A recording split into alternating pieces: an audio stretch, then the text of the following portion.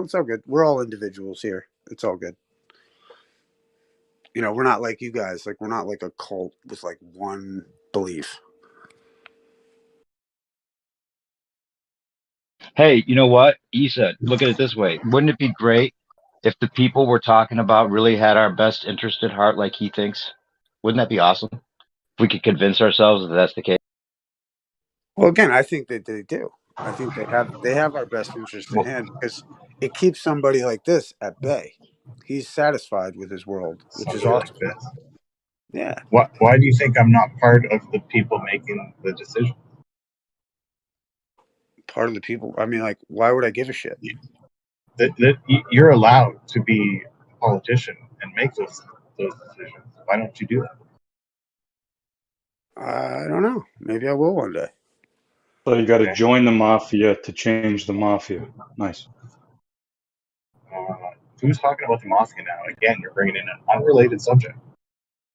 Yeah, no. You're right. It's like if I thought so, if I was so inclined, and that's what I do love about. I love. You got to remember, I take a weird stance in the sense that I appreciate the system. I like the system. I don't think the globe's going anywhere. I think it's all perfect the way it is. But hey, but I have, you know, we have the rights to think differently, and that's what's cool too. You know. Yeah, you know what, Chucky? This will be my deciding factor on you. I'm not going to even say the word, but we know what the word is. Do you think that it was a good practice for kids to be made to wear a piece of cloth across their face all day at school? Do you think that was a good idea for your health? You do? Yes. Okay, I have nothing else to say. Because I have 2 kids. How many kids do you have?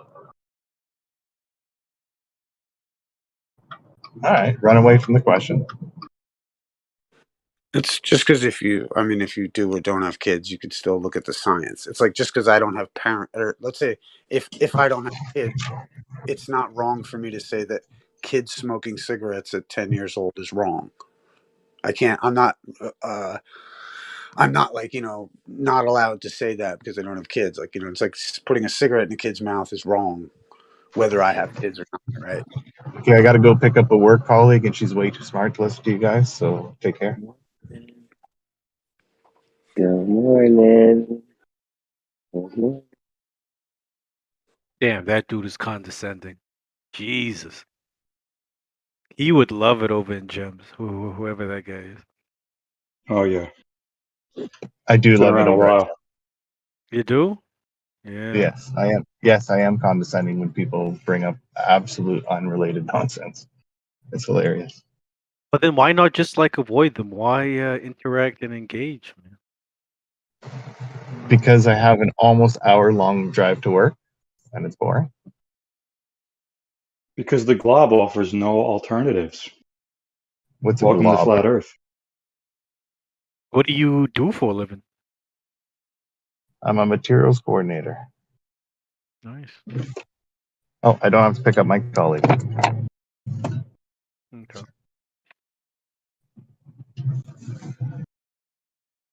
But I was asked the question, and I answered it honestly, and then the person who asked me the question avoided to answer the exact same question. Would you say you're a materials coordinator? As kids? Yes. You say, So if you think I'm Kosho's materialistic, yes. Yeah, Kosho's a material girl in a material world, so you guys should get along great. I don't think I'm his type.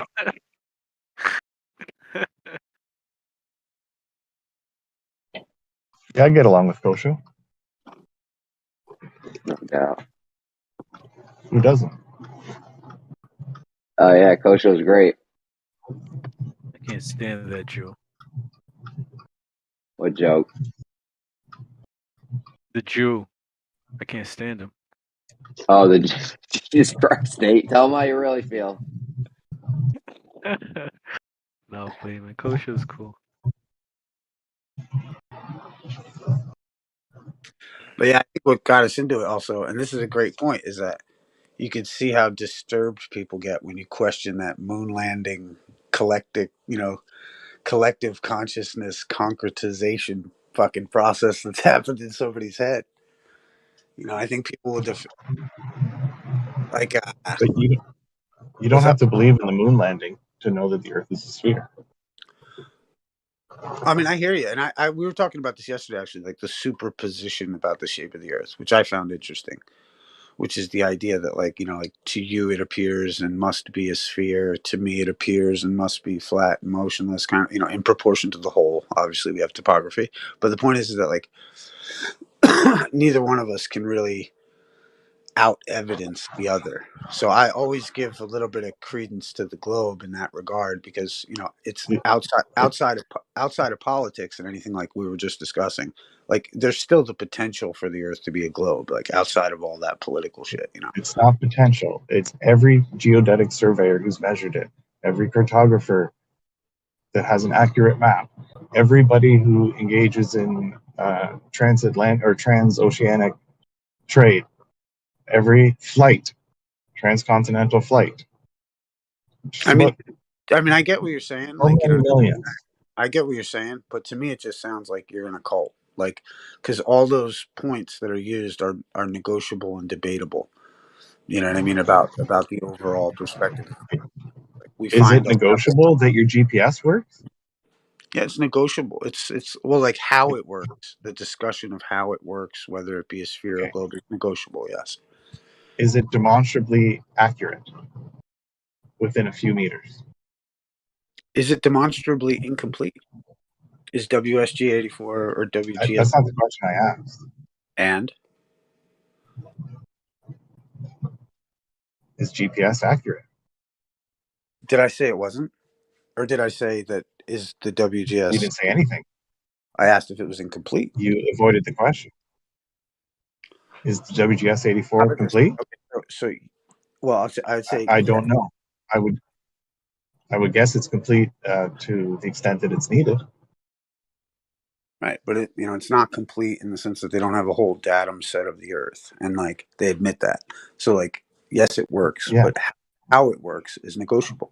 Yeah. So 89% of the Earth is a sphere, and the other 11% is maybe something else. How about this? Do you think your phone is using a satellite right now? No, So how is your phone communicating? That? cell towers, Right on. Which are connected to what?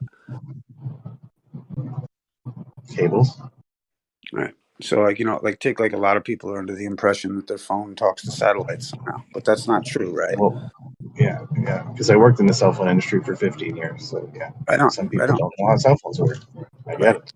Yes. And like, you know, but if we were to go and ask your layman if cell phones are talking to satellites, they might say yes, but it's actually a little more complicated than that. No, I don't. I disagree.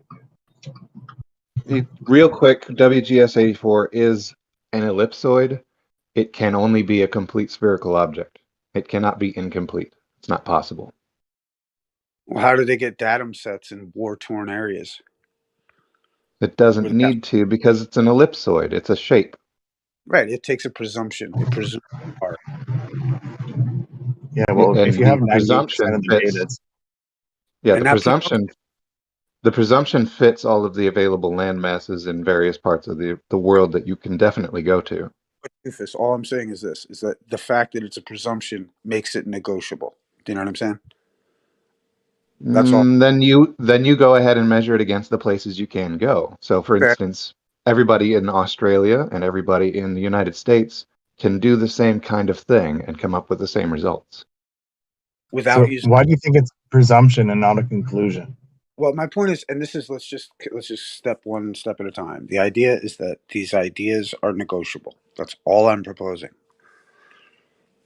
On how they operate, the ideas are negotiable. Therefore, you have the debate. This Whereas, is information that professional surveyors take and right, have concluded that it's a geoid, not just presumed like it's a geoid. and just like the doctors who've concluded that Marlboro is better than Camel cigarettes, they're recommending something. It's the same group of people, and this is why I brought that up earlier. It's just the idea that the same fucking Wait, institutions. geodetic surveyors are doctors that used to prescribe cigarettes. Yes, and No. you Well, know hold on. you don't know the lineage of geodesics. Doofus. Keep in mind. Keep in mind that the medical professionals actively practicing in the field that didn't take any money from those corporations never recommended cigarettes. and And they right. never recommended that for health benefits. And that's my point, though. And what we were talking earlier, and I know you may have just come in, but we were just talking earlier how the idea that the question was posed: how come modern day college students and scientists don't accept flat Earth? And I was just saying, in response to that, these same institutions also used to recommend fucking cigarettes to people. And so my point is, when someone says, well, how come the professionals, how come they use WSG 84? Well, these are the same people that made recommendations as to pose why Marlboro was better than Camel, and not necessarily in geodesics, but just if you can draw the analogy, it's the same thing. That's how I Well, feel. academia never recommended And cigarettes either. well, Whenever I brought up one point, he brought in a totally unrelated other point. That's what happened. well, my point is now is that these ideas are negotiable. They're not a completely set in stone, like some cult would have you believe. That's my point. Well, That's all. there are a few things that are definitely not negotiable. For instance, uh, yes, we do know that a GPS is definitely a thing for cell phones that do not equip a GPS antenna. However, of course, it's super inaccurate, and it doesn't work far from land.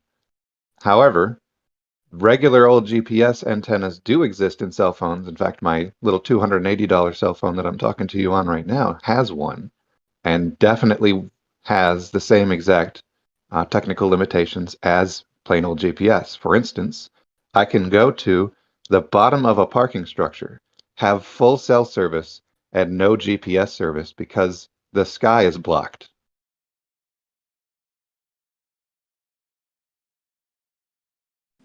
Fair enough. I just, I was trying to draw an analogy in the sense that, earlier anyway. But right now, all I'm trying to do is just get us to agree that these ideas that some people think are set in stone are negotiable. And that's why, like, we can have the discussion about all of these topics because there are unanswered questions. And I'm trying to say, like, that's how science furthers its development, by not being convinced on something wholeheartedly so as to not avoid anything else. But if you're convinced of something wholeheartedly, you may miss a crucial element of what you consider things to be. And this is where I was just trying to establish that point first, because it seems I'm, being told that we can't do that. And I just think these topics are negotiable. That's all.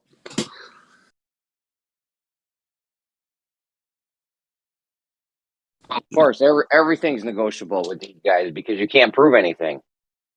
It's always negotiable if you can't prove anything. You can say that's not negotiable because these guys believe you can't prove anything. I agree that you Yeah. can't prove anything though either. Also, I think you can have evidence that leads one to believe certain things, but you can't necessarily prove anything. Right, and you can disprove something for sure. Yeah, fair enough to some extent. Yes.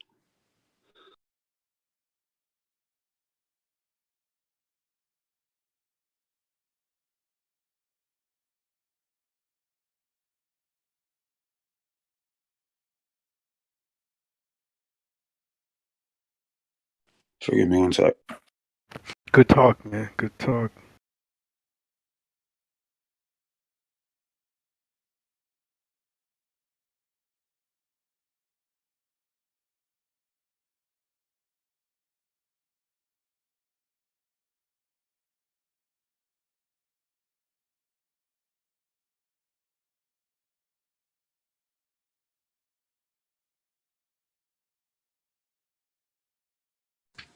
Yeah, I think what's so interesting is that, like, if you get it, like, take like cosmology, it's like, like guys like Fred Hoyle that have said, like, there's 26 different cosmologies, and we choose our cosmology based on philosophical grounds.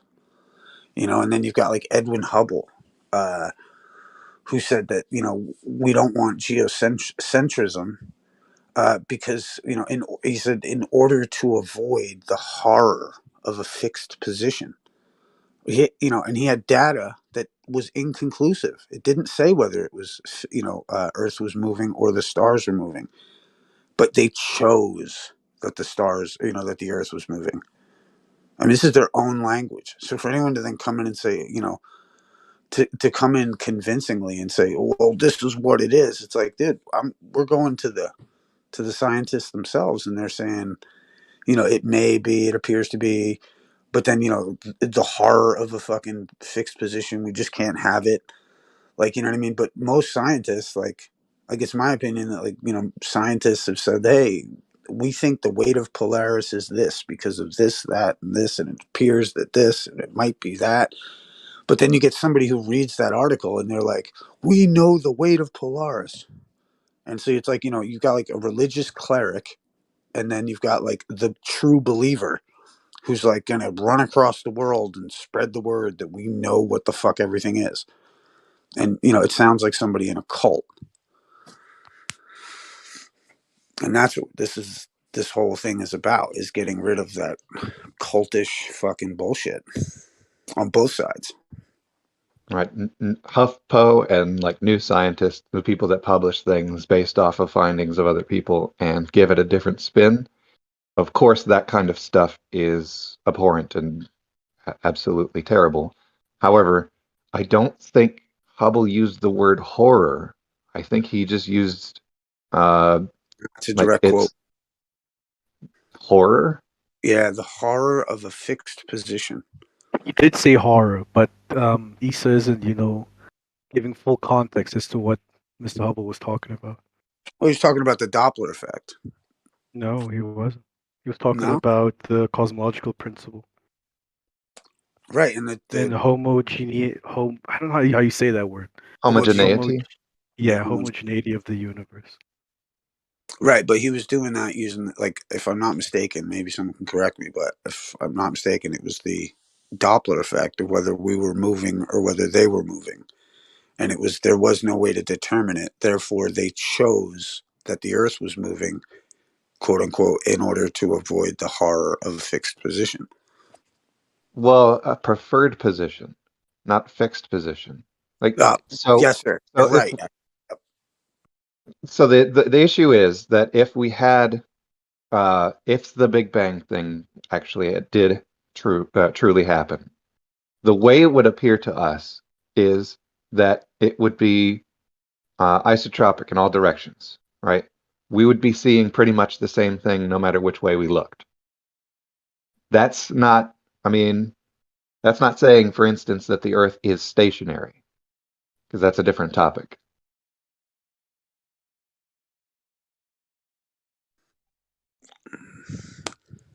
I mean, fair enough. I just find it interesting that they would use such language in regards to, science. Mm-hmm.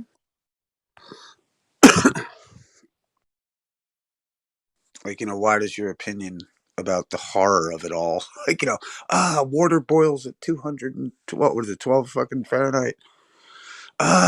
Just say it's 213. I can't stand that number. That's how it feels to me.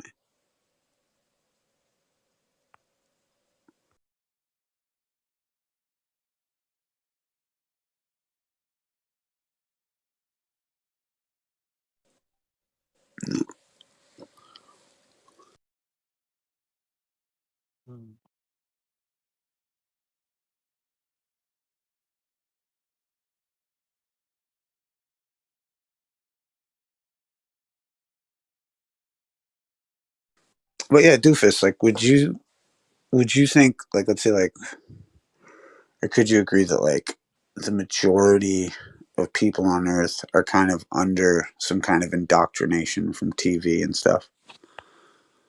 They don't individually take it upon themselves to verify everything that they hear, for sure. So in that way, they're kind of like in a trance. They're trusting. Yeah. And I think that that's I happen to think that that's a good thing, because I look at it, it's like, if all the people are going to the same fishing hole, they're not going to my fishing hole.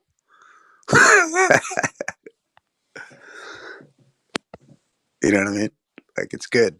Let them go over there. Fucking, Right. And then not all people have to verify for themselves that a particular river has a particular type of trout or something. They'd have to trust other people that, yeah, those are there. Right, but they have to go wait in line to put their reel in. You know what I mean? They got to fucking go over there. And, you know, and then my point is that, like, the beauty of the fact that they're so trusting is that it keeps them away from all the good shit. You know, this is how I think they actually run the show. Like, take, like, you know, Antarctica's probably got, like, you know, fucking like the greatest ski slopes and fucking, you know, the greatest ski slopes, the fucking, you know, hot fucking springs. And they're like, you guys can't go there. You guys can't fucking go there. It's too nice for you. That's how I feel. Like, you know, there's a fishing spot. They're hiding from us, is my point, doofus. And we're going to find it one day, motherfucker.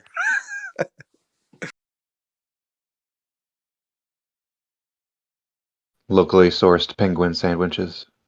Oh, right, dude. Fresh penguin meat. Fucking A, dog. You got to catch, like, yeah, there's like a limit, you know? You got to take the laser rifles off of the penguins first. Dude, they are on guard, you know? Well, birds aren't real, right? You seen this fucking shit show? They're inductively charged on power lines. Right. Yeah. How funny, too, that they're like, I don't know, what a weird thing. It's like a lefty psyop to try and, like, you know, take it a step further. It's so silly. I mean, it's funny anyway. Inductively charged birds. Yeah. Well, I think it's just like, even like the whole. See, I think like the establishment has lost their footing and the trust of the people. So now they're trying to be hip. So they're like creating this like birds can't be real thing to be like, all conspiracies are just stupid. Because it's just like the birds are. What do you think birds aren't real too? You know, because like now, because you know what I feel like, it's almost like flat Earth has earned too much credibility, and we could laugh at that if we want, whatever. But like the idea that like it used to be like, oh, you're a flat earther, you know, you're stupid, and everyone would accept it. But now flat Earth has gained some ground, so now it's like, oh, you probably believe that birds aren't real. You know what I Well, mean? I mean, the birds aren't real thing is, I mean, unfortunately, there are people with some serious mental health problems that actually do this sort of thing. Like Gina Marie Colvin Hill. I don't know if you've heard of her, Nope. but like birds are alien souls sent to investigate us or something like that. She's out there, but she's genuinely out there. I told you about, or I wanted to write a book called like, like basically it was going to be a diet system for how to walk through walls. So it'll be like, you have to eat correctly in order to be able to walk through the wall. And if like you can't walk through the wall, it's because you did it wrong. You got to You know, shed those baryons. Shed those baryons so you can make it through walls. I should consult with you about the science. You know, you could be a co-author with me. Yeah, reduce your body baryonic percentage. That's it. You know, the ever wondering, the ever ancient mystery of how to reduce your, what was it? Your body percentage of baryons. Yeah, the ancient question of how to get rid of your baryons. Mm-hmm.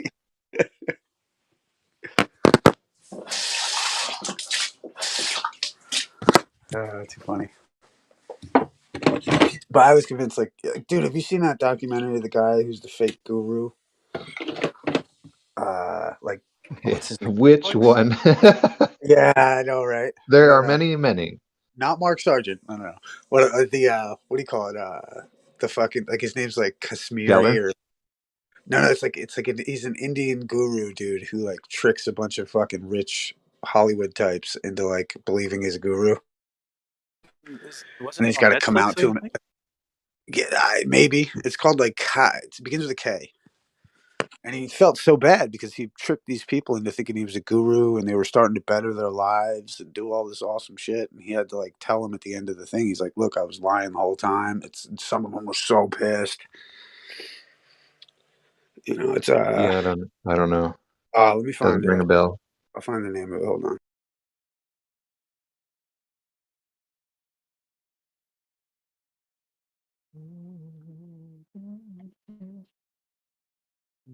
Kumare.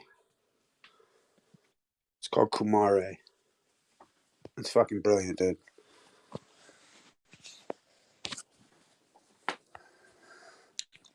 Let me see if it's on YouTube. Kumare.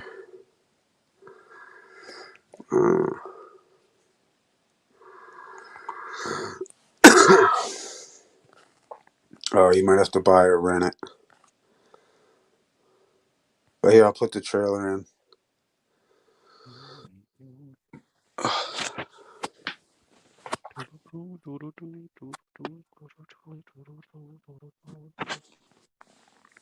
Yo, Isa, was Yep. it you that was playing your guitar the other night, the other day, over the Maybe. weekend?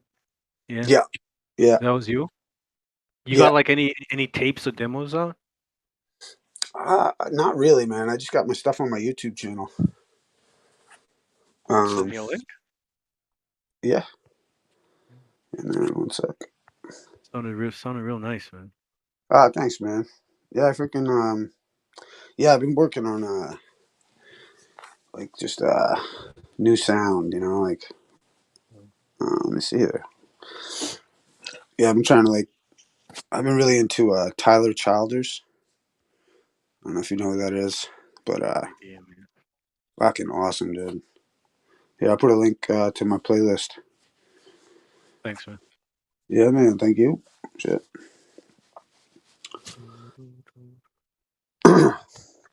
But yeah, I want to do cause I used to do like the live sets, you know, and just like and what I used to love to do was I'd have the debates going in the background and then I'd play music underneath it so the people debating couldn't hear me, but the audience could hear the light music in the background. So it was like it had the best of both worlds of like the debates going on and then the music, and it was cool back in the day.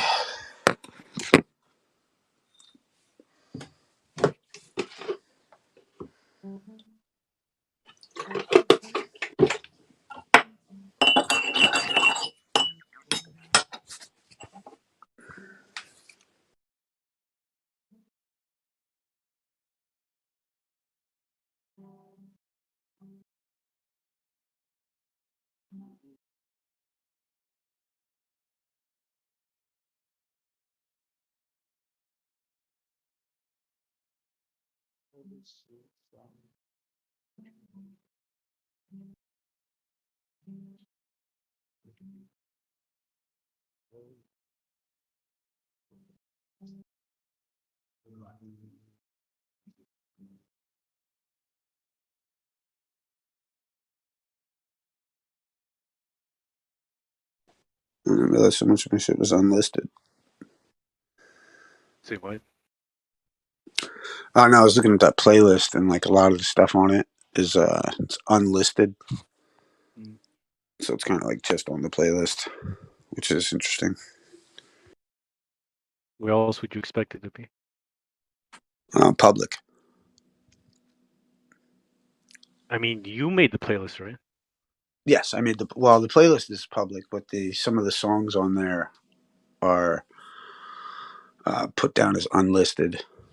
Oh. They should, you know, they should be public, you know.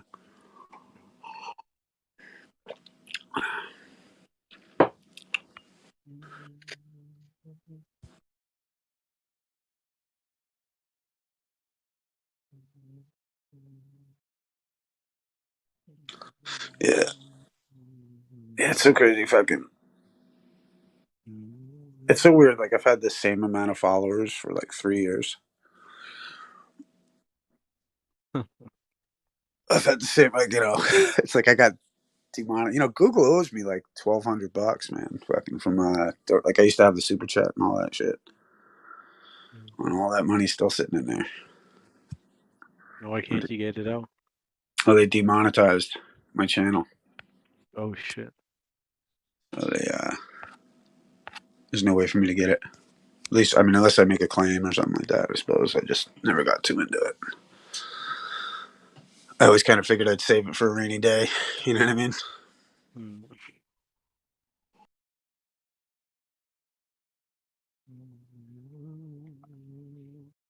Yo, what are Paulie and this what's up guy arguing about? Shit's deep, yo. Where's this? In the chat? Yeah, Paulie and what's up? They've been arguing like the last hour about I don't know what. They're just calling each other liars and shit. It's No, crazy. I'm convinced like a glober and a flat earther, like flat Earth is the only subject that can ruin a beautiful sunset. Like just completely ruin it. Fucking assholes.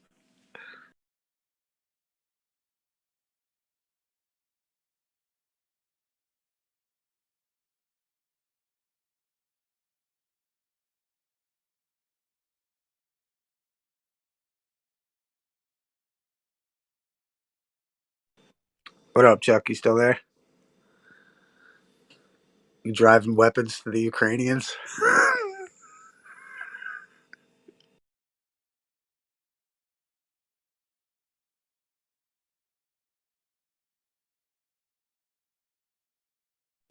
Yeah, you guys saw that Ghost of Kiev shit was a total hoax?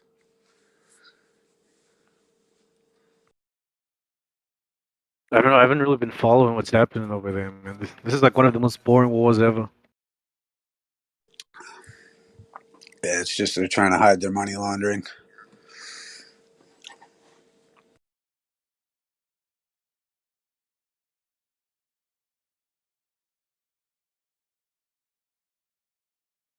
If they wanted Americans to really care, trust me, they'll find some way to do it.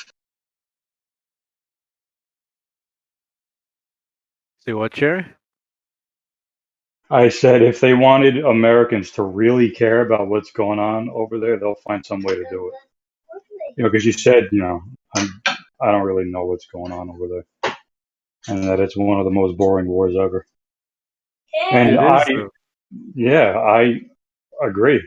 And I'm just saying, if they really want us to care, they'll find a way to do it. There's a lot Simple. of people that care. You'd be surprised. There's a lot of people that care. God knows why, but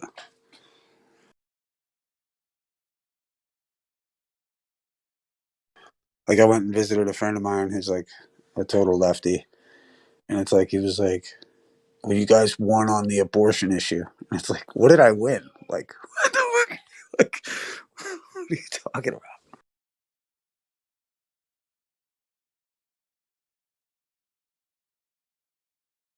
Nah, I got to step, guys. I'll be back later. Wait a second.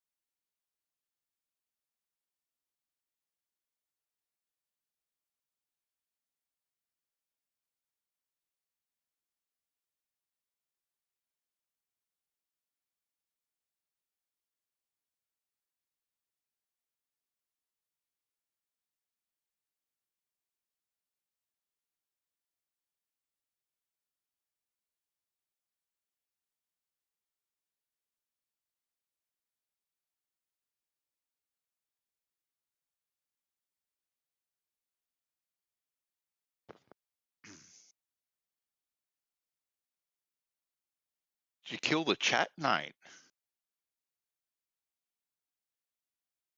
No, that was all Issa and Doofus. Oh, what happened? Did I miss some action? Did I? I don't know. They were having a conversation. They both stopped, and Issa left, and then it was over after that. Where did you go? Had a mate call me. Oh, nice. Yeah.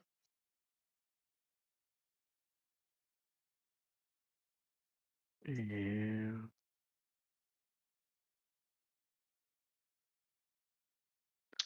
Yeah. His daughter is he's about to be a granddad too, very Oh, soon. nice. So yeah. For the first time, or Yeah, he's for the first time. His daughter's getting induced on Friday. She's got preeclampsia. oh shit. They're going to induce her. Mhm. So she's going to try and have a natural birth. But yeah, anyway, they're going to induce her. Like it's not too serious like the preeclampsia these days. They do what they do, but they're just going to Yeah. induce her. I think it's 2 weeks early. I think it's 2 weeks. Not too Okay. much. That's what's up. Hmm? No, I said that's what's up, man. Congrats to your friend. Yeah. He's pretty excited. He wanted some grandpa tips Yeah. and whatnot. And I told him the best thing about being a granddad is that you can hand them back at the end of the day. That's the best thing. Yeah. Right, you can hand them back, feed them up with red jelly beans and all that sort of stuff, and then hand them back. Or hyper. Yeah. No, but he's looking forward to it. That's what's up. She's had a bit Is of there a rough. much? Sorry, mate. I was just gonna ask if there's much difference between being a granddad and a dad. Well, for me personally, there has been, Nate. Like I think I've told you before. Like I just see, like I said, I was a very hands-on dad with my kids. Mm. But because you have responsibilities and all that sort of stuff as well, you got to tend to all that sort of stuff as well.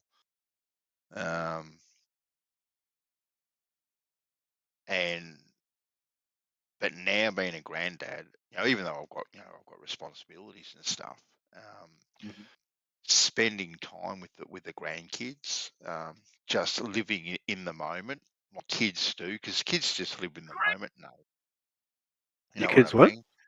Kids in general Mm-hmm. just live in the moment. They're about the Yeah. here and now. They don't care about what just happened. They don't care about what's about to happen. They just worry about the now. They live in the moment, Yeah. right? So that's what I've taken out of being a granddad, like living in the moment, which I think all of us in general kind of get caught up in not doing. We worry about this, we worry about that, we worry about the other thing.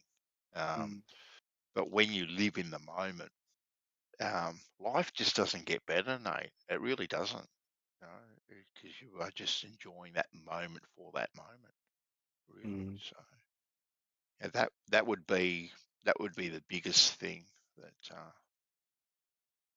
I have noticed myself, Okay. which has been, more of a benefit for me than it probably has, the grandkids, even though they get the benefit out of it as well. But yeah, living in that moment is definitely the way to go. Which then, and because you have that realization, you kind of you carry that forward in other aspects because you realize how important it actually is. Like we go down, nearly every single day. In the morning, we go down to the beach, my wife and I, and we walk along the beach and just spend that time, away from everything. No mobile phones, no nothing, just walking along the beach hand in hand, not even saying things a lot of times, just walking along, just looking out at the water, walking in the water. You walk up half a kilometre or a kilometre to the end of the beach and walk your walk and stuff. Just those little things, or just sitting on the back porch, looking at the sunset or whatever you're doing. You just do that sort of. Appreciating the small stuff. That's what life is, Nate. Really, it really is what life is. We can talk about all this doom and gloom, what's coming, AI, this, that, the other thing, big bad people, and all that sort of stuff. But if you just worry about your little world, you can kind of isolate yourself from it a lot too.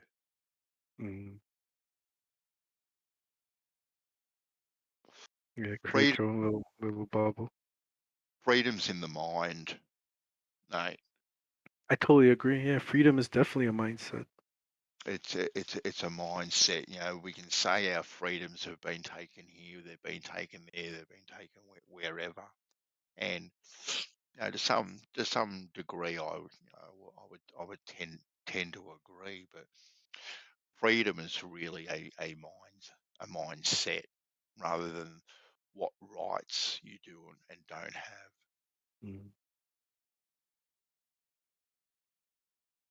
Yeah.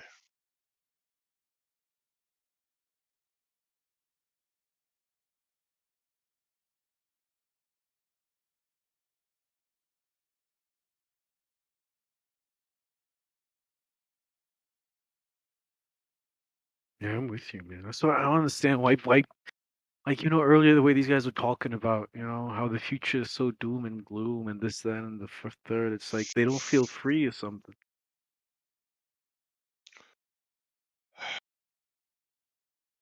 I Or they feel like, see the problem with automating everything, AI and all that sort of stuff. Like, what are people got to do, really? And who was it? Writing came in and said, well, the retarded people that just lift bags for a living type of thing, their jobs might be automated. And it's just, I kind of took a bit of offence to that, because I jumped all over him. I did. Yeah. You heard me. You heard me. Yeah. Oh shit, man. So give me 1 minute. Someone's calling. Yeah, mate. Just 1 minute. Go. Yeah, go for it, buddy.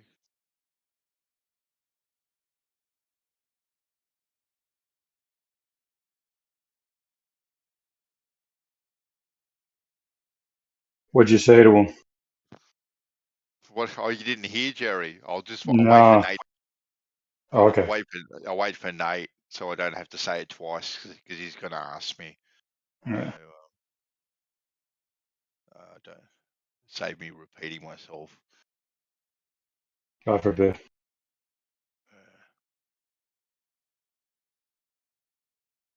Yeah. What do you Yo, think I'm about back. the moment? Oh, you're back. You're back. Yeah. Yeah. You listening? I just had to. I was just waiting for you, because Jerry asked me too. What did I say? I said I'll wait for you.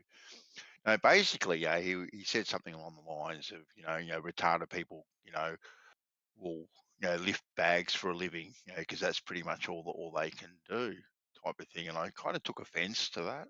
And I jumped all over him, and I said, well, and it's not just retarded people that do that, mate. At the end of the day, people just do it.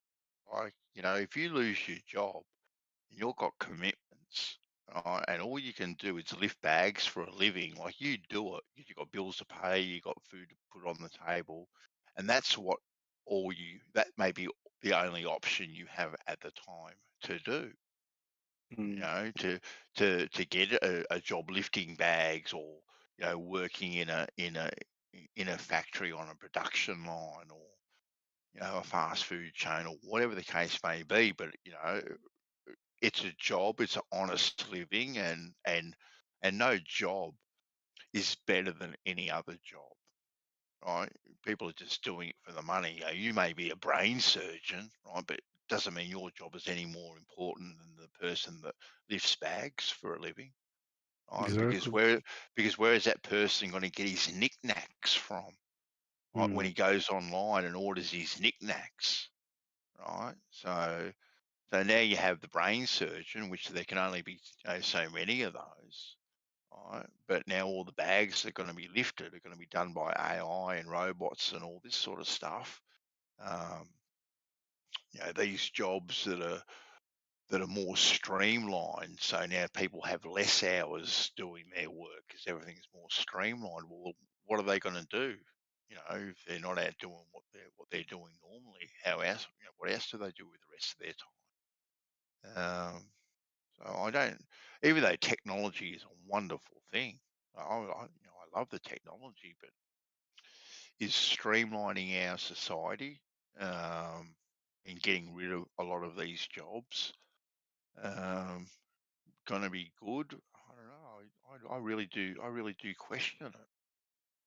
I really do question it, because not everyone can be a brain surgeon. Not everyone can be a computer programmer or a robot fixer or this or that. Even now when it comes to building homes, Nate, like they're 3D printing homes, they've got automated bricklayers and pipe layers and stuff, and they're just getting rid of less and less labour. Well, Exactly. people have to do something, and if they're not doing anything, and everything is on a universal based income sort of thing, well, it makes the divide even greater, doesn't it? Hold on, mate, I'm getting a phone call. I'll be back. All right, take your time, man.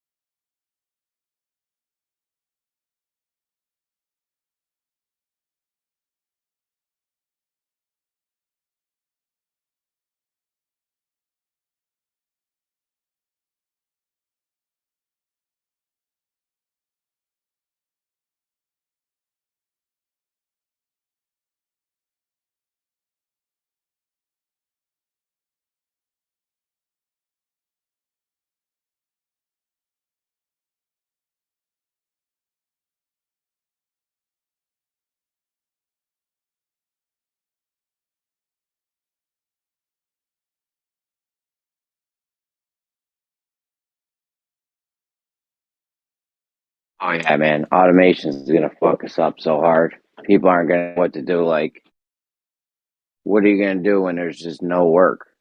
People always say, "Oh, get another job," but the jobs just aren't gonna be there. A few jobs might open because of the automation, but overall, like, it's gonna just crush all the normal like labor jobs, like cleaning, driving, just the jobs like millions, tens and tens of millions of people do are gonna be gone. Not only that, the automation is gonna relieve the stress from other things. Like when they automate cars and they get them to go good, and there's less car accidents. Now you need less lawyers, doctors, car mechanics. They'll be selling less cars because there's gonna be less cars getting totaled in the accidents and shit. Like it's gonna be a huge trickle down effect. Not only that, really happen. Not only that, there's going to be less people driving the job, so there's going to be less car accidents there, less gas getting away, like tons of huge trickle-down effect. It's never gonna happen, especially the industrialization of automation of transportation. That's never gonna happen. It's already, they do it There's now. way Self-driving too much cars money right in. now. There is way too much money that they are making by giving you the car that you have to take care of all the time and you have to drive it yourself. Driving it yourself is what's making them money all the time. Like literally, the servicing of the cars is what's making the most money in the car industry. The thing is, the cars are they already have self-driving cars, and they definitely want to have Very them more. few. They definitely want to have more of. Yeah, I know it's brand new technology, and they definitely want to have more because do you think Uber's been trying to make a deal with Tesla for years now? Because you think Uber wants to give the driver we And get why do you think Tesla Uber wanted gives want to Uber do gives the driver won't a do it? huge cut. Oh, man, Uber gives the driver a huge cut when they bring Mack trucks to all these Targets and WalMarts and shit. That driver gets a nice cut. If they had it all automated, Again, they'd save millions and billions of dollars every year. no, they haven't automated anything. They have automated cars right now. The They have Tesla self-driving cars cars. What do you mean they cannot haven't go automated anything? from A to B by What? themselves. Only on long roads on which you can really calculate what's going to happen. But on smaller distances, where you have those little streets you go around, there you cannot use the Tesla automation. That hasn't happened yet. Are you sure? Because I've seen them driving Yeah. self-driving on some pretty small streets. And they are doing it all Regular day, every city day, streets. and without assistation from the driver. That's what you're claiming? I've seen them driving on pretty small streets. Yeah, in the city. And again, 24/7, the guy who bought that kind of car is not driving at all anymore. That's what your claim is. Because that's not how it works. Look at any video. There are literally videos from person of the viewer, from inside the car, what you need to do and what you can do with a Tesla car. You get into it and you press a button and it can, if you are in a certain situation, then it will tell you that, yeah, it's okay for me to drive instead of you. But it will always blink to you and, sign to you that right now I would need your help a little bit. So put your hands on the wheels. That's for example, one of the, I think it's already in legislation that you have to keep your arms, your, hands on the wheel, even Yeah, though it's sure. It's driving brand new instead of tech. you. Yeah, we know it's brand new technology. The thing is, it's coming though because like I said, these Uber, Lyft, all these places that pay left lane and dudes like that to drive trucks all over the place. They don't want to pay those guys. They want to keep that money. They want to have a machine doing that where they don't have to pay the machine nearly anything. The machine doesn't call in sick. It doesn't barely fucks up. They're pushing for this hard, and it's going to be here in the next 5 or 10 years. I mean, I don't know. They've I don't know what been to Jeremy, tell saying you. that for the past you 60 know years. about They've been Waymo, right? saying that for the past 60 years, by the way. Like Yeah, literally, the but first time the computers came around and they were able to program the computers because the very first computers weren't programmable, which means they didn't really, remember what to do. But the next ones, the ones that were programmable, they were already talking about automating everything. And it has never happened, that it never will, because there is way more money in laboring in such a way that it needs servicing, like literally continuous servicing, So you're continuous telling me care. McDonald's makes more money. There's more money in it for McDonald's if they have to pay a team of 10 employees 24/7 to just have machines doing it all. You think that's No, there is for no them? machine. You literally cannot build a machine that would do everything in a McDonald's restaurant. You cannot. There are things you cannot do What a can't you do? machine for to do it but again that's not true, instead of you. WhatsApp. You're making Yes, very it is big true. absolute statements. Maybe in your country, wherever Hold you're on. from, but over here, I've seen Waymo cars on the road. Do you know what Waymo is?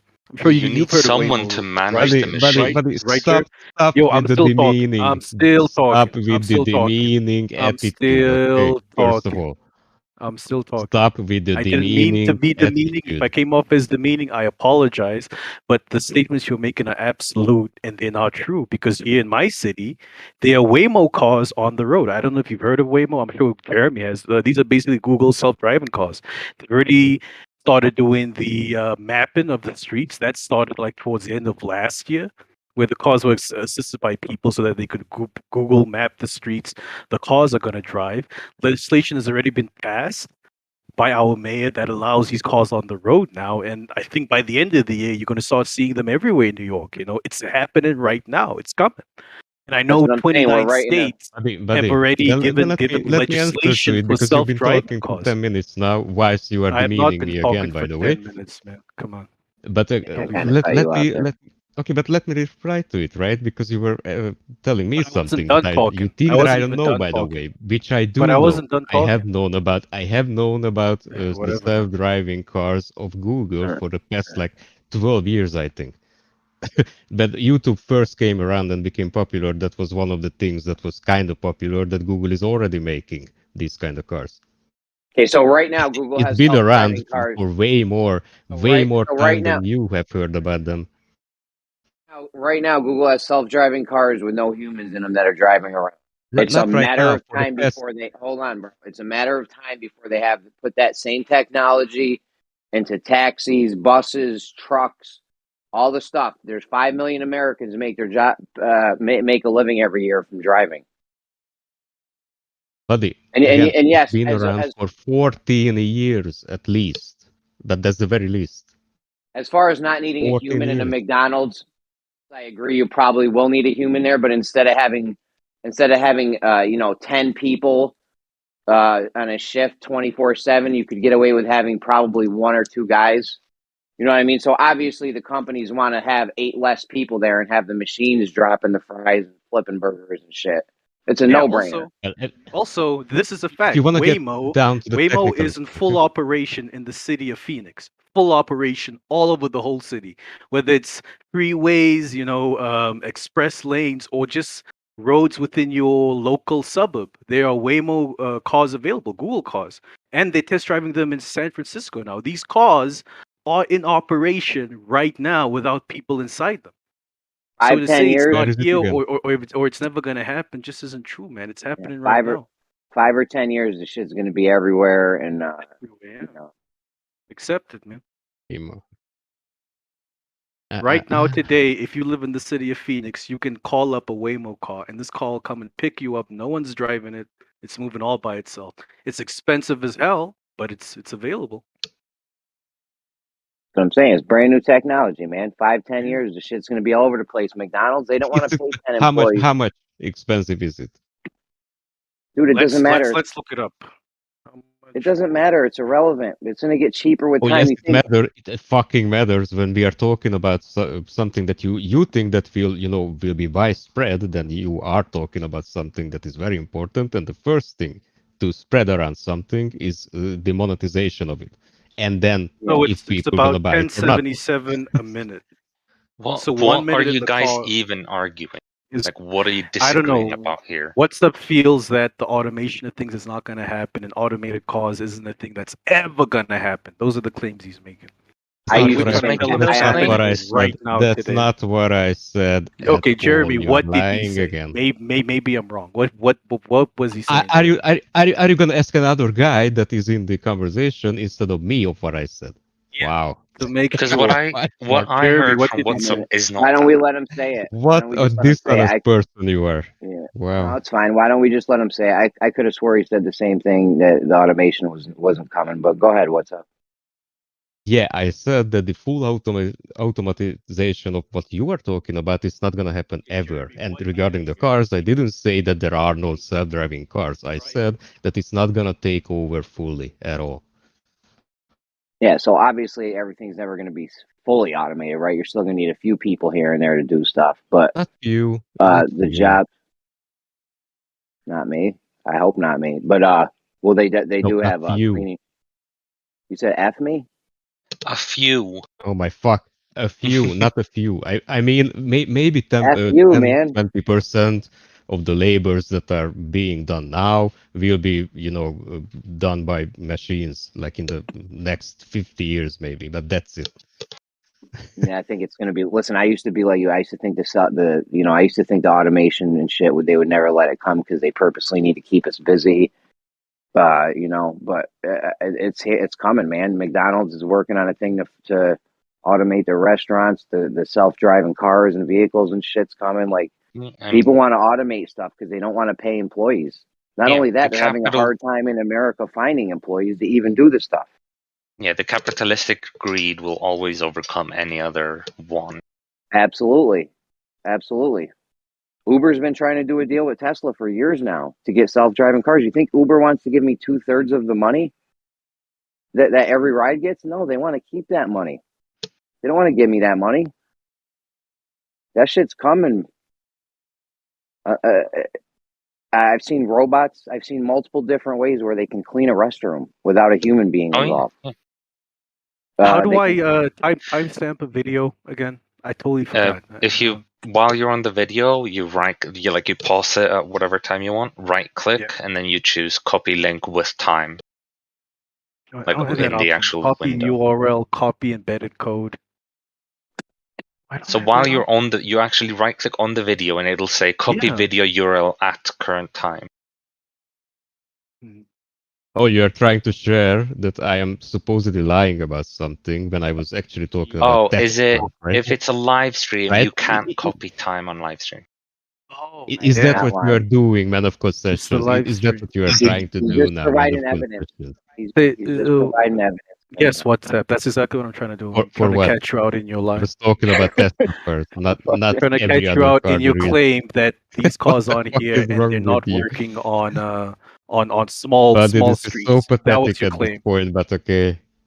What do you mean? You said So you pathetic. didn't say that, so I'm just trying to prove you wrong. I mean, you accusing No, me I of was lying. I was I'm talking trying to about the clear my Tesla name. cars, right? Yeah, Tesla are You said are far behind Waymo Interesting. because of their It technological can be. differences. And I wasn't talking about Waymo at all. I was talking about the Tesla cars. Yeah. So you can timestamp anything. You are just gonna lie about what I said. That's Well, all. it's fine. Just to, It's fine. I was talking. prove that I said something else. It's fine. So we agree then. The automated cars are coming. They're already here now, and they're going to be more widespread in the future, most likely. Yeah. Well, let me look it up. What it actually does, the Waymo car, and how does it? And work. I'll tell you right the now, difference... 5 million. Go ahead. Sorry. No, 5 million Americans make money from driving right now in America alone. That is a huge percentage of fucking money getting earned. 5%. Yeah. But I was going to say the difference between Waymo and Tesla is Tesla are trying to do the autonomous driving through only cameras and the AI interpreting the camera images, while Waymo actually has LiDAR, radar, and camera, which makes them much more expensive, makes them look a bit ridiculous in some ways, but it makes them actually good at self-driving. Yeah, exactly. As you can see there, the stuff on the top of the car is the LiDAR and radar. Let me tell you if I'm something wrong, else. but I can see a steering wheel in the front of the cockpit. Yeah, but it's only in use when a person needs to use it. It's not in use during the actual autonomous driving. But why would you need to use it if it's fully automated already and it's legislated as a fully automated car? When it breaks, you get to drive it back to the shop, or exactly. How does it break? It's a fake. It's just things break, dude. Things break. What's the word for like? Not a you mean the automation part, the software breaks, or what do you mean? What's the word for? Go ahead, man. I was gonna say, what's the word for like the opposite of redundant, where it's like a backup? Like it's not useless. It's just in case of. Fail-safe. Yeah, it's like a fail-safe in case of the need. Why wouldn't you? Especially since the cars already have it. Why would you? And the shit's not fully automated. That's what I'm talking about. And the shit's brand new. You know what I'm saying? It's brand new. Probably in the future, they might not even have steering wheels in them. Who knows? It's like the difference as well is these are cars that they then fitted with equipment. In the future, they might make the cars from scratch, and then they don't even put in the steering wheel. Like it's the reason that I'm pushing what I'm saying is that they said the same thing about Tesla cars back in 2013. I think was one of the bigger times when they were already talking about self-driving cars, and then in 14 or 15 they came out with the first really supposedly self-driving car, and it couldn't do shit, like literally. Yeah, it was just a PR stunt altogether. Yeah. Exactly, but that's the thing is, so I'd say that pretty much almost all of Elon's projects are publicity stunts. But the big Yeah. difference between Waymo and Tesla is Tesla are trying to make it work with just cheap cameras and AI, but Waymo are actually adding LiDAR, radar, and camera, and all of them working together, and that's what makes them so much better and more reliable. The main point is this shit's coming. Obviously, 10 years ago we didn't have none of this shit, and now it's here and it's actively being used by the public, no less. So, I mean, and let me tell you something else about car accidents. There are 16,000 car accidents a day in America. If you get this automated car shit down pat, and we stop having 16,000 car accidents a day, that's a lot of money out the loop right there. A lot of money. Yeah, that's the other reason. The kind of reason that I said before regarding the servicing and repair applies here too. That just because there will be less problematic, less. How should I put this? So less problems regarding when you are driving on the street and going into a pole or to another car. Even that means a little less money to different kind of industries altogether. That's what I'm talking about. That's less work. That's partially why they don't want this to become a thing, and that's why I think it will never become a thing. I used to think the same way. I used to think the same way. Go ahead, Moyak. It's just some people don't want it, others do. Yeah, I'm just curious quickly. When you say they don't want it, who were you talking about? No, the companies that are actually making money off of this. That's it. Yeah, but making money off of what? Used to think the same. Car accidents? I'm sorry, Jeremy. I'm just trying to get clarified. Yeah. Okay. Yeah, exactly. Now go ahead. Sorry, Jeremy. Not only car accidents, there's more. Yeah, there's a lot of money that gets made off of car accidents, right? Yeah. Hold on. Oh yeah, not only that's a lot of work. That's not gonna need to be done anymore. That's even more unemployment shit, right? Not only that, if you automate these things, and there's not a zillion people driving to work and home every day, that's less money getting spent on gas or electricity for however you power your car. Like there's gonna be a lot less work and money flowing around when it's automation shit. You got to remember that if people aren't spending money on injuries, they'll spend money on luxurious goods, which increases the GDP of the country, making everyone more wealthy. But if they don't have jobs, then they cannot pay for the luxurious stuff. That's why That's why in a future society where machines take over most of the jobs, you would require some sort of UBI in order for society to function. And you think that's going to be an income that's going to afford people to buy luxurious items? That's not what I said. I said that less injuries will lead to more luxurious goods. I'm not saying that everyone's going to be I'm not seeing the eating logical caviar. connection in between those two things. Could you explain to me the logical connection in between injuries and luxury? So when you have more money that you don't need to spend on accidents, when people have more money, they usually use that on more luxurious goods. That's just the way people work. I don't really know if is this really up for dispute. Yeah, it is, because when you are getting into an accident, you have a company behind you that you've been paying for the past 10 years, that if something like this happens, they will cover your charges. Yeah, it's insurance. I mean, if I get in an accident, it's really like nothing. I pay my deductible and it's a wrap. You know what I mean? So that means that there's more people that don't pay or don't need to do any insurance because they're not driving anymore. That with all that money from everyone who's no longer paying for any insurance for driving, that's going to go somewhere else. And where does that go? Well, yeah. But they're also taking into consideration that during this time they're also going to be living off this UBI, which I don't think was even going to be.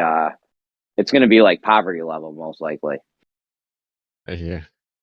How much money do you think they can give out every month to every person?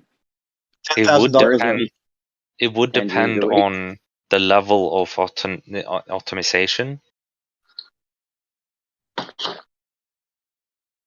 Yeah, I mean that whole UBI thing's a sticky situation. I'm just saying. Go ahead.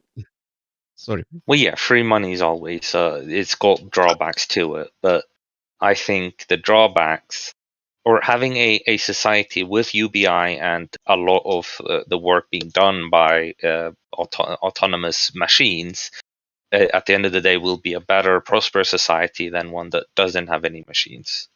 I still don't get it. When you have a company that is changing their strategies and they are saying that we are gonna let go of thousands of people, then because of the automation and the new devices and whatever, and again, at the center of what I'm saying is that the automation is gonna create more money for the company. But why do you think that plus the surplus, that plus profit, is gonna go back to the society in any way?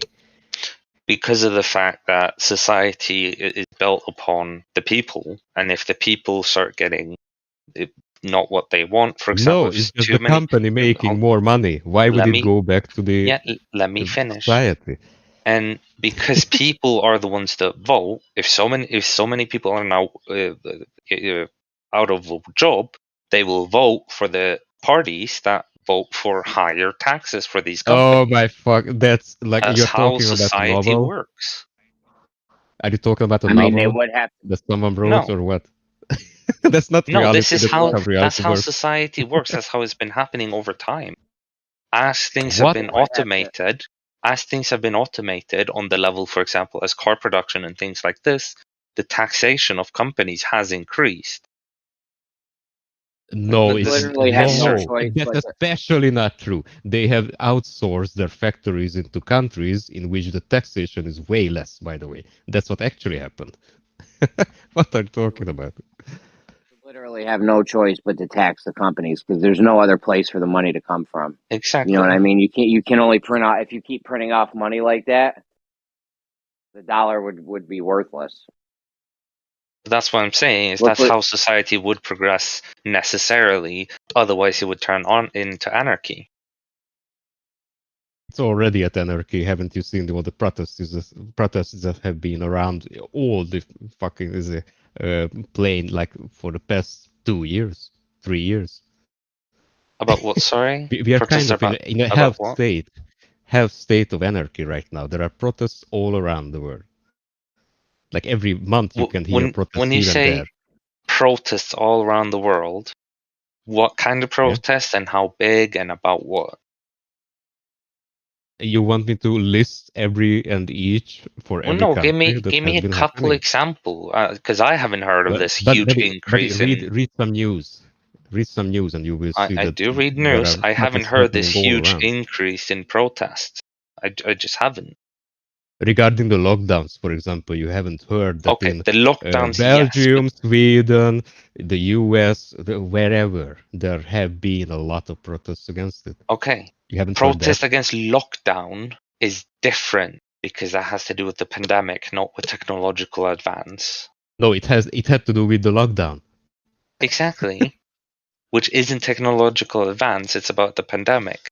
It's a totally different topic. No, it's not about the pandemic. It's about the government telling to stores that you have to close it. You cannot make any money. Because of the pandemic, yeah. I don't care what's the cause. Like really, it doesn't matter at all. What matters is that the government has been telling you to pay taxes for your whatever you were doing in your store, however you were making your profit. And then one day to another, they are telling you without any kind of alert before that you cannot do that anymore. And it's going to go on for at least half a year. That's why we have anarchies, by the way. And the state that we are already in some sort of an anarchy all around. It's happening all the fucking time. So you think that protests are anarchy? Because I don't quite agree with that. That there is an increase regarding anarchical state, yeah. I don't quite agree with that as like that way of thinking about it. If it was anarchy, it wouldn't be right? It wouldn't be protest. It would be straight up riots. But it's not. It's protests. If the protests' needs aren't met, then yes, it will turn into riots and anarchy. But protests alone aren't just anarchy.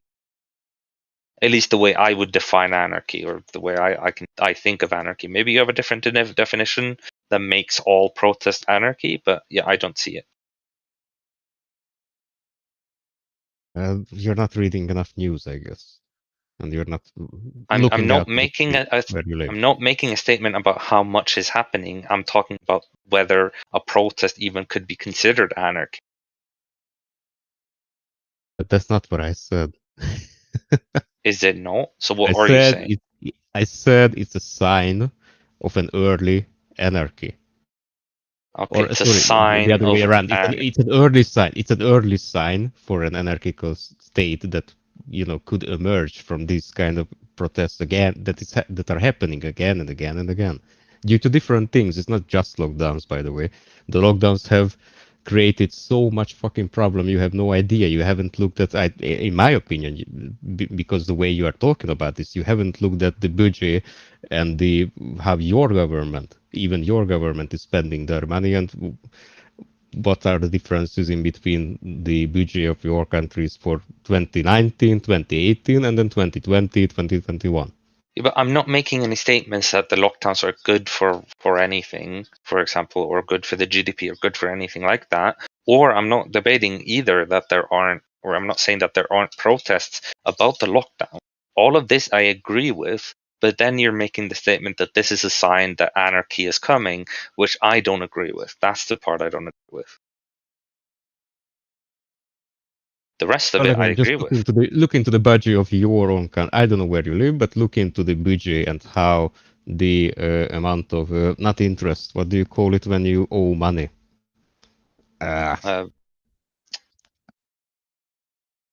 Deficit.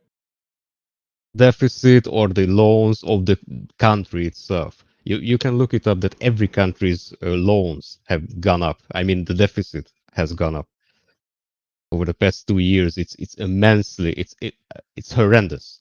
It's just that people don't really look into those kind of stuff, so they don't realize But how much we trouble don't people are in. disagree that there are problems like this. But the thing I disagree with once again is that this means that anarchy is coming. That doesn't correlate to me. It's a non sequitur to me. But the losing of jobs Conditions and the that might be losing of conducive value of to it. your money today, changing from one day to another. For example, the amount of money you have to pay for the same kind of 1 kilo of bread goes up, I don't know, by 10%, and the next day by 20%, and the next day by 5%, and it goes throughout the year. And this is happening. You are But that's losing not the happening. value You're of not. money in every country. Like, you haven't heard about people living in the US, and they have told me, for example, that for the past 2 years, but in between the I don't know 2020 and then 2021, the prices of food have almost doubled. No, this happens, and it happened in the 70s also. Yeah. Right? Where a house was $20,000 in the 70s, by the 80s was over 100,000. That's for the housing market. That's a And very that was different food kind and of thing. everything. That was It food, only gasoline, happens. everything. Same Just for happened food when and they automated the car production industry. Same thing happens all the time, all over. Not really, not all the time. These kind of steps that we have seen regarding the inflation of money hasn't happened for the past at least 50 years. Yeah, pretty close. At least in America. I understand they're going to do it with the oil this time. But think They're about not the doing cars, anything with the oil. It's because of Putin and his thing with the Ukraine that all the oil prices are increasing. Yeah, isn't that a weird coincidence? How is it a weird coincidence when Ukraine was, if I remember correctly, 55% of the gasoline import into the US in year 2019, I think it was. Because the oil prices have doubled and tripled and quadrupled, for example, in the UK and in the US last year. Not when the war began. That's why. That's what he was referring to, I think. The guy who jumped in. So you don't think that the reason why the gas prices have increased so much, you don't think it has anything to do with the fact that your gas supply from Ukraine has suddenly been stopped because of the war? No, because of the gas prices have gone up last year. Yeah, but do you not believe that the Already. reason it's kept going up and kept going up as much as it did? I'm not talking about just it would have gone up anyways. I'm talking about the amount it did. No, you're not seeing the bigger picture. In the past 2 years, the oil prices have, especially not even in the past 2 years, since the first lockdown, they have been going up. Yeah, but I agree that they've been going up, but I can say, okay, the prices have gone from 1 to 2 to 100. That it's kept going up. It's always gone up. But then I want to point out, yeah, but it went from 1 to 2 and then from 2 to 100. The 2 to 100, even though it's going up, it's a ridiculous amount that clearly has to be because of something. You're looking at it as just going up or just going down. I'm saying how much has it gone up by? Yeah. I get what you're saying. You are talking about a bigger jump now, but also the bigger jump has happened way before the war began.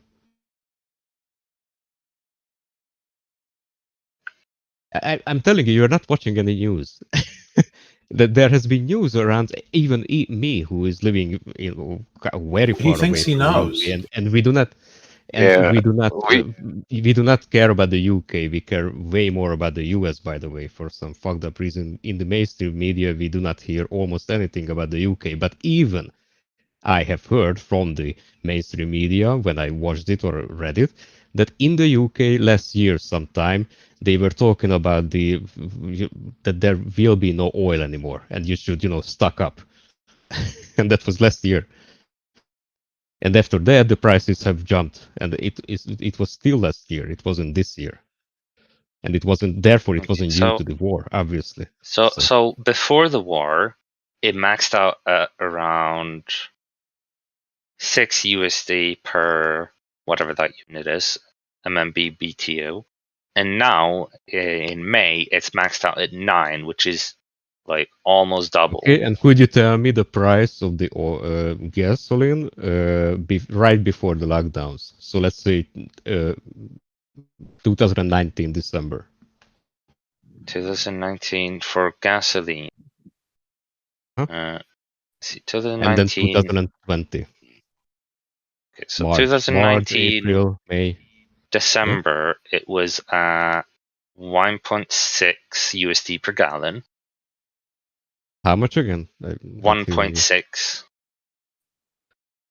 USD per gallon. Yeah. And then it gone from that to 6, right? Because that was your starting point before the war, 6. No, so I was right. I wasn't looking at gasoline on the first one I was talking about. That was natural gas. Then you asked about gasoline. Okay. So gasoline has gone from, in 2019 it was 1.6. Then in 2021 it was up to 2.3, and then now it's gone up all the way to 4. So it's almost doubled in just from when the war started to now. Now, I'm not saying this exclusively because the war has happened, but I definitely believe the war has a big impact on it. Wow. Yes. But then I was kind of right again, because if you look back, then it's 1.4, and then up until the war, it's gone up to 2 point something. That's also a doubling. That's what I said. That the happening of the jump of the prices regarding any kind of gasoline or natural gas or whatever has been going on for way longer than the war. Yeah, but the war is prices just, fluctuate. Correct. That is correct. But if you look at the graph, by the same I posted amount. it in chat. I posted it in chat. Do you not see the trend over the last year? Do you not see that is an unnatural amount of it to just change? Unless it was something that happened around the time there where the big increase started to happen, which happens to coincide with the date that Russia invaded Ukraine. Aren't we also not using our oil from the U.S. anymore? What do you mean? Bullshit altogether. By the way, you guys, especially in the US, are not getting your oil from mostly from Russia or Ukraine. Right. No, but I told you that in 2019 it was 55% of it came from Ukraine. And now we don't get any from domestic, Or the right? US. Yeah, our domestic supply was cut off for us, right? I'm pretty sure, yeah. I don't know this. Yeah, we don't even use our own oil anymore. Like in the US. Huh. No, it all goes onto the global market. This is obviously a scam, Gummy Bear. What are you not seeing? What is a scam? Yeah. This whole lockdown COVID thing. Okay, we were talking about the war in Ukraine. Yeah, of course. They're trying to... Oh, what a coincidence that the supply chain went down at the same time. And you can't get oil, and you can't So use you oil think from the your own war in country. Ukraine is just a planned thing to increase prices? Wars are usually distractions. Okay. Well, you have a completely different worldview than I do then, so I don't know. Let's just agree to disagree. So Because I Gummy don't Bear think the actually war in believes Ukraine... that... Yep.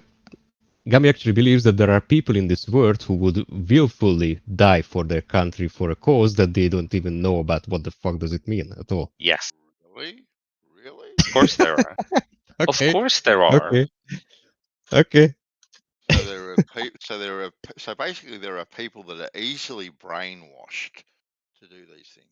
Of course there are, And yeah. not just that, they hate life so much that they would rather die for their country, not even knowing what they are actually dying for, than to live. No, Yeah. it's the other way around. They'd be willing to risk their lives in order to make the world better, because that's what they believe they're doing when they go to war.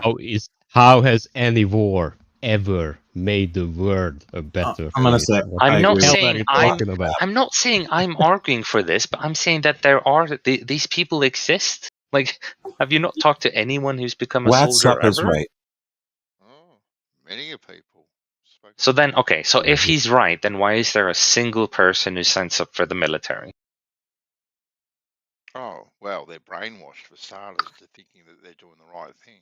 Exactly, but he said there aren't these brainwashed people. That's what he said. So he disagrees with what you just said. Oh, I did come in on late on the conversation, Gummy. I must say, I only Yeah. just tuned in. He said that he doesn't believe there's anyone who wants to fight for their country over a cause they don't understand, even if they were brainwashed to believe it. Yeah, that's what he's saying. But I didn't And say I'm saying that, that's by the way. incorrect, because then why would there be any soldier whatsoever? I didn't say fighting. Fighting and certain death is quite different thing. You know. How do you know if it's just a fight or if it's certain death? What are you comparing? You know, regarding of war, you're asking me how can a guy that is a soldier differentiating between a simple fight and going to war and almost certain death? Yeah. What's the difference? That's what the war is about, isn't it? Killing people. The war is about killing people, and then whoever wins gets to choose what happens next. That's it.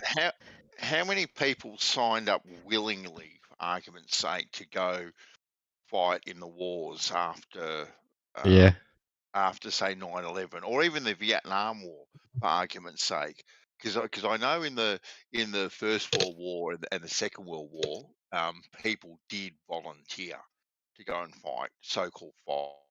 And my grandparents were some of these people. You know, they signed up. They thought they were doing the right thing, for argument's sake. Yeah. But since then,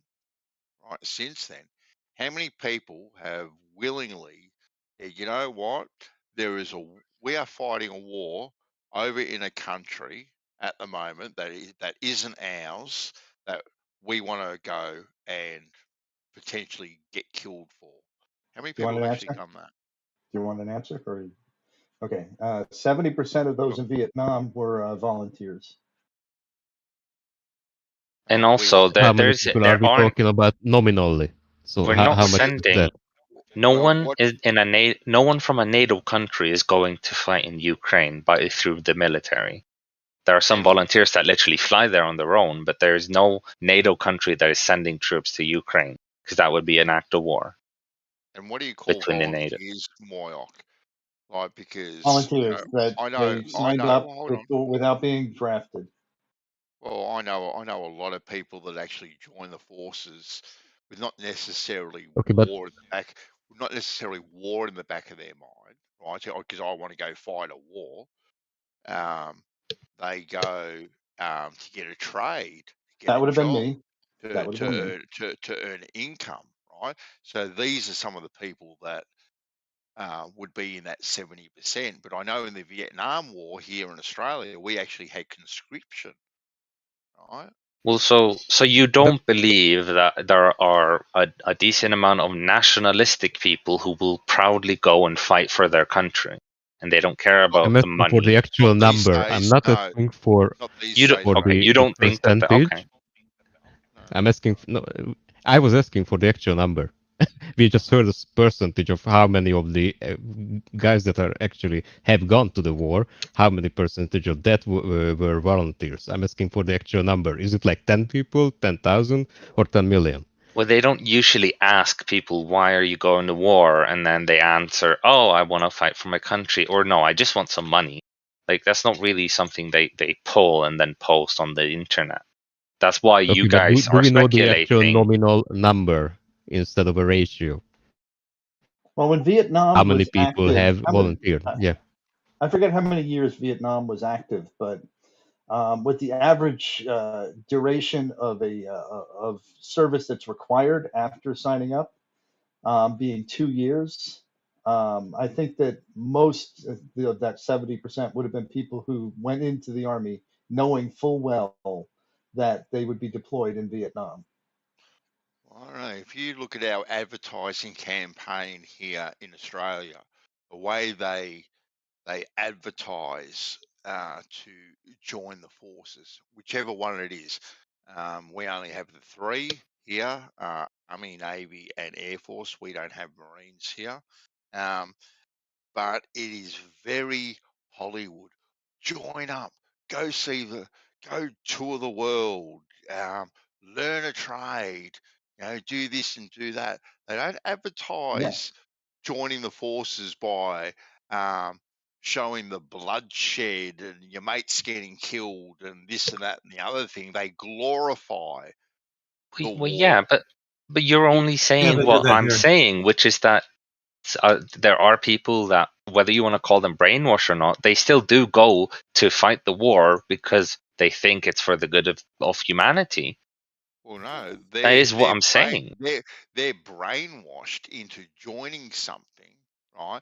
Because they want to get a job, whether it be a bulldoze driver or they're an engineer or this or that. So They're you not. really, They're not joining up to go kill another human being. That's not the premise that they're initially joining up for. I don't think. I mean, no. well, yeah. So you Guys, don't think, can you you see what I think that posted in the soldiers live stream? become soldiers because of seeing it as a job and not as a way of protecting their country or making humanity better.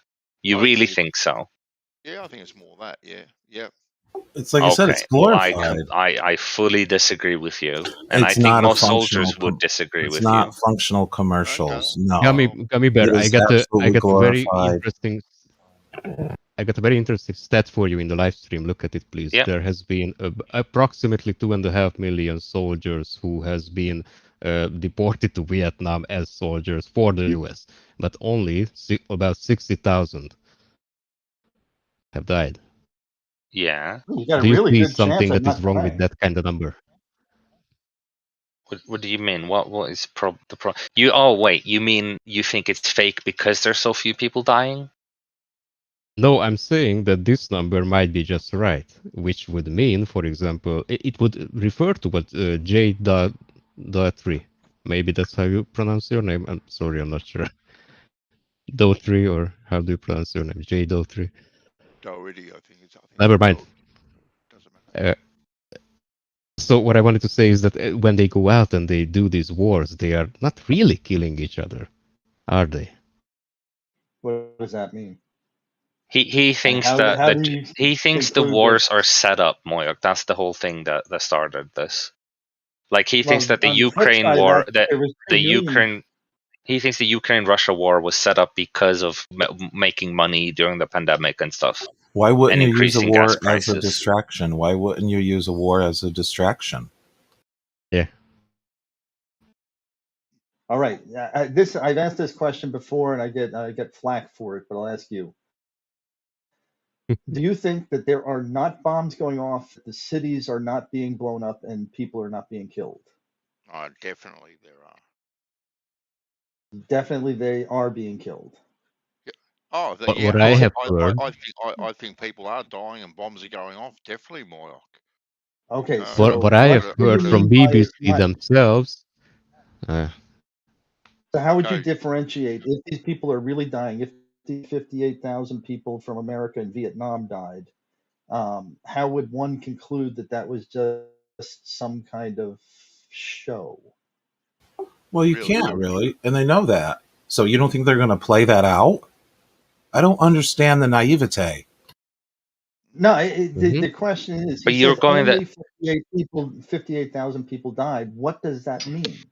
It But meant that you're we were going the better than Out of totally NATO. That we opposite 2.5 were. million. direction, and you're saying that the US is conspiring with Russia, making Russia attack Ukraine, killing real people in order to increase the gas prices in the West.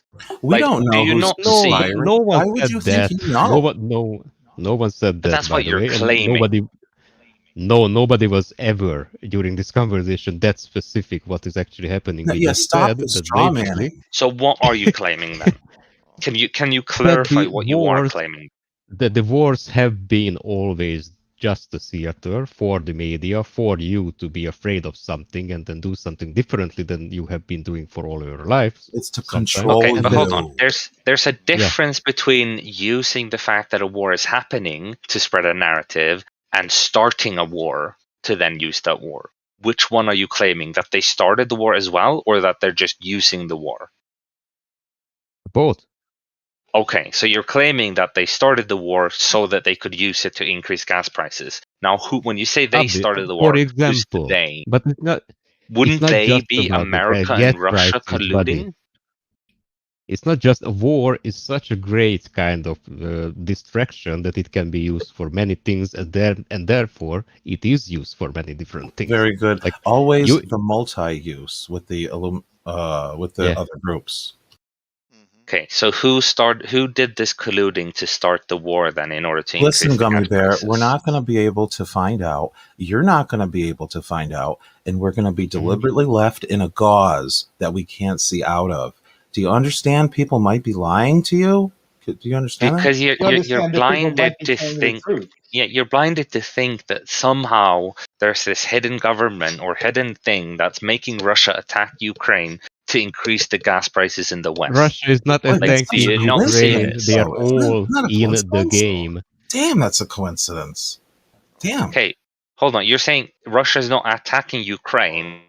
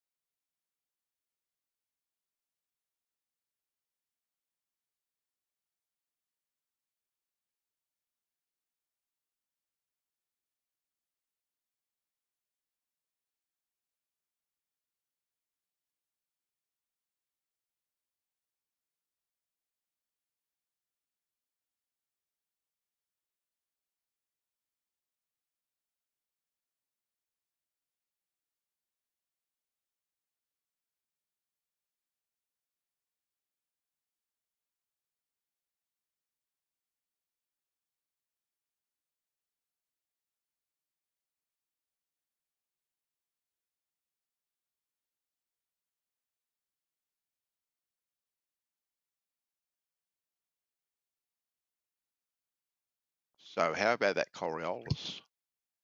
Oh yeah, it still proves a globe. Oh, you're right. Yo, but someone wanted to ask Gummy a question about 9/11. Are we allowed to talk about I that, Bears? don't want to. I'm sorry, I don't want to talk about 9/11. We're I done don't with think war right that. now. I don't think that's actually on the taboo list. Actually. Yeah, but either way, I don't actually feel like talking about 9/11 right now. So Actually, that's where you can determine where somebody is on Earth here for real or is in fantasy La La Land. That's a good gauging point. I agree. Yeah, if someone You want to believes know it was what? fake, then yeah, they're definitely in La La Land. Yeah, if you want Just to a know quick where your question. opponent's mind is, just tell them Building 7, and if they say yeah, well then you know you're talking to a La La Landist. There was a La La Land. Building 7? What? No, it doesn't exist. No way. So Coriolis, you guys know how Coriolis and focal pendulum works, you know? Well, Coriolis is obviously a visual effect, isn't it? Oh, is it? No, it's a pendulum. Obviously. It's legit. It's The obviously a bullet crosses so- over different land. So you're saying that when you get hit by that ball that is turning because of Coriolis, it was only visual? But It's not wow, it appears visual, doesn't it? But it's not purely visual. I mean, if you're on the merry-go-round and someone throws a ball and then it turns and hits you in the face, that wasn't visual. It turned and hit you in the face. Well, you need to be a better catch, I would suggest. Yeah, but the Coriolis is what caused it to hit you, to go towards your face. So it's not So just, not the just turning visual. merry-go-round. Not the turning merry-go-round, the Coriolis did it, right? Correct. The effect is real. The effect is real, but the cause is Inertial. different. Well, we don't have to worry about it with bullets and stuff. So why Oh, yes, would we we worry do. about it with basketballs?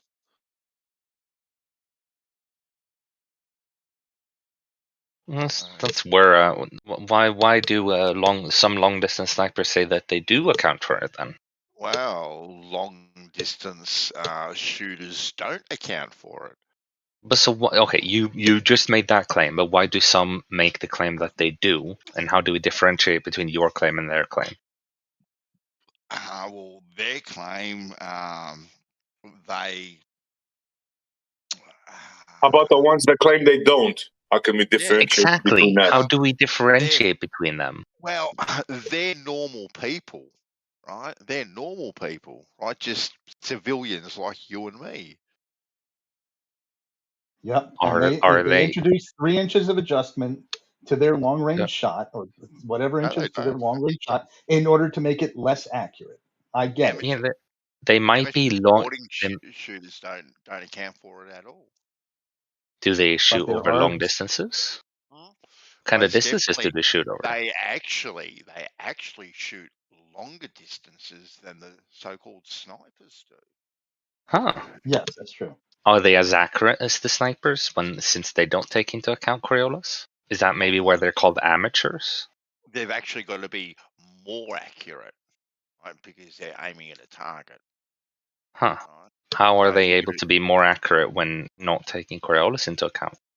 Because you don't have to. That's Huh. how. So if you're taking It's Coriolis curious. into account, that's why you're probably missing your target. Well, we'd have to look at the statistics for those who take it in. Not the ones who walk it into target. The ones on their very first shot, who gets closer, the non-Coriolis people or the Coriolis people. I'm Where pretty would sure we we get can tell those? beforehand. Where would we get those stats from? Those The King of 2 Miles, who almost all of them use it. And sorry, King of 2 Miles, they use Coriolis. who's King of 2 Miles? That is a group of people who try and shoot at 2 miles. Oh, is that all? They use It's a competition. Yeah, they use a computer program that says it factors in Coriolis. Exactly. Yeah. They don't know if they don't do the calculations or factoring in. They just punch the numbers into a computer. But even then, it takes Coriolis into account, and that's the problem for the flat earth. Yeah, and they probably shoot. I've never been to a competition, but I've watched a bunch of them, and Very few of them hit the target for one, and then they always have to walk it in. Hey, Rakia, when your brother plots a course on the plane, does he account for the Coriolis? No, I've never heard him. We never call that into the tower or anything, but I mean, I don't think we would anyway, because if it does exist, it would be a small amount for the time that we fly. But when you're flying great distances, I mean, it seems like you would have to factor that in. Nope, it just appears like a wind. Yeah, I get it, but you factor in wind in your your charting. This is Yes. KLM approaching China major airport. Can you please give us the Coriolis heading? We've been flying for 10 hours now. They'd ask for the wind heading, not the Coriolis heading. Get this straight. Exactly, because it Yeah, that's doesn't our point. exist. Yeah, wind exists, we know. Coriolis is never even talked about, him, to my knowledge. If it is, No, because wind is almost always I've a never. bigger impetus to it, and it's lost in the noise of the adjustments that you have to make. Yeah, I would say there's several things that affect, you know, the trajectory and flight more than Coriolis ever would if it did exist. So I guess that's why they don't talk about it. However, I But do think I'm pretty confident you could measure Coriolis just with a what do you call it, a MEMS accelerometer. Oh how yeah. would you? North, if you fly north, due north, straight north, true north, you will see that there is a force on that plane, even though it's not deviating from course. You will see a 0.15 g acceleration on that airplane the whole time, How would you know that wasn't wind?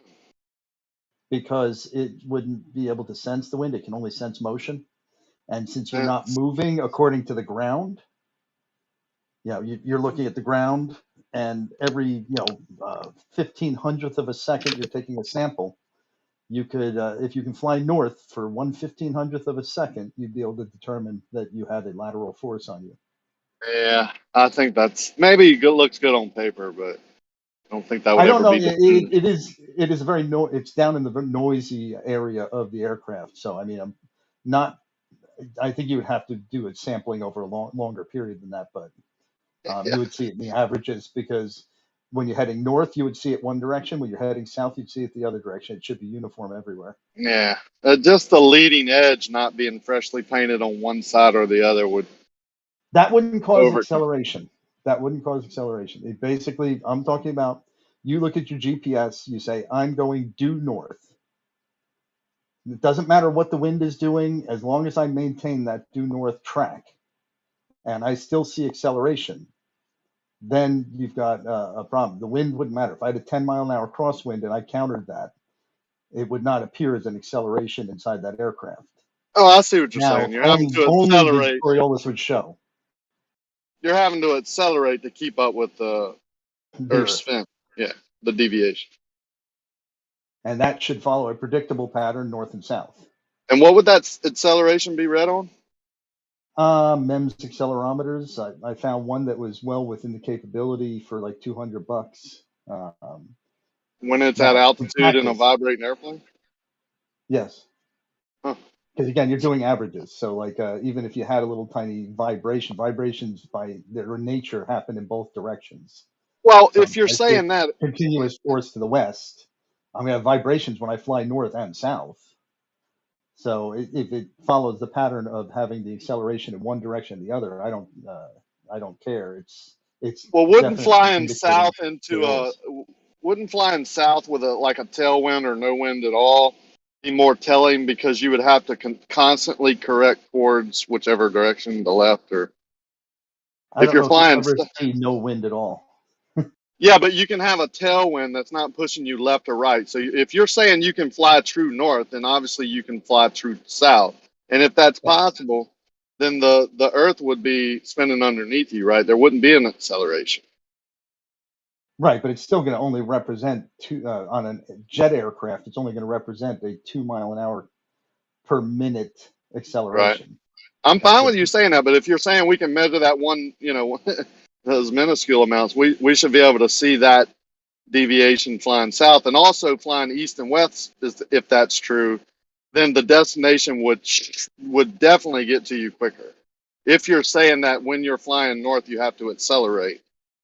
I would then say when you're it flying steer quicker. west, It just appears like a crosswind. I mean, I don't know how you would differentiate that. yeah, I get You would it. have to know the exact air column. How fast. You're saying it's a tailwind. Well, is it a tailwind at 25-degree angle off of your tail, or is it Yeah, perfectly tail on? Did it stay tail on for more than 10 minutes? right, but you're having the same issues. I see what you're saying about the acceleration towards the north. I totally get you. But if that acceleration has to occur to keep up with the rotation of the Earth, then that means that flying east or west, you would have a different time, right? No, because that acceleration only happens because you're changing latitude. If you're flying east to west, you wouldn't be changing latitude, so why would there be a need for an acceleration? But that appears to force upwards and downwards when you fly east and Exactly, west. that would be a UTVS. Right, you would have to adjust your altitude, right? Not exactly. Again, it looks like a Well, wind. no, that's So you're just gonna exactly what adjust they to the say. wind. No, that's exactly what they say. That gravity, the rotation of the Earth would pull you up or push you, or pull you down or push you up, depending on which direction you're going. So Yeah. altitude, east or west, would have to be adjusted. Flying south, or you would have to adjust your east or west direction, whichever. I don't remember which way y'all say it is. It wouldn't necessarily be altitude, it could also be just angle of attack. No, it would Angle of definitely attack be for read on velocity. the altimeter, because you're would have to be adjusting that. No, you don't adjust. I mean, a plane flies at its density level. So I mean, all they would do is add more thrust or less thrust in order to maintain their speed. No, hear me out now. If you say that the air is moving with the Earth, we retain that velocity, and you're flying. Which way is? So you're saying the Earth is spinning east to west, right? And it does. Yeah. So if you're flying west and you take off and you retain that velocity, but you're going 500 miles an hour faster than the Earth's the Earth spin, then right. That altitude is getting toward, that curvature is getting to you quicker, right? I don't know what you mean by going faster than it. Going east and west 500 miles an hour for the airplane is exactly the same. So Except you're for a slight change in centrifugal force. okay. Maybe I'm getting confused. Yeah, Maybe yeah, it like- was the gravitational force they're talking about Yeah, flying east or west. so you got to differentiate between the relative wind, because that's what wind will do, and the gravitational force, so to speak, or your weight, or whatever you want to call it. Essentially, what the UTVS is, or Coriolis east to west, as you might want to call it, all it does is it either adds or subtracts centrifugal force, which makes you either be heavier or Right, weighing which would less. make you reach the ground quicker going in one direction than the other, and make you appear lighter going the other direction, so it wouldn't take as much thrust. You would have to adjust that. Exactly, yes. Yeah, that's kind of what I was saying. I mean, Yeah, but what all we were saying is you don't necessarily have to adjust it by altitude. You have several different things. You can adjust altitude, angle of attack, or velocity. Like all no, of them would that's not true at all. If you have a long distance going west, and you're at this, you get to an altitude, right? Let's say 30,000 feet and a cruising speed of 500 miles an hour, and you keep those two things constant. And y'all say you're being, air well or whatever it is, pressure that keeps you following the curvature of the Earth. But if everything remains constant, you're gonna be drugged down quicker going west, right? By gravity or by that centrifugal force or whatever. By 0.03%. So your aircraft will appear 0.03% lighter or heavier. Right, but that's a significant amount over distance, right? Like, you could probably tell that more than you could if you were flying true north and having to accelerate.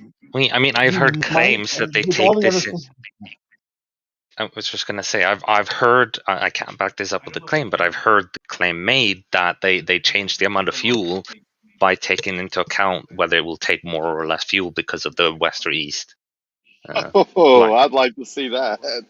I mean, I chart fuel. I chart fuel, and I fly west and east. Like, basically, almost every time I fly, I'm either flying west or east. I hardly ever fly north or south. I'm talking about we don't. long haul. Oh, okay, transcontinental, maybe something like that. Yeah.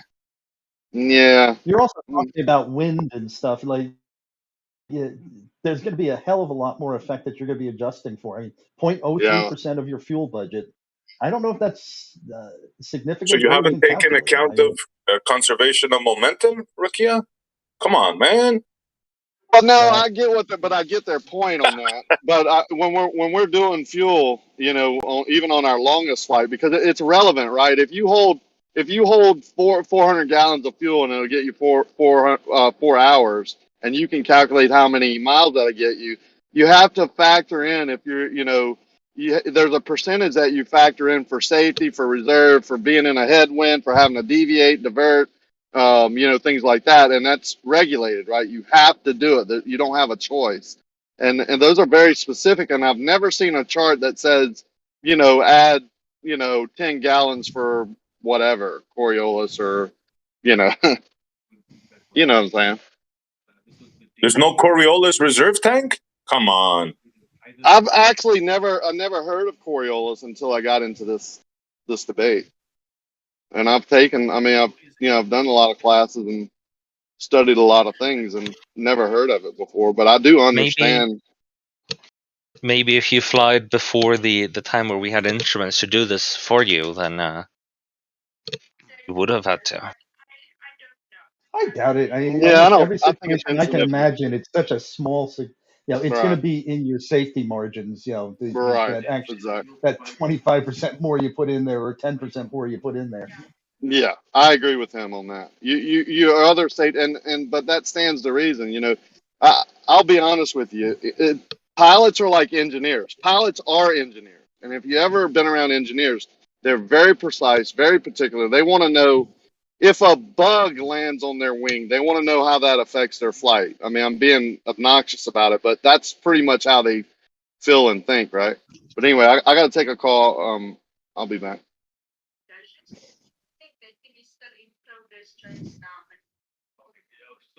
I've also heard that the ring laser gyros on aircraft can actually can identify the Coriolis, but I'd have to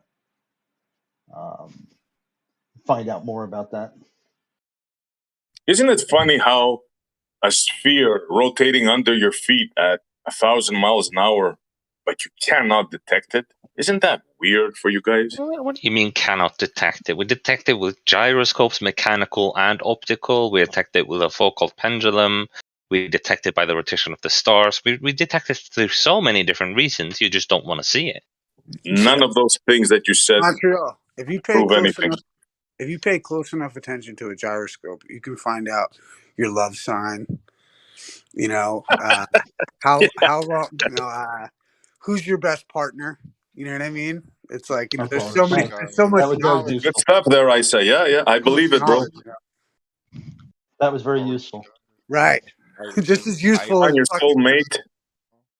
And if you could show any kind of indication that it would show your love sign, Well, I show me might it give you doesn't. something. But since Show you me don't it doesn't. have anything to suggest it doesn't, Show me I it could doesn't. show that it does show you these tendencies of, you know, with My my heart, test assumption. my My heart test is moves still at 15 assumption based, degrees per but hour. it would be testable. My heart sign moves at 15 degrees per hour. Who's to say So it's if not? I was to do my test, if I was to do my test, then I was to hop up in an airplane and I was Oh, lose your mind some more, bro. Lose your mind some more, bud. Love signs, Okay. bro. Are you Love done signs. being obnoxious? Never. All right. Fuck you guys. Fuck you guys. If you're not going to mute your ass, I'm out. I just muted myself. Relax there, big guy. Wow, dude, we were like having a good, like, you know what I'm saying? Like, it was all in good fun. Oh yeah, it's all in good fun. Well, Yeah, if you don't get the, you know look what at it these is, bro? fucking flat Earth You morons. Jesus gotta be Christ, how smart enough stupid to could you be? What a fucking dumbass! There's only one Goddamn person who felt retard like don't understand You reality. gotta be What a smart enough to shithead. get the joke. You gotta be smart enough to get the joke, man. That's all. Then you must not get the joke because you ain't smart. Calm your Good. jets. It was No, only great joking. comeback. Great comeback. Ooh. Great comeback. Now, he did laugh, Moyoc, right? But now you're just throwing in a bunch of insults, right? So you need to settle that down a little bit, buddy. That's He left was lane. putting in his insults in the Right? middle of my conversation, so Oh no, it's not I left think lane. that's kind of rude. No, He did laugh, right? No drama. He cackled in the But, middle of my conversation. your response shouldn't be a bunch of insults. Rise above Oh, it. I see. You can be obnoxious and rude, but you can't say poopy head. How is saying that the gyroscope can No. predict your love sign obnoxious and rude? That was funny, man. Come on. Yeah, how is saying that the gyroscope can figure out my love sign? How is that an offense to you? It wasn't. I was actually answering you and saying if it could be measured, if it could show you a tangible result, then Did you it would think be I was being useful. serious? I don't know. With you guys, it's impossible to tell. You can believe anything. Wow. Okay, bud. You couldn't tell that was a joke, for real. That the gyroscope gives you your signs and stuff. Come on, man. Of course he could. Of course he could. It's really impossible to tell with you folks. Yeah, right. Okay. Come on, man. Like the American president says. Come on, man. Popcorn was a real tough dude, bro. Come on. Or no, Corn Pop. That's right. Corn Pop was a bad dude. What is your name? I'm turning you down. You don't know anything about politics either. Oh, Corn Pop. So Biden called some dude Corn Pop. That's what we're talking about. That would be why it's funny. Why are you not lighting up?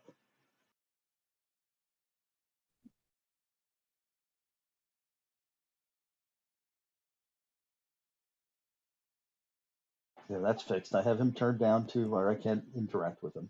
But You got me turned down? Apparently. Apparently.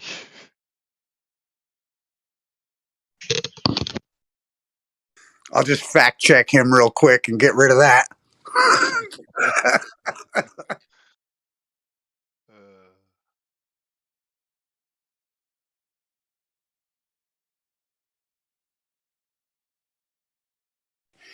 Yeah.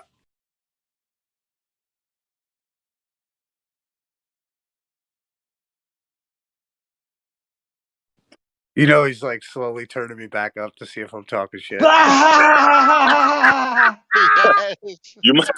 You might be onto something, Isa, because it processes, they say, right? So if you spin it and it processes and it stops at a certain constellation, boom, prediction right there, Aquarius. Well, no, it's just that your love sign is moving at 15 degrees. He's listening again. Now you're catching on. You're catching on, Moyak.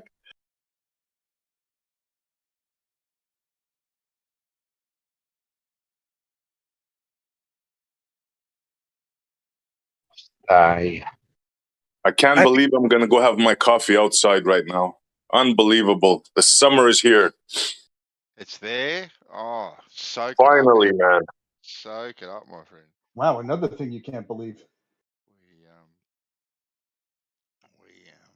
We had a glorious day here in the middle of bloody winter, but it was 23 degrees.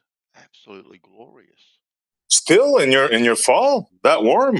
Wow. Yeah, well, where I am, it was a perfect day. Like, it was a bit chilly this morning, I must say. It was a little bit chilly this morning, but then sun came out and yeah, it was warm as. Getting around in a tank top and shorts and stuff. What's winter like down there? Like, it goes down to 10, 15? Well, back where I was in country Victoria, yeah, you get down to 10. Like, the coldest day you'd probably get would be about maybe 2 or 3 degrees thereabouts. Maybe once, maybe twice a year you would get a negative day, but that negative would only be, say, -1 or -2, 3 tops. No colder than that. But Oh, wow. It's like summer compared to here. Yeah. Yeah, generally it's anywhere between, I would say, 10 and 15. About 10 and 15. We'd be out with maybe T-shirts on the 15 here. Down the beach, having a barbie, all that sort of stuff. Yeah. No, we're blessed here. We've got fairly mild weather. Don't have to worry Well, about you have all snow. those animals that are out to kill you, so it kind of balances out, eh? Yeah, well, keep out of their way and you're okay. You're okay. Can't imagine seeing one of them spiders a foot long in the house. I can't imagine how my wife would handle that one. Oh man, I've got to be the great white spider hunter here. Every time mine sees a spider, kill it, and I won't kill them. Like I just capture them and I put them outside in the garden. Right? They've done nothing to me, Yeah, but we have regular spiders. You guys have spiders, right? Like a knife. yeah, they're manly, man. They'll bite your hand off, right? Our spiders, you Yeah. one foul swoop, but That's a small delicacy right there in Australia. yeah. I actually had a brown snake in the garage about 12 months ago, which is the deadliest snake here in Australia. A brown snake. It was about 6 inches from my ankle thereabouts. Wow. I've never moved so quick. I haven't moved that quickly since I was 16. It was incredible, and I've got this huge lump of 4B2. It's about 6 foot long. I'm wielding this thing like Fred Flintstone around, trying to clonk it on the head, trying to get rid of it. Oh, it was a comedy. It was a comedy of errors, I tell you. Ended up getting it, hung it over the fence as a warning to the rest of the snakes. Keep off. This will happen to you. Good one. Mm.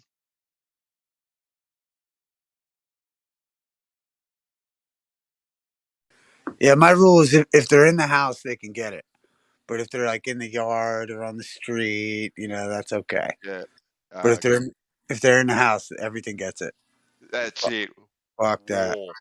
Boom. Yeah. Nuke them. Yeah. I show them the U.S. Constitution. I read them their fucking rights, and I fucking dead them right there.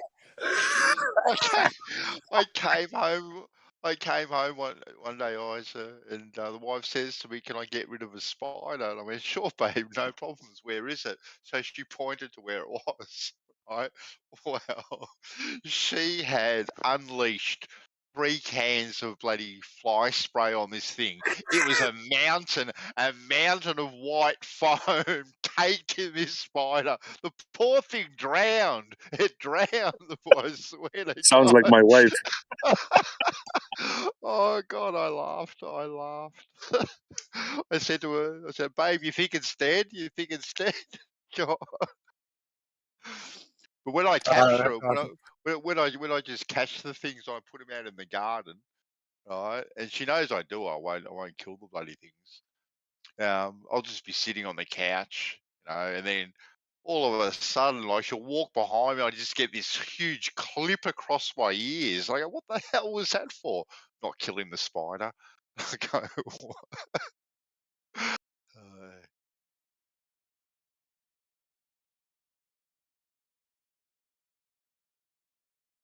How about that crazy bird you guys have? What's it called? which one? What's that name of that bird? We've got a few crazy ones. Yeah, but this one could kill you. It has that beak in front, and it has these claws, and it could rip your stomach apart. What's it called? That? Oh, emu. No. Emu is a pet compared to this one. Cassowary. Cassowary. Yes. Oh, they're okay. They're not too bad. You have some around your area? Well, in the national forest, you'll have them, but they're not something that just roam around in suburbia. SE. But most things, are more frightened of you than anything. Like you keep out of their way, and they're pretty much fine. And they won't hurt you. Except if they got young, like when it's breeding season, like they get a bit more protective. Like we've got, magpies are one of the worst things here. They attack people all the time here. They'll try and poke your eyes out. They fly, they swoop down, and they go straight for your eye. What's this? A magpie. It's a cute little bird. They're a little black and white bird. They're about, when fully grown, they're probably about a foot long from beak to end of tail. And like I said, they're black and white. And they are very, very territorial. They always come to the same place year after year to breed, and they are very territorial. And when they have young, right, they swoop you all day, all night, and they go straight for your eyes. Right, it's incredible. Right, kids, they'll be riding their bikes, and you see them. They have, those googly eyes that you can buy from the shops. They're like a plastic eye, and whenever you move them, they go all over the place. They'll stick those eyes on the back of their bike helmets and stuff. If you're a golfer in breeding season, you walk around with your umbrella because the magpies are swooping. Yeah, they're really, really bad. What the hell, man? Yeah. Eye attacking birds. Yeah. Only down under. Oh yeah. Like, they won't kill you, but they'll rip your eye out. That's for sure. You'll end up like Jeremy, just with one eye. So. Damn. Yeah. Crazy. But then again, people train them too. They're very trainable, the magpie. Hey, Bandy, I got a call and I was totally taken away from your story. I thought you were talking about training spiders for a second there. Yeah, yeah. Oh, that's what we do here, just for We fun. train them, yeah. We fucking train them. Yeah, exactly.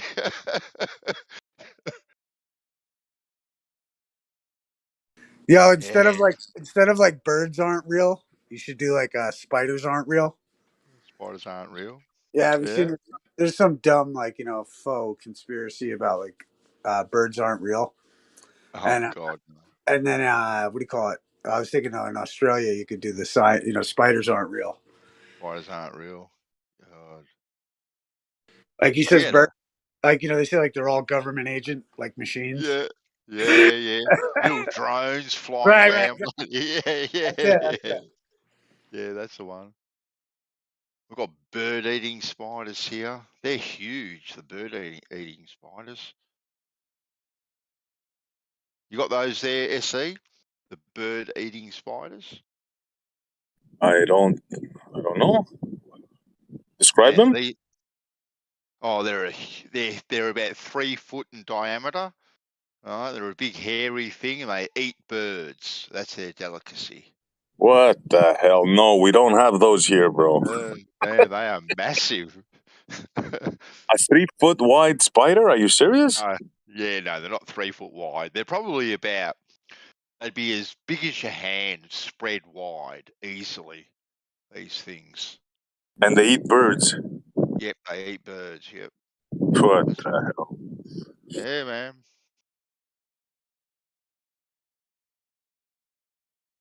Yeah, they're a nasty looking thing. Yeah, somehow in Australia, weird animals. Maybe it's because it's far away, but man, you got some killer stuff there. We've got the redback spider here too. No one's died from a redback spider bite, I think, since about 1965, 1970. That's the last person that died from them. I actually got bit by one when I was changing the springs on an old work ute that I had. Anyway, I've got my hand underneath the wheel arch there, trying to ream this spring out. And in amongst all the cobwebs and all that sort of stuff, there was a redback spider, and it bit me on the back of the hand, and it was like red hot pokers going into my hand. God, it hurt. Do they have an antidote? Like, did you go to the hospital? Well, yeah, I went to the doctor, and all I did was get out a permanent marker. They drew a circle around it, and they said, "Watch it. If it goes, if it doubles inside, come back, and we'll sort you out. But you should be all right." That was all they did. But there's a song here called "Red Back on the Toilet Seat," because back in the day when you used to have the outdoor toilet or drop box as we call them here, quite a few people used to get bit by them because they'd be underneath the toilet seat, but they'd bite you on the ball sack, right? And because the skin is so thin there, the poison would get injected into your bloodstream a hell of a lot easier than biting through your hand or your leg or something. So a few more people did have the misfortune of dying from them. Yeah, it reminds me of that joke of the guys who were out in the outback, and the one guy gets a spider bite on his butt. Yeah. And so the other guy's like, okay, I'm going to go find a witch doctor to figure it out. And he runs over and he finds a witch doctor. He says, my friend was bitten by a spider. What do I do? He said, you got to put your lips on it and suck out the venom. And he's like, right on. So he goes back to his friend and his buddy goes, what happened? He goes, well, I found the witch doctor. And he goes, well, what's going to happen? He goes, Doc says you're going to die.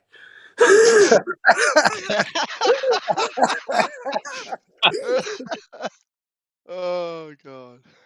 I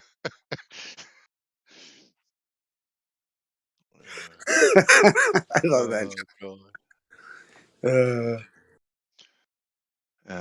You ran Moyock off. It happens. It does. I mean, how funny though? He didn't realize we were joking. Oh, he did. I know. It's just so funny though. That it's like the standard. Like they remind me of like the Democrats here in the States, where they're like, they've just got done censoring everybody using Twitter. Then Elon Musk buys Twitter, and the guys on MSNBC like, they could censor the opposition. They could eliminate a candidate from the discussion. And it's like, holy shit! Like you guys literally banned the president. Like, what are you fucking talking about? Yeah, Like, imagine that. The president. Unbelievable. Right. And then to turn around and say, oh, they're going to use this abuse of power. And it's like, Nick, you just got done abusing the power. And like, they know what they did. Mm-hmm. They know what they did, but they're not going to ever, they're going to be aghast. Oh my God. You know what I mean? And play the rel. You're right. He understood it was a joke, but it's like such classic. Well, I wonder sometimes if they even do get the joke, though, Bandsaw. I really do with some of these people. Yeah, well. I just don't, dude. I've gotten death threats over jokes like that because people just, you laughed at me. What? I just wonder, I've always questioned, because I've always thought, even in the debate of flat Earth, when you're talking to someone who sounds intelligent, you know what I mean, and then they just recant right back to the globe cult and can't even follow you on the point that you just agreed on. Then fucking, it's like, wow, you're fucking J-Trig fucking plant, dude. Because but then you've talked to me, and I used to debate with a friend of mine, be like, yo, this motherfucker's J-Trig. And they'd be like, nope, dude, I've talked to him, and this is actually him. He's actually that stupid. And you're like, no fucking way. And then you actually have a conversation with, I had a conversation with someone whom I intellectually respect, and he just went nuts against flat Earth. And I was like, wow. I was like, this shit is real. People are really this fucking weird. Like I've seen it in my own life. If you actually think that the Coriolis and the gyroscope is going to point to your love sign, and you think that is actually serious, well, yeah, you need help. That one's going to go down in history. The Coriolis and the love sign. Shout out, Alexa. Well, maybe we should use the Coriolis and the gyroscope as the next way to play spin the bottle. Well, look, it's not as bad as a 2D merry-go-round. Oh, God, a 2D merry-go-round. You guys heard that with Fight the Flat Earth? Oh, yeah, over in the asylum. Yeah, he thinks that a merry-go-round is a 2D plane. Of course he does. Of course he does. How many tabs do you think he has open when he's talking? Oh, he's like a rumpus. Everything, he reads everything out. Yeah. Good catch there. Yeah. It kind of seems that way. He has, because a lot of his things, it just sounds scripted. It doesn't sound natural whatsoever. I even called them out during our /debate talk. I called him out. I go, "Are you going to continue reading?" He goes, "Yeah, just a little bit more." He read a whole page, bro, maybe 2 of them. Yeah. I wonder. It's almost like that guy that you can get to like. He'll advertise anything you send to him, the script. Like that one black African guy that's like, "Come, you should come to Jimmy's car wash. He is greatest. He has the biggest penis in the whole world." You know what I mean? Fucking like I just will read anything that you've written for him to fucking advertise. Like that's who these people are. Like I'm convinced. Like they're not that stupid. They've just signed a contract to be this guy that's that annoying and that stupid for online purposes. Look, he has a good thing going. He got $100 super chat. He gets all kinds of money. He has a good thing going. I mean, his thing is to discredit and mock flat earthers, bring them on a channel, mock them, and his audience wants to see that. That's what he gives them, and he makes money. Now, if you go on a show, you're just stupid, as far as I'm concerned. He makes a killing. He makes a killing. That's his livelihood. But you know what, though? And look, good luck to him. Good luck to him. If he's making a living out of it, like more power to him. I've got absolutely no problems whatsoever with that. He does it. Nathan do it. Plenty of people, do these things. And if that's the way you're going to make a living, and are you giving something that people want to watch and want to donate to, more power to you. But we have to wake up, SC, right? That the only way that he is actually doing it and being successful is having people like you and me and the others go on his show and actually Exactly engage with him, right? We could cut him off at the knees, and all he would have to do was have videos to scroll through and do his thing. So unless people stop going there, he's still going to make a good living. And like I say, more power to him. Yeah, you heard Don yesterday say that he contacted Don and he wants to debate me. Yeah. Well, he contacted me before that, and I told him straight out, "Listen, dude, I already talked to you on the subject. There's nothing more to be said.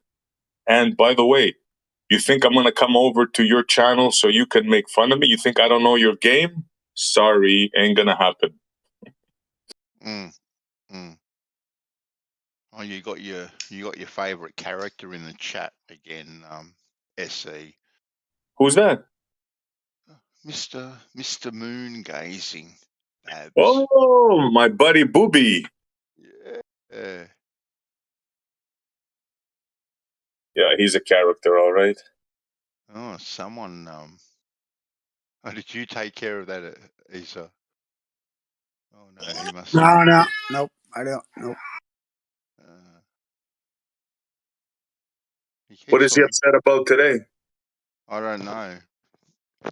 Someone is deleting his comment. It's either him or someone else. I don't know who it is.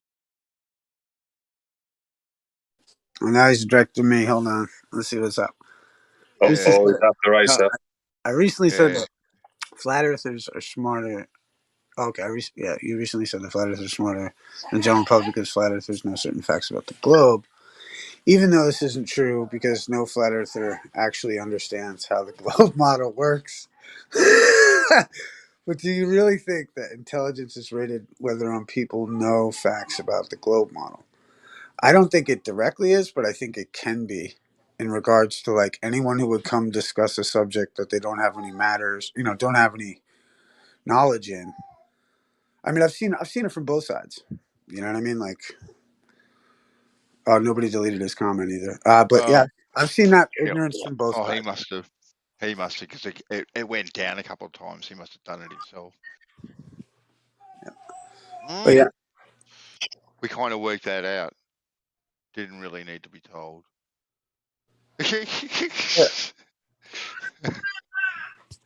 Yeah. Have you spoken to him, Isa? I don't think so.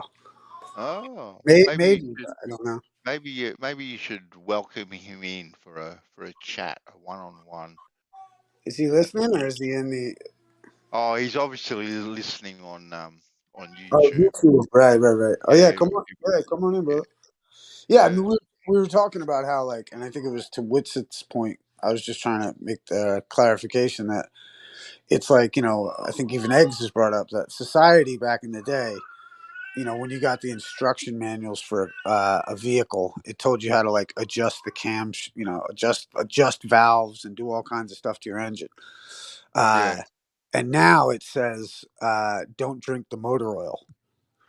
And so, like, and so I was just saying that if you look, the broad consensus of today's society will be, on a globe Earth. You know what I mean?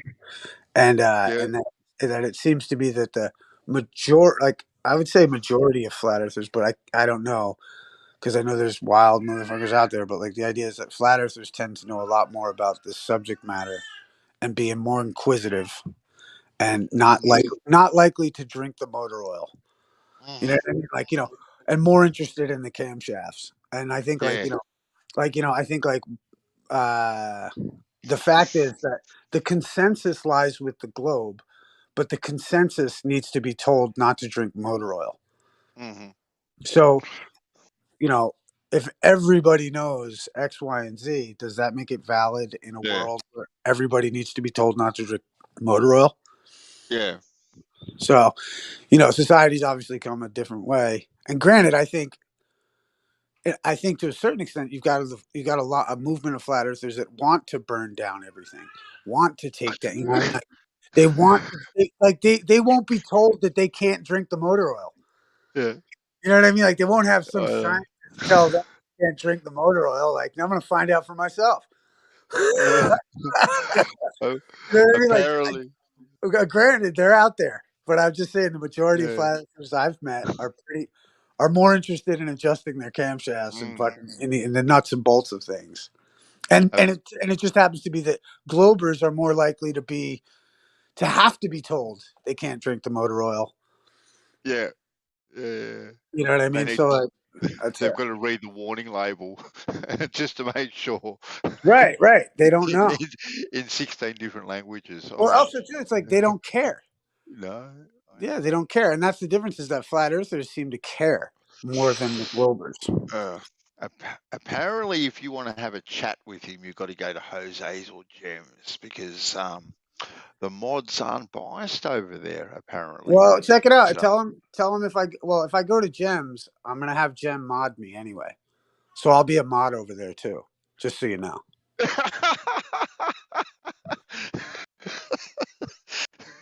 There goes your plan, booby. You know what I mean? I'm just letting you know. Like, and Jem knows already. Like, and he's tried to get me. Like, I love Jem, and he's tried to get me back over there. And he's, I'll mod you. I love Jem Panda, but fucking, that I just don't like the toxic people over there. It's not something where I want to be. Like, I like Jem. I like Jem a lot. I don't like the company. Many a time. Yeah, I don't like the company he keeps. Just when I was starting to like you, Isa, you went and blew it. Well, no, he's hilarious, but you got to take Jem for who he is, dude. He's fucking genius and hilarious to me, dude. Like, he's fucking brilliant, man. Like, who does a 13-hour documentary proving the moon landing? How do you not love this guy? I love Jem. I fucking love that guy. Yeah. Jem came over to Brandon's one day, and he would have been over there for 5 or 6 hours, and it was actually really good. Right, nothing like his server over there. Everyone was well behaved, and the conversation was a beautiful back and forth. To be quite honest with you, it was really really nice, and it was actually a side of him that I hadn't seen because I've only experienced him in other forums. Yeah. So you get to see. Yeah, you get to see a new side of someone, and you go, oh, "Okay, then cool." I don't quite put you way down there anymore, so to speak. Yeah. You like Jem raging? It's usually because either someone wouldn't let him finish, or someone is not, or some like he. I don't have. I think I've ever seen him come out of sorts other than like a quick witty, jibe at your intellect kind of a thing, which is fair, which is completely fair to me. Like other than that, he never goes to insulting, and he always comes with an argument. He comes with his What? Have you listen. been there lately, Isa? No, I haven't. No, not. I'm not talking about Gem's server. I'm talking about Gem. Like I like Oh, that's the guy that I like. I like Gem because he's a sophisticated gentleman in my book. But the problem is that he gets enticed with flat earthers, and then everyone goes down the toilet, and everyone's calling each other stupid and this, that, the other. Like, because Gem Panda used to come into the rooms, and I used to find this fucking hilarious. When he would come in and he goes, I heard someone said the Earth's a ball. And flat earthers would fucking be like, you know what I mean? And fucking, Yeah. and just, it was like, all he said was, I heard somebody said that the earth is a ball. Like, you're not actually listening to what he was fucking saying. You're just upset at the notion that he's a fucking ball earther and oh my God. And I used to think it was fucking hilarious because he would come in and be like, well, you just proved my point, you fucking idiot. Because, to the flat earthers, you just proved my point by going ballistic for no fucking reason. And so then it makes credibility to their case that, oh, well, flat earthers are crazy. And then they'll take that footage and he'll go on his Sunday. He used to have the Sunday show. I don't know if he still does it. But Yeah, no, he still does. Yeah, he still has the no roast. shit. Yep. I miss it Yep. I got to fucking check for that again. I used to love listening to that. He But doesn't. He has it and it stays uploaded for like that day, but then he pulls it down because of a lot of the stuff they talk about now. Right on. Yeah, but to that point, and I've been I white knight for Gem all the time in flat earth servers, I know. but at the same, I know. You traitor. You traitor. Nobody's Right. perfect. And Nobody's I've perfect. named everything in the book for that, dude. Believe me. But at the same time, I would defend one of my brothers in here. Yeah. I would defend you in their fucking arena. Yeah. You know what I mean? And that's the same way I feel about certain cats. Anyone that I like. My measure for liking someone doesn't necessitate their beliefs being the same as mine. No. You That's build all. a rapport and a relationship with certain people, and you take it on that, don't you, mate? Right. And on that, and in that stroke, Gem's. I've seen Gem go into Crazy Town too, but it's like that's what we're here to do. So that's the forum. We all have Crazy Town. Yeah, we start ripping each other a new one, and then you know what I mean. It's fun. I don't know. It's I know. And then somebody takes Oh, gyroscopes a little too seriously, and then exactly. Well, don't mention drop and hump when SE's around because it'll be on like Donkey Kong. Hey, but SE, talking about that, mate. You want to talk about that for 2 seconds? Yeah, sure, bro. Yeah. Because you know what? Because I did think about it a little bit, right?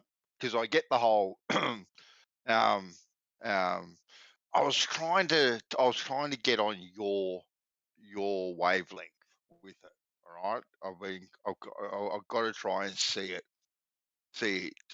your way somehow, right? And I just did just a little bit of googling. Right, it didn't actually take much googling to try and get on your wavelength with it because I just typed in spherical geometry, right? And the whole up and down thing with spherical geometry, you have to create a coordinate system. All right. So you have to have a point of origin.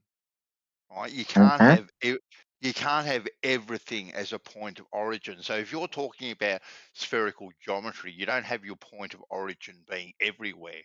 Right? Because you need a coordinate system, right? And that point of origin never changes. So we're going to have our point of origin now, say at the North Pole, and it's never going to shift from the North Pole, right? So that's going to end. And so now around the equator, you've cut your plane and all that sort of stuff. You've got your up and down, you got your X and Y axis and your Z axis and all this sort of stuff. So now you do have up and downs, right? So I think I'm more on board now with your way of thinking because you need this coordinate system to be able to get your way around the sphere, right? You need your Mm-hmm. you need your point of origin, right? Yeah. Mm-hmm. So that's all I wanted to say to you, brother. Like I've come around somewhat to your way of thinking, and yeah, Glad to hear. not because not because of what you said, just because I went back and I just did a little bit of googling. I've got, look, you know what? Yeah, check for yourself. Yeah. I've got to try. Well, I wanted to try and see it your way, SC.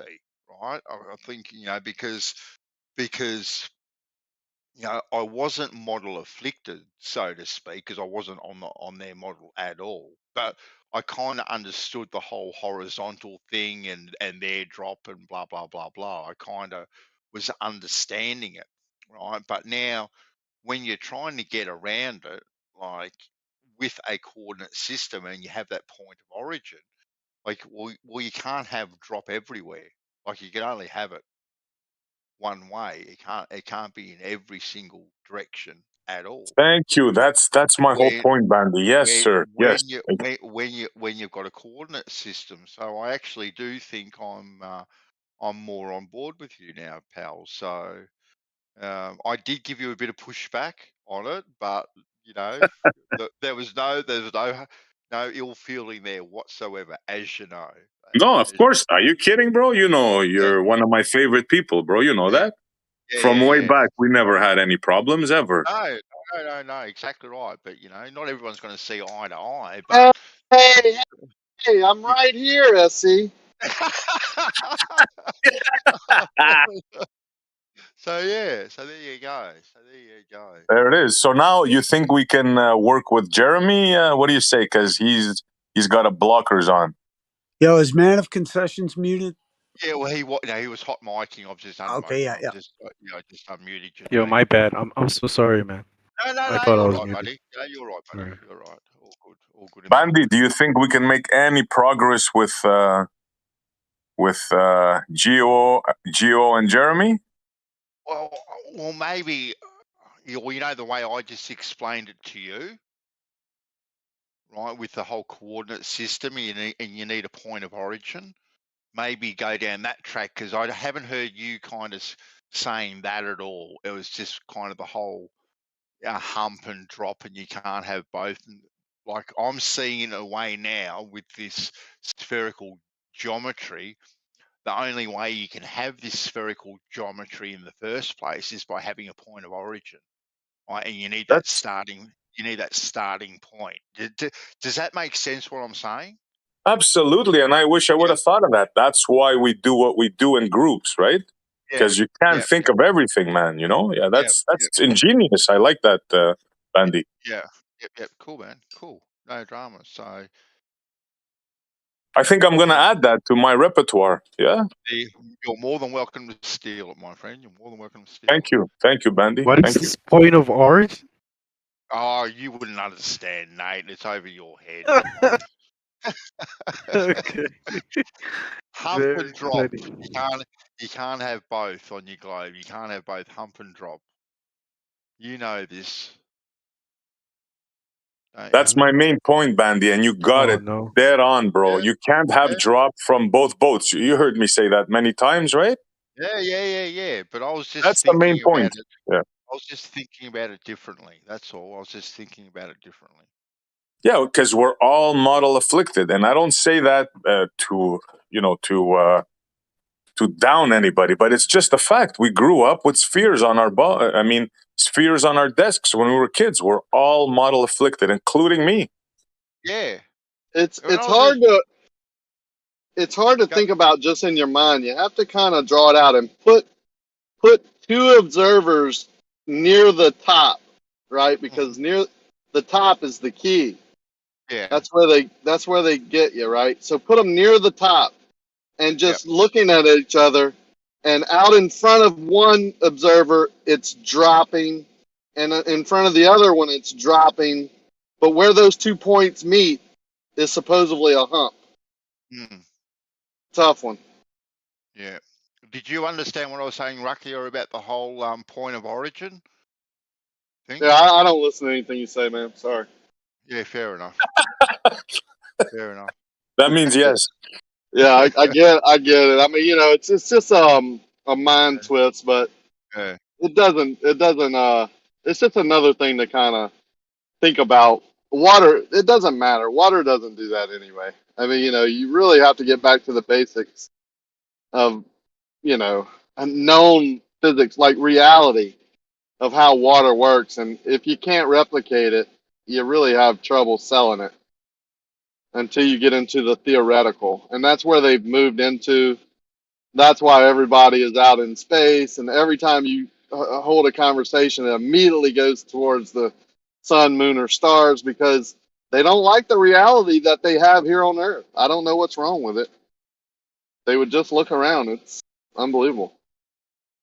Yeah, look, the whole how water works wasn't an issue, really. It was just, I don't know, maybe trying to give them too much at the Yeah, end you of were the looking day. at it from their model, but even in their model, they got lots of problems. And that's why I say water, I truly believe this. Water is the answer to many, many of our questions. Well, it's the source of life, water. Yeah, for one, yeah. Yeah, I posted a video here yesterday about some known scientists, you know, pretty high up, you know, all these universities studying this, and they're like, we don't know anything about water, you know, and to think of that, right, for a scientist to say that, there is a lot of unknowns yet to even just water, right? So we're definitely getting into some things now that are going to blow people's minds in the future, and it doesn't look good for our fellow Globers, but you know, time will tell. What do you think about the whole H2O thing, Montreal? You think Yeah, it was that's fascinating I had because can you take two molecules of hydrogen and oxygen and make water? Has that ever been done?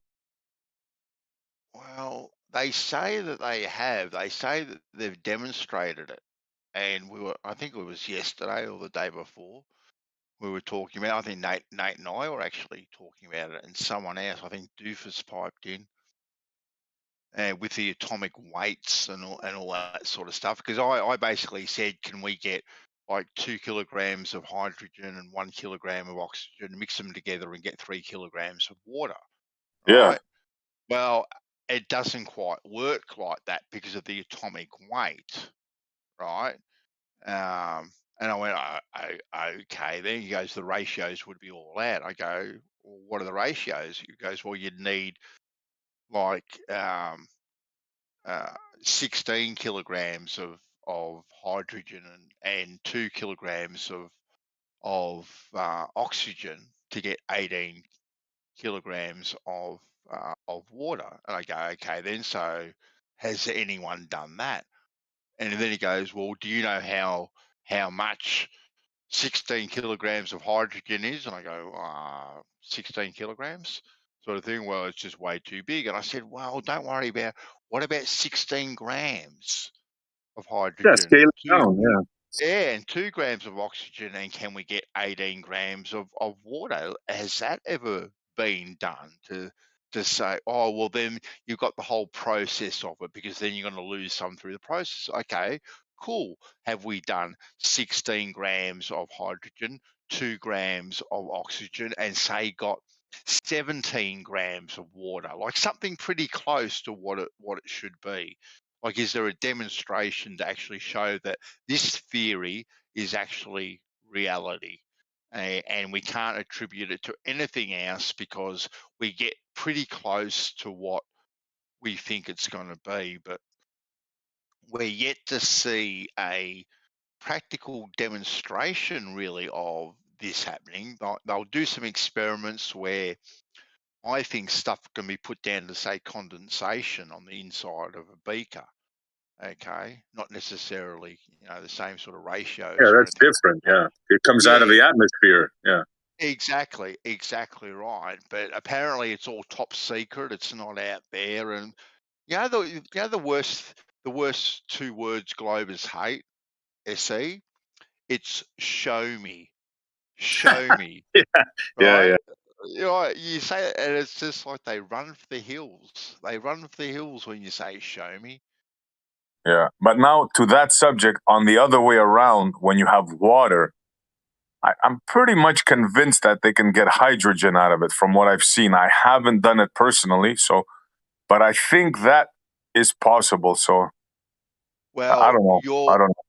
you're talking about the electrolysis Yeah, process, yeah? yeah. Well, is that because of what they add with the process, the metal that they add in there, and the Right, breakdown of that actual metal right. with Yeah, that yeah. electrolysis process? Like it can be attributed to that, can't it? Yeah. Is it actually the water that's separating stuff, or is it the metal and the electricity that's reforming something? Yeah, Exactly. you can be sure. Exactly. Yeah, yeah. No. Like I'm not saying it isn't so, and I'm not going to say that hydrogen and oxygen don't make water, or you can't get hydrogen and oxygen from water. I just don't know, really, to be quite honest with you, SE. But to say it's definite, it's science and all that sort of stuff when we haven't taken into consideration potentially the variables, I don't know if it's too scientific, really, at this stage. But I could be wrong. I could be wrong. Yeah, I'm with Are the you? same mind as you. I would have to see it. You know, Mm, like I would have to see gases turning into water for me yeah, to believe it with my yeah, own eyes. Yeah. yeah.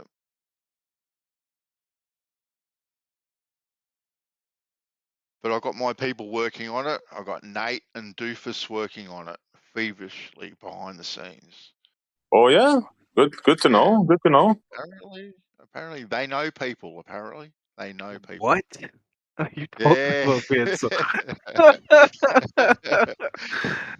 I would love to know one way or the other. Put it to rest. I mean, yeah, the truth is the truth. Either way, I'll accept whatever whatever is.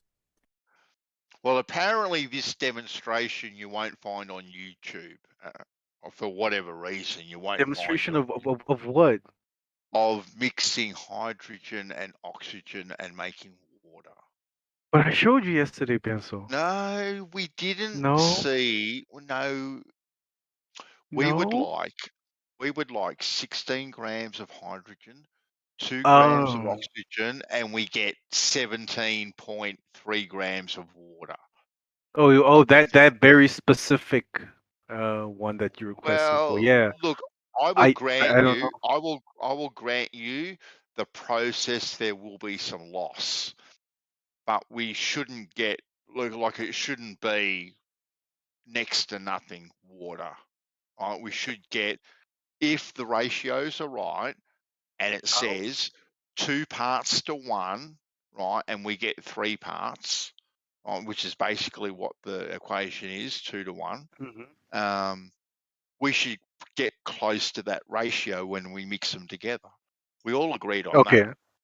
Yeah, Yeah, but we all will you at agreed. least concede that hydrogen and oxygen make up water? Maybe the ratios we still need to verify that, but at least concede that that's what water is made of. No? I will concede that that is what I've been told, Oh right? my God. And I'm never and conceding anything anymore ever again, then, if this is how it's and gonna be, like Benzo. I really don't have any reason necessarily to not believe it, all right? But I would like to see it demonstrated so it confirms it. And I think that's a But reasonable request. yeah, but it's not that you want to see it demonstrated. It's you want a very specific type of demonstration because it has been demonstrated to you, but you want something very specific, Well, the right? demonstration can be put down to a lot of factors, as we discussed yesterday, Nate. Like Condensation in the what? air, condensation But for but starters, but I right? think we proved that it's not condensation. Like you were unable to explain how it could be condensation, Benzo. We went through the whole matchstick and the whole egg thing, and then we spoke about light bulbs and like Hmm. you were unable to prove how condensation causes this. No, we did too. The atmosphere got sucked into the beaker, right, into a warm environment, it rose, it settled against the top of the beaker and caused condensation. We did discuss it in But great then where, length. but then why don't we see the water on the screen? You said apparently the water it's not on the surface of the glass. It's everywhere in the air. Like you weren't able to tell me where I would see this water condensing. Don't you Water remember, is Bessa? everywhere. It is everywhere, isn't it? Isn't it? Yeah, I don't know, man. I Right. strongly feel it's been demonstrated, but you have a Mm, very specific request which hasn't been shown to you. I agree. yeah. I just don't know who would do such a test, you know? You know, Yeah, Nate. You know, Nate. I trust you. I just don't believe you. Right? I We've understand. established that. We've established that, right? So, but I think it's a very reasonable request to see that ratio, right? Okay, yeah. Demonstrated. Like, and come on, you're a man. You're a man of science. Like, this is what you do. Like, wouldn't you like also to yourself to see it actually demonstrated that 2 to 1, 2 + 1 = 3? Wouldn't you like to Oh, see that? really? Oh, Really? really? You're not really curious at all? It doesn't really tickle my fancy, Ben. So I've already seen. I mean, I've put water and hydrogen together and added a flame to it, and then I got water. I mean, You got oxygen and hydrogen. So you got condensation. 100% you got condensation. condensation. So how come there was no condensation until I, added the flame? I could What do have you left it mean? there for 20 hours and there would have been no condensation. But the moment I added flame to it, boom. Oh Or yeah. even if it was just like a bulb full of air and I added a flame, no condensation until I start adding, Like, copious amounts of hydrogen, and then like boom, I we have. said, you created a thermal difference, right, in there, and then that thermal difference, right, helped to press the water up against the inside of the glass beaker, and it condensated together, forming Is it? water droplets. That's what happened. Boom. That's science, my friend. That's what happened.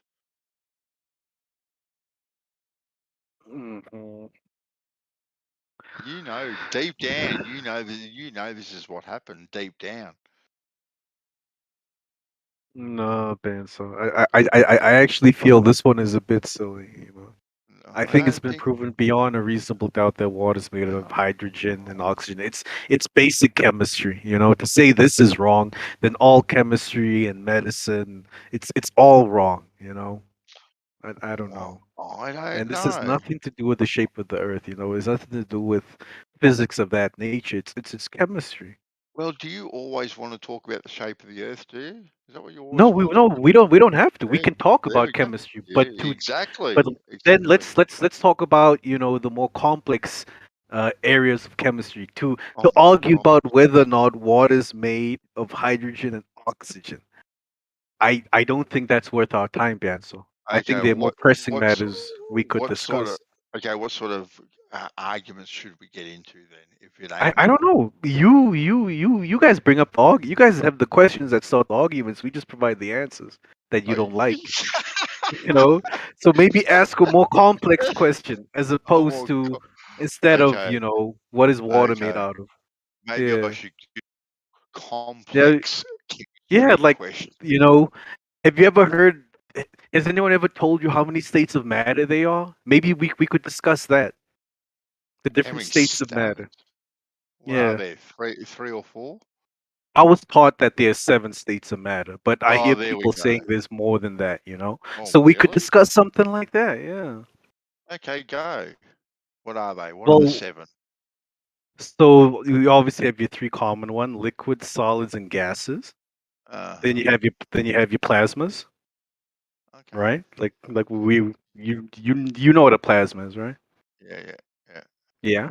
Then you have your gluon quark plasmas. It's a different type of plasma.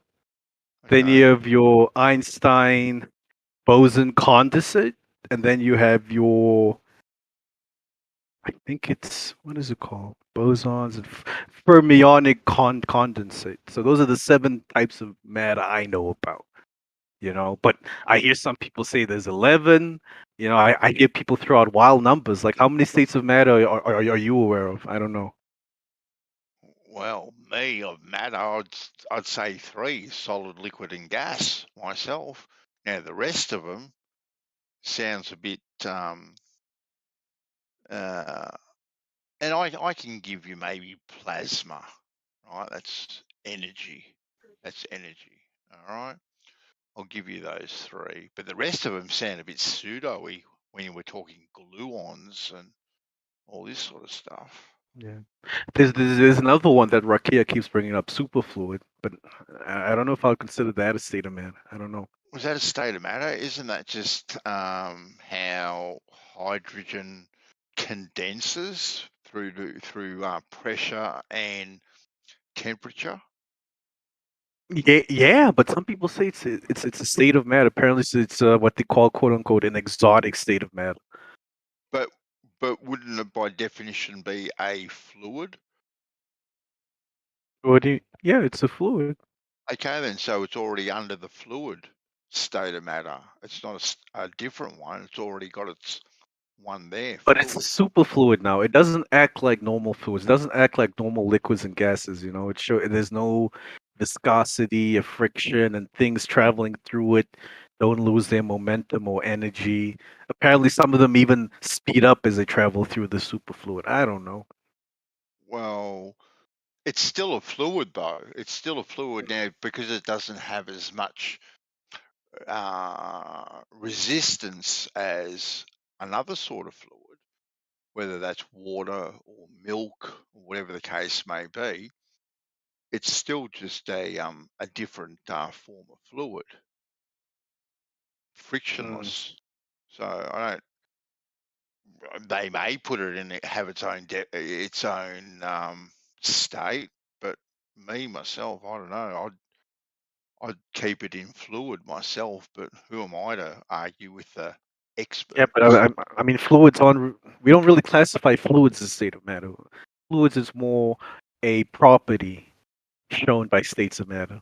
So we would Well, say gases and solids are fluids, but you wouldn't say fluid is a state of matter, would you? didn't you say solid, gases, fluid, and then you went on with the other ones? No, liquid. Liquid. Oh, Solid liquid. gases, Well, liquids, yeah. okay. Well, liquid. Sorry, Sorry, yeah. liquid. Liquids and gases would be Okay fluids. then. Cool. Well then, Yeah. to me, well, it's got its own state anyway. It's in its definition, superfluid, right? Fluid. So it's already in there. It doesn't need its own state. Yeah, It's but already apparently it's in its state. yeah, apparently the whole super thing makes it something special now, and exotic.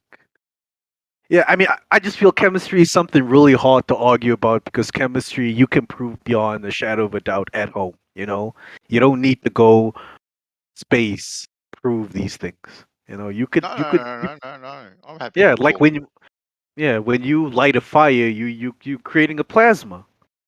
Yeah, You well, I'm know, happy to talk about superfluid if you want.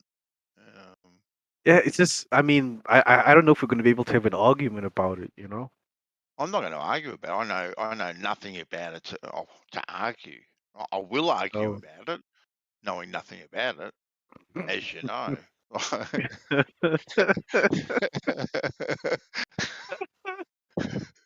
Yeah. But having said that, right, it Yeah. it does make a lot of sense, right? This this superfluid, like hydrogen and rising, Hmm. condensing, compressing, and stuff over our head, and that being the membrane between us and the stars. The stars are now within this superfluid as a sonar luminary, right? These things make a lot of sense, actually. Now we can do a star in a jar, which is in a fluid, right? So now we just have to put a star in a jar of superfluid, All right, see if we get the same sort of reaction. Now that'd be interesting, wouldn't it? Can we get a star in a jar of superfluid? That'd be a cool experiment. I just think if it was a superfluid out there, we should feel the heat from all of these stars. Then there should be Why? nothing stopping, because it's a superfluid bandsaw. It doesn't create friction. It doesn't, Okay. There should be there should be nothing stopping the heat or the radiation from those stars reaching us. You're assuming the So what? stars put off heat. Exactly what I was going to say, Ruckio. Like you're assuming the stars put off heat and not just light. Aren't they like ours? Oh, so you guys think the other stars are not like our sun? Well, they look nothing like our sun, do they? They do. It's just they're further away. No, they don't. Yeah, They look you're nothing assuming like that too. Yeah. You never looked at a star through a telescope, guys? Yeah, And I they have. and they look And nothing like the sun. Look nothing like the sun. Really? No. Based on what we know about light and things like that, I mean, it's putting off a lot of light, and we assume energy. Would you not associate a high temperature with that? Well, it no, could be like no. I have it light bulbs in my boat that used to be very hot. You couldn't even touch them, and then we switched them out, and these light bulbs don't put out hardly any heat. like And LED type of Yeah, light. yeah, LED. Yeah, exactly. They don't put out any heat at all, hardly. I don't know if you Right. can compare a light bulb to the sun. Really? Why What? I not? don't know. You're comparing a star to the sun. Why can't we compare a light bulb to Because the a star? sun is a star. Yeah, but No. that's what you've been taught. Yeah, I think you're the sun and the stars we no, see are different. that's what makes sense to Oh. me. Yeah, No. I'm not arguing that. I'm just saying it doesn't make sense to me. It looks totally different. It acts totally different. I can feel the heat, and then when you start telling me that when it gets further away from me, I feel its heat more. That doesn't make logical sense. So in my summertime here, my sun, although it's higher in my sky, is further away from me because of the tilt. Yeah, or it is closer to me. That's why it's higher in my sky, and it's warmer to the touch. Like I can feel it with my hand. At the same degree in the wintertime, I can't feel it with my hand, and it's lower in my sky, which would suggest that heat and light source and object in the sky is further away from me. And the countries, the continents that are further away from me, when the sun appears to get further away from me, it's their summertime. Like the sun is in between me and the other, like Australia. And in my wintertime, when it gets further away from me and closer to Australia, Australia feels the heat of the sun more, and the sun is higher in their sky. It's their Well, summertime. I mean, it just automatically makes me think that the angle of incident might have something to do with it. Yeah, sure. I'm just saying there's an alternative way, right? Yeah. At the very least, you have to say like when they say the sun is farther but yet warmer with the tilt, that's kind of suspicious. Why? Think about it. You have a campfire, right? Mm-hmm. You have a campfire.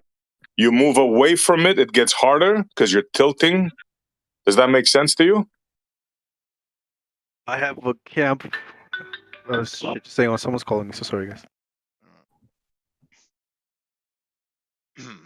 No, if you just move away from it, SC, you'll get colder. But if you move away and you tilt yourself, you'll get warmer. Exactly what they want us to believe. I mean, come on, man. We should have a "come on, man" button like that we press. You know, come on, man. Gio, you got to get on it, bro. ICM. And we have the president saying, "Come on, man."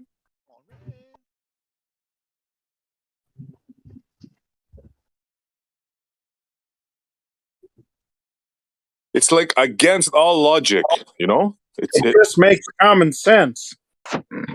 Yeah, yeah.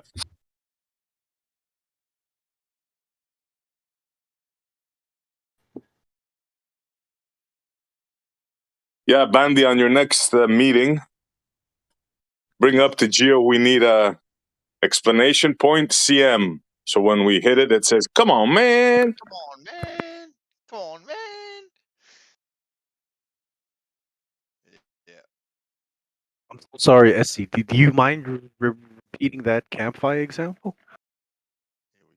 Yeah, sure. You're at a campfire, right? You're close to it. You feel the warmth of the heat. Yeah. As you go backwards, would you expect the heat to get more or less? Less, yeah. Exactly. So in the winter here, they tell us that the sun is closer to us, but because of the tilt, we get less sun. It's colder. It's basically angle, right? Yeah, Although yeah, we're it's the further. angle. Yeah, but yeah. But as you get further away from the heat source, because of the angle, you get cold. You get warmer. That's strange.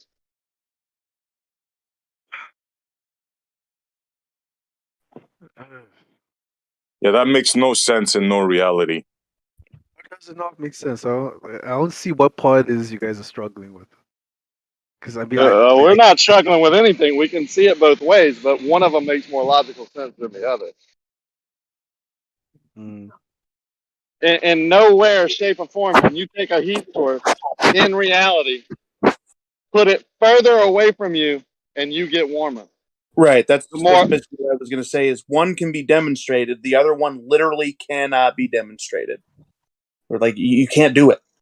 So it's like you can go ahead and choose to accept their story as good enough, but not everybody takes their words as good enough.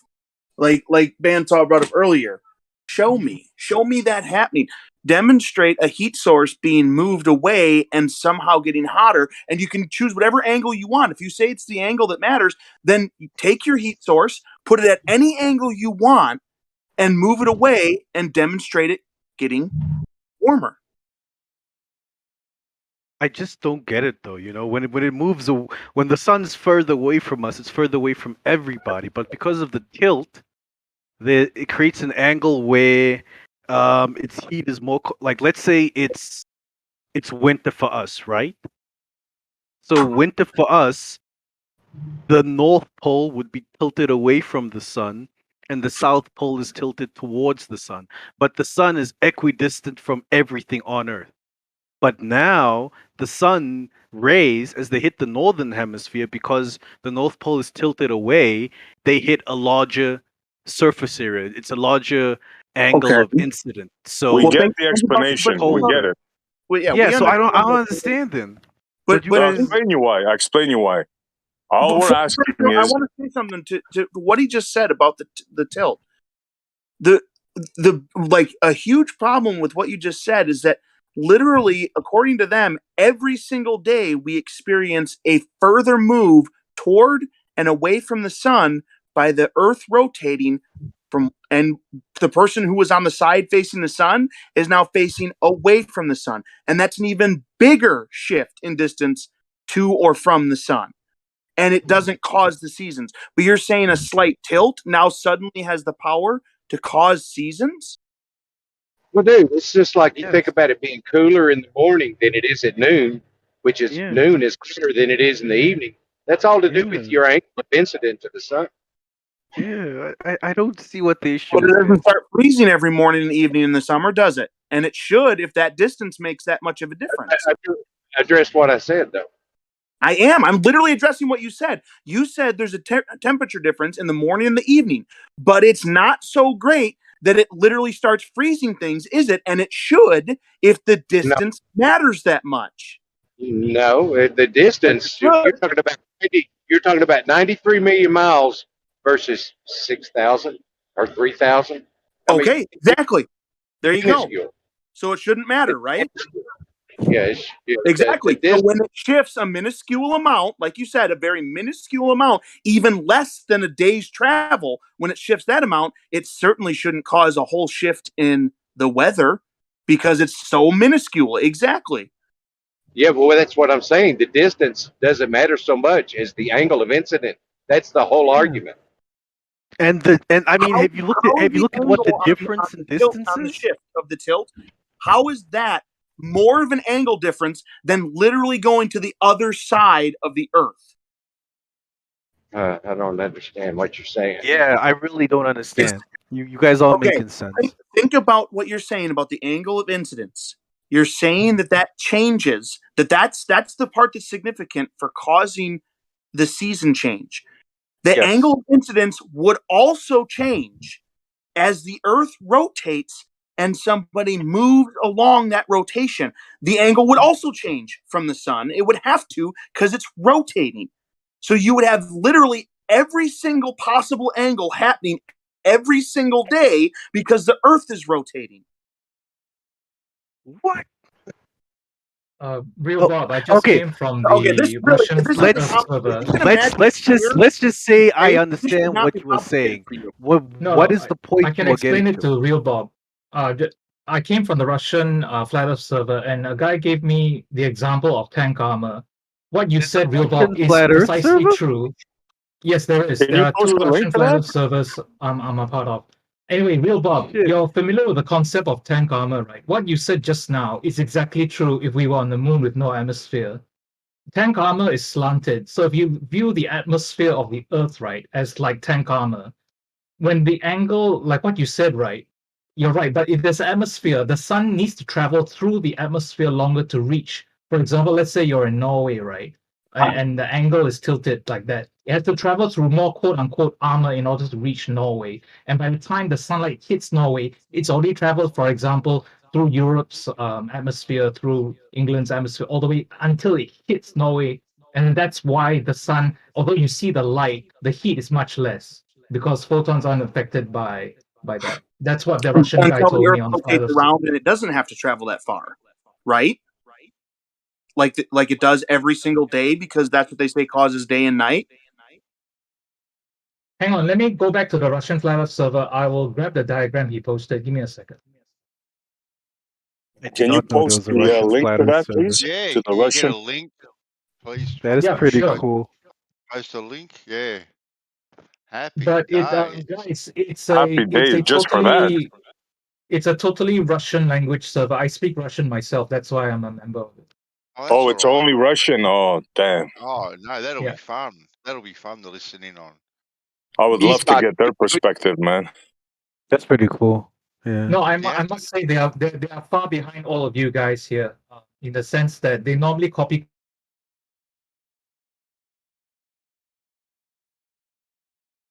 Did he cut off? Nate Oh, and I, man. we're gonna go over there. Yeah, but I mean, if they just so what are we gonna do? I'm sure they can speak some English, maybe a bit broken, but it'll be cool to listen to. Hell yeah. But either way, I was making basically a side point about the angle. The angle thing does not make sense if you consider what they claim the Earth does every single day. But aside from that, like I said before, just demonstrate moving a heat source away and it getting stronger, and this can all be settled. Then we can just accept, yes, it does happen. You just demonstrated it can happen. If you can't show it, you're just asking us to believe the words you've said without any demonstration or anything to back it up in reality. Yeah, but it should be easy. Get a heat source, get like a marble, comparable size, and tilt it and show like one side frozen and the other side hot in the middle, and that's it. It's over. We all go home. Well, it's all about explaining ideas, and we have to have these concepts in our head and understanding. It's kind of difficult to do actual demonstrations on Discord, but what he was talking about, the armor and a bullet, if you shoot the armor square 90 degrees head on, there's going to be great energy absorbed by that armor. But if you tilt that armor at a 40, if you tilt it at a 45 degree, you have much less energy imparted into that armor, and the bullet ricochets off. I mean, that's kind of the same thing. The problem is that every single day that angle would achieve every single possible angle, so that doesn't work. Otherwise, we would have a relationship every single day. Yeah, but what you're saying there, Bob, does not negate the concept. I don't yeah, it's changing through the day because of rotation, but I mean, so and if the angle matters, then that means on, it's going to have to change throughout the day. So it's cooler in the morning. It gets progressively warmer till noon, and it'll stay that way till about 3 o'clock in the afternoon. Then it gets cooler as the sun moves down. But Yeah. the angle obviously isn't, according to you, apparently important enough because it's not changing from winter to summer every single day, is it? Even though the angle that you claim is important is changing every single day. You're making a claim there that that the change should be more significant than it is, and that's not what I'm saying. You're the one No, saying that's the angle no, I'm not decides the saying that. season. I'm You not are saying. saying the angle decides the season, are you not? Yeah, the angle of deflection. You're talking about it being at a constant angle at noon in the wintertime versus summertime. The sun coming up and being nearly overhead every day through the summer. I mean, yeah, makes sense. So you are saying that the angle is what determines the season, correct? Yes, absolutely. Okay. If the angle is at every possible angle throughout the day because the Earth spins, then that means we should have every season possible throughout the day as the Earth spins because the angle is what determines it. No, right? you don't understand it then. That makes no sense. That is not It what does we make no claim sense. I happens within agree. our That is model. sense. Yeah, no, listen, the reason it makes no sense is because what you are saying is not what we claim happens within our model. That's why Howard and I are struggling to understand what it is you're even saying, because it has nothing to do with our model. I know that you don't agree that it should change throughout the day. I understand your model doesn't say that. I'm saying that there's an obvious inconsistency if the angle is the important part and that's what determines the seasons. And we know for a fact that every angle happens every day because of the rotation. It must mean either the angle doesn't make the season, or we should be experiencing every season every day as we hit every single angle. That is all you, buddy. That's nothing. I said all nothing. you. Yeah, it is. we can't It's even all me. argue I'm that. the one pointing it Yeah. out.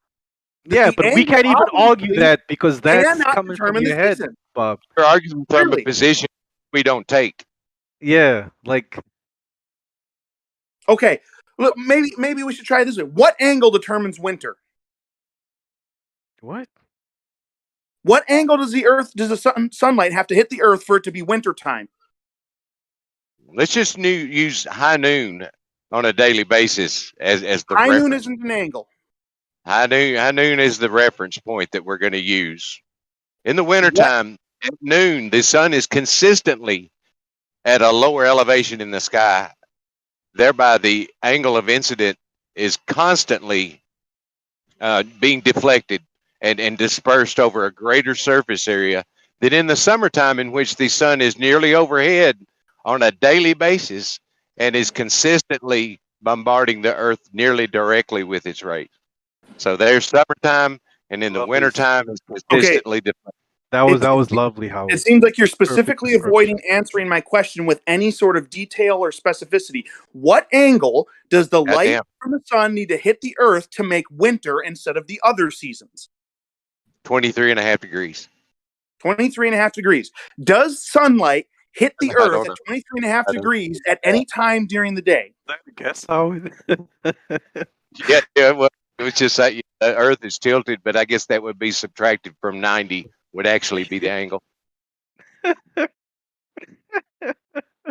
Sorry, guys, I posted the Russian Flat Earth Surfer link in the live stream text chat. Yeah. All right, thank you so much. All right, I found something that might be able to help, Bob. It's all in Russian though, Truffle, the whole server. Yeah, I already mentioned it's a Russian language only, so I speak Russian, so yeah. Truffle, are you Russian?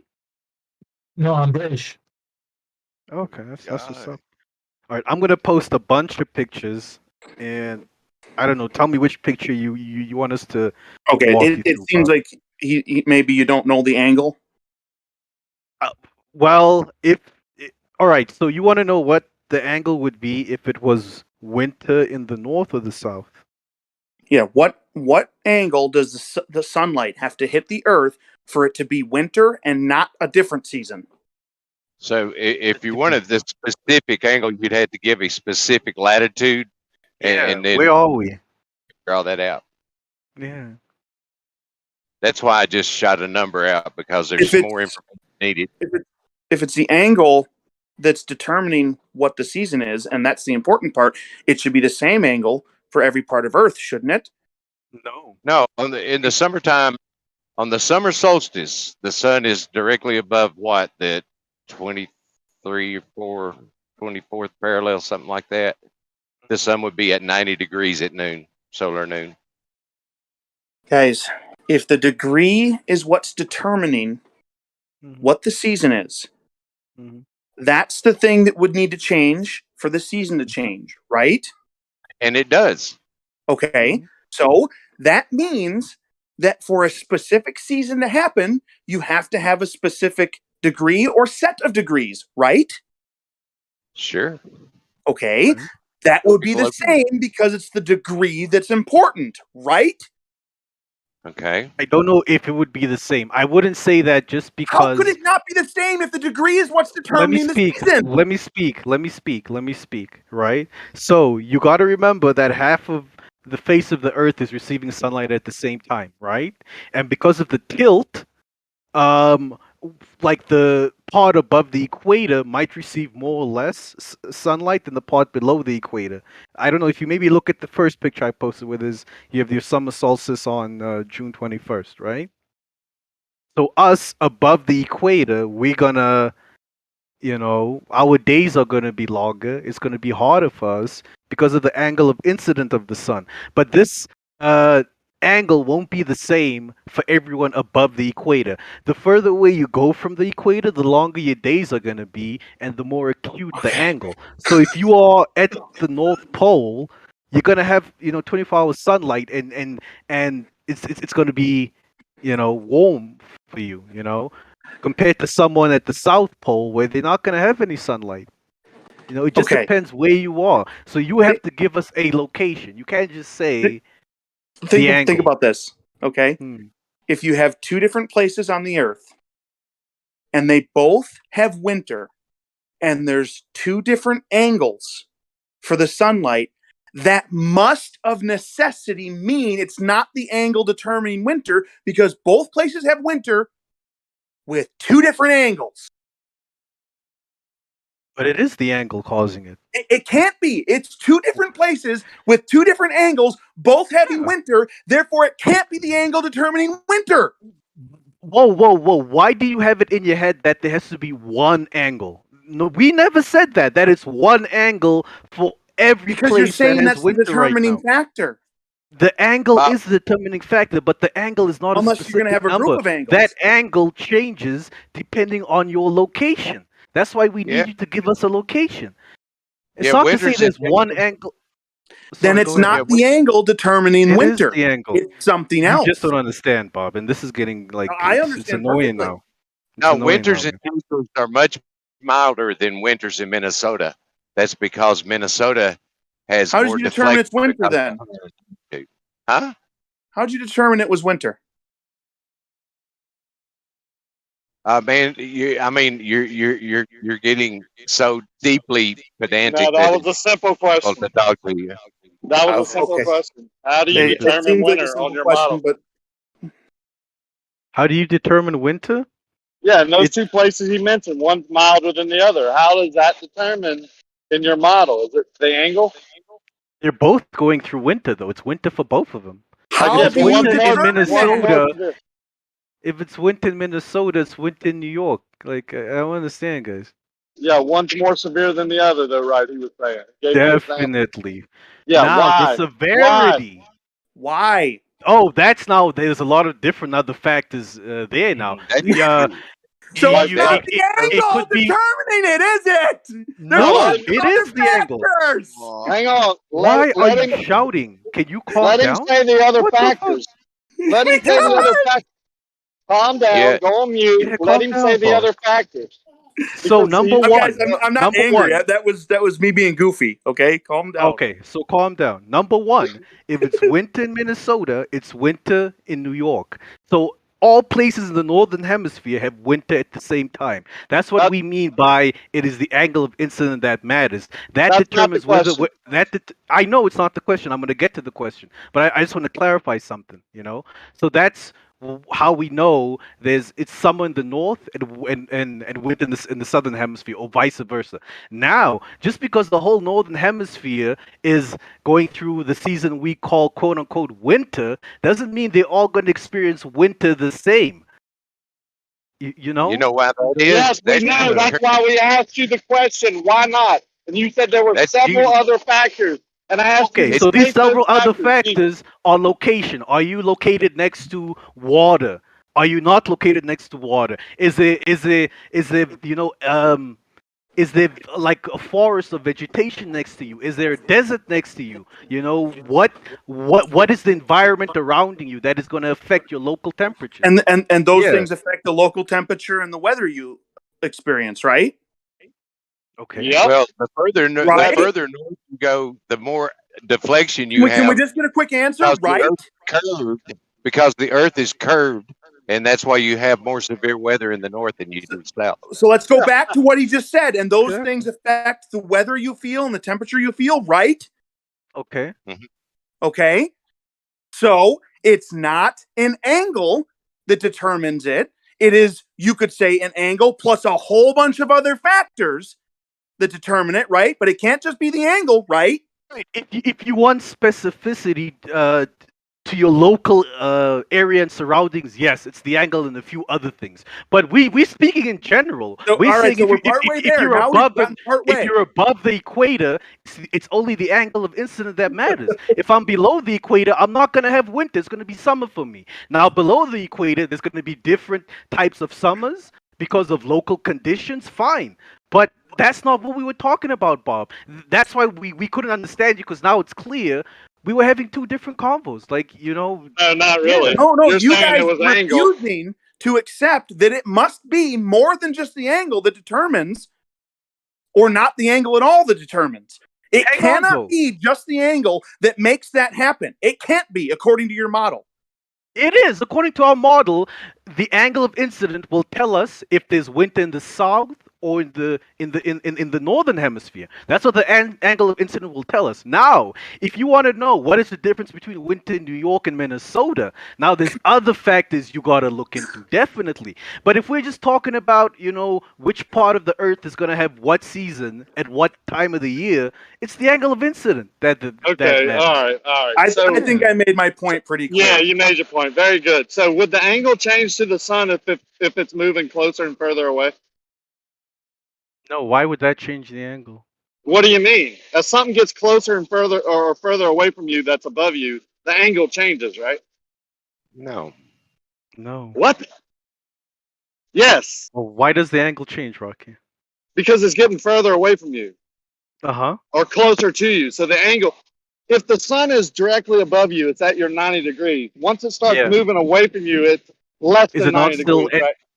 What? So if It's the out sun of is right up, nah, Rakia, that is totally wrong. If the sun is right above my head, it's a 90-degree angle. If it moves closer to me, it's still a 90-degree angle. If it moves further away from me, it's still a 90-degree angle. The angle only changes if it moves to my horizon. You know? Okay, so when it moves to your horizon, the angle changes, right? Yes, but that's not it moving further or closer away from me. Yes, it is. It could be. What? I mean, it has to be moving further away. If it's directly above you and it moves anywhere other than directly above you, it has to be getting further away. Yeah, if you don't mind me finishing. As it moves towards the horizon, it would be moving away from you because it's dropping in your sky. It's getting lower in your sky. That's what objects do that are above you. When they move away from you, hang on. Rotating. Okay, sorry. Yeah, or it's not, and the sun is moving away from you. So you agree, right? That if the sun is the one moving away from you, it would appear to get lower in your sky, right? No, if it's not the hang on, if it's not the you don't understand. No, let me answer you. If it's not the Earth moving and it's the sun moving, then when the sun is at my horizon, it just means the sun's going beneath us, and it's going to come back the other side. Further away from you. That's why it got lower in your sky, Dingo. That's perspective. That's how something above you that's moving away from you would act. And as it moves towards you, it would appear to get higher in your vision, in your sky. It's not. It's just how optics work, how perspective works. You don't agree with that? Hello, you don't agree with that? I don't agree with what You need to go learn what you're about saying, perspective. Rocky. Yeah, you're Not just at trying all. to Not deny. at You're all. trying to deny that there's an opposite way to view it. It's called cognitive. But Rocky, Yeah, you've got to introduce some bendy light or some kind Yeah, of we got crazy bendy weird light. stuff. Yeah, we got bendy Weird light. No stuff. problem. But listen, Truffle just gave a really good example how So we're moving kebabs and past that. rotisserie chickens cook. That's exactly what's Left happening lane, you with the sun. disagree with my argument? Yeah, a kebab on a rotisserie. That's a good example Yeah, of season. that's the perfect example. Yeah, that's how the sun Left lane, you works. disagree on a plane or where you live, not a stationary piece of land, and an object moving above you, say starting at your 90 and moving away from you, would it appear to get lower in your sky? Yes. Okay, so if that object is a heat source, let's say a heat lamp that's above you, and you can feel its heat when it's 9 degrees above you, as it moves away from you and gets lower in your sky and heads towards the horizon, would you feel less and less of that heat? Sure. Thank you for playing.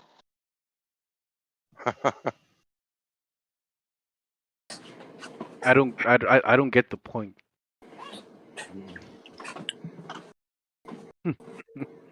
I don't know, guys. I don't know.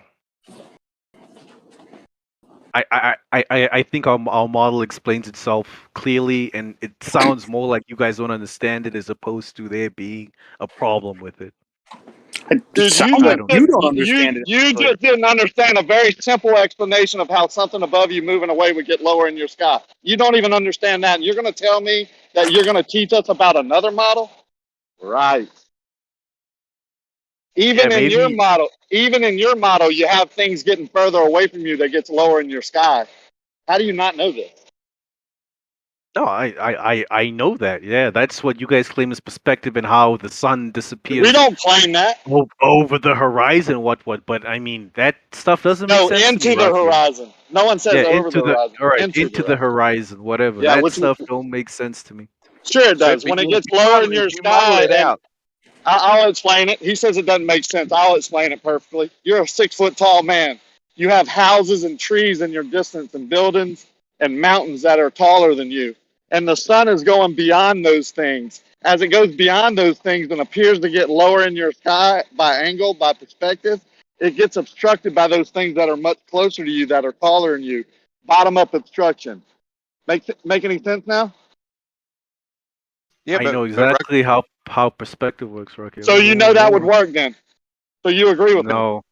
No. I don't think that's how the sun. I don't think you know how perspective works then. But if you model it out, Rocky, and this is just strictly modeling it out on a scaled model, a sun of that elevation at midnight to you, the sun should still be above the horizon according to what elevation? What elevation? I don't know what you're talking about. The sun should never set if you model that out with a 3,000 mile sun and the diameter. No, that doesn't matter. The sun can be however far above you it is. Once it goes far enough away from you, that's where perspective takes over. Anything above you, at a certain distance would set. But see, so what distance are you? What altitude are you putting the sun in the model that you just conjured up? I think 3,000 miles is what people generally do based on information they obtain from flat earthers. But I mean, so you kind of got to understand from our perspective, there's some wonky shit's got to be happening to cause the sun to set, because it doesn't appear to be that way. No problem. Based on the information that no problem. We got wonky shit happening all over the place. In your model, we got wonky shit happening at the horizon at every sunset. The sun actually has set already. Yet you can see the top of it just like you did the whole day, although it's already set. You just didn't see it set because it's loomed up. Every sunset in your model, wonky. Yeah, it is. Never is your sun, except for when it's at midday, at your zenith, is it ever in its actual position. Wonky. How much more wonky you want? Well, right, but we don't see wonky from, once it gets above the horizon, or, from that period of time until it gets near the horizon at sunset. we don't see that wonkiness through the day. I don't see wonky at any time. I see it going above me. In my winter time, it's further away from me, so it's lower in my sky. And it goes away quicker, so my days are shorter. And in the summertime, it's more high in my sky, so it takes more time for it to rise and set. I have longer days and it's hotter, closer to me. I can feel it. Put my hand up right now. And at the same degree right now at 10 o'clock in the morning, this sun is beaming hot. Like, it's extremely hot. And 1 month later, 30 days from now, it will be so hot you can't even be out here. But in the wintertime at that same degree, no problem. Stare right at it. Stay out in it all day. You know, you don't even feel the heat. The angle of incident, yeah. Yeah, that slight little angle change, huh? or does that angle change tell me why it's lower in my sky? When we know things are lower in our sky because they're further away? Yeah, it would. I don't know. I don't know about all of that. Well, you should learn about it, maybe. That. Yeah, maybe go investigate Yeah, it. Why would it be? Definitely.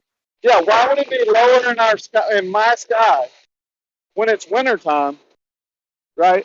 But be closer to me in your model? Because the rotating sphere is angled away from the sun in the northern hemisphere in the wintertime.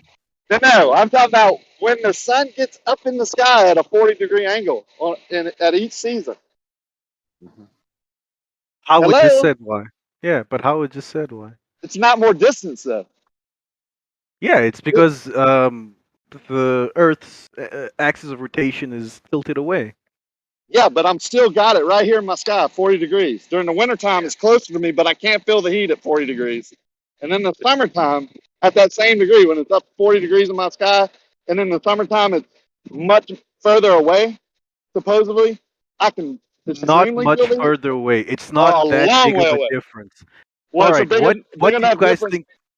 It's a big enough difference to make it lower in my sky in the wintertime.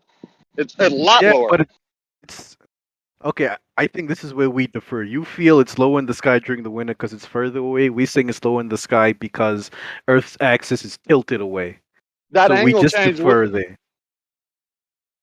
Okay, well, what about the heat you're feeling? The angle too? Or all the other stuff? The angle as well. The angle as well. So forget about the water and all that. Well, now your local locations, it's a different story. You'd have to start thinking about the water and yeah, definitely. But in general, when it comes to seasons, it's clear where we differ. You guys think distance matters. We say it's the angle that matters. Doesn't distance always matter? Not when it comes to seasons. So the seasons on your model is special where distance doesn't matter. Yeah. On our model, if Earth didn't have a tilt, we wouldn't have seasons. It would be the same in the northern and the southern hemisphere. Yeah, I get your model. I'm just saying there's another way. I see your model. I've been taught your model. Yeah, but this other way now, are you saying that's another way on our model or a totally different way it's where the Earth isn't a sphere? Okay, yeah, another model. Then that's where we differ. That's where we differ. We have two different models then. Yeah. You're not being able to see how on a flat plane with something moving above you as it goes away from you gets lower in your sky is scary to me. Maybe it's because I haven't been taught that model, Rakia. No one has shown it to me. Whenever I ask for it, I'm told we don't have a model. So it's hard for me to visualize something I've never seen or experienced. But if I've been taught the globe model my whole life, it's going to be easy for me to understand it. But when I ask you guys to show me this on a flat Earth, no one has it. So I mean, you should understand why it's hard for me to visualize this, right? It's never been shown to me before. Do you have a model, Rock, here that I could look at?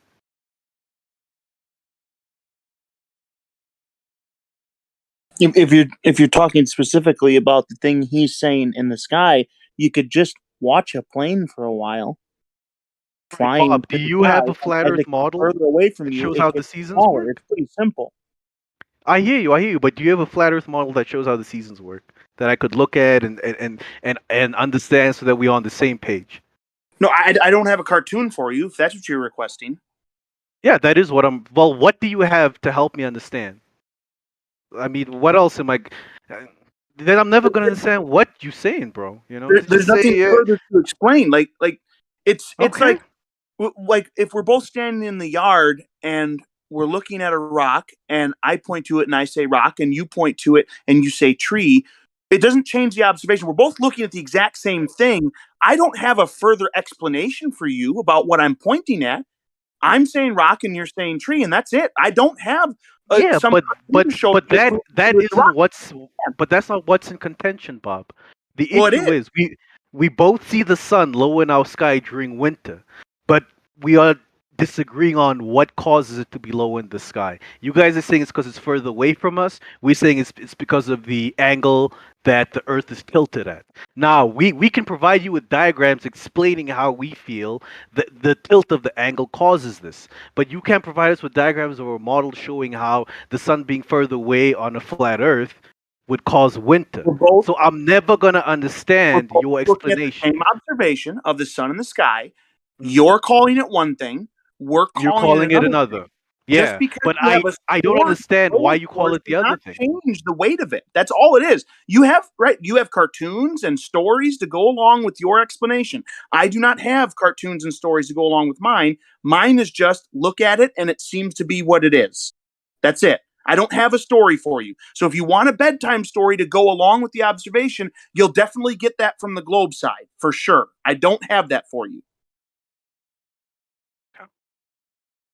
That's cool, man. Does it not make sense, Nate, that when the sun is closer to you, you will be in the summer, and then when the sun is further away from you, you'll be in the winter? No, that doesn't make sense, Ben. I Why? mean, like I said, it would Why? make sense if there wasn't a tilt, but there is a No, tilt. no, no, no. But what? Oh, But no, gross. sorry. Ugh. So the sun being closer to you hmm doesn't make sense that it We would would. be warmer in the summer, right? And then when the sun gets further away from you, it would then cool down, so you would have a winter. That doesn't make sense. If the sun was closer to us, it would be warmer for everybody, Ben. So that's what I'm trying to say. We wouldn't have this difference where it's warmer for half the planet but colder Yeah, for the other yeah. half. It would just be warmer for all of us. If it was further away, it would be colder for all of us. But that No, isn't what no. seasons are. Seasons are when there's this separation in general weather patterns between different Yeah, hemispheres and parts of the sun.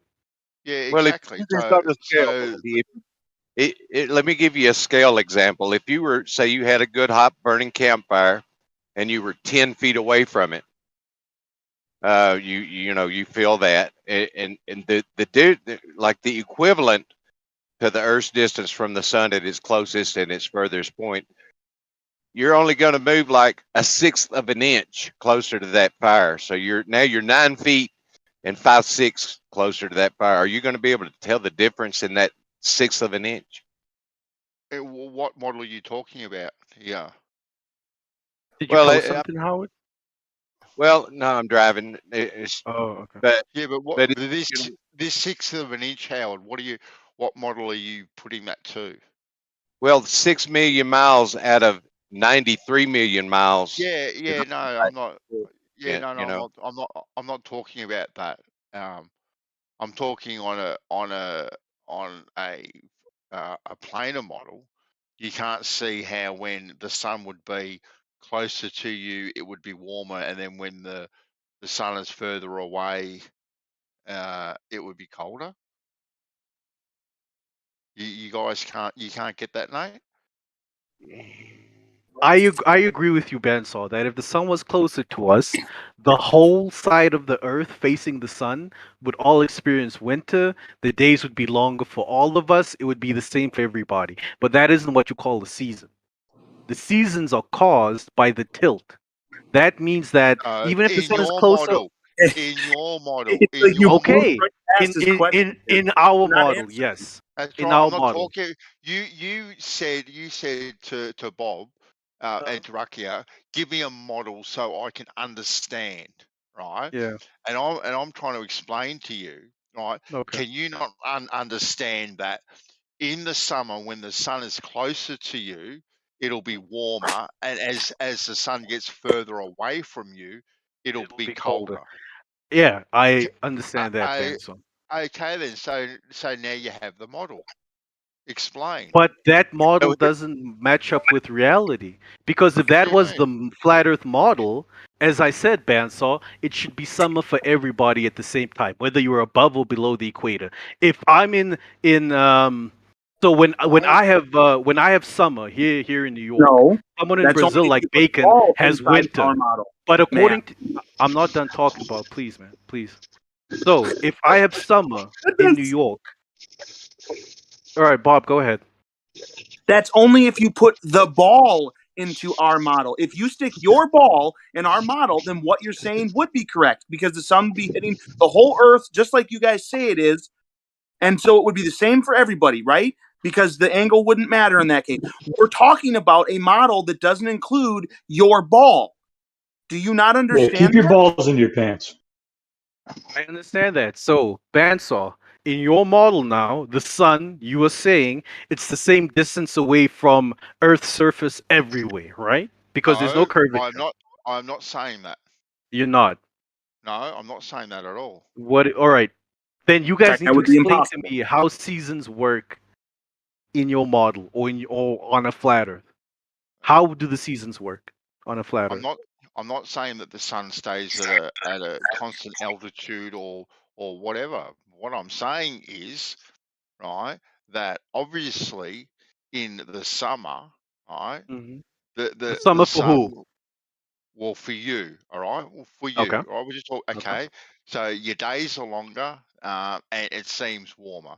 So it makes logical sense, right, that the sun is a little bit closer to you, all right? And then, right, it slowly moves away from you and it starts to cool down. And now you start to have your seasons transforming from summer to autumn, to winter, to uh, autumn, winter, spring, and then back to summer, right? And So the reverse happens here. Okay, then now the sun gets closer to us, right? On the outer part, right? It's moving closer to us, right? And we now start to experience our summer when you have your winter. So I think it makes pretty logical sound sense to not really, say, not really. But well, right, let's go into details now. From my understanding, from what I've been told, the sun is following a fixed circuit, a fixed circumference over the flat Earth, right? Or wrong?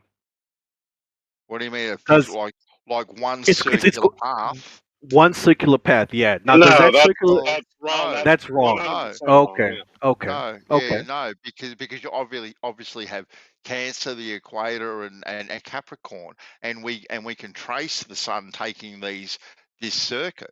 So it doesn't take the same circuit all the time. All the time. So so the Okay. sun obviously is moving closer and further away along this path of Cancer, Equator, and Capricorn.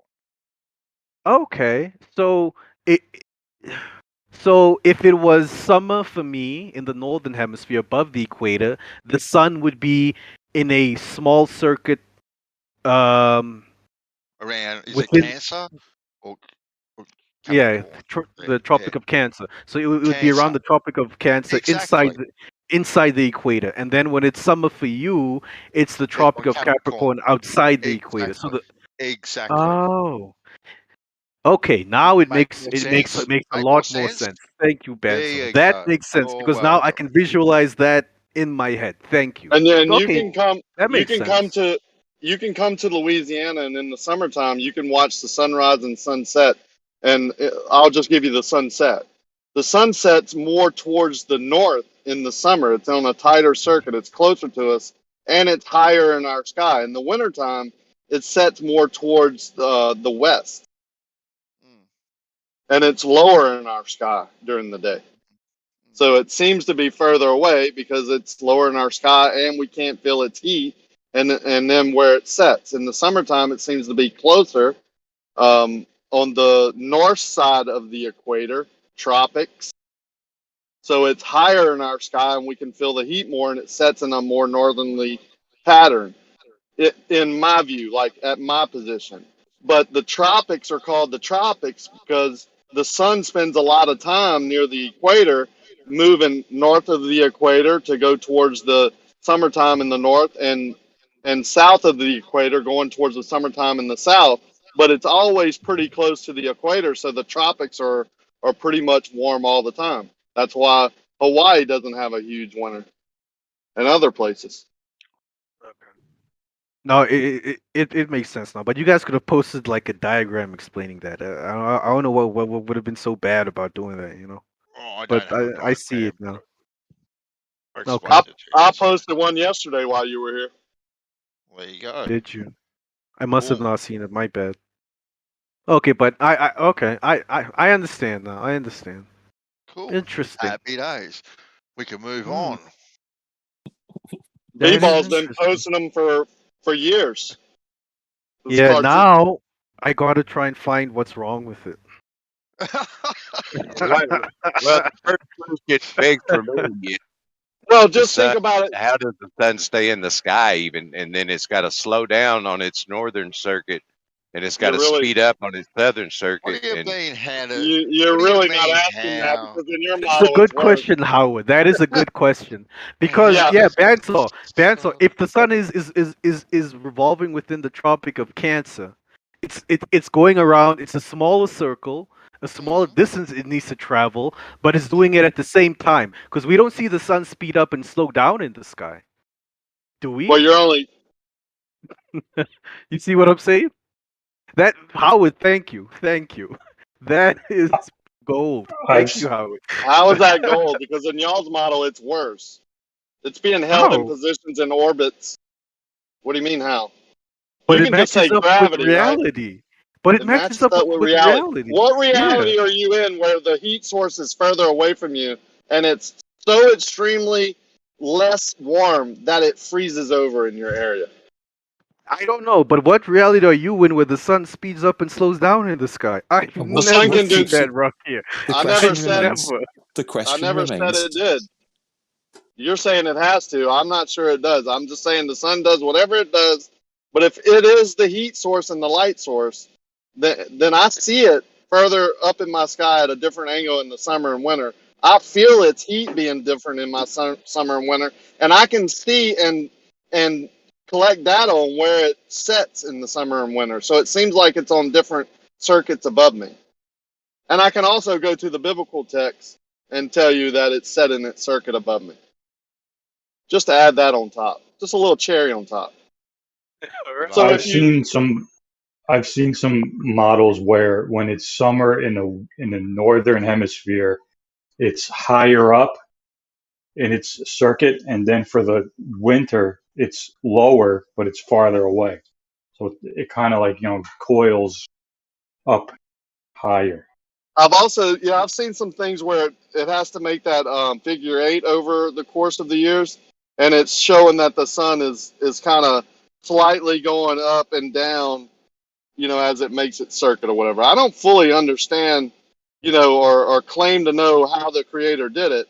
I'm just saying logically to me, my heat source and light source, I can logically deduce how it's closer to me, further away, higher in my sky, lower in my sky, setting in different spots in different times of the seasons because of what I know about perspective and things like that. That logically makes sense. How it works and what's holding it up there, that might be things we never know. I think it's a superfluid. It's an object set in motion in a superfluid. It's never going to stop because it's frictionless and it's held in its path by electromagnetism. But, call me crazy.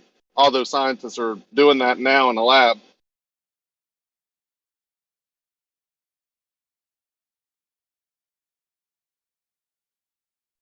Oh shit! The only trouble with that is that perspective makes things get bigger and smaller as they come closer and move away. Unfortunately, that doesn't happen with the sun. Yeah, things within our atmosphere, like, physical objects inside of our atmosphere, but not these, whatever the sun and moon might be. Those are obviously two different things. They're mysterious, right? How perspective isn't mysterious. But Well, yeah, perspective actually, isn't a mysterious thing. It's a known thing, regardless of what those things are. Are a you while saying that ago, they the would have guy to was actually get bigger? denying perspective.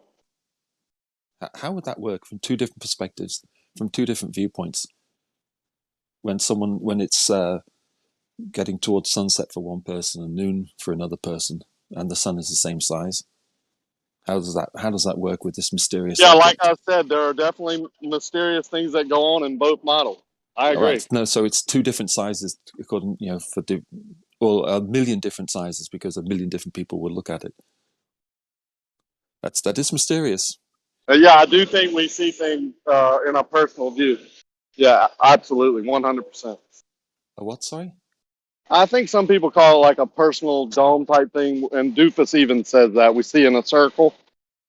So yeah, I think you would see celestial objects, especially light, in different positions. That's also been shown. Like if you get two people to point at a light that's behind like a sheet or something, they'll point to two different positions depending on what position they're in.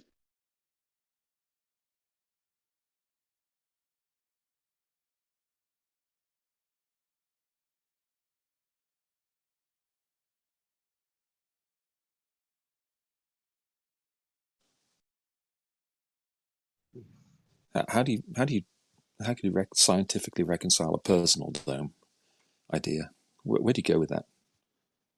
That's what I'd like to know. What? A personal dome. Where would you even go with that? I just explained to you how two different people in two different positions can point to a spot that they think the light is, and it's two different positions depending on what angle or what position they're in. I just told you that, and You it got just told me real. that, but that's not true. That happens. You can do it yourself at home, and it got real Give myself quiet. I could look at the TV, and then my wife can look at the TV. We're both looking at the same TV. That's not what I said. said. That is not what I didn't mention anything about a TV. Okay, Thanks for playing, though. It just doesn't make any sense. Explain. Let me repeat the same thing over again. No, don't repeat it. Explain it. Yeah, I'll repeat it because you didn't hear it the first time, and I'll prove to you weren't listening or that you're just obfuscating on purpose. Well, it didn't make sense the first time, so it didn't make sense the first time for anyone in the room. Repeat something that didn't make sense. Yeah, you can take a sheet, put a light source behind it, and have people on the other side point towards where that light source is to them, make a mark, and it's going to be in two different positions. Don't you agree with that? We understand that. Oh, okay, good. I'm glad we agree. No, that's not that. Yeah, that's not that. It's not understandable in that sense. But if you're looking at an object in the sky, is there a sheet between us, or what? Is the sun in the dome atmosphere. or not? That's the question I have. The sheet is representing the atmosphere. Smart guy. Yes. So is the of course, Okay, so is the sun inside the dome or outside the dome? Don't know. You don't know? No, how would I? Exactly. How? There's so many unknowns.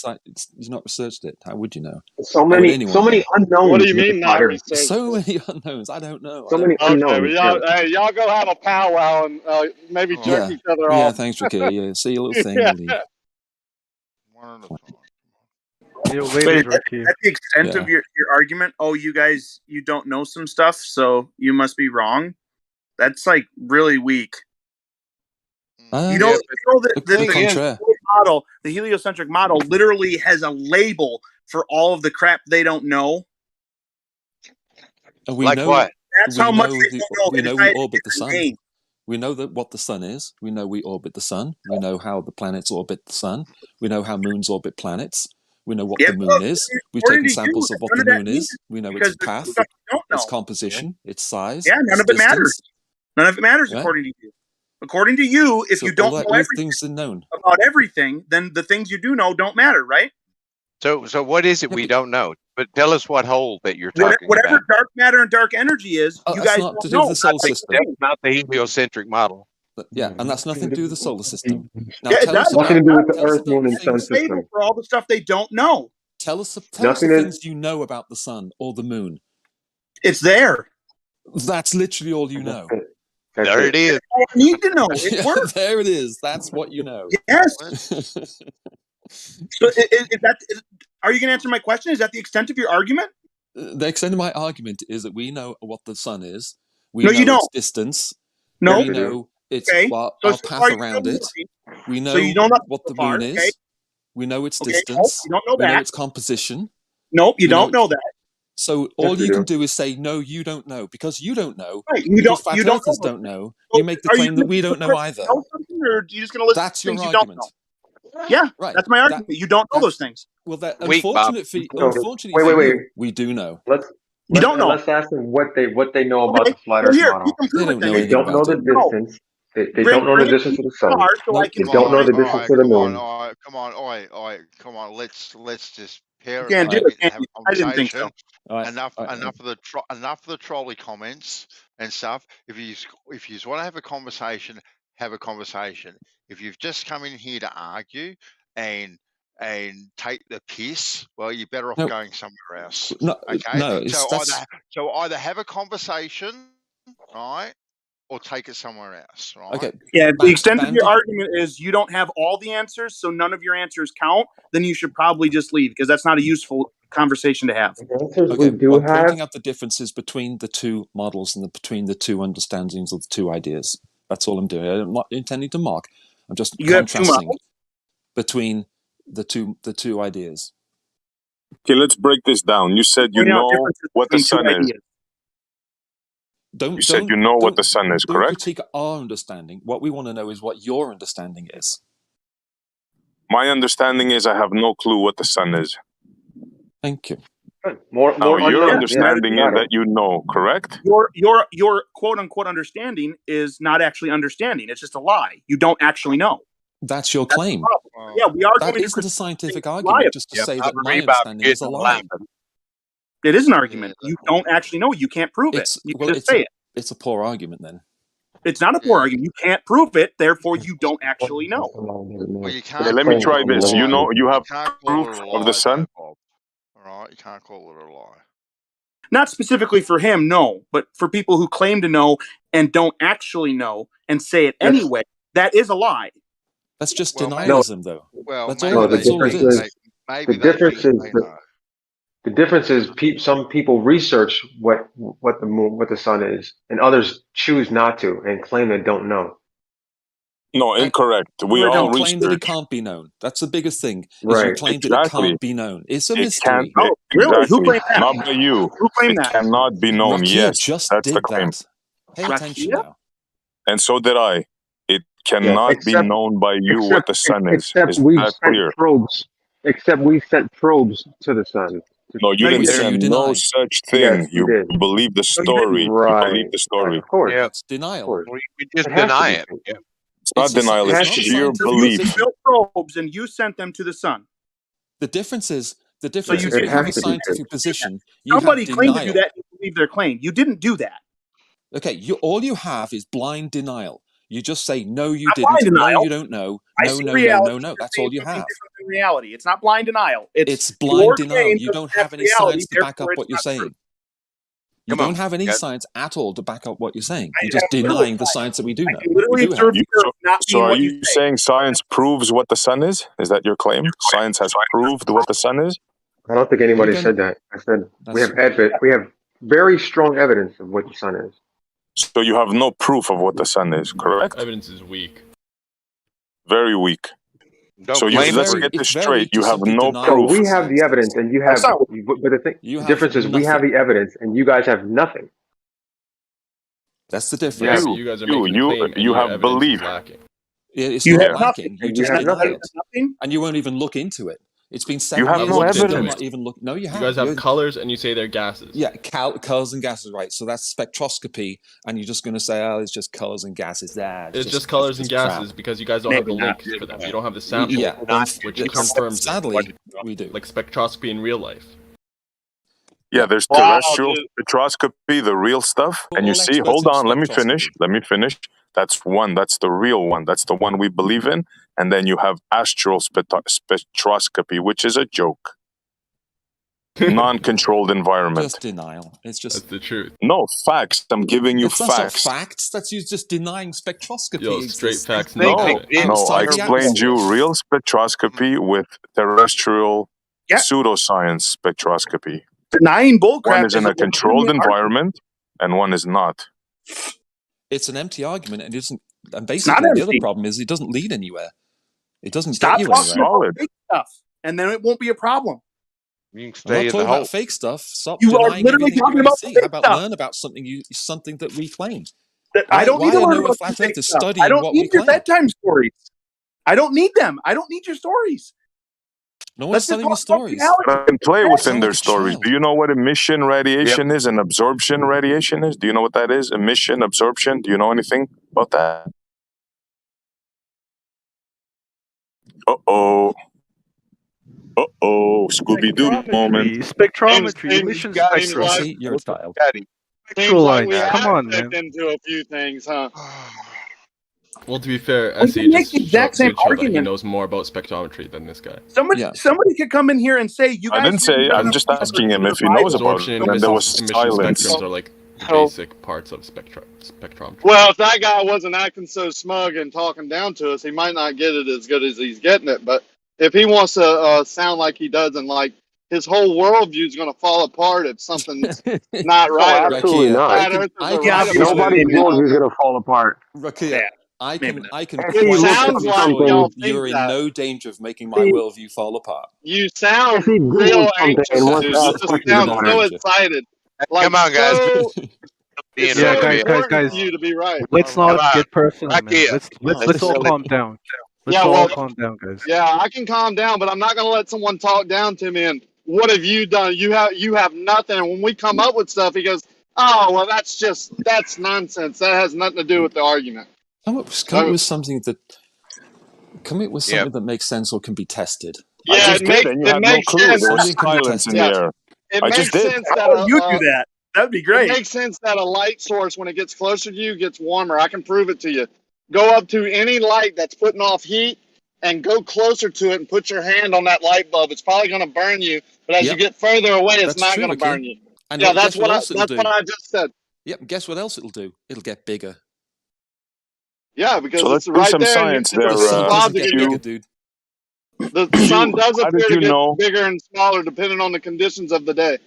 Put that same light, put that same light in the refraction on the atmosphere. horizon distorts Yeah, things. y'all can't let me finish because you know the atmosphere can affect it, right? I mean, Yeah, y'all it's the yourself horizon. say it does all kind of wonky things, and then tell me it doesn't get smaller or bigger. Well, yes, it does I on told certain you, days. but I had the caveat on that, Rakia, that at the horizon, in severe refraction does alter the appearance of the sun. But once it gets above the horizon in the morning or the evening, it doesn't do that through the day. Yeah, because in your view, it's not getting that far away, and it's in an atmosphere that's not as dense, or not. It's not affecting it as much, or it's affecting it just the right amount. But when it does get to that dense layer, it does appear to change size. So that means that proves it right there that the atmosphere can make the sun appear different sizes. Right, left lane? It distorts it. That's all I'll Different say. shapes, different colors. Not anywhere everything. close. It doesn't get larger or smaller. Not anywhere close to the amount you'd need to make flat Earth work. So now it does get larger and smaller due to the atmospheric conditions, but just not enough Within for about it to be. %, that's nowhere near enough, dude. That's not what I'm talking enough. about. That's not what I'm talking about. I don't know where you got a percent from. You making shit up now? Yeah, I don't need to be accurate. Still in more this than zero. conversation. Like It seems like it. It seems like you are. Well, how much bigger does it get then? Exactly how much it does. How much bigger does it get, Ricky? Sometimes it doesn't appear to get bigger at all when the conditions are the right way. And you've Sometimes measured it. You got scientific evidence you could show us. Yeah. Sometimes it gets bigger. It appears to get bigger and smaller. Sometimes it appears to change shape. Measure that. It doesn't mean it actually changed. Yeah, it doesn't mean it actually changed shape. You don't measure that shape because you know the sun isn't that shape. You don't know shit. How about You you have no how about idea. you show us the scientific if you're looking of a thing getting further away and giving more heat while it's further away? How about you show us that first, and then we can talk about the sun and what shape it is, okay? No, Bandy. let's talk about your model. We have how it works on your model. We have established that no one knows nothing. Can we try and have a conversation in good faith? Right? Let's lose some of the testosterone that is being thrown around at the moment. All right. Okay, fine. All right. So let's have. We were having a perfectly good conversation for most of the night, and then all of a sudden, right? What changed? Yeah, well, Let me ask you what changed. Let me ask you what or who changed, right? No. Yeah. Yeah. I don't think anybody earlier was talking down to anybody, and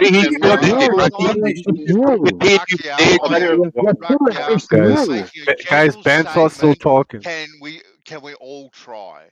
Right? Yeah. It's directed at everyone. Now, I'm not saying that you change, Rakia. I'm not saying anyone else. I'm saying let's all just try, right? Instead of being so adversarial. Now, these guys that want to come in and go, you don't know anything. Well, maybe why don't we have a conversation about let's try and put our thinking caps on and let's try and get this model to work as well. Because we know how our model works. Let's try and get your model to work. Maybe have that sort of conversation, perhaps. I think that's what I did with the sun getting closer and further away. To get back to the conversation, that's what's on the table right now. Rakia has made the statement that when a heat source gets further away, it gets cooler. When it gets closer, it gets warmer. That's what's on the table. Now, if somebody has a demonstration to give us indicating that that is not always the case, and sometimes you can get closer and get colder, then that's fine. Please demonstrate that to us. That's what's on the table. Yeah, I asked that 2 hours ago. Yeah. Yeah, I just illustrated, a thought experiment. The equivalence of the Earth's distance from the sun, and it's variable. It gets about 6 million miles closer and 6 million further away or whatever. It's like standing 10 feet away from a campfire and moving about 1/6 of an inch closer. Okay. That's equivalent of how much closer the Earth is to the sun at its All right, closest point. and shifting your weight from one leg to another a little bit is the equivalent of about how many degrees you'd have change while you're sitting that far away from the campfire, and it doesn't change the temperature enough to even notice, basically. So that gives you your argument summer and winter. apart there. So, do you have a demonstration? Yeah, I can give you a demonstration. Well, guys, maybe we aren't interested in talking about the globe model. Right? I think a lot of us actually have a pretty good idea on how it works, right? Whether it's with kebabs or whatever examples, 1/6 of an inch. You know, I think a lot of people here have a pretty good idea because we've heard all these examples before. Maybe we're not interested in talking about that. That's fine, yeah. But I can give an example where you get closer to a heat source and it gets colder. And this isn't about the globe model or anything, but it's something that happens to us every day in real life. The higher up you go into the sky, the colder it gets. That's why there's snow on mountaintops, you know. But you are supposedly moving closer to the sun, aren't you? Yeah, but there's an pressure is explanation the for thing. that. We don't deny pressure. Yeah. Okay. And not only that, there's an And also explanation thermal for that. mass. When the sun radiates on the Earth, right, it creates heat near the bottom. That's obvious, right? So there's a logical, practical. When you go higher, it gets colder. Yeah. Yeah, thermal mass. Yeah.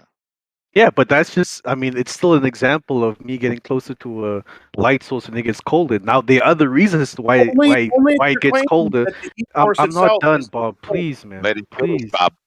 Please. Now, there are other reasons as to why this happens, and you guys gave them. That's fine. But, I mean, I think I still satisfied Rakia's question. But you did. That doesn't change. Explain to you. That doesn't change the fact of the shape. That can work on either model, right? Okay. Like Bansaw said, we're not talking about models. Rakia's I am. Okay. Here's why you didn't. What you're saying is if we went ahead and put a freezer next to the fire and you stepped inside the freezer, you will have gotten colder when you got closer to the fire. And so that means that it works. That's not at all what we're talking about. Okay. We're talking about the heat source itself giving off less heat to you as you get closer. Can you demonstrate that? I don't know what you just said. I heard like half of that because someone was clipping you and laughing at you the whole time. Okay. I didn't hear it, but about half of it. Let's try this again. You didn't answer Rakia's question. You didn't meet the requirements. Your example was the same as putting a refrigerator next to the fire, and then you saying if you go step inside the refrigerator, you'll be colder but closer to the heat source. That doesn't actually answer the problem, because what we're discussing is the heat source giving you less heat itself as you get closer. Can you demonstrate that? So I thought the example I gave demonstrated that, but if you feel it didn't, let me put my thinking cap on, man. Yeah, it didn't have anything to do with stepping in the freezer box either. Yeah, it does. Yeah, when you rise up, we're talking about when the sun gets closer to you, and if it is getting closer, or a heat source is in a wider circuit around you, you're not going to feel the heat as much. It's going to be lower in your sky as if that same source with the same conditions in the same atmosphere, whatever it's doing, gets closer to you and is higher in your sky because it is closer and you feel the heat more. It's called summer. Okay, but now you are adding more qualifications to it, the environment. Yeah, because you didn't this, seem that, to and the third. understand. All you said in the beginning, Rock, here, was show me an example where you get closer to a heat source and it gets colder, and I gave you that. Now you're adding a lot more to it, Like No, I didn't said that exactly. That's a lie. It was very general. You're lying. Didn't understand what he was saying. You Yeah, I clearly said the same misunderstood. thing like 5 times earlier. You seem to think that if you put a refrigerator next to the fire, that somehow solves the problem and answer the question, and it doesn't, unless you're going to argue that as you get he's taking one little piece of my argument. He took one little piece of what I might have said. I don't even remember saying that, and disregarding how many times I've said the same exact thing over and over again, how the model that you want to call, if the sun is the heat source and light source, I'll say it again. As it gets closer to you, it's going to get higher in your sky.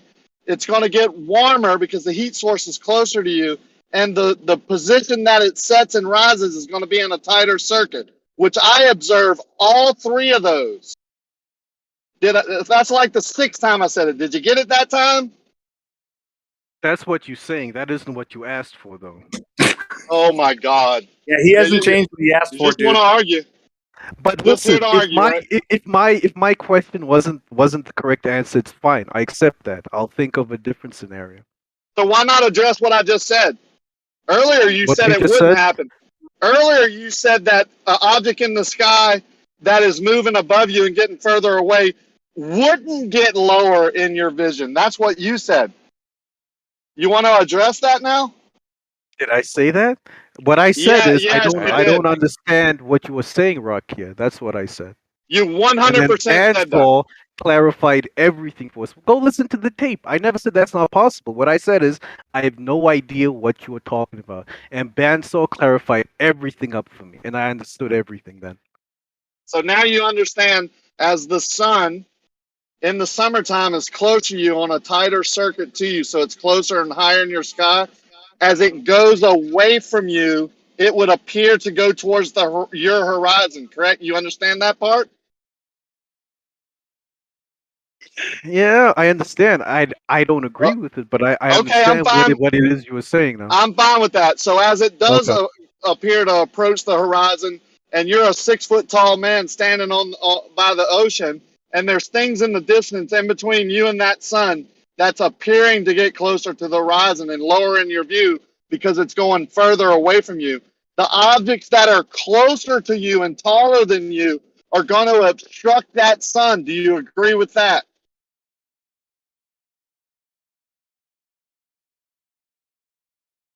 Yeah, I agree. Objects in the foreground are going to obstruct objects in the distance.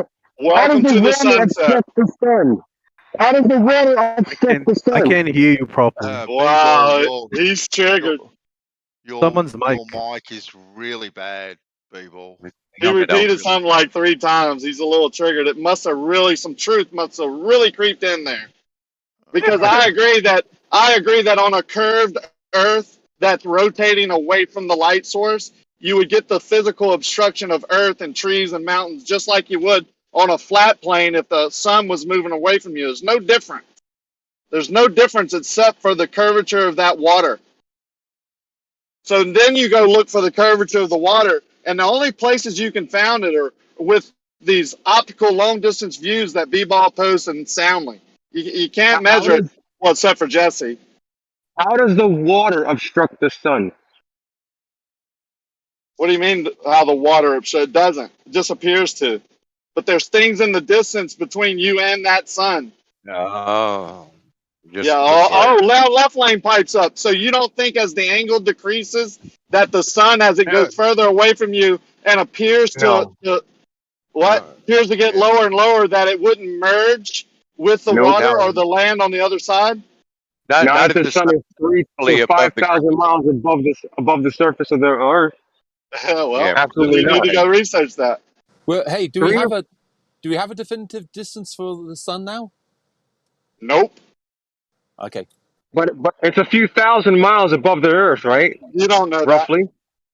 Why? It can't be. Oh, so but we know it's not 100 miles, right? You don't know that either. We know it's not 50 miles, right? You know nothing. You don't know anything. First, you got to see if the sun is an actual physical object that you're seeing or if it's a projection. Then you got to figure out if it's just for you, your own personal position, apparent position, which even in your model it is. So I don't know why y'all laugh at that. Let's go with projection. Let's go with projection. How is that projection creating heat? What do you mean? Things can be magnified through a glass, right? So if what's above us is a glass, like a crystal-like dome or whatever it may be, and the shape that it may be in, it could do all sorts of things. So it's outside the dome? Dude, I know this is y'all's generic question to try and get a gotcha. Nobody knows what the sun is doing or where it's at or what it's in. Nor do you. There's a lot of unknowns, though. Why is there so many unknowns? Which means you can't make a claim that you know. That's the whole point. With respect, it is insulting if you claim that we don't know things. If you don't know what the sun is, just say nobody in flat Earth knows what the sun is. That's totally in the future. Just say flat earthers don't know. We don't claim to know what the sun is. That's totally fine. But you don't know either. Thanks, buddy. But don't say that we don't know because we do know. Thanks, buddy, for trying to tell a grown man what to do. Try again. No. Yeah, I'm my own man. I'll do and say what I want. Yeah, it is a great point. If he wants to go with his theoretical model, I'm fine with that. I don't tell him what to do. I did say, you sound like you're respectful. Yeah, but you don't know. Seriously. You think I'm a flat earther? You think the Earth is flat? Yeah, you think the Earth is flat. Don't deny it. No, I do not. I think water is behind this level. Okay, you can't even commit to your own model. You can't even commit to saying you're a flat earther. I'm not a flat earther. The Earth is the land only. It's not flat. Don't we need that flat baseline, though? That's water. Water is your flat base. It's called mean sea level, flat, horizontal, not curving. Okay, so the Earth is flat then, right? The water is. The Earth underneath the water is not flat. I promise you. The abyssal plains are, but most of it has caverns and mountains. How can you get to a point in your argument or your beliefs where you deny your own beliefs? I'm not denying. It's not a belief. I know the Earth is not flat. I'm looking at unflat Earth right now in front of me. I can measure it. That's just with the same tools. No, it's not. I have the same tools in my truck. No, if you would listen and shut up when someone's trying to tell you something, you might learn. I can take the same tools right now. I can take the tools out of my truck right now and measure how the Earth isn't flat. Take that same tool over to a body of water and measure how it's not curving. In the same method, same tool, with the same accuracy. Yeah, you just be doing it wrong then, because other surveyors have already measured it. Right. Anyway, go get stuffed, Babs, for starters. Everyone just calm down, all right? Raki, can you stop shouting, man? I know they're trying to trigger you, trying to label you and all that sort of stuff, but try and do a little bit. I know what I know what they're trying to do, mate. I know what they're trying to do. But Bandy. Come on, mate. right, Bandy, with all respect, sir, I'm not deliberately trying to goad anyone or get anyone mad. Yeah. What the issue is that in Flat Earth, no one will commit to anything. They won't even commit to saying they're Flat Earthers sometimes. What are you talking about? If he doesn't want a label, right, that is his prerogative. I'm a globe right? earther. I just committed. Well, that's fine. I'm a heterosexual guy. Why would I not Yeah. want the labels? Yeah, you're If he lying doesn't- about me then. If he Then doesn't I've want committed. to, right, Okay. he doesn't have to, right?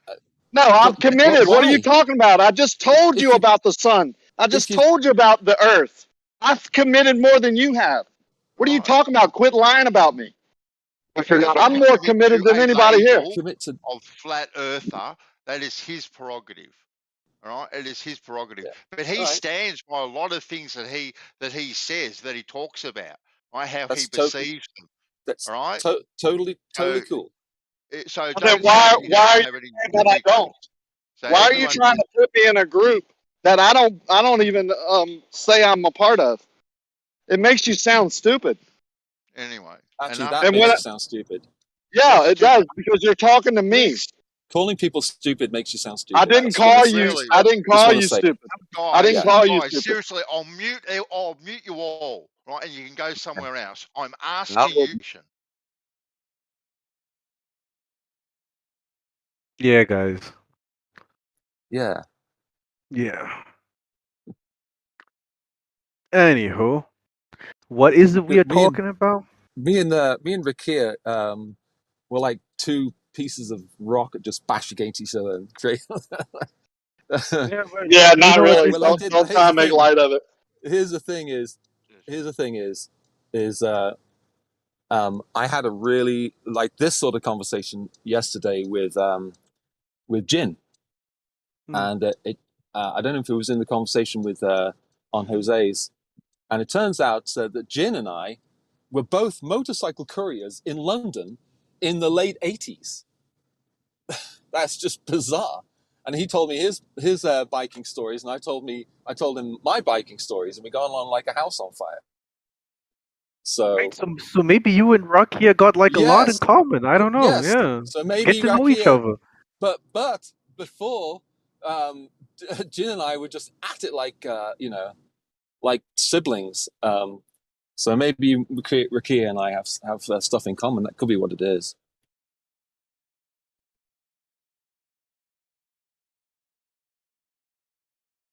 Or not, I don't know, just saying.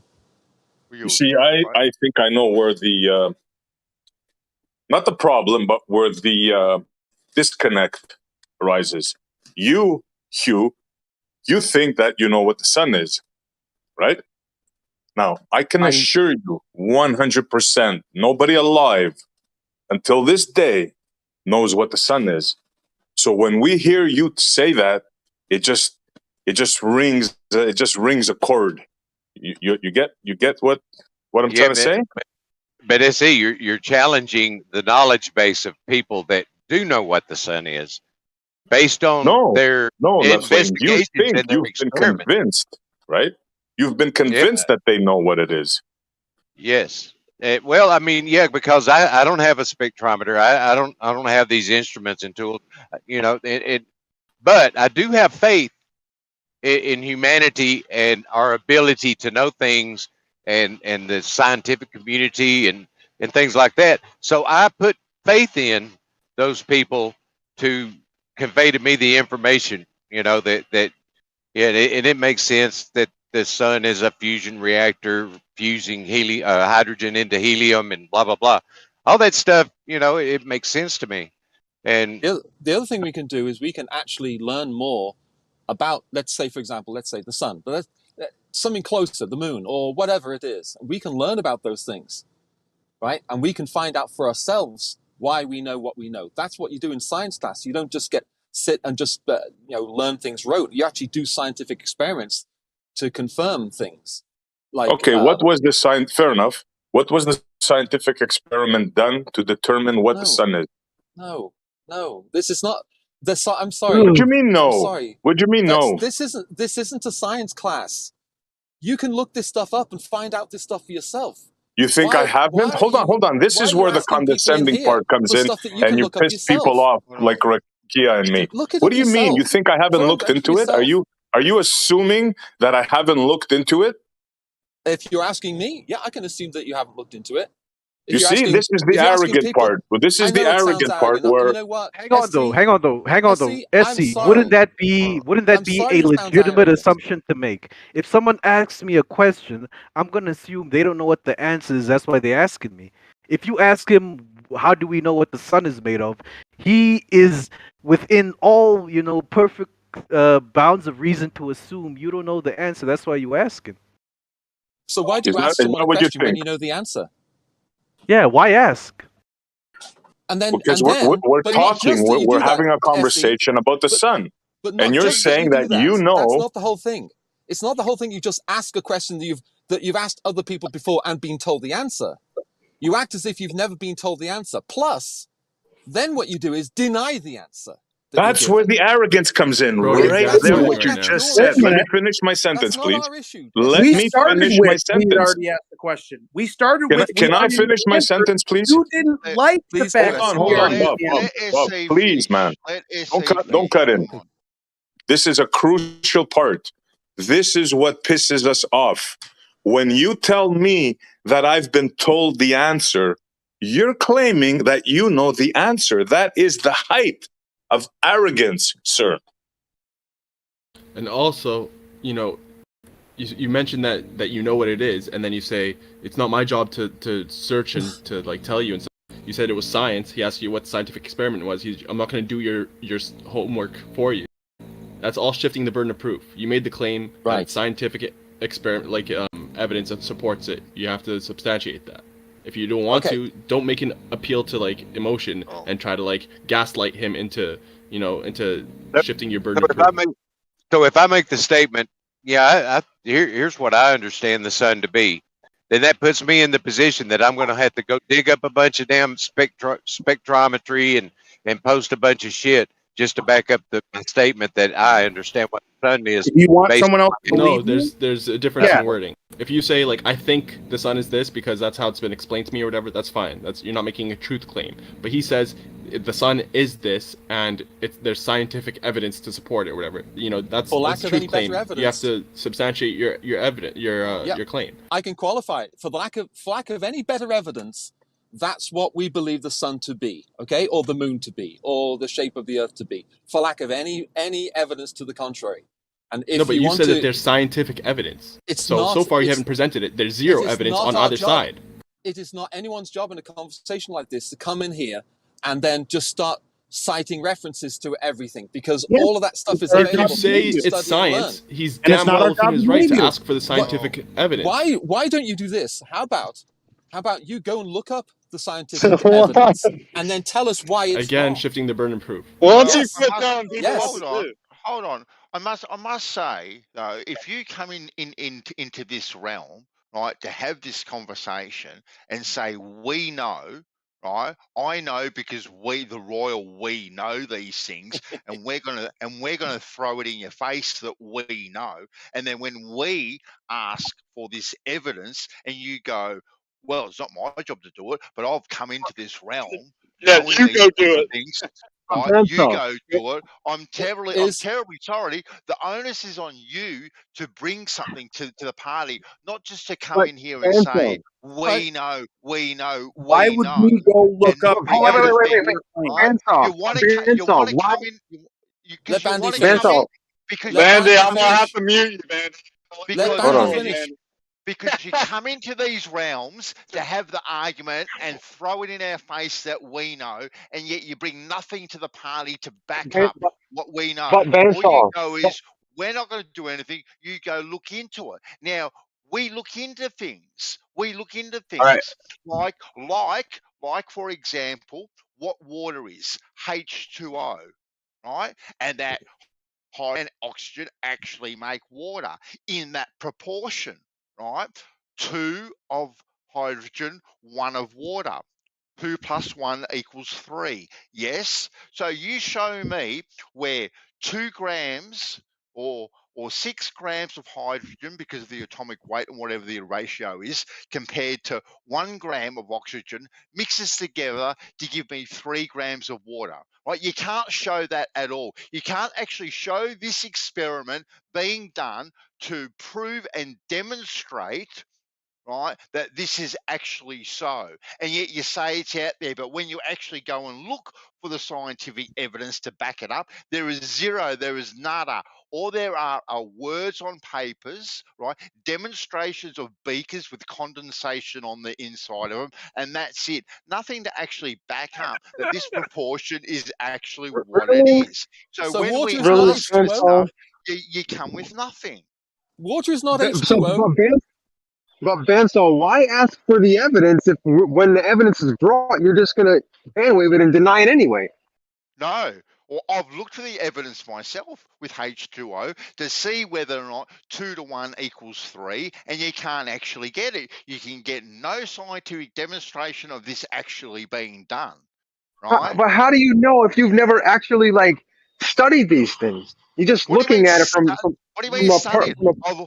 I have read Google, I've looked at read it. Wikipedia, I've read papers and stuff that Nate has posted and other people have posted. I've looked for this stuff all over the internet and can't find it. Even Doofus himself, who's just entered the realm, has said it's going to be very, very difficult to find. So when we ask general questions, when you want to come into a debate and say it's there and you don't present it that it's actually there, well then of course you're going to get pushback, because you can't just say it's there and it's not and But that's it's not coming there from, when you've got that's nothing coming from a scientific to position. back it up.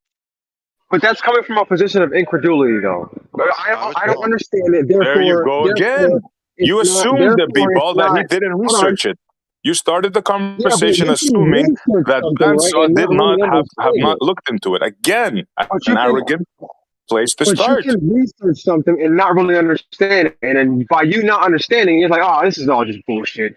It's all bullshit because you don't understand it. But you know, someone who's actually studied these things for years understands how these things come together. You don't Hold just on. So take you think we two don't elements, put understand them how a together. thermonuclear reaction works in No, the sun? You think that explanation is beyond our capability to understand and Hold dismantle? yeah, on. so That's what you're coming saying. from a position where you've never studied it, absolutely, That's you wouldn't called an understand it. appeal to Well, authority. Well, hold but on a His here's second, life. because That's an appeal to accomplishment.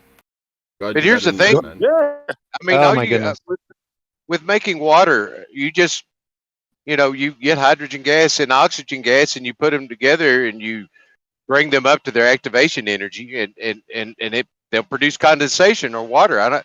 What's wrong? Howard, I have seen the demonstrations.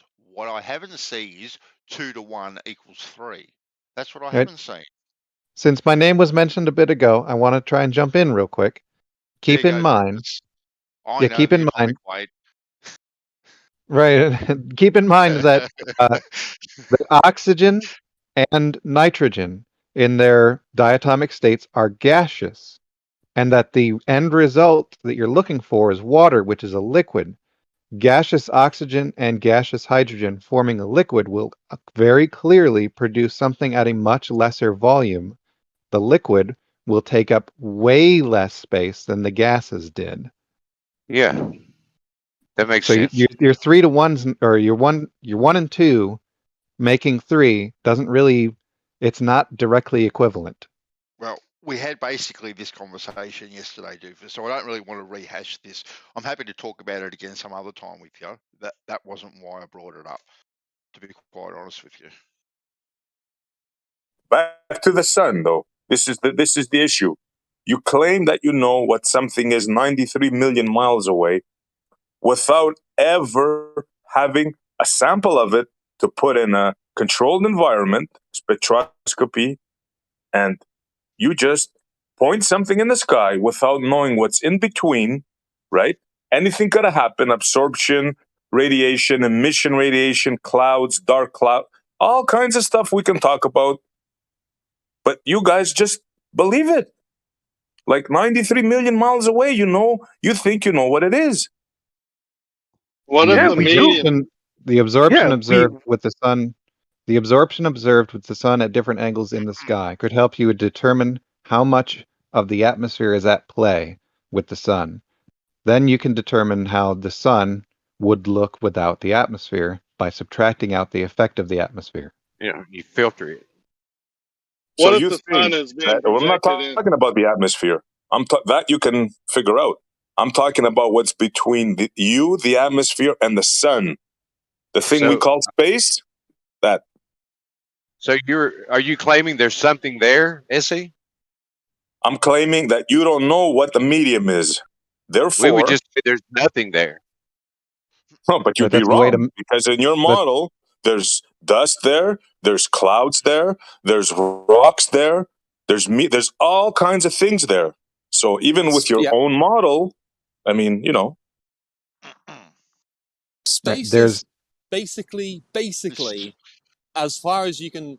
I mean, if you went in there, it's basically empty, but there's very, very little stuff. Okay. right, and That's and a cool story, the man. assertion that there's something in the way, that there's more up there than we know about, is asserting something positively. You're going to make a positive claim that way, Now, SE. the That's my assertion Yeah. that point. you know In that space, it's a void, it's a vacuum. The assertion that you say that when even other scientists dispute that, they even call it a superfluid. That's why the observations are off.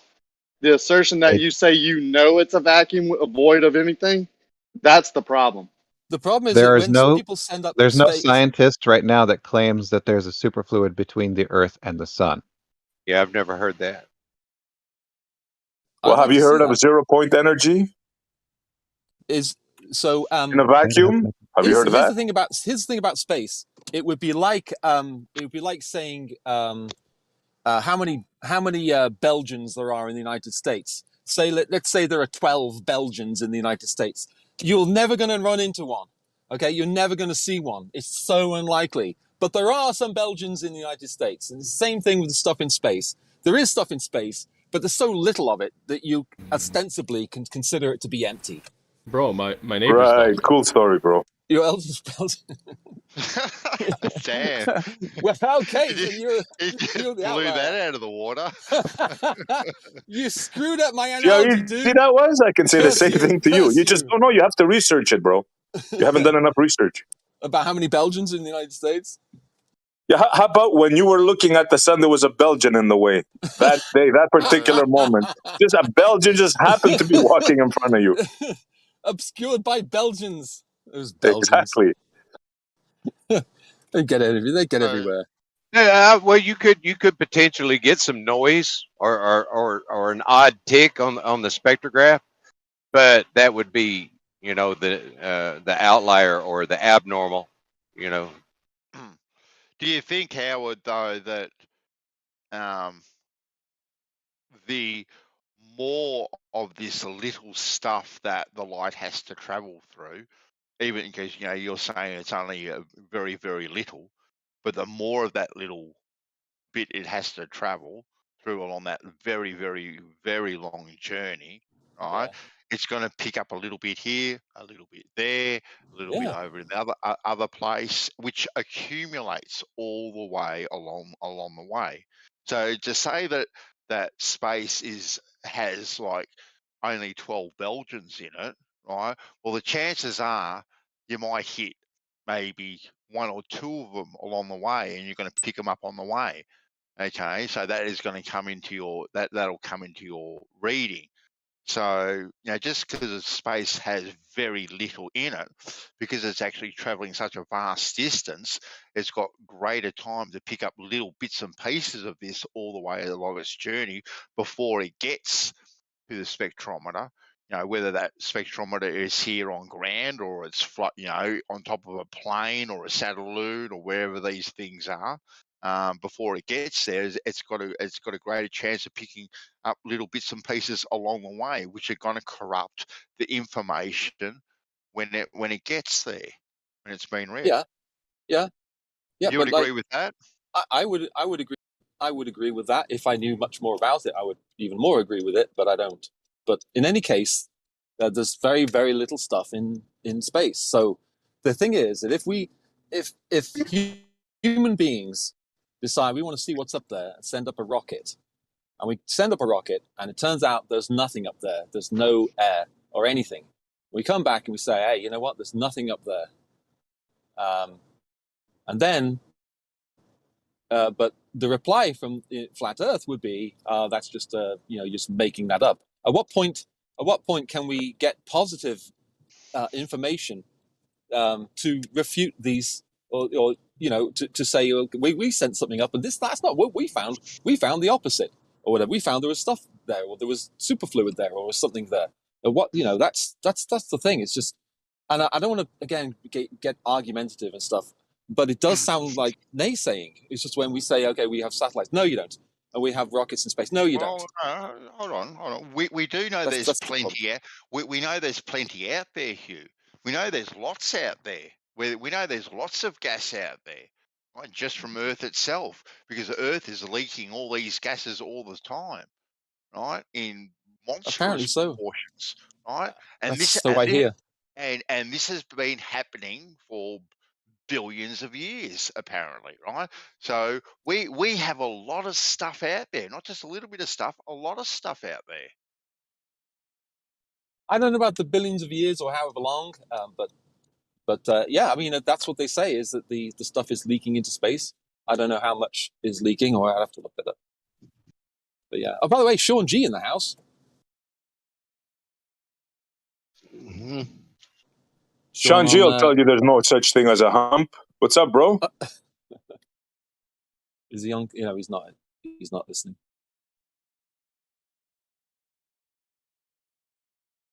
Also, Stingray here. Well, he could be eating or something. Ali B here. Stingray, the model man. Here's your top model guy, man, boys. Mr. Who's Blender. that? Mr. Blender. Oh yeah. Stingray. I just say I wasn't always Blender, was I, Bandy? I'm actually an Autodesk instructor, so I used Maya.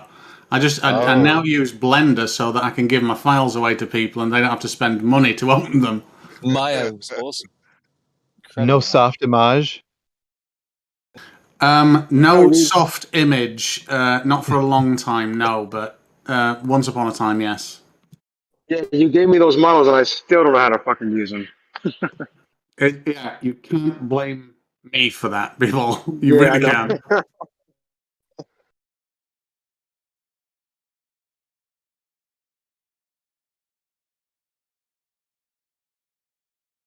Cool.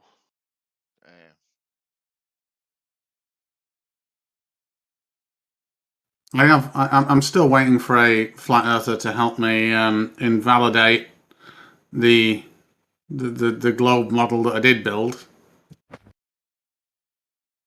No one seems to help me though. Was that the one you did on G's? No, it's the new one where I can, no matter where, and I can directly compare it against a flat Earth model as well. One where it just predicts the terminator line, the sun, the angle of the moon features by just having a planet with you stood on it as an observer. And I do the same thing on the flat Earth, and the flat Earth doesn't work for one prediction, but the globe never fails. And I keep asking flat earthers, please show me how this globe fails and how it would work on a flat Earth. And no one comes forward. So I'm all lonely. Oh, so lonely. Sorry. Hey, Stingray. Did you know that Bob, the science guy, is going to be getting a radio antenna or telescope, whatever they're called, and pointing it at the moon in June? He's going to be pointing something at the moon in June. Have you heard of that thing? He's going to be doing. No. He's going to do an Earth moon bounce. Yeah. Oh, nice. That should be exciting. It's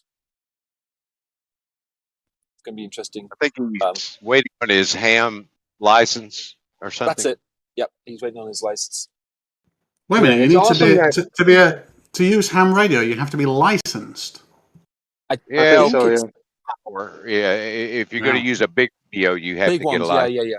It's like drones, right? You use a drone 149 grams without a license, but bigger than that, you need a license. It must be the same thing. No, I do know that because I've got the Mavic Minis. However, I have decided that if I buy a bigger drone, because I used to have a bigger drone and then I gave it away because of that law. Yeah. But if I buy a bigger drone with a lot further range, it's like, well, how do they actually enforce that? Because I can just fly away and land somewhere else. Yeah, how do they enforce it anyway? Yeah, I know. It's if you fly it over someone's airspace, so like a school or something like that, or whatever it is, or hospital, whatever. And someone complains, and then it's almost impossible to enforce. But I have heard of people being done for it.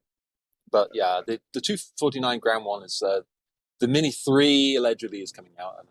Yeah, the Mini 3 Pro. I just had a look at that. But is that out? Yeah, you can order it now from DJI's site, but it's not. I don't. It doesn't add enough to warrant the cost increase from the 2.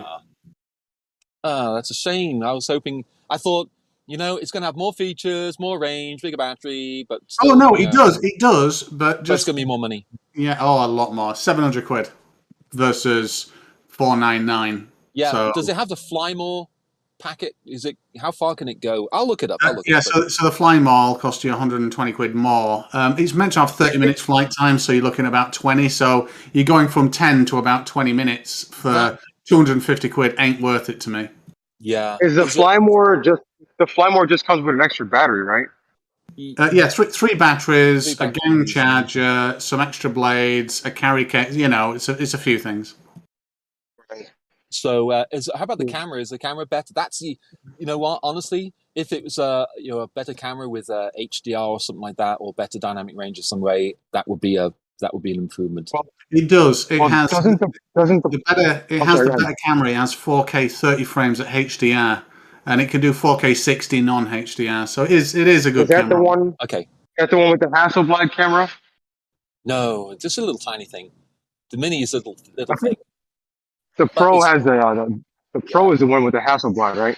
But yeah, I've seen footage with the Mini, and you just look at it on a big screen. You just go, "That's from a little $500 drone." It's just it's a pretty awesome. Same thing with the cameras are really good. And the I've got they're awesome. I've got the Mavic Zoom 2. It's really good. I just don't get to use it that much, man. It's really good. Hey, Stingray, I have a question. Oh, there we go. Would you like one day to come and do a presentation, if the boys agree with it, on how you destroyed the twin boat paradox? Would you like to do it here one day? Yeah, no, that's fine. So many people have done that. No, but he does it with illustrations and all. Like it might be a treat.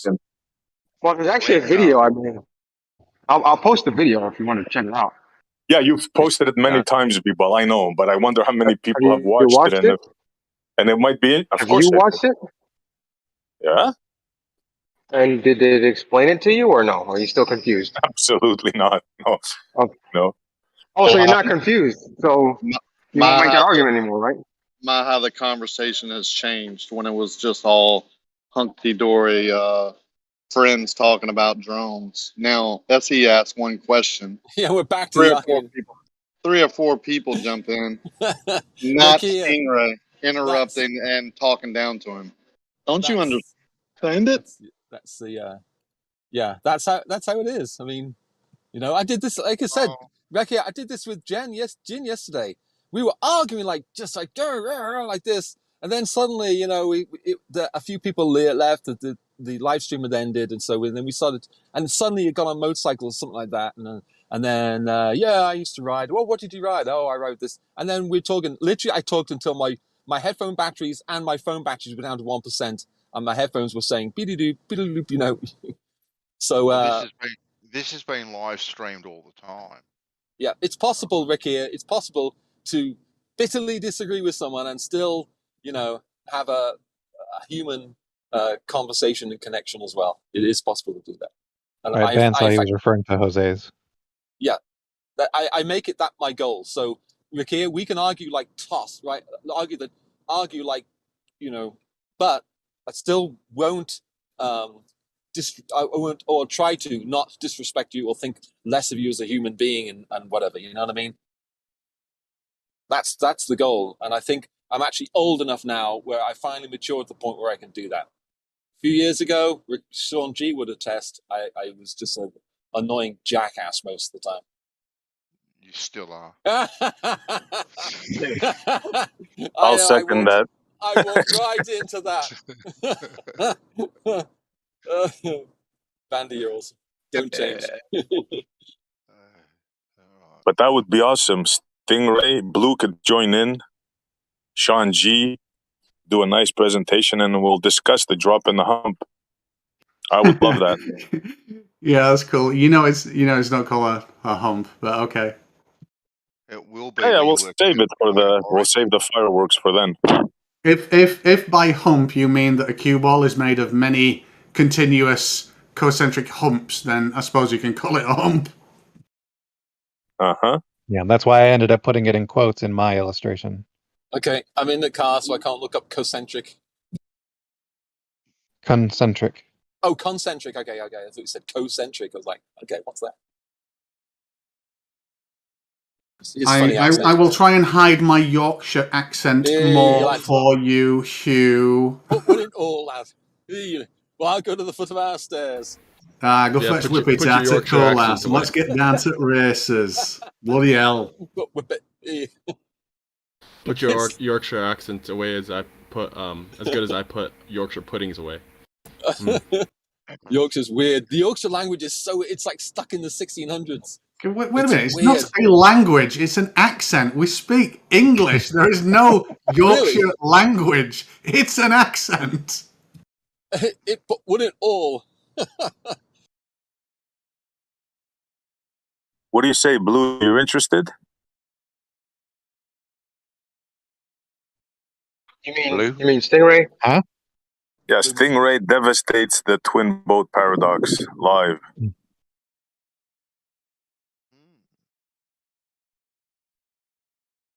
Let's do it now. Do it now. Do it live. Do it. Let's go. No, I want to give him time to prepare. Maybe he's busy or whatever, you know. I am actually working at the moment. I'll be working for the next hour or so, I think. Draw a so it'd circle be good to have Blue, Sean G, everybody here, you know. But the main opponents and disagreeers. Stingray's running away and chickening out. That's what I heard. We just need all we need is Austin, and who else do we need in here? Round it out. Well, Bev, but he's not going to come here. Oh, he doesn't? Oh, that's a shame. Bev's good. Well, he doesn't. He doesn't name call. He doesn't immediately just go, "Yeah, you stupid." It's different for him because it's gaslighting and fake concern is mostly his thing. I know, but it's still better than C-line. It's still better. Character assassination. Move to strike, Your Honor.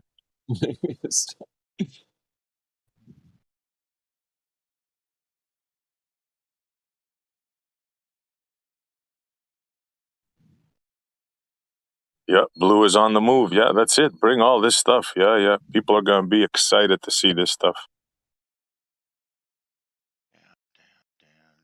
Drop. Where's your point of origin, Blue? Oh, you're onto something there, Bandy. I like that. Where's your point of origin, Blue? What is this point of origin thing? Bandy special. That's what you need, a point of origin. But yeah, what the is center it? of the Earth? What do you? I think they're referring to the center of the Earth. No, Bansels is referring to something very different, but he doesn't want to tell Right, us. He's being mysterious. It's totally dependent upon whatever frame of reference you want to use. Oh, no, it doesn't. No, it doesn't.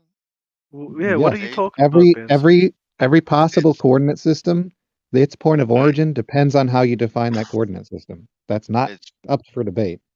He's not talking about that.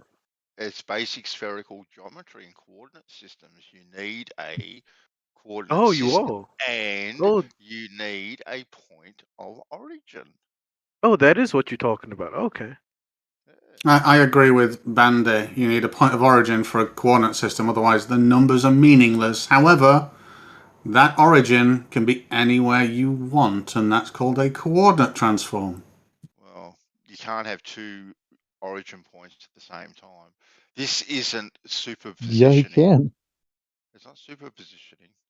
They can have as many No, you can coordinates you have want it. any number of origins that you want for any number of coordinate systems you define.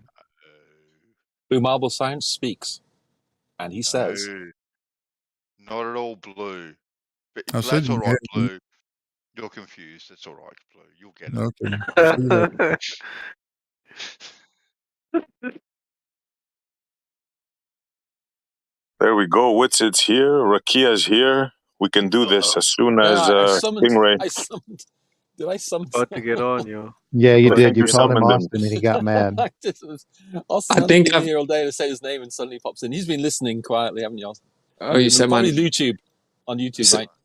I didn't know you said my name, but no, Good timing then, dude. Good timing. literally, I just saw the meme I posted, so I came in here.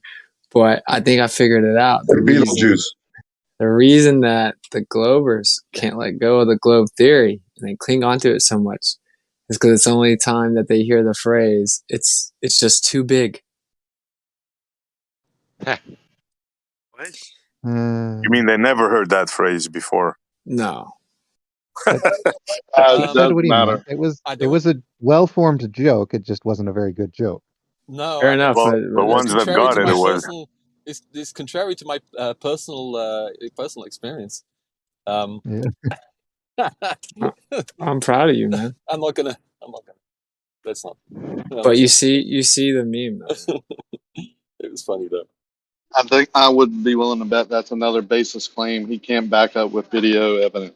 Oh my gosh, are you seriously asking Not on this for video. videos? Let me turn my camera on.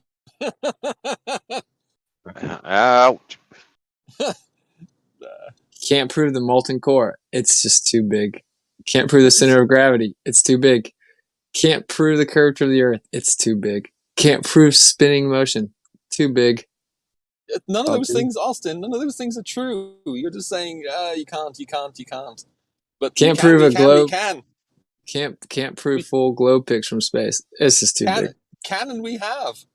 Can't prove gravity. It's too big or too small. Can't recreate pressure without a container. Well, we can't go into space. Shall we go on? What? Yeah, right. No. Okay. Well, you could do the opposite. We could go the other way, right? You can't have.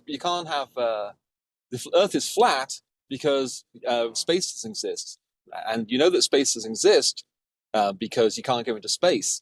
But rockets go into space, but rockets can't go into space because space doesn't exist because the Earth is flat. Presumptions. All presumptions. That's what they call circular reasoning. So, yeah, rockets can't push off anything. Therefore, no.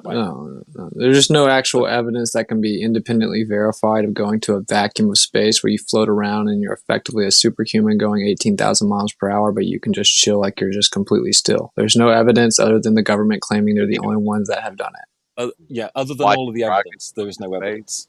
Other than the government claiming that they've done it, there is no evidence. Except for seeing it done. You saw who? You saw who do it? You ever been to a rocket? Yeah, there isn't any evidence. More than you have. I don't think so. How many have you been to? How many? What have I been to? Rocket launches. The funny thing is, he's been to rocket launches, but still denies that it's actually going into space. Yep. Have you ever been to one? Have you ever been No, to a, no, I haven't. Have you? So why would you even comment on the fact that Austin, I've have been? you ever Because it's witnessed? funny.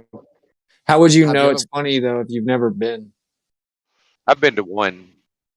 Okay, and when you saw it, you knew for sure just by seeing it that it was definitively going out into a vacuum of space. Absolutely. Okay. Well, for lack of better evidence, how about that? If I you went have to a evidence that it basketball doesn't, game, then we'll and go with it. I went to an NBA basketball game, and I don't know if it was real or not. I think it was fake. Yeah, maybe they'd. that was ridiculous. No. Maybe they fixed the score and it was all fixed, and they're all playing according to a script. Yeah, that's totally analogous. We're all actors. Yeah. Okay. So here's the thing, Austin, is you could make that claim about literally anything. You could say that I'm an actor You could say that everyone at NASA and all the other space agencies are all actors. You could make all of those claims. That's totally fine.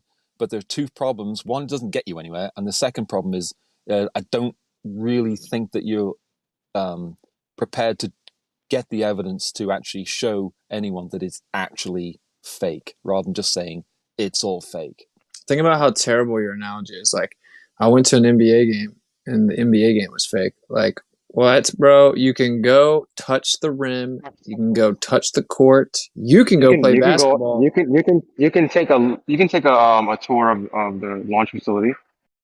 Yeah, and touch the So rocket. no, that's not a good analogy because no, it's not, because the place that they're going that's in question can be physically verified independently, and I don't just have to take it's as if they didn't let anyone in the stadium. It's as if they let no one in the stadium. Okay. Yeah, and then they said, "No one in the hey, stadium. You're standing there watching it. You're in the stadium."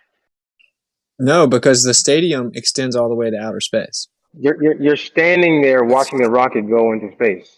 So the go into space part is the in question part, man. Then you can track it after it goes into orbit. You can track it if you wanted to. There's all sorts of ways you can confirm it or refute it, and I would like to know why no one is doing that. I know for a fact that you can't confirm the distance because you have to have a media. I've talked to people that track satellites for a living. You have? Do you have? No, that's. What do they say? Okay, I talked to what Bigfoot. They said. What they said.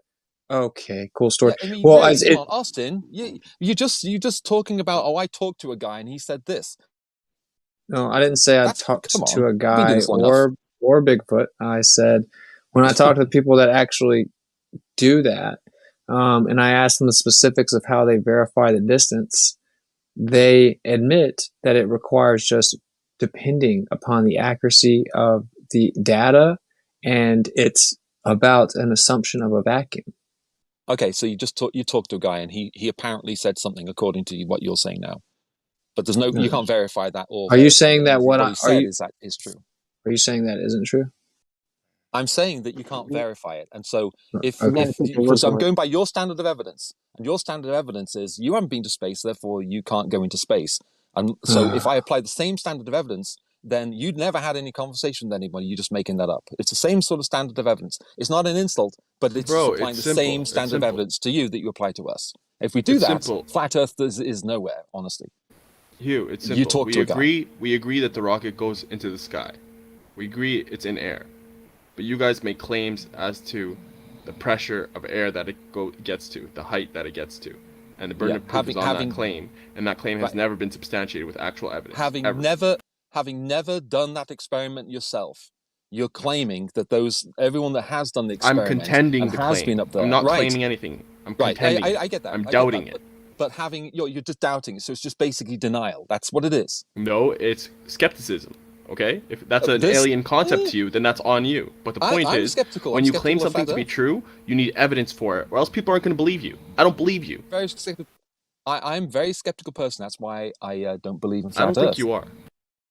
Good for you. Have you ever measured curved you don't water? Think I am? I'm skeptical here. I'm skeptical of you.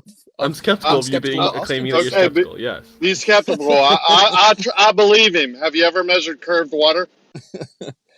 Yeah, I went to a big. We've been this. It's like deja vu. How many days? Measured curved water. Have you ever measured flat water? Yes, I have. Why are you asking me questions? Why don't you answer? Yes, I have.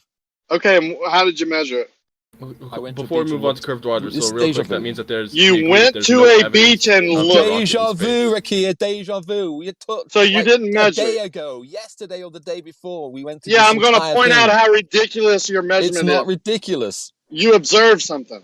Yes. You didn't measure it. It's not a measurement. Senses. That's not a measurement. You can't trust your senses. Oh, now I can't trust my senses. Well, that's what... No, I was being funny. You didn't measure anything. The question was, have you ever measured? Why are you so scared of this question, man? Yeah, have you ever measured curved water? It's a simple question. Just say no. Yes. Okay. Well, what's very funny is all of a sudden you can trust your senses. All of a sudden, substantial, valid evidence is trusting your senses. Since when was that the case? I was joking, by the way, when I said you can't trust your senses. I was making him kind of sound No, I ridiculous. know. I'm asking No, him though. yeah, but All of a sudden, that's allowed. That's verifiable, and that's considered valid. Trusting your senses. So, do I'm we just pick and pointing out choose when we can trust our senses? that's what I'm pointing out, your logical inconsistency in saying we cannot feel spin, therefore you can't trust your senses. But we can see that water's flat, therefore I can trust my senses. That's No, the flat Earth argument. Don't put it measure. back. That's I'm illustrating not the flat Earth the argument. logical You keep inconsistency straw in the manning flat Earth everyone argument. and Measure. grouping someone into a flat Earth. I've measured it with tools that create horizontal. You're Do you have? saying that you've observed curved water, not measured it, when the question was very direct towards you and very direct in asking if I'll you've see your ever evidence, Ricky. measured. But see, that's the thing about Rocky. Your procedure, in I our understand. opinion, We're not talking is about not me. indicative. Is not indicative of either model. I understand. We're not talking about me, though, Left Lane. We're talking about this guy. Has he ever measured curved water? And he said yes. The scientific method doesn't require that everyone perform the exact same experiment for the experiment to be valid. Didn't ask that. Okay, that's a straw man. Coming into a debate or a chat like this and saying, "Have you personally done it?" Dude, you're just a professional. There's nothing. This is all you do. That's a straw There's man. He nothing didn't in the say that. scientific method. No, what I'm doing, Ricky, is pointing out the logical inconsistency. I'm pointing out how For you you were to asked require if you've everyone ever to do, measured it. you're requiring everyone to do every single Okay, I'm fine with your scientific answer experiment then. that's You ever been done measured to it with confirm your anything. eyes. You measured it with your eyes. Yeah, that's enough, right? That's enough. Oh, is That's that enough for you? Is that enough? I'll let the audience decide. That's enough for So, me. Yeah, And okay, I so measured it with okay, instruments and fine. sent rockets into space. So Yeah, this that's enough. guy measured curved water with his eyes. I would suggest that he looked long distance over water and said, "Oh, look, it's curved because I see it with my eyes." That's fine. Then he asked me if I had ever measured water to be flat, and I said yes. Well, notice he didn't ask me how. Okay, I now we're didn't talking about. Yeah, I didn't look long distance with my eyes, which are Let's get back to the often topic tricked rather with than talking yeah, about you what don't people mind are if I doing. finish, right? You don't mind you not dictating the conversation the whole day, right? So then he asked me if I'd ever measured water to be flat, and I said yes. He didn't ask.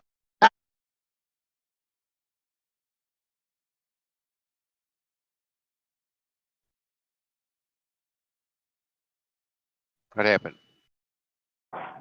Rakia probably got a call. Happens. He'll be Since back. since Rakia says he's measured flat water, I'd love to see his measurements. We'd or love to any see of his. yours though. Do you have any? Yeah, I have some. Yeah, show me your physical I'm not gonna measurement of post it right now. curvature. Yeah. I'm not gonna post it right now. So what happens is you guys you have a double standard very often, right? It's like now trusting your senses alone. I trust my senses is sufficient. But when we say that, it's just actually insane and it makes us stupid, in fact. And then you're like, I'd love to see his physical measurements. I'd love to see these measurements. But of course, Because he you claims don't it, want you but he's again. never You don't. showed it. You don't apply the same level of critique and criticism to your supposed evidence, and so that's just a He's fundamental claimed it and he's never showed it. it's fundamental dishonesty. He's claimed it and he's never showed it. Have you ever showed it? Many times. Well, you invoke Anybody will attest to that. calculative presuppositions of geodetic When I'm looking surveying. when I'm looking at a building, right, that I know is taller than me through an auto level, and I see that the crosshairs are hitting, I don't know, the 12th floor. When I'm level at 11 feet above the water, then I know something else other than lower elevation is going on. Wow, that's a measurement.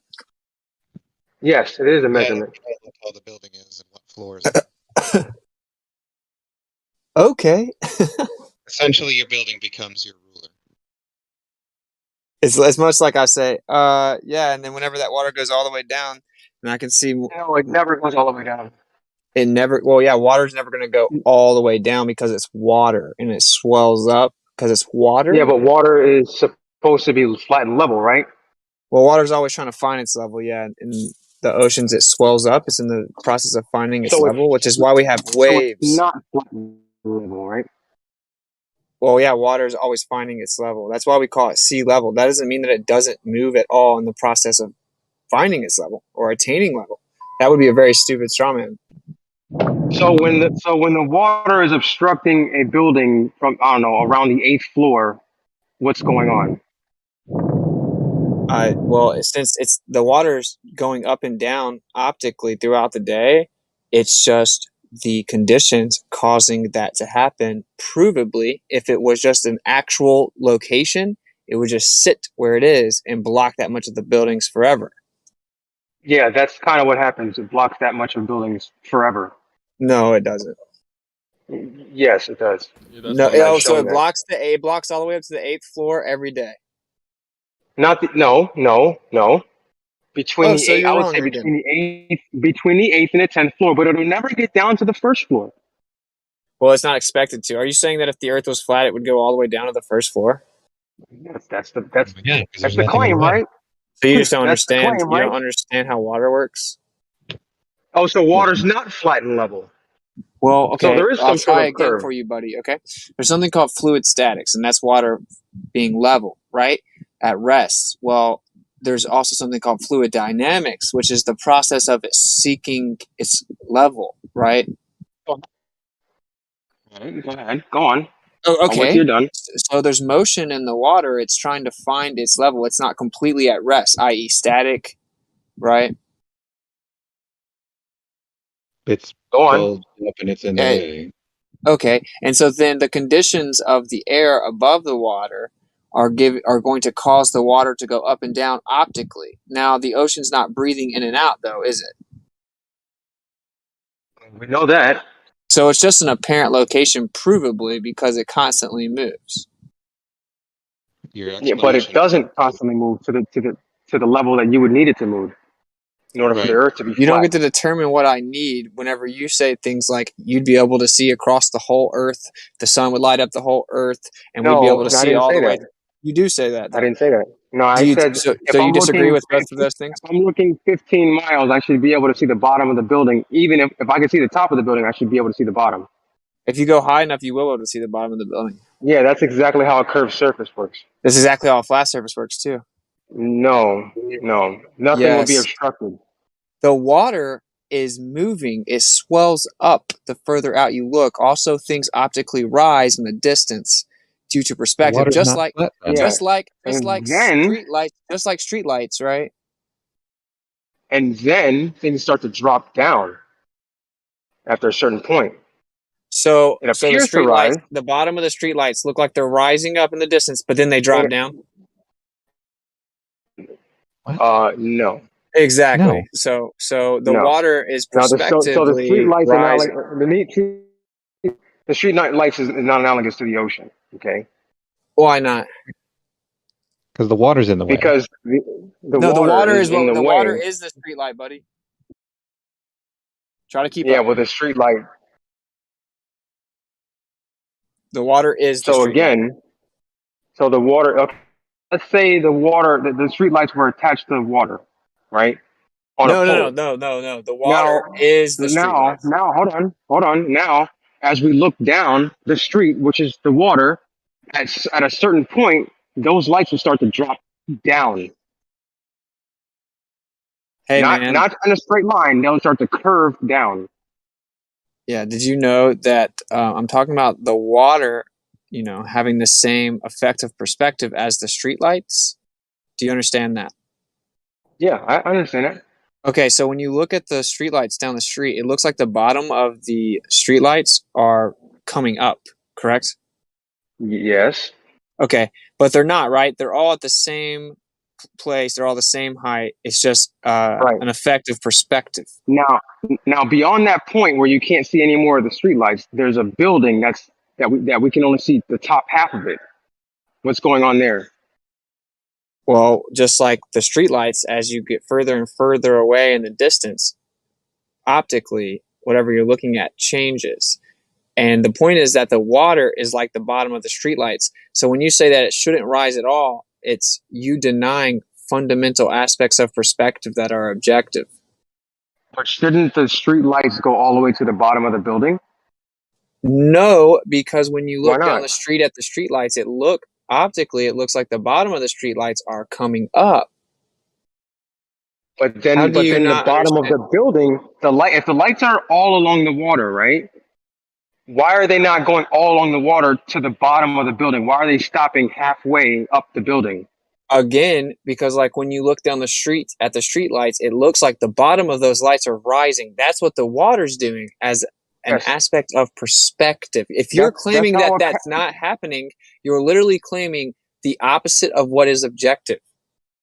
Right, perspective never makes. There's no definition of perspective anywhere that allows a flat surface to obstruct a distant object while both the observer and the distant object are over that flat surface. Oh, really? So whenever I look at the street lights down the street, do the bottom of the street lights optically rise? Yes or no? Yes, they do. And as I mentioned, there is no definition of perspective anywhere that can cause a flat surface to obstruct a distant object from the observer if both the observer and the object are on that flat surface. If both, first of all, it's not about obstructing, okay? It's about limit of perspective. You have physical water going up, right? You have to change the definition of perspective. Yes, I understand. Just a second.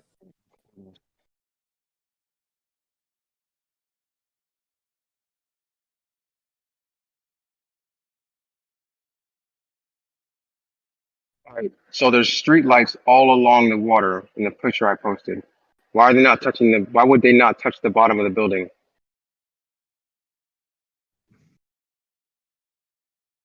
Because streetlights don't have arms. Yeah, I have to agree. Streetlights also don't have wings. Or fake appendages. Don't forget the handy capable.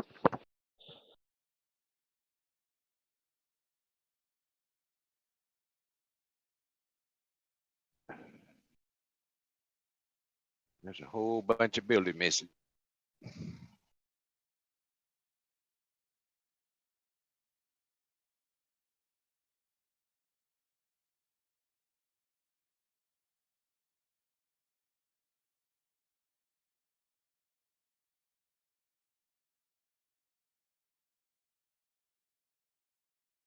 Oh, just for the record, picture again. just for the record, here's me measuring curved water.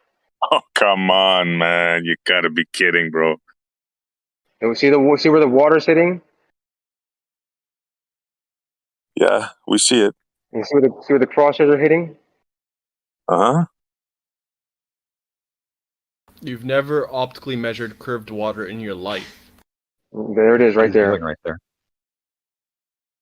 So you're saying that water is 160 feet above the person standing at the hotel there? The base of the hotel? It's in the way, is what he's saying. Exactly what a curved surface would do. Yeah, the water's in the way, which is what a curved surface would do. Okay, so I repeat, what refracted you're light saying would do. you're saying there's a curve, it's causing obstruction, but it's not rising above the person's feet at the hotel, correct? Yes, a curved surface. Sorry? Yes, curved surface, yes. So if I'm at the edge of that water there, I'm looking down at the lobby of the hotel where the guy's waiting for your luggage. If you want to think about it like that, yeah. No, I don't think of it like that. I'm asking you.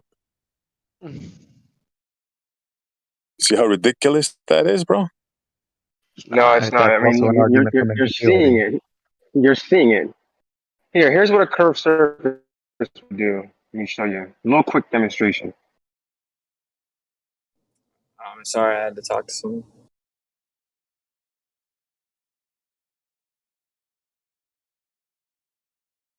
I got a few more minutes. I can. So what you're saying is there's my fingers actual water there. on the top. My fingers on the top of the ball, right? Go on. No. Yeah. Give me a second. And then another I photo. have bad service in here. Yeah.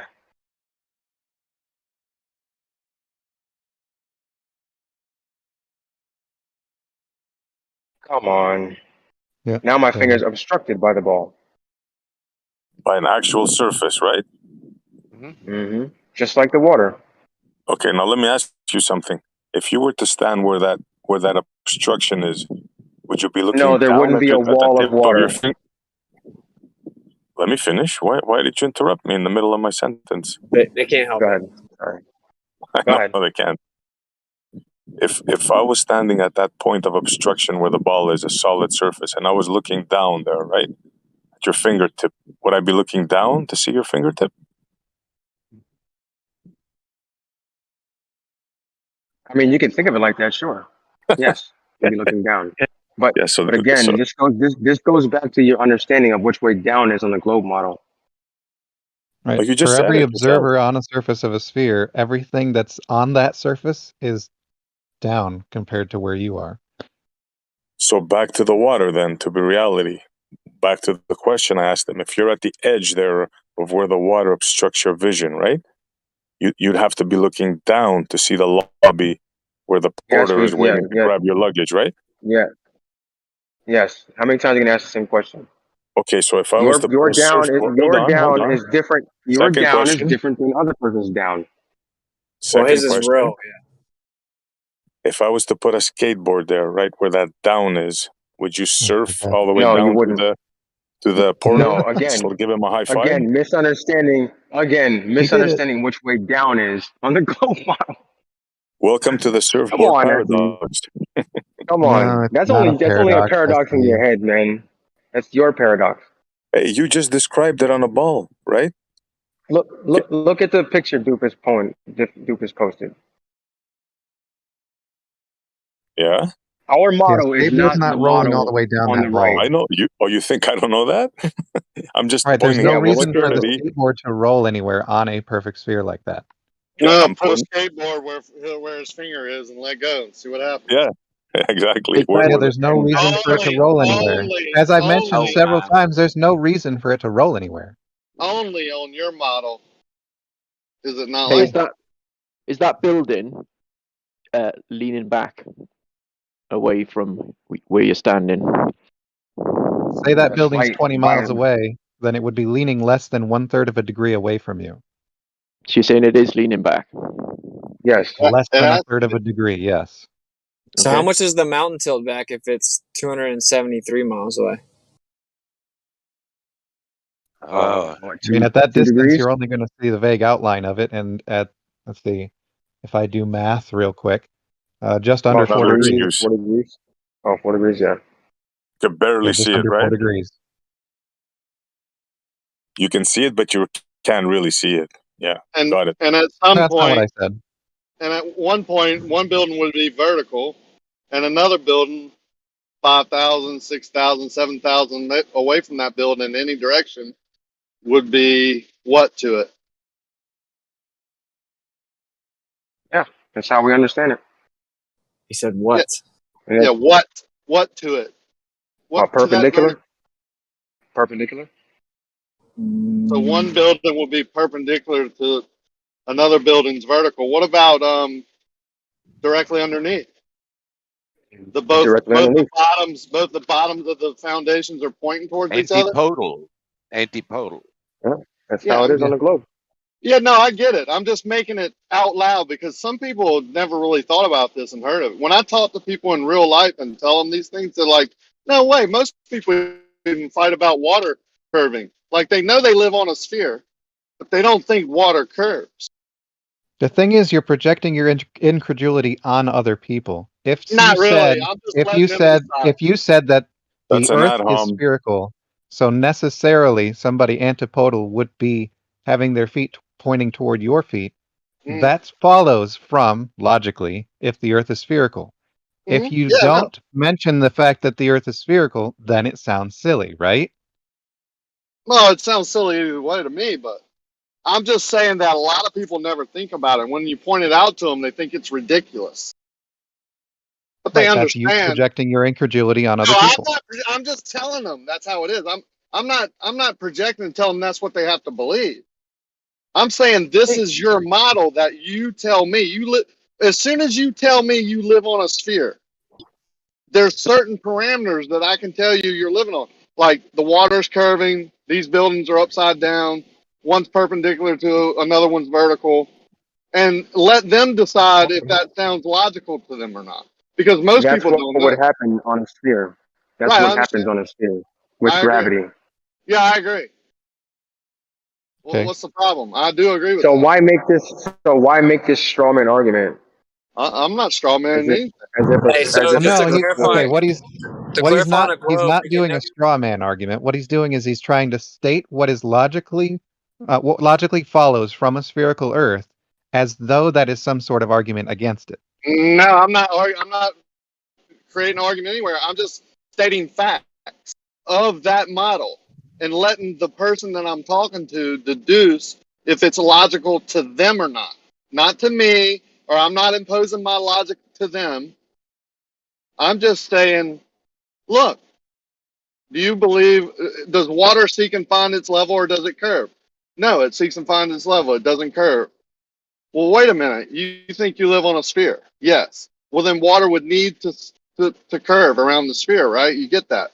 No, Yeah, water level doesn't doesn't curve. mean flat. I didn't say anything about level meaning flat. Right. So if level was spherical, then water What finding does its own level would what be does curve spherical. mean? What does I curve get that you didn't want me to get that out there, but thanks. If No, you can say if the whatever water ridiculous. level, I get that you still don't want me to say it. That's fine. If Tough, the tough. level is Is this your spherical, defense? I still understand that you don't want me to finish what I said. That's okay. Yeah, you're just If being the We ridiculous. all if know the what you're level about to was say. It's like you have crayons and you're acting like you're teaching a okay, class. let's try it one more time. Let's see if we can actually allow me to say it Level completely doesn't without mean getting flat. overtalked.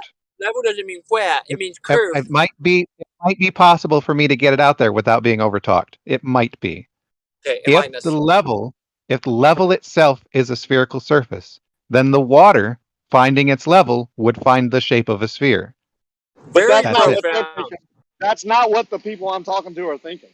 They think level is not curving, like most normal people do. I got a question. Sorry to So tell you. if I build a building and then I go, it's on the other side of, let's say, 40 miles of water, and then I build another building based on that water level, those buildings are certainly nowhere close to being parallel, though, right, on the globe. There's no such thing as a building with water between it and another building that both use that water level to build their building. They are not parallel to each other, correct? They don't use the water level to determine how to build a building. They use plumb. Those buildings are not parallel to each other, correct? Right. They're off by less than 1 degree. And then the water that's closest to the building on the left and the water closest to the building on the right are also, it's not a horizontal line, it's not straight, and also plumb at those two locations are again not parallel to each other. Okay. Correct? Yeah. What's the problem? Thus, it's necessitated that on a globe it does not exist in reality at all two buildings being completely parallel to each other. That's not true. Okay. So what's the It is problem? true. You have to get to the problem. Where's the actual problem at? Okay, Well, when we build like miles of cities that are clearly have buildings all parallel to each other on a horizontal. that's not Right. true. As I Though. mentioned, If the 40 Earth miles is across the city. Say you have a city that's 40 miles wide. The building on one end and the building on the other end are less than 1 degree off parallel with one another. Okay, so the they're not difference, parallel. yeah, the difference, right, Austin? Here's the thing: is the difference is like hundredths of an inch between the tops of the buildings, even if the buildings are quite tall. And if you've got a city and every one of the buildings at the top of the building, it's 100th of an inch in difference, even over 10 miles. That's not going to add up to anything. Yeah. Your answers are always that you just can never tell. Now, let's take it one step further. Yes, because the planet is large. You keep saying that as if it's just it isn't a reasonable argument, but well, no, it's that just for is the every size of the single Earth. There's thing. nothing else we can do about it. That's why I posted the "it's too big" meme, because that's just, you have to say that to everything. So yes, we have to say certain things, and you have to deny anything that proves that space exists. It's something you absolutely have to do. why are you over here choosing subjects? We have to say things that we believe are true. Right. Okay, so If taking a step the further, Earth were small, which it isn't, then it wait would be up, different. Wait up, man. So taking it a step further, the water in between the buildings, if you look at the picture I posted, we'll look at the bottom, number 3, right? And so let's say the tubes that are on both sides of the water, those are the buildings, okay? Those are the buildings on each side of the water there, the tubes. Okay. Now on a flat Earth, this is what it would look like, correct? I don't Yep. know. Sure. And this is not what it would look like on a globe, correct? You would have a less than 1 degree off parallel on the bottom picture, which at the resolution of this image wouldn't appear.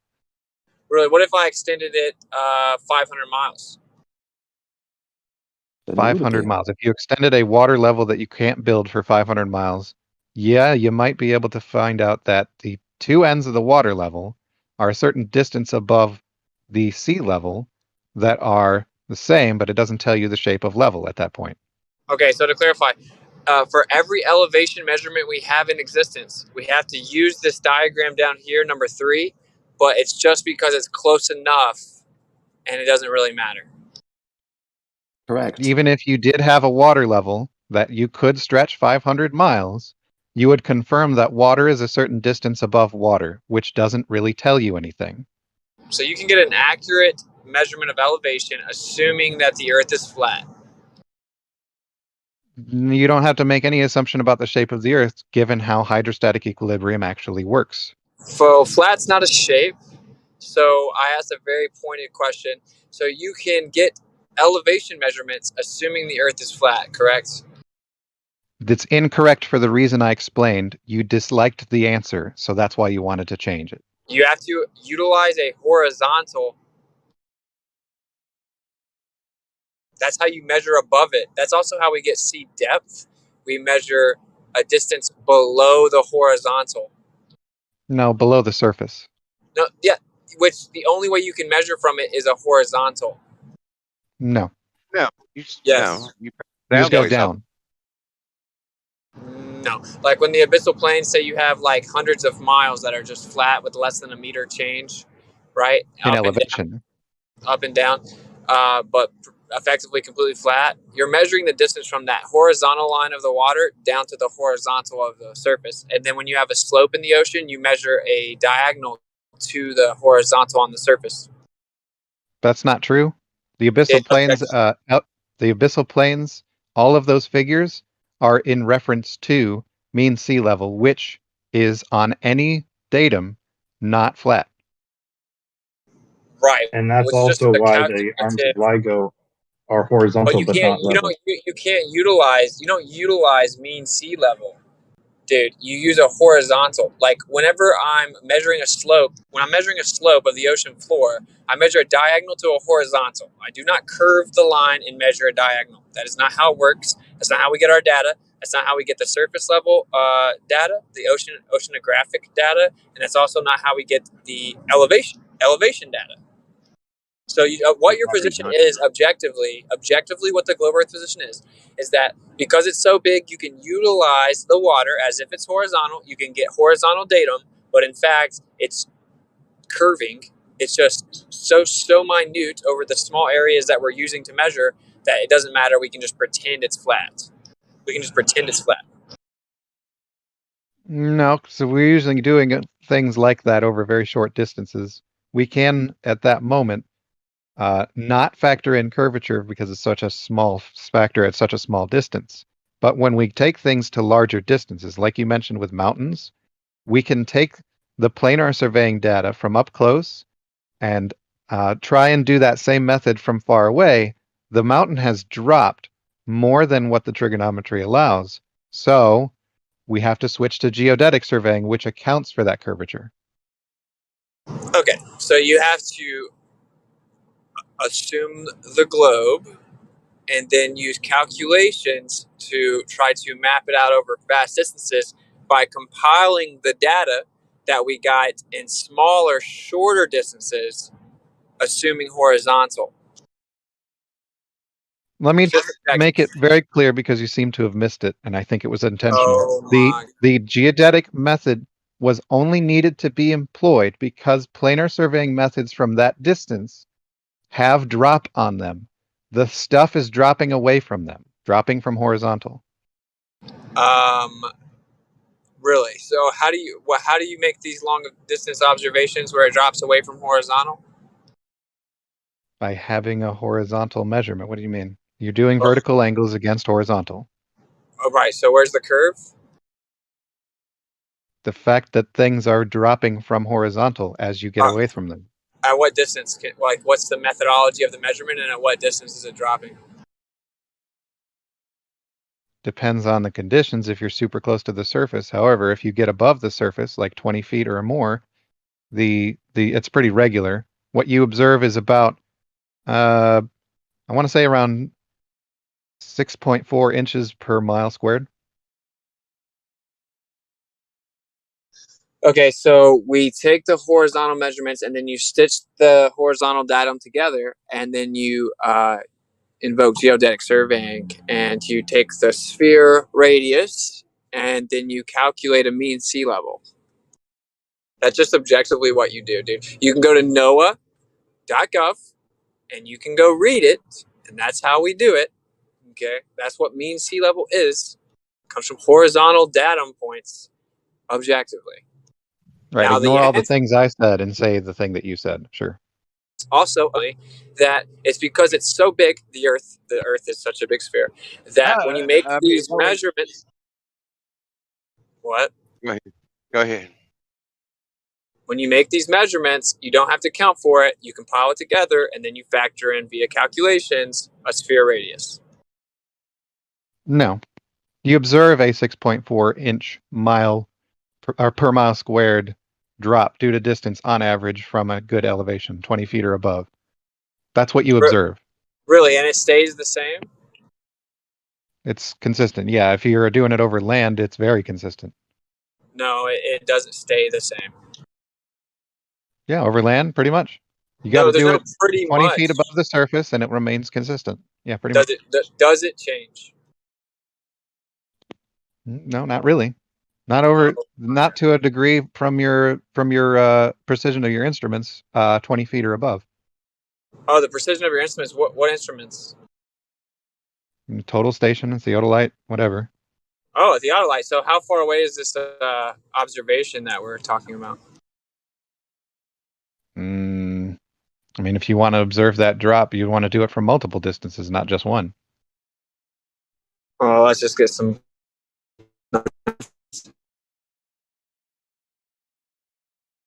You broke up. Go ahead and throw some numbers out there. Well, then, I mean, you want to do things at like, I don't know, you do first 300 feet, and then a mile, and then 10 miles. You want to see what that relationship between those distances and that drop is. You can do that. You're using a theodolite to measure drop from 10 miles away. The angle does drop, and you can see the object, yeah. Using a theodolite? Yeah, you can see the object, yes. Did you know that they're not in any way rated to work that far away? Yeah, who does this again? Can you bring a citation that says that they're not rated for that distance? The manual, the official manual of surveying, would that work?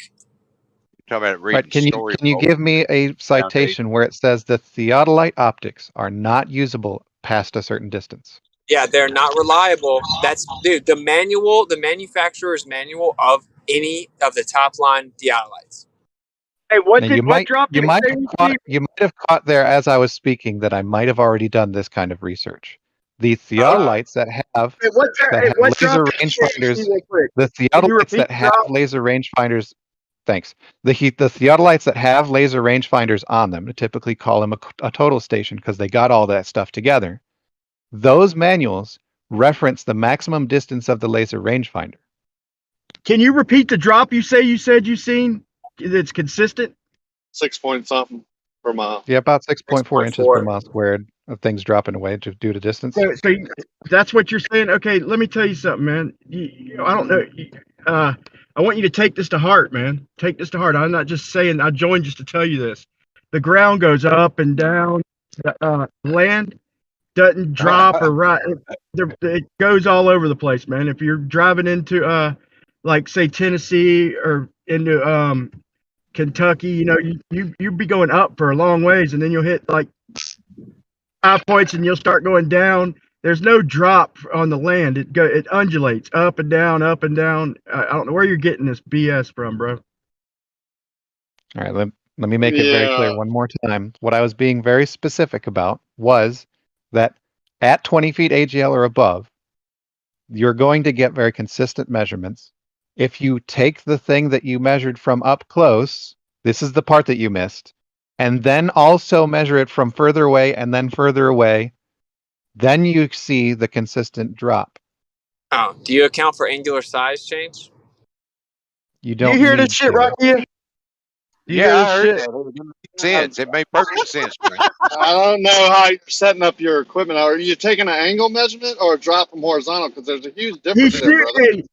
He's working Yeah, it's an backwards angular with his measurement instrument, bro. from horizontal, because that's how vertical angles are measured, is against Then horizontal. you would have to set your instrument. I mean, if you're on a hill, you're not making too much sense. But who did you say does this?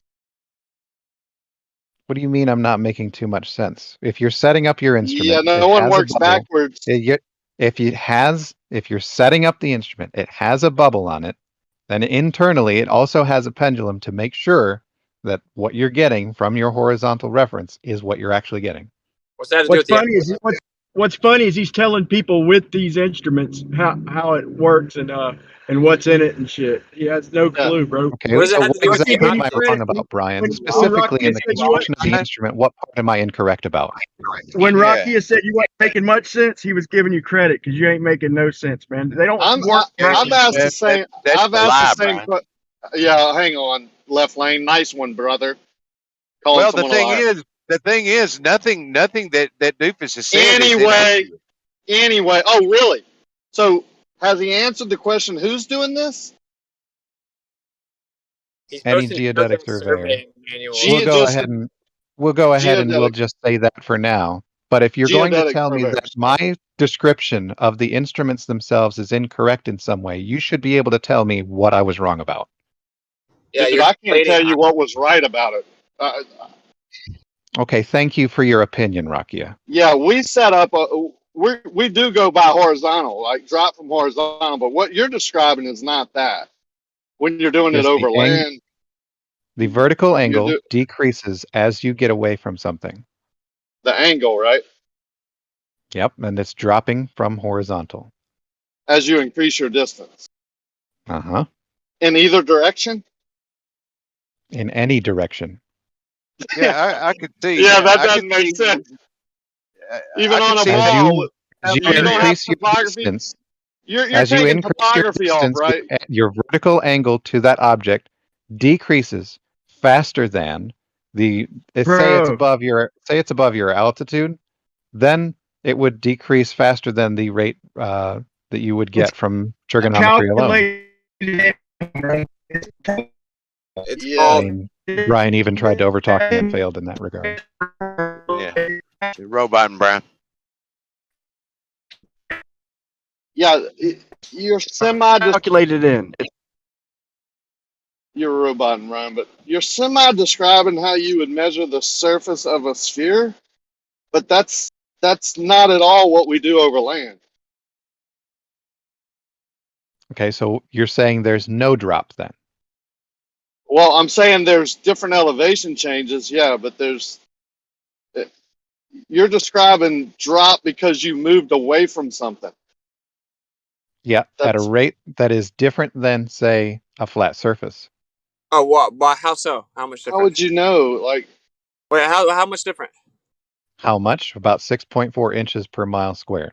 Oh, so there would be no drop at all on the flat surface. No, and you can accurately determine this based on optics using a total station from dozens of miles away.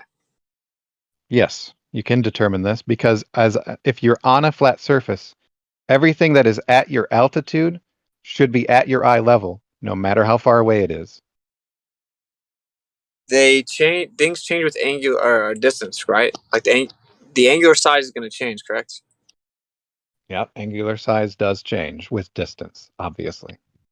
Yeah. So do we account for that at all? Nothing can be at your eye level, bro. It's not possible on a level surface. It can't possibly be at your eye level. Oh, on a level surface. Well, let's say if that level surface were spherical, then yes, you'd be correct, Brian. No, No, no. so you think the water ramps up due to your sphere? Is that why you think when you look out at the ocean, why boats look like they're above you or level with your eyes because we're on a sphere, or because perspective? Water doesn't ramp up. That's a 2D perspective that you're trying to describe, which if you're thinking in 3D doesn't make any sense. What exactly are Do you you understand? Do you understand what I'm describing? I understand that the horizon's below eye level. Okay. What exactly are It's you not really measuring? ramping up. Wouldn't it be below eye level? Say that again. I think I might be getting a bad signal, but on a level surface, you think the horizon would ramp up the same way? If you were on a plane and we wanted to make up some explanation as to why there's a maximum distance that you can observe out to, then the line at where that maximum distance would be below eye level as well if you're at a significant altitude. So it'd be okay. It'd be the same. No, it wouldn't be the same because the amount that your your angle decreases to that horizon would be half as much as it is on a spherical Earth. What It's a specifically are function you of altitude. Sorry, go ahead, Winston. Sorry. What specifically are you using to supposedly measure this drop rate? What exactly is it that you're measuring the difference in? It can be any theodolite or total station. You're just looking at the other station? No, you're looking at another object. It doesn't matter what that object is. The thing that you're making the measurements You're using with a total station. oh, for God's sakes. The thing that you're making the measurements with is a total station or a theodolite. Okay, and then the thing in the distance shrinks, and you're saying that it's dropping down beneath you. The object's size change is irrelevant to where it's located. Really, let me ask you this then. So if I have like the glare from the sun and I throw a filter on there, is there a difference from how high up the apparent location of the sun was before and after I put the filter on? No, what does the sun filter have to do with anything? Okay, We're you don't looking get at it. an So, object we okay, don't how need a about this? filter for. Maybe look. Oh yeah, you're not understanding. So, say that you're looking at an action figure and you walk further away, or a person down there. Right? You've seen the meme, right? You have the action figure that'll be taller than the person, right? So anyway, the point is, the further they get away, how high up they are goes down because it shrinks. Correct? No. You're So you think looking it up to shrinks the and top pops of the back up action to the top? figure. So you think it shrinks and pops back up to the apparent location at the top? All right, I'll try this one more time. You're looking up at the top of the action figure. You're looking upward.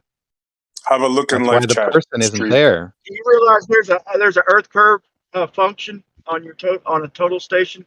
You can turn it off or on. It's whether it calculates it in or doesn't. It's all calculated, man. You could calculate it yourself, but it's not measured, man. And you can say that such and such is a measurement if you go and try and shoot beyond what we do, how we do our elevation profiles. Listen, we don't shoot over miles and miles for elevation maps because what would you put for in between all that shit? For elevation profiles, they use planar surveys, local surveys, and it's like 100 foot at a pop, man. And Earth curvature is factored in for a model. It's a projection. All right, let me just address the first thing you said instead of all the other stuff that you said on top of it. Total stations that have a function to filter in or to add in curvature as part of the measurement do not change the angles that come out of the unit. The angles, the raw angles themselves, are as they are. Why would we need a function like that if we're measuring it? That's for if you know the distance to something. Total station will use the laser rangefinder to do, which of course, as mentioned before, has a maximum range. The laser rangefinder will tell the unit how. The laser rangefinder will tell the unit how far away the thing is that you're looking at. With curvature correction applied, will tell you how much altitude that is above, or the change in altitude. So but answer the question. If we're measuring Earth curvature, why would there be a function for Earth curvature? For the ease of the person using the tool, which, as I mentioned already, that function does not change the raw angles that are returned from the instrument itself. So we get what we're measuring, and we add Earth curve, correct? We get exactly what we're measuring for our angular measurements, which for this discussion is exactly what I'm talking about, is the angular measurement. Okay, so there you go. So we get the angle we measure, and then if we turn the Earth curve function on, then it corrects it for Earth curvature. No, Brian. So it's not what we measure, is my point. It's not what we measure. No, Brian. It's function. It's As a I function. mentioned several times already, the raw angles you get back from the instrument are exactly the angles that you measure. The curvature correction does not change the angles that the instrument measures.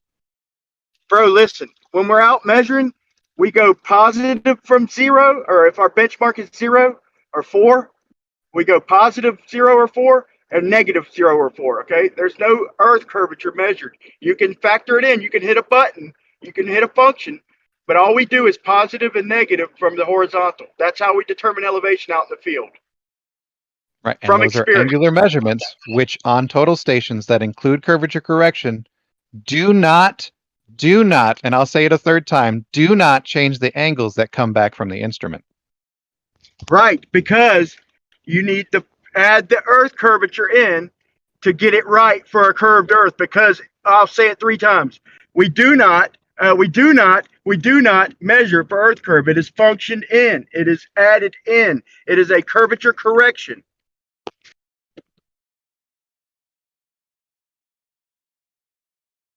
Can we move on to somebody else? Because clearly Brian's not listening. Can I interrupt? I'll do it. I'll do it. I measure flat land for a fucking living almost. That's one of my main parts of my job, dude. Is using said devices to lay out slopes, drops, level, you name it. That's what I do. I've been doing it for over 30 years. And your postage stamps. Brian, that's the way his way of saying you're right. No, it's not. It's absolutely Take the not. W there. Because Nicely the device done. itself that I'm mentioning, thanks, SE. Because the device itself I am mentioning that has curvature correction in it does not change the raw angles that are measured. Those measured angles are exactly what they are. The curvature correction does not change them. Okay, so when I did 17 miles of curve, I need to go back and have them tear out the highway, right? Well, it wasn't a highway, but I need to go back and have them tear it out because it's wrong, right? So when I based my my elevation and my slope on 0, 100 foot at a time, really a little less than 100 foot, but we need to go tear out that section of road because I did it wrong. Is that what you're saying? Or could I when you're factor doing it short in? distance, when you're doing short distance measurements, drop doesn't matter. Drop isn't measured. It's you know what we call that in reality? We call it slope. If it's dropping down the way you're describing, we call it slope, and that's which way the water goes. Why would there be a curvature correction if it's not needed? Or to put less It's gloomy and all crazy, your mic sucks, B-ball. Why is the curvature correction installed on the device itself? They call it curve correction, but I think it's more of a refraction type thing, like if you're using it. But most people don't use even the total station for vertical horizontal changes over long distance because it's not very accurate because of the atmosphere. They use it for angle measurements, like to the tops of buildings or whatever, where they get out of that refractive, that big refractive amount. But when you're shooting, normally when you're shooting horizontal, drop from horizontal, you're doing it from low level. I mean, you're not on a mountaintop or whatever. They do use it Why are sometimes. you doing it at low For level? elevation. That's doing it wrong. They do use it sometimes, Rocky, for elevation, like hard to reach places like valleys and shit they can't get to. They'll every now and then they'll use it for elevations, Right, but not very often. Distance, they say it's not accurate. They actually say that people. Who says? Yeah, it's an average. Well, the surveyors. The average. The surveyors that I deal with and pay on a weekly basis. Like the other day on one of my developments, they wouldn't shoot even a half a mile over a lake because they said the corridor that they're shooting through is too distorted. They had to move off to the side and do it in early morning because it's getting warm here. Because it was such a long distance that they needed to check. And they didn't want to spend time doing other work. They just wanted to do it in a shot just to see if their other, like, it lined up with everything else. But they wouldn't do it over the lake because they said they were getting too much distortion.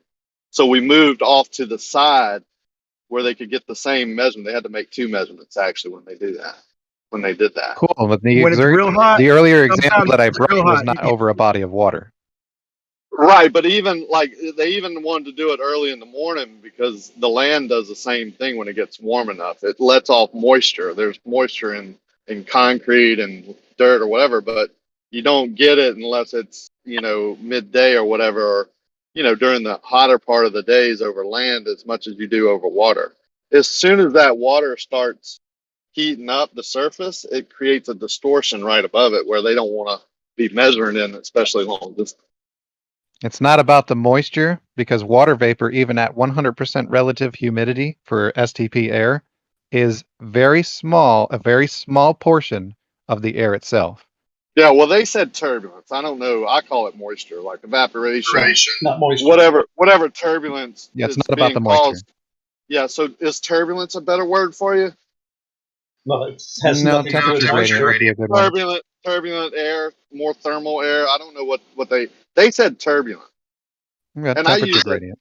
Okay, so you know what I'm talking about then. When a surveyor that I hired on one of my developments and we're having to do, elevation shots for drainage, we're basically didn't want to do it over water because they were scared that their measurements would be off too much.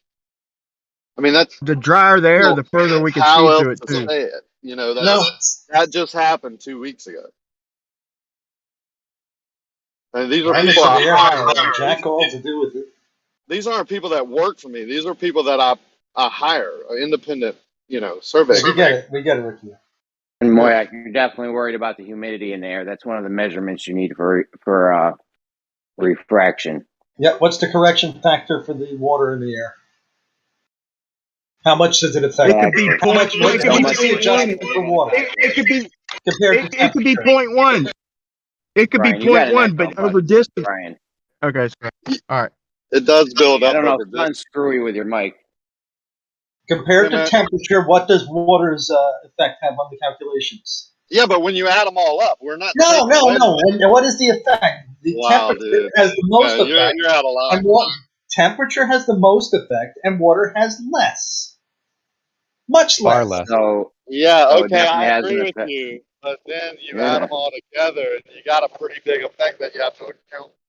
Right. I add together, I don't know, 10 arc seconds for temperature, and I add in half an arc second for water. I'm not talking actual numbers, but it's minuscule compared to it. Do you know the formula for?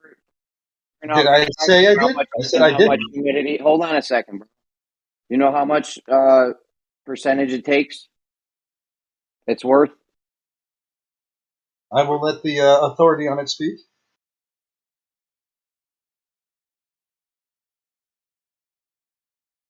Who y'all asking? I was asking Moyak. Yeah, I said I'll let the authority speak on that. Well, you're saying here telling us it's going to be such a tiny little I know it's tiny a amount, tiny number. minuscule, and now you're interrupting me, and you don't know, and what are you doing, dude? Well, you said something. I thought I could address it without going on a long diatribe. I'm sorry. Go ahead. Continue on. Yeah. Well, I mean, you don't know, and you were sitting here telling us it's a little tiny amount a second ago. It is a little tiny amount. That's all I know about it. But you don't know how much. Nope. I was being supported by whoever was speaking before, but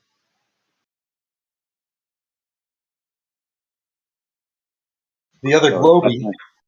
Yeah, it's definitely going to play a factor. It's in the calculations. Some of them, I don't know about Ruiz. I couldn't read that one, but he couldn't read it either. To be fair, he didn't even know what his shit stood for. But anyways, when it comes down to it, man, even if you did have all these temperature, pressure, humidity readings and shit, you don't know which way the light's going. Absolutely do. You need an actual position. All you have to do is benchmark it. You have your geometric position, which is your surveying gear. Now you go from there and you look at what affects temperature and humidity and have on that two objects in the distance. You'll see. Anyways, as density increases, things will move upwards. The refraction is based on their measurement. My bad, Bleaky. Go ahead. I don't want to derail Rocky's whole shit, though. Go. You can get back to it after Brian. Yeah, one more thing. They base the amount of refraction on the measurement they get. So they'll tell you how much refraction it is on how far off of Earth curve it is. So that's how they get all their information. So from what we see from empirical measurements, and then they'll tell you just how much refraction's happening that day based on how far it's off of the expected Earth curve. But with your gear, you could go and find out. You could start benchmarking what happens in different weather conditions just by setting up a test range. Set yourself up a hygrometer and the barometer. Go set that up. A couple of things down your range. Watch what happens to images in the background. See whether they move up, move down, move left, move right. Now you can start recording that and looking at how the temperature affects things and how pressure affects things. Now we can determine that when pressure goes up or when density goes up, the object lifts up in the background. Yeah, but you need a starting position now. You need an actual position before you can start saying, hey, I went over this with Zanuck yesterday. I mean, you can't tell me. I have a benchmark. I have my horizon that's set up by my... you have no... I have my horizon that's set up by my theodolite, and then I go and I start watching things. And if they move up when pressure increases or when density increases, now I know that increases in density raise things up. I have my benchmark, which says whether it's actually above or below where it's supposed to be. Yes, that's what I mean. You don't have a benchmark. If you had a benchmark, where it's supposed to be would be its actual position, which you don't have. You don't have that at all at any point during anything that you just said. Absolutely, I do. I have my horizon that I've set up through my surveying gear. That line, you have the actual position of position of where it should be. Yep, you don't know where it actually is, though. That's your problem. You don't have an actual position, and in the end of this, you're going to tell me if something's higher or lower than an actual position. It's absolutely ridiculous. Okay, so something 6 feet tall is not 6 feet tall. I get it. No, why would we even have a horizon over water if the ball is dropping away from us? Why would we even have a horizon over water if it's dropping away from our feet immediately? It would have to happen. If it's dropping away from our feet, why would we even have a horizon on a ball? It would have to happen. Look at a basketball, man. It couldn't possibly have if it's dropping away from us. Okay, it couldn't possibly have a horizon like we see. All right, let me put a hypothetical to you. You have a basketball or a really big ball, like one of them giant globes that they have at the museums. Now stand on that, and I want you to tell me what's on the far side. What I want you to do, I'll do that, and you get a ball, okay? Put a little stick figure on it, a little tiny stick figure, and tell me what's happening to the ball. Is it dropping as it dropping as it goes away from him? Or is it rising up? Yeah, exactly. It's dropping away from him. It's actually doing both. So on a level plane, it would come up towards eye level. On a ball, it would drop away and keep dropping away. It would never come up. And Ryan, you've seen a ball before, I'm assuming. So you know that at some point, two objects won't be able to see each other on that ball, right? Yeah, if you change the angle you're looking, but if you place a stick figure with his feet to the center of that ball, okay, and you observe it, you're going to see the ball, the ground dropping away from him. You're not going to see the ground in the middle of the picture, okay? You're going to see on a ball, you're going to see the ground dropping away from that stick figure if his feet are pointing toward the center of said ball. Am I right? No. On a ball, the closer you get to the surface of that ball, okay. on a ball, the closer you get to the surface of that ball, the closer the horizon will be to your eye level. So I wouldn't see the ball dropping away from his feet if his feet were. Let's say this. Let's say we put 20 little stick men, okay, and all their feet are pointed toward the center of said ball. Wouldn't from each one of their perspective the ground be dropping away from them immediately, from their feet on out? Dropping away from them. Well, in all of the observers' perspectives, the ground would be below eye level. It's a simple question. Wouldn't it be dropping away from them? Right. Right from their come feet. From that perspective first. All of the ground that they have underneath in their field of view would be below eye level. So in all of those cases, then you would have to determine how far below eye level each part of the ground is. In our case, here on Earth, we see the horizon drop below eye level. Below horizontal. It should drop down, but you're dodging the question. Go ahead, Jeremy. It will usually drop from horizontal, unless you have terrain or something. But if you're on a ball, you're gonna have constant drop from horizontal everywhere, in every direction from you instantly. Okay. That's how balls work. They want their ball, but they don't want the consequences that come with it. And like I what said, the consequences are. You're trying to dodge a simple question. The ball drops away from our feet, okay, immediately on a ball. On whatever size ball, the ground's going to start dropping away from our feet immediately. And the size of the ball does make a difference, because if the ball is tiny, the ground is going to be all below you, and you'll see half of the surface of that ball. If the ball gets bigger, you will see less than half. If the ball gets bigger, you'll see less than half of that surface. If the ball gets bigger again, you will see even less of that surface. More and more, if the ball is very large, you will see so little of that surface that from your perspective, it doesn't seem to you that it's dropping away. So it'll seem flat. Okay, gotcha. Right. And when we then take out precise instruments, so we'll get a horizon as if we were on a level plane. Our horizon will appear as if we were on a level plane. No, because it would be further from eye level. Like I was about to mention before you cut in, if you take precision instruments out there, things that can measure to 1 arc second precision or better, you will find that the horizon drops away from your horizontal reference more than it would given the given distance that you can see further away on the surface of, say, a flat plane. I've actually been out there with these instruments you're speaking of, and just for hobby. I wasn't even measuring anything, but just looking out over the water, and I see different things, different times of day, and the temperature really doesn't tell the whole tale. It might have an impact, but it varies randomly. There might be a little bit of a pattern, but anybody who has gone out there enough will know that it's pretty random, man. It's all times of the year, different seasons.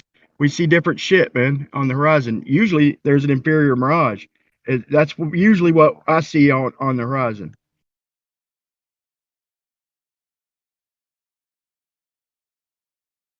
And that's why they don't do long distance observations for elevation profiles.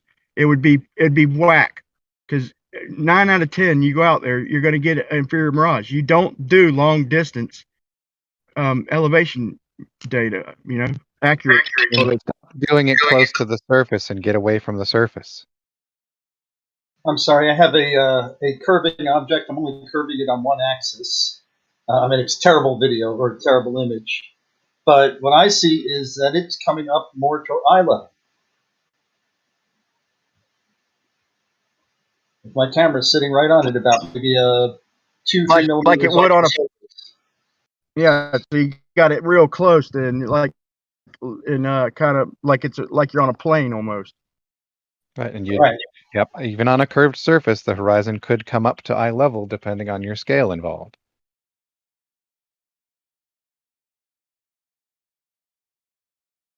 Here's a shot from a little further away just to show you that it is curved.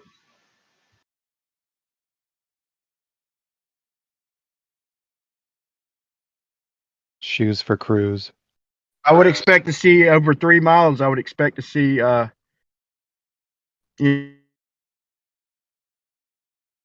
internet's a little spotty, Ryan. Less than a tenth of a degree.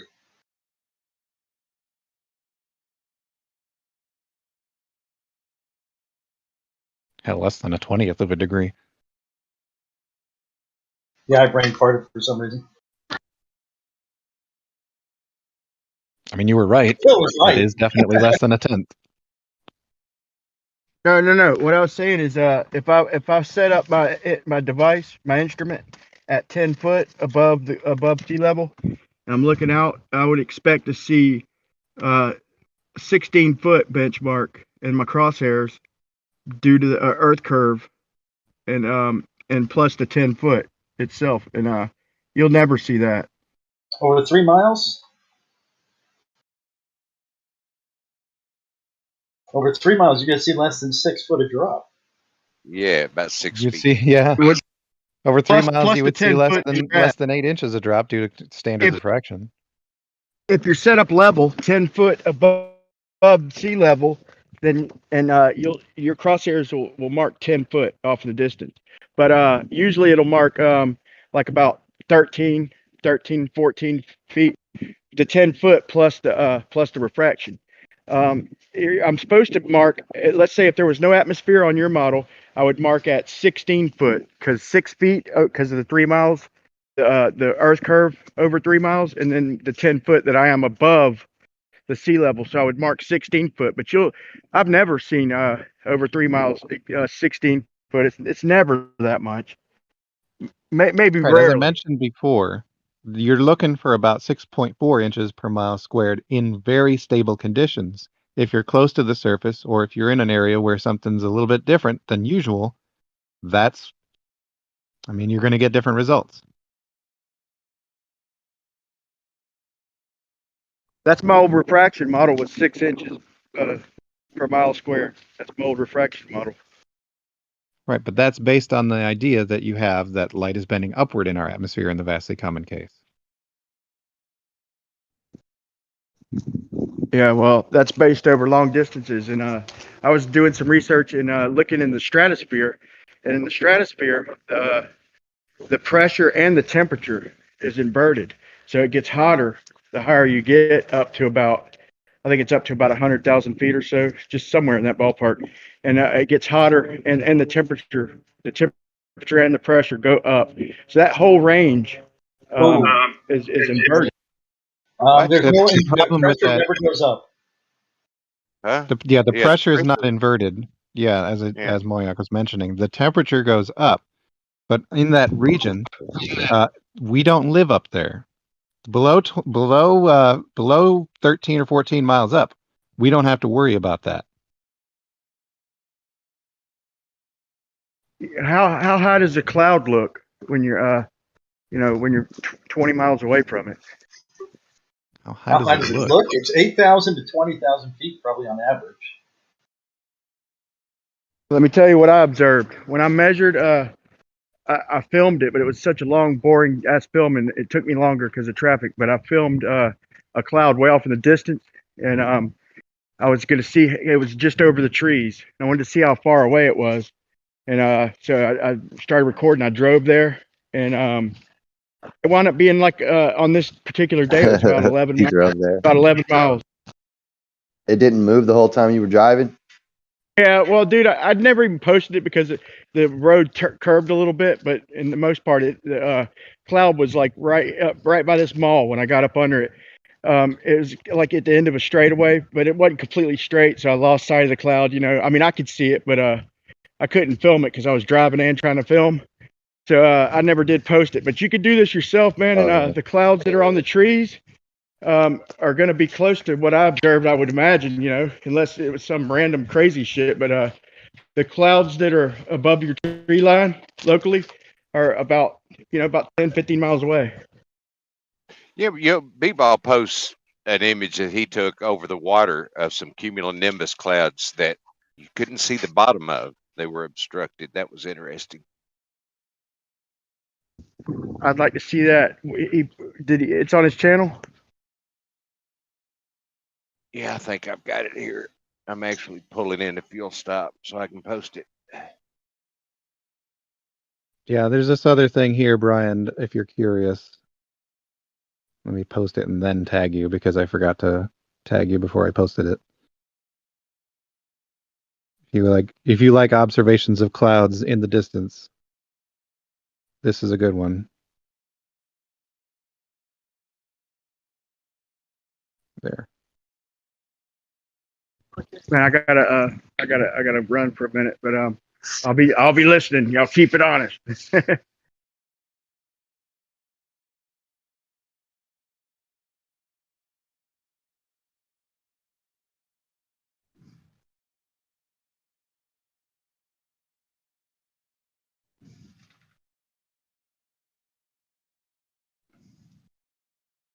Man, look at that cloud. It's practically on the treetops.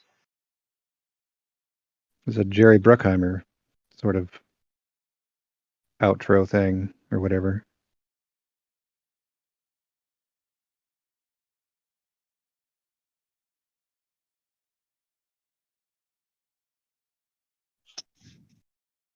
Okay, so I now have a number that I can give Jeremy.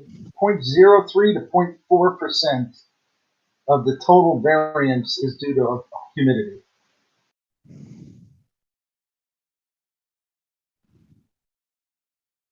That was pretty low. As in, not significant. Yeah, where'd you get that from? That's because humidity is less dense than air, right? Than nitrogen. The water vapor just doesn't make up a very large quantity of the air. So is the water vapor, is the air with water vapor going to be more dense or less dense? Even at 100% humidity, the amount that it is less dense is very small, as the figure that Moyak posted was a very, very small amount of change. So changing the density is going to be counts for a small amount? No, the density You're not changing it that much. Density of the humidity. Yeah, the humidity isn't changing the density of the air by much at all. By 0.4% or whatever he said, that's it? That's the amount of variance you'll see in the image. The actual amount of water resides in the 0 to like 1%, doesn't it? Yeah, that's your claim that's how much variance you're going to see due to it. But I mean, do you have any tests backing that up? And like I said, when it comes down to it, you don't have an actual position to tell me if something's higher or lower than this actual position. So. Like I said, not only that, hold on. Hey, not only that, the moisture. Wouldn't you say water heats up faster than air? No. Water vapor? You got to be sticking to water vapor, not just water.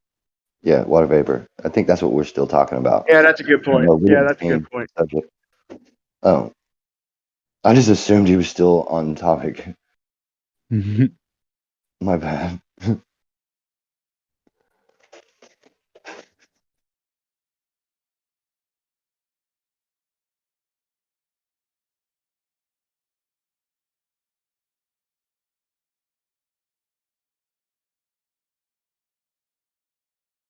I still say that you have your geometric reference, which is your crosshair.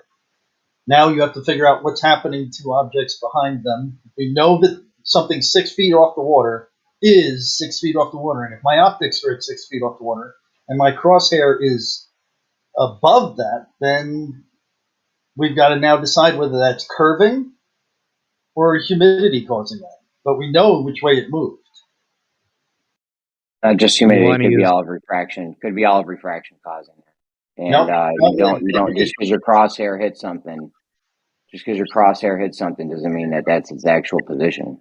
If it's 6 foot and my optic is at 6 foot and it's not at 6 foot, then all of that is optics that is changing it or physics. Now we got to figure out which way. So we can now determine which way it's moving. It moved down. Now, why did it move down? We've got to now figure that out. We can figure that out from optics over a test range that we set up that's much smaller scale, where we measure pressure and density and humidity, and we say, okay, when they change this way, light bends this way. When it changes this way, light bends that way. Sure, that's cool, but you still don't have a starting position that we know if it's actually higher or lower than from to start with. So It's that's at what 6 you need. That's what you need in order to tell me that something's higher or It's lower at than an 6 actual feet. position is. You're definitely gonna need that. That It's at Yeah, actual. it's actually at 6 feet. That's its actual position. So it's I'm at 6 feet. This object is at 6 feet, and we're making a horizontal line. Yeah. The Earth is flat. My line is Pressure horizontal. comes above it. And warm, Is humid it air is curving? less Is it dense than cold, concave? dry air, right? Is the Earth flat? Is it curving? Is it concave? Is there little bumps even in the water? I mean, somebody that yesterday or the day before was saying if there's some huge shit in the bottom of the ocean or something, it'll make a hump of water over it. So you guys need to work that out. Just because you got your crosshair at 6 feet doesn't mean anything. You don't have an actual position to tell me where the thing's higher or lower from. I'd like to see it's actually at 6 look feet. at a hump of water over a big mountain underwater.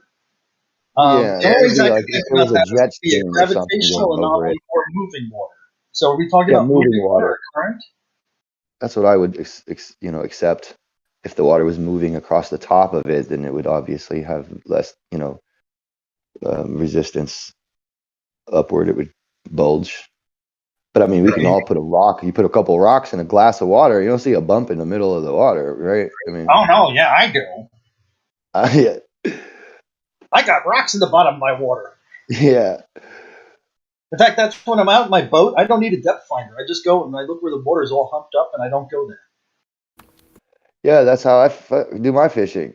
Yo, I definitely see Sure a would. bump in the water if you put rocks in it. Yeah. Okay. Ice cubes. Floating rocks. Yeah. Yo, I didn't make that thing up Ice with the cubes in hump the in the water. water. That came straight from the Globers. I didn't make that thing up with the hump in the water. That came straight from the Globers saying that there can be humps in the water. So, well, like I said, you have it something really depends. I'm making fun of what they Hold said. on I a was second. there I'm that almost day, done. Jeremy. You can't I just didn't. say that's what the Glovers say. You have to say all I of didn't hear these. anything, guys. Settle down. You can't just say what the Glovers said. Oh, you can't just say what the Glovers said. You have to say Hold it in on a second, context. Moyak. Was the water moving? Hold on, Moyak. I can be very specific because I think I know exactly what he's referring to. IB Hunter has done some ocean floor surveying. We referenced that some of the change in density underneath the surface of the water can cause satellite observations, gravimetric data from the satellites can help you get a rough picture of what's going on underneath the water. And they were saying they could measure the water being higher in those spots, certain spots where that was happening. Right. Do you remember how much he mentioned the surface of the water was varying by? Yeah, I know. So if we have something at 6 feet, it definitely might not be at 6 feet. Plus, is the Earth flat? Is it convex? Is it concave? You have no starting point for your original position, your actual position, which is what you would need to tell me if something's higher or lower than an actual position that you don't have. Sorry, it's All right, not let me my try this problem. one more time. Do you remember how much We variation never IB tried Hunter anything the first mentioned? time. Do you remember how much variation IB Hunter mentioned in the surface of the water due to that effect? You know that if you have something at 6 feet and you're looking out, if you have something else at 6 feet, it might not be 6 feet anymore. Right. It's 6 feet and 1 nanometer. Don't care. Or we could be on holy shit. Be on concave Earth or convex Earth or flat Earth. You don't know. You have no basis. We could have shoaling going on. There could be a whole bunch of stuff going on between us, where we are, where that object is. I don't want to hear it. If you're going to tell me you have something that's higher or lower than an actual position, then tell me later you don't have the actual position. I don't know what to tell you. Sorry. Right, because 6.0001 inches or 6.0001 feet is obviously far different than 6 feet. Not the same. And also, like I said, let me try this again. You don't know if it's concave, convex, or flat Earth, or there's elevation changes and things going on with shoaling in between you and the object, or elevation changes, topography. You don't know what's going on. Right. Again, But if you neither want do to, you. right after you're done talking, we can do this again if you want to. Right, but neither do you. You are presupposing some effects that you don't have any measurements for. We definitely have effects. We definitely know that it might be convex, concave, flat. Who knows? You don't know what shape the Earth is. This is supposed to be your proof showing that. It's not, because you don't have an actual position, a baseline, a benchmark to start out with, like Moyak thought he did at the beginning of this. But now But I'm we do have a hoping that he benchmark. realizes he doesn't have a benchmark, We because have you a don't. benchmark. You don't. That horizontal from that optic is a baseline. You're not making a horizontal. Now we're not making You're making a horizontal. wavy curved line. Nope, that's If you not what had a it's making. horizontal, That it would line, be regardless of what the air does, that line is a horizontal. not a Right. horizontal. Because if He wants measurements for your claims, but horizontal, not measurements for his claims. so if it is a horizontal, then I'm going to go to then whatever we would be seeing in front of it would be there, and not in an apparent position, right? No, that horizontal whatever is where it's supposed to be. What happens in the air is something separate. Whatever we see in front of the crosshairs, are we seeing its actual position horizontally from us? No, we're just seeing where horizontal is. Okay. In the distance, though, it's not there, is it? You're looking out in the distance. That horizontal's not there. It's somewhere else. Nope. So you Now don't we know got to where start the adding horizontal together is. now we got to start adding together all the effects that we know about, which we know for a fact, without a doubt. Nobody argues this, that increased density makes light bend which way? It bends towards the denser medium. Denser medium. Dude, if like I said, we could go back and forth with this all day. I'm not stupid enough to believe that someone's going to tell me something's higher or lower than an actual position when they don't have the actual position. If other people are dumb enough to fall for that goofy shit, that's on them. You're dumb enough. Yeah, no, that's on them if they want to fall for somebody telling you they have something higher or lower than an actual position and they don't know the actual position. I mean, that's just fucking, whoever believes that shit's fucking lost it. Oh yeah, because I mean, obviously, everyone who works in optics has quote lost it, according to you. You mean this tried and true science that gives us accurate heights of mountains so airplanes don't crash into them? You can keep going on with it, but I've made my point and it stands. That they can carry your point a is measurement that for the you don't oceans like in the middle of the optics. country? That's your point. No, my point is if someone's dumb enough to believe that someone can tell you something's higher or lower than an actual position and they don't even know the actual position, that's their fault. Right. We can experimentally verify when we induce a gradient such that the highest density is below, we can for sure know for a fact that under those conditions, light's bending downward and making distant objects appear higher. That's not up for debate. And it's still lower. Still So don't now have an what actual is going on position. there? Still don't have an actual position. Right. You're just We can do this basically again and claiming again. that We can do optics this is not again if you something that is want. knowable. I mean, if you really want, we can do this again. Well, we know that it's lower because it is lower than the horizontal that we see in the optic. Now, we also know that light bent it up, so it's even further down. There's not an argument here, dear German. Yeah, there's not an argument. I agree. Like I said, anyone that's dumb enough to believe what you're saying about having knowing if something's higher or lower than an actual position when they don't know the actual position, there's no argument here. That's just dumb. Right. You just say optics is dumb. Right. I understand. That's not what I'm saying at all. Not what I'm saying. If optics is not dumb, then we know for a fact that light bending downward causes distant objects to appear higher. Sure, you can say that again and again till the cows come home. And in the meantime, you don't have then an actual optics position. is not dumb, It doesn't and we really know matter. this Like thing. I said, So you the don't Earth have could an be actual position, dude. We can do this again if you really want to.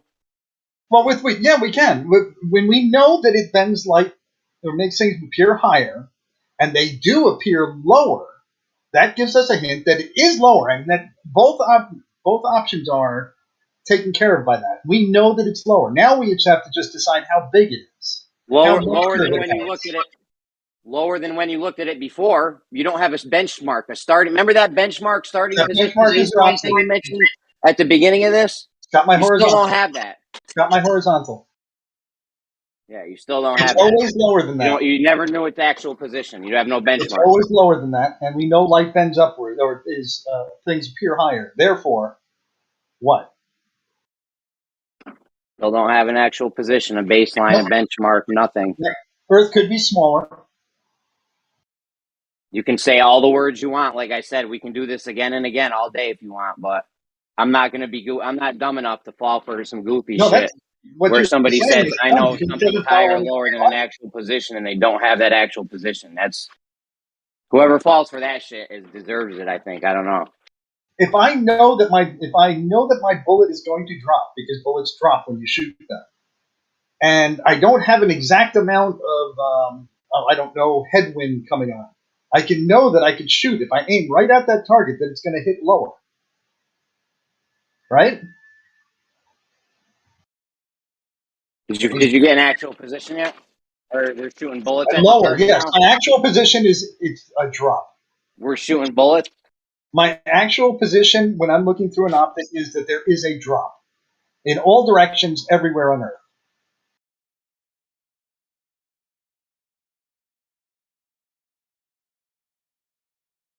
Which gives us one shape. Well, one tendency, curve.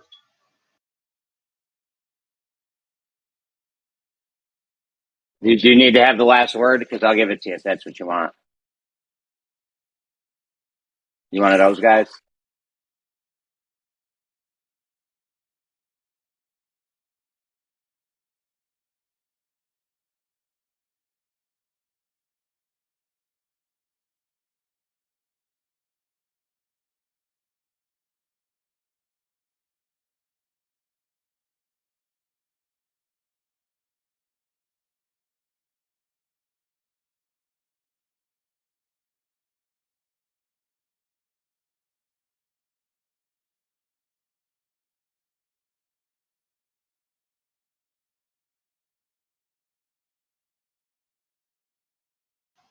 Seems like he is.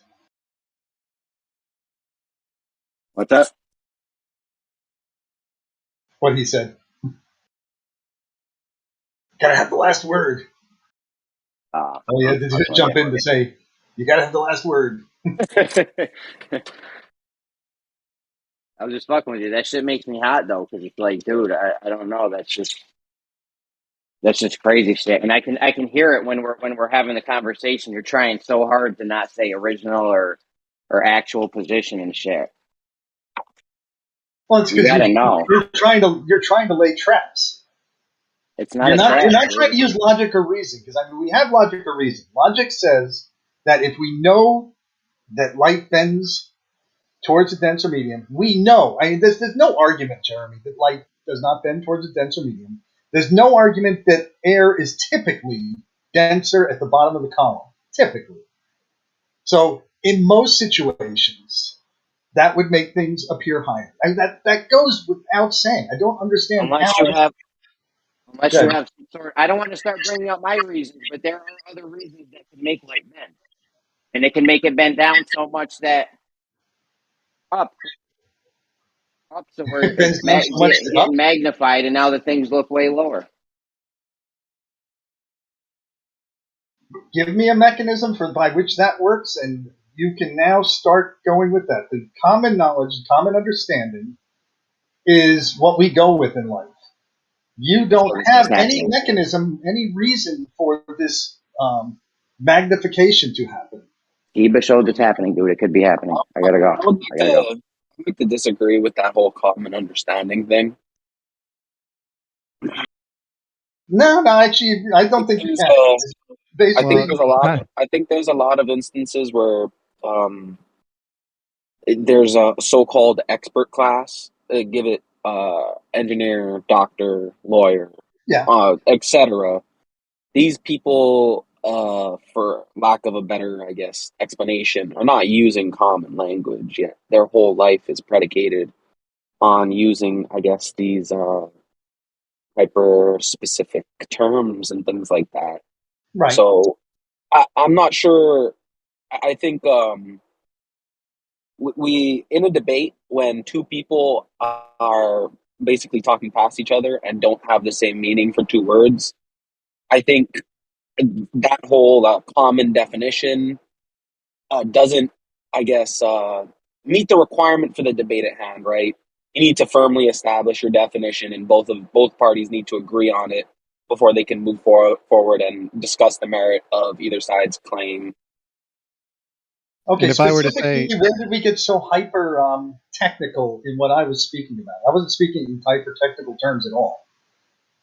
If we're to say something is or is not, yeah, go ahead. if we say something is or is not common understanding, keep in mind that that common understanding of common understanding includes people that have no training in optics at all. So unfortunately, that's probably not the common understanding. People aren't very well trained in optics.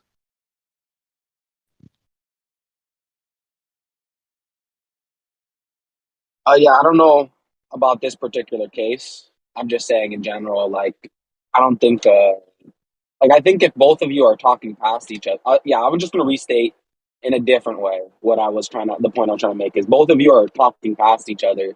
There's no point in invoking something like a common definition because both of you are not using the same definition. You need to both agree on the definition you're going to use and move forward, or else the debate's just going to become a semantics waste of time, which is the case most of the time with a lot of these flat Earth debates. Is you're not even actually discussing the topics.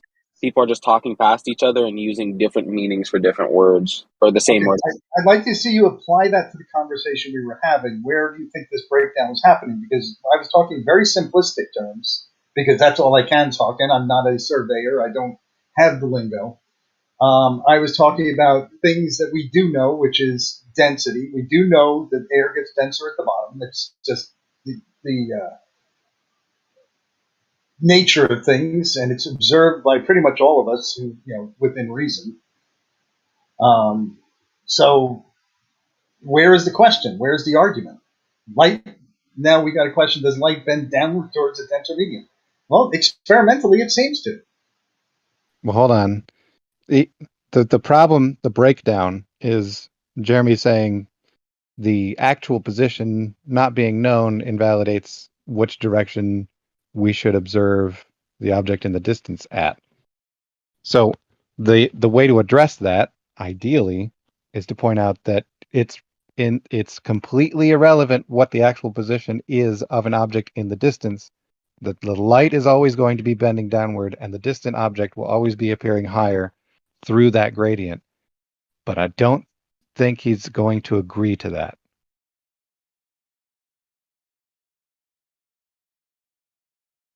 That I agree with, but I don't understand why he won't. He won't address the points in question. He seems to avoid them.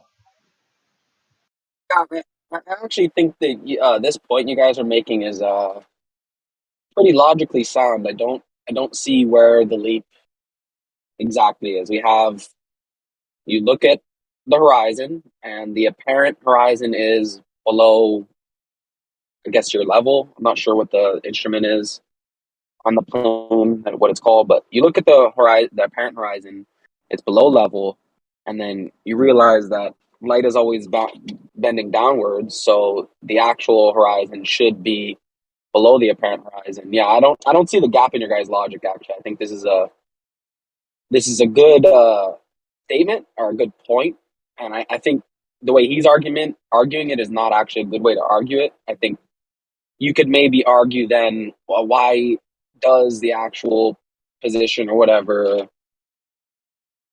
Yeah, I don't know. I don't think. I don't see where I don't see where his argument is. I think his argument is flawed, but I do think there is a way to argue this in a better manner. Well, I think he doesn't like to argue. Keep in mind that this is not specific to the horizon. This is actually applicable to all objects at the distance. Like, if we are looking at measurements of the horizon, yes, it applies there as well, but this applies to all objects. He seems to cite the wonderful world of we don't know exactly where it is, therefore we have no idea where it is, and that's where he likes. Well, you're saying light can bend. Well, therefore we don't know where it is. It's like, well, we know light can bend. We don't know exactly how much it's bending in this situation. but we do know which way it's bending.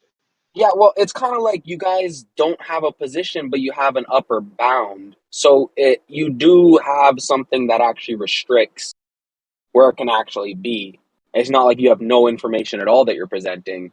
It's that you are presenting an upper bound, which is completely valid, I would say. If your claim is that the horizon can be no higher than where it is apparently, I'd say that's completely valid. And if someone wants to invalidate it, they would have to show why it's invalid, I guess. We've seen the horizon over horizontal, so Right. We can do that in unstable conditions very close to a surface. If we get further away from an unstable surface and unstable gradient, we don't have that issue anymore.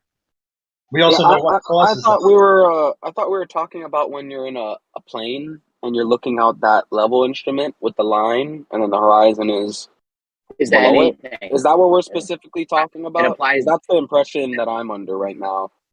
We were mostly It's any object. We're talking about anything. Jeremy, you just roboted that whole last sentence.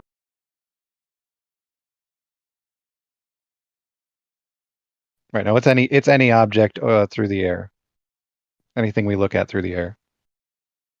It's not specific to the horizon, and it's not specific to from an aircraft or anything like that. It's any observation. Wait, so is the debate not even that? It's not even about the horizon. We're just debating that things appear higher or lower depending on where you look at it, I guess. So we haven't even established that, I guess. We're debating that. Well, the thing that's attempted to be established is that if we have in any gradient that we can experimentally induce, anywhere the higher density that is below will cause the light to bend downward, making distant objects appear higher. And then we take measurements of the atmosphere, verify its composition, pressure, temperature, and all that, which will give you the density. That has its highest density below, stably above 20 feet above ground level and higher. In those conditions, we should observe objects in the distance appear higher than their actual position. Okay, and Jeremy, what exactly is wrong with what the statement he just said exactly? I don't see where the gap is. Yes, typically light bends toward the denser medium. However, if you have any kind of magnification or other effects going on causing magnetism can cause light to bend in a medium. You could have magnification, which some other guys even claim happens.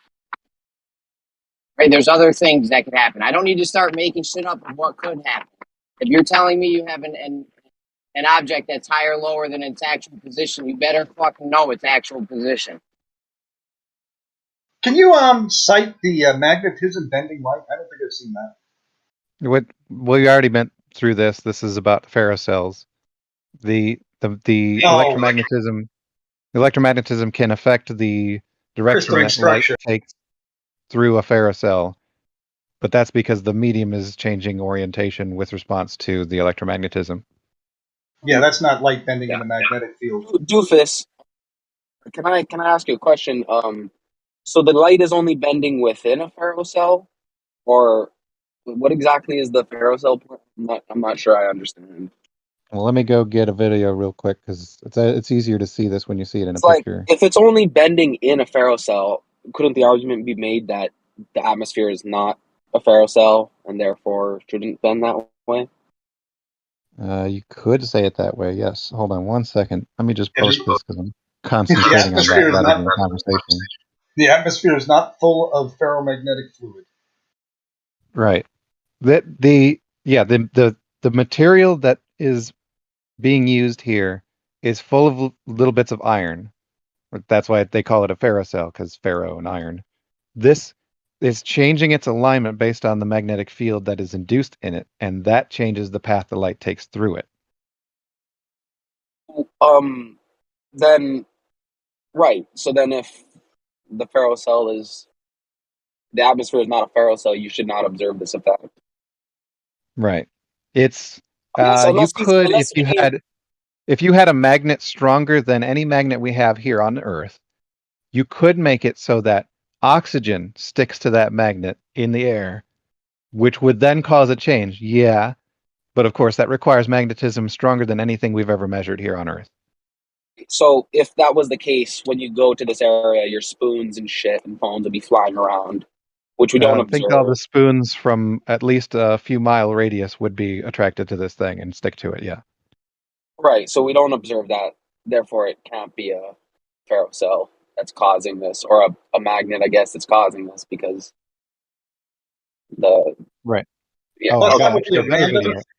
That would be a random effect, which would make our readings on the as we look in all directions give us unusual results all the time. I've got a better video that describes this too, with air specifically, and a really, really strong magnet. Although, of course, obviously not the strongest magnet on Earth, but it is a very strong one.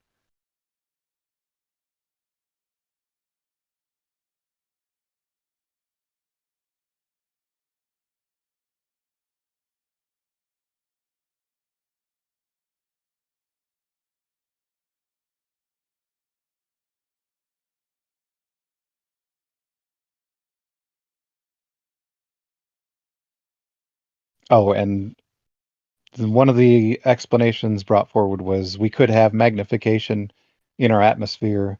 Keep in mind that magnification occurs due to refraction, and we're specifically citing refraction.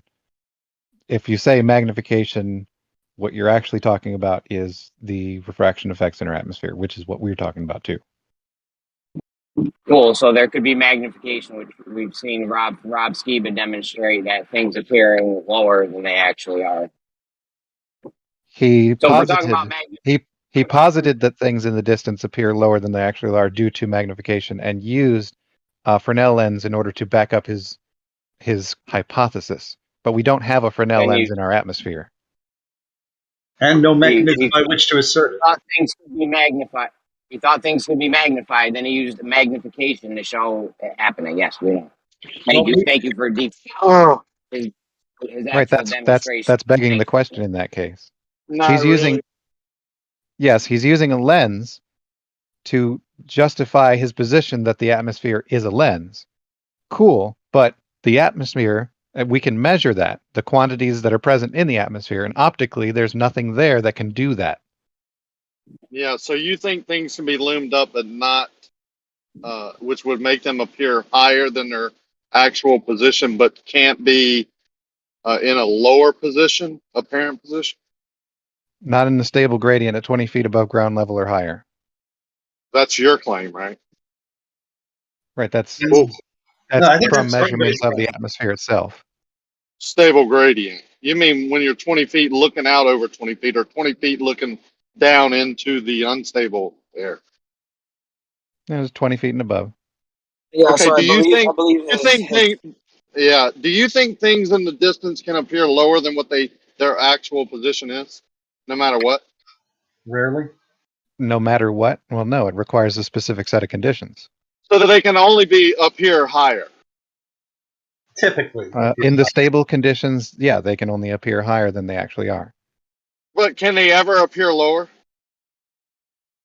In unstable conditions, yes. As I mentioned, you have to be really close to a surface, and that surface has to have certain different temperatures. Obviously, that'll do it easily. So 20 feet and below, you would think an object in the distance, let's say over 15 miles, could appear lower, but that's not its actual position. You agree with that? You set the benchmark. It would require a very strong set of conditions at 20 feet or 19 or 18 feet.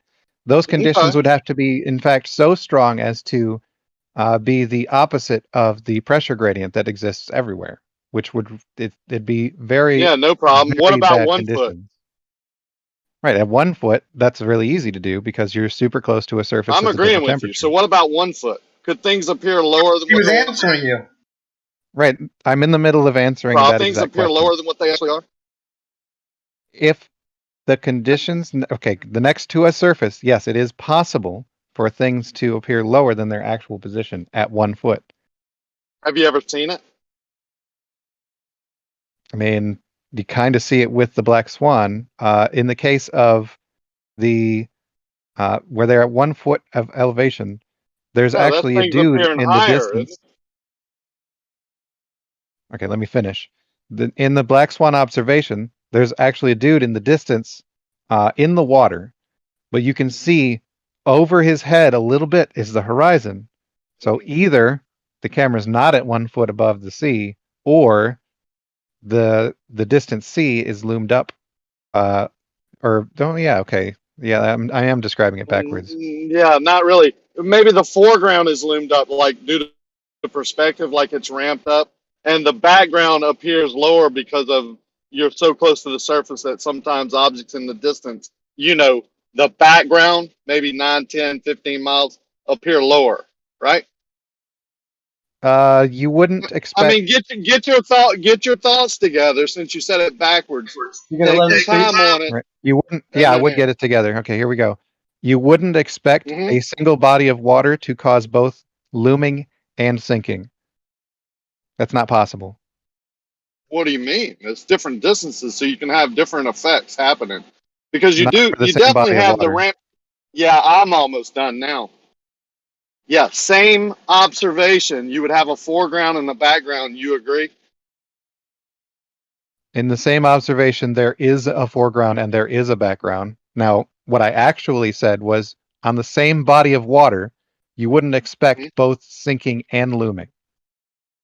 Yeah, but it could happen, right? Because of the foreground, it might not be sinking and looming. It might be in the foreground, you have the perspective view of things going to your eye level. And then once it reaches that point in the background beyond that, you might have some sinking effects because you're so close to the water. I mean, you're agreeing with all my points. You just have to put them all together. Take some time on it. Do you think that this is As a I common mentioned, occurrence? 20 feet AGL and above, there won't No, be. we wasn't talking about that. We were talking about it 1 foot or 8 foot or 6 foot. I used 1 foot because it's the as has been extreme. mentioned in this arena several times, close to the surface is bad. If you get further away from the surface, that's better. Yeah, bad for what? Optically. Why is it bad? Yeah, because it appears to ramp up in the foreground and be lower in the background due to the wonky effects of being so close to the water. Yeah, we're in agreement here. Well, I agree. But that's actually what happens in all cases. I'm not saying that happens in all cases either. Sometimes the background appears magnified and a lot closer and a lot higher than it actually is. Does this appeal to sometimes day? No, this is appeal to reality. 20 feet AGL and above, those conditions don't exist where that can actually be observed. Good thing we're not talking about that. For instance, if you're looking at a long distance observation of 20 feet AGL or above, you don't get your loomed up stuff in the foreground and your sinking stuff in the background. That's impossible. You still get perspective effects, though, where the Which foreground doesn't cause obstruction. Yeah, you cut me off again, but I'll let it slide. I'll just point it out and go on.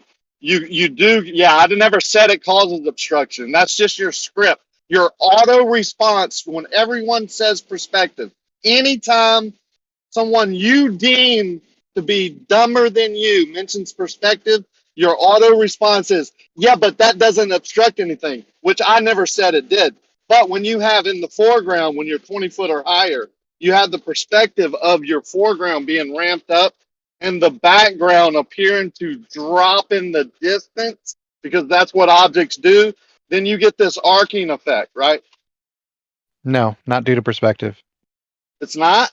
No. No. Both of y'all agree, right? Absolutely. Perspective doesn't cause that. Perspective is a geometrically perfect thing. Linear? Yes. Linear. Inversely proportional. So it would be straight lines, right? What's inversely proportional? And we can verify, like when Jeremy says things like the lensing and the magnification, we know that magnification is not affecting things because we look at things at the distance, like a car at the top of a mountain. I can tell you exactly how big that car is. Therefore, it's not magnified. Yeah, the sun, when I zoom in on the sun, which is basically magnifying it, bringing it closer, it looks like it's right in my lens. Like, it fills up my whole lens. I can make the sun appear really close, like it's right there. No. What I'm saying is that, like, when you look at the angular size of something in the distance, you can tell how big that thing is if you know the distance to it. It I've showed it you. is absolutely accurate, and especially I've if it's higher up. Yeah, I think I've we're showed getting you away that it's from the not point. absolute. Hold on a second, real quick. I've already showed him that it's not absolutely accurate with the smushing, shrinking hotel room floors. No, that's and something for separate. B. Hold on, because you guys said so many points. For B, the magnification could be built right into the perspective math, because have we ever done perspective tests in a vacuum? I've done a perspective test in my office here with string and a protractor, and as I double my distance, the angle halves. That is not something that is up for debate. That is the geometric aspect of perspective. We're not debating that it happens in your office. We're saying out in the real air. But that carries true to me looking at the building on top of that mountain over there. I can look at that building and say that building is 10 miles away, and I can say, well, it's 1 degree wide, therefore it is this big. The really big building. In your office is different from in a vacuum. It's a really I think big we would agree. And like I said, Right, it could be built into the magnification of the atmosphere, and that's why you don't. The perspective math, as you mentioned a moment ago, the perspective math doesn't bake in any magnification. You can say that, but you've never done a perspective test in a vacuum. I've done the measurement with it with physical objects. In a vacuum, because compared to a non-vacuum? So you think that the string moves when I put it in a vacuum?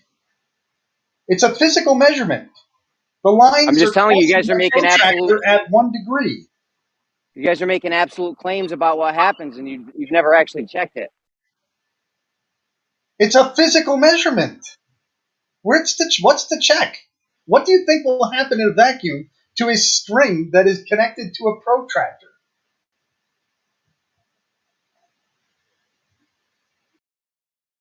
All right, when you double the distance, you get half the angle. That's always true. And it bears out optically when I look across mountaintop to mountaintop and I measure a rock. When I measure an airplane.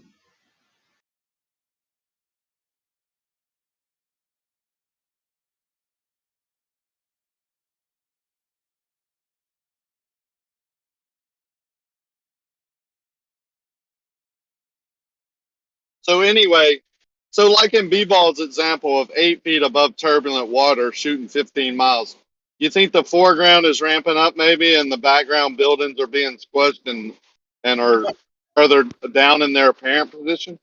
I think really that's No, because a single body of water, because as I mentioned, a single body of water shouldn't be able to do both effects. Shouldn't be able to or doesn't? Well, they'd be additive. It doesn't here on Earth. I mean, a single body of water usually has a very, very small temperature range and cannot exceed that temperature range just because you want it to. One is not in reference to the other. One would be in the foreground would be the immediate foreground ramping up due to perspective, and then the far distance away would be because of whatever atmospheric conditions are doing whatever to the building. I mean, you're viewing 8 feet above the water, so you're agreeing. I'm not sure why you're butting in. I'm asking him questions, not you. But I'm fine with you coming in, but not over the, Go ahead. If you have something to add, that's fine. I mean, I want to know if you've done things. I mean, I've done it, and I've seen where things were in different positions on different days. I've gotten George to verify what I used to say years ago when I was called a liar, that the actual horizon can appear above your crosshairs. Now, I don't even know how that works. I just know that I've observed it one time. I even thought I was doing something wrong, but I've had set up in the same place and have the apparent horizon be in multiple different positions throughout the day. And I don't think anyone denies that. So why would we deny it? You have different effects affecting different areas of your view. I'm just trying They to have say to be caused by something, Rakia. Say that again. because they have to be caused by something. So if we have a body of water, and its temperature is in a certain range, and the air above it and its temperature is a certain range, we cannot logically conclude that there's sinking in the distance and there's looming in the foreground. Why not? There's no cause there. There's nothing to cause that to happen. Well, no, I could say it's definitely could be caused by temperature change just in that with different currents and upflow, updrafts and downdrafts.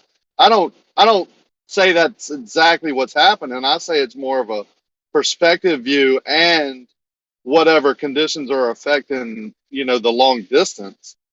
Because you would require a more than 20-degree difference in the same body of water. Yeah. I mean, I've seen all kind of ones. Yeah, I don't know. I don't know that for a fact. You may state it as a fact, but I don't put that quantity on it because it's forever changing. And then I've seen some things that I would never have thought possible, and really don't believe until I view my own, photographs. But those are also those things you can't believe are also those conditions that are rare. Have special considerations to take into account. I would say rare in some areas, but more prevalent in others when you have the conditions that you need. So when you say rare, that means that it is possible, which I agree with. Sure. I mean, you can set off a nuclear bomb and the pressure will change different. I mean, yeah, that's not what we're talking about. It is. You can take these rare not really and now try and apply them to everything. Well, those rare conditions also can be explained. Yeah, we're talking about those conditions that might be rare in one area, but happen all the time in another. But then they'd be predictable. Yeah, I can predict right now when you go out to Lake Pontchartrain, you're going to get some unbelievable freaking refracted effects. The foreground and background are going to do all types of things depending on what side of the lake you're on, how far you're looking, the angle of the light source, and if you got rain or water dumping in from the spillway, if they let the floodgates open, or if you have a north wind or a south wind. Yeah, I can predict a lot of things are going to happen. But all of those not the things that you need. Oh yeah, everything that I need. Yeah, where the water would be appearing to ramp up in front of me to block the distant building or shoreline, and then on the very next day, that water ramping up isn't there because of the conditions of the day. I hate that term, ramping up. Well, what I was doing due to perspective or the conditions or just an optical illusion. I don't know. I mean, I don't know what you want to call it, but it's an apparent. I call it perspective. I don't deny. Yeah, and that's what I was saying. The perspective makes the foreground appear to ramp up towards your eye level. But when you say ramp up, I think there's an implication there that there's nothing wrong with it per se. It's just in this argument, I think it's a problem. No, it sounds like it's doing something that's not expected. What is expected is that angle of something that's 10 feet away from you will hit the photoreceptors in your eye at that level. It is a mathematical law. Okay, so if due to perspective, the foreground is appearing to ramp up like we expected to, then why wouldn't that obstruct things in the distance just by itself? Because that angle from your eye to whatever object at whatever distance is a fixed angle. It's a mathematical law, which means that basically every time you go to that distance, from a perspective standpoint, it should ramp up to the same exact angle. But we're looking, I agree with that. But we're looking at,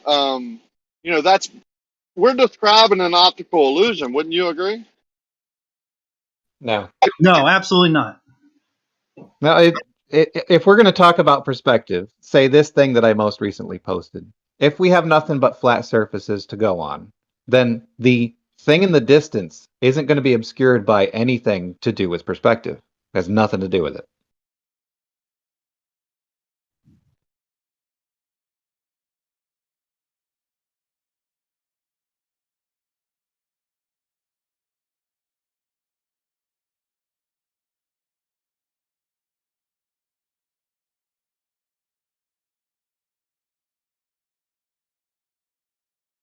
That's how you get curved stone.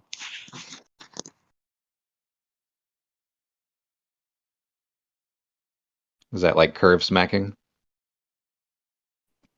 Yeah, but have you ever heard of curb stomping?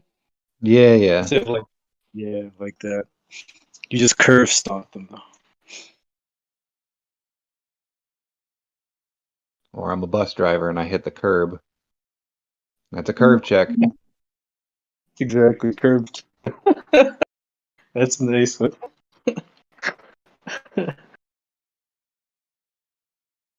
Curve check. Got it. Got it.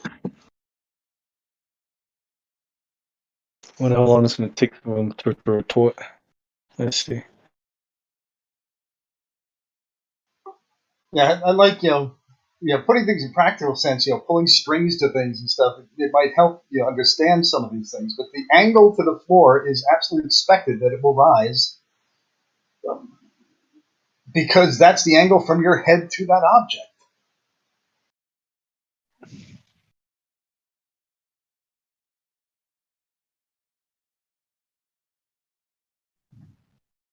Where it falls in your field of view. Hey, that sounds neat, but you did this in your office. How much line deviation did you? Robot check. No idea what you're saying. You robot in general. You should get rid of those AirPods. Trying to measure curve. Yeah, it's that slider's Water in a GPS. bathtub, dude. You're not going far enough with it. I said it'd be like trying to measure curved water in a bathtub. You're not going far enough with it. The same rules apply at the top of a mountain 100 miles away.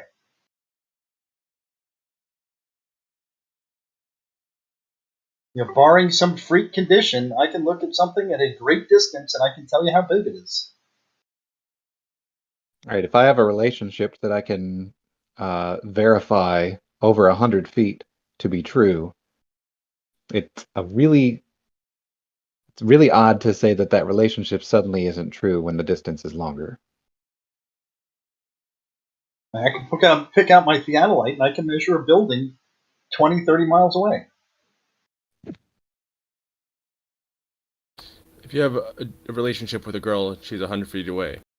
That relationship's real. But if it's longer than 100 feet away and it's a long distance relationship, is it real? Yes. Not real. Is it a concept? It will be in like a month. Let's be real.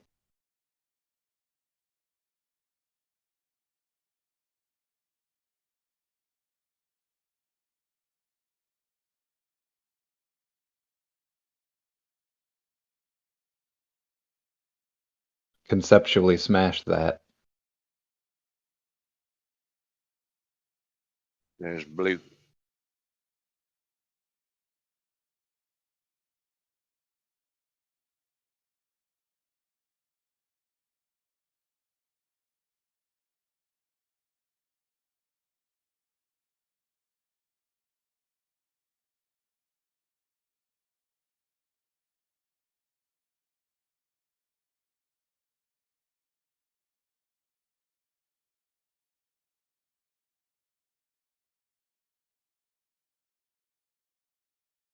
Bev's trying so hard to be relevant. Oh my god. What's Bev doing?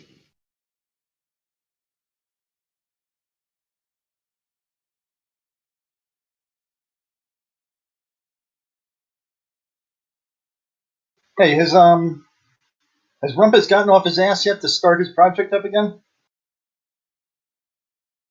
Oh. Man, I'm waiting. Was it 3 years now? I don't know. I only know of the preparation for it in the fall, where he actually got equipment together and started setting stuff up. And he said he could do it in the spring. So just to clarify, y'all are saying that distance doesn't matter in this example? What example? The example that y'all just gave where y'all said it doesn't matter the distance? The distance is the only factor in the angle for perspective projection. Yeah, but you would agree, looking 5 miles in the same atmospheric conditions and having the same conditions the next 5 miles, but you're looking 10 miles, the observation is going to change, right? We're not talking about refraction in this case. In this case, we're talking about perspective. Okay, but yeah, I'm just asking that question now. You would agree it would change, right? Okay, if we're talking about refraction, the deviation from a straight path is increased over increased distance. Well, depending on the conditions, right? I mean, if you set aside that the conditions in the first 5 miles and the second 5 miles are the same, then the conditions are that the angle is going to be bigger at the end of the 10 miles than it would be at the end of 5 miles. And would everything be loomed up in your example? I don't know what conditions you've specified because you haven't specified any. Okay, and so in different conditions, sometimes it would be loomed up, sometimes it wouldn't be, and sometimes it might appear lower. I think, If Larry, you're really close to a surface of a different temperature, like as I mentioned several times, you can get results based on the surface temperature variations that can cause it to look different. However, when you get into more stable conditions, 20 feet or higher, the conditions are going to be such that things in the distance are appearing higher than they actually are. So it'd be safe to say never, ever, ever do a long distance observation over a marine layer less than 20 feet if you want to be accurate in your observation. I would say that you would get a uniform change in that close layer because what you're doing, your observation over, should be within a very tight temperature range. Okay, so less than 20 feet, let's say 10 feet. If you go out on the same conditions every time, you're going to get a observation. And if those conditions change, that observation is going to change. But as you get to 20 feet and above, that observation is going to stay more constant. You agree with that? Yeah. Yeah, I mean, the thing I like to cite as an example was Larry's 26-mile or 24-mile observation.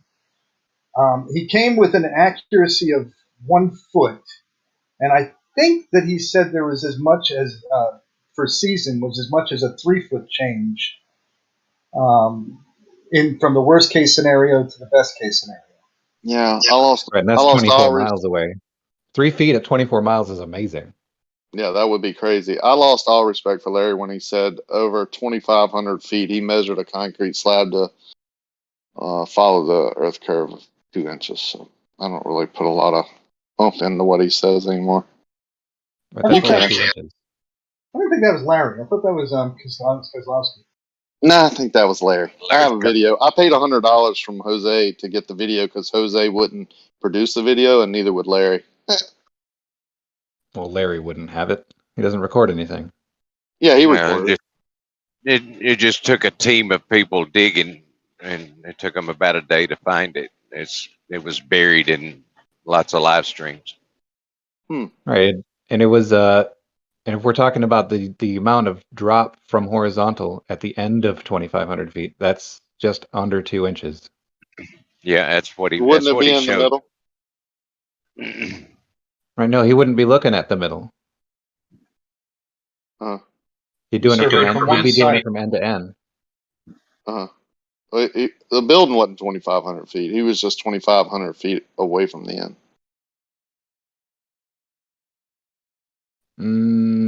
Yeah, that's what it was. You've probably not seen the video.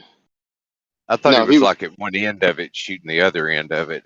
No, he Right. was. That's He was, 2,500 but he foot was. concrete slab. No, it wasn't a 2,500 square foot slab. It foot long Not slab. square feet.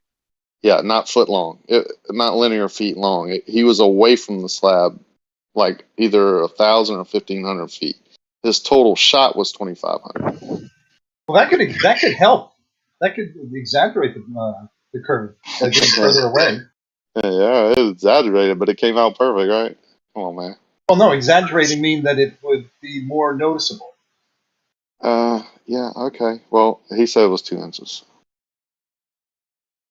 I think that's exactly right on, So that would mean the middle of the building would be higher. What? I mean, if you're looking at altitudes, no. But I mean, from 0 He to was on 2,500 the feet, ground. the center from 0 to 2,500 feet, the center of that, about 1,250, would be above a chord half an inch. Yes. So the concrete would be a half inch there and 2 inches at the end, top of the concrete. No, No, we're looking at those two are different measurements. Those are two different sets of measurements. That's what he said. If you're measuring drop from horizontal at the end, that's relative to the horizontal established at 0. If you're looking at the amount over a chord, that's not relative to horizontal at all. No, we're talking about a horizontal above it, shooting to the end. He measured 2 inches down the end, half inch in the middle, right? No, he didn't measure. Because that's what it would be, right? Well, yeah, he didn't do any of those measurements. I mean, I guess if he he did? wanted to, He didn't? Are you sure? he wouldn't. There's no reason for him to. He wouldn't. Yeah, he shot the beginning of the building, right? Also, the building From 0 to 2,500. No, the corner closest to him. Have you seen? You haven't seen the video, huh?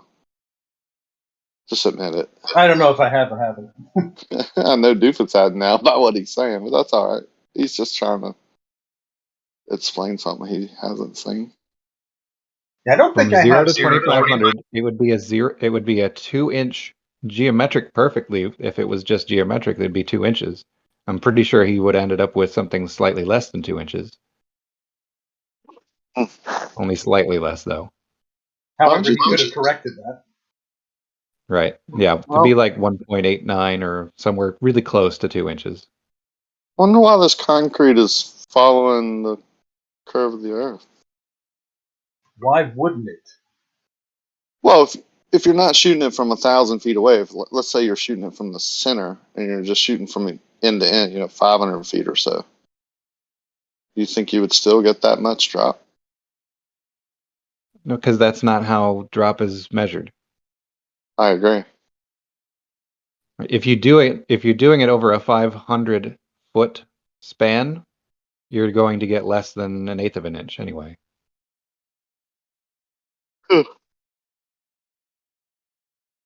So basically immeasurable. Until you get far enough away. Drop does increase with distance, yeah. But does the accuracy of measurement increase with distance? Usually if you're doing it with angle measurements, the angles don't get more or less precise as you go. Y'all are hilarious. Thanks, man. I mean, what did I say that was wrong? I think he's talking about wibblies and wobblies.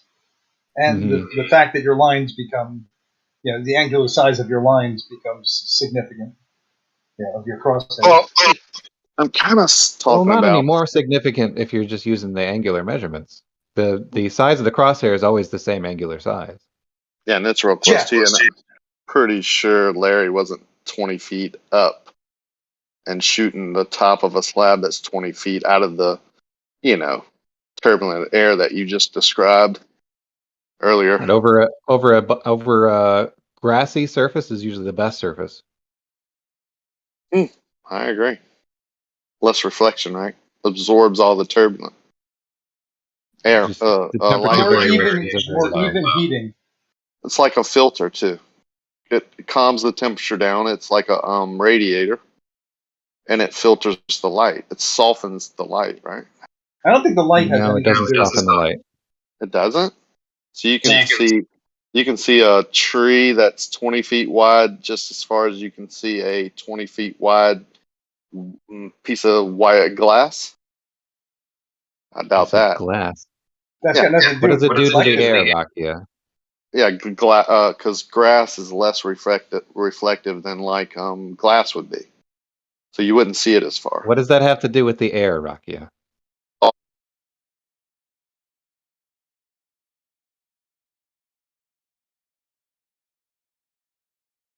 Yeah, I don't get this whole line of argument.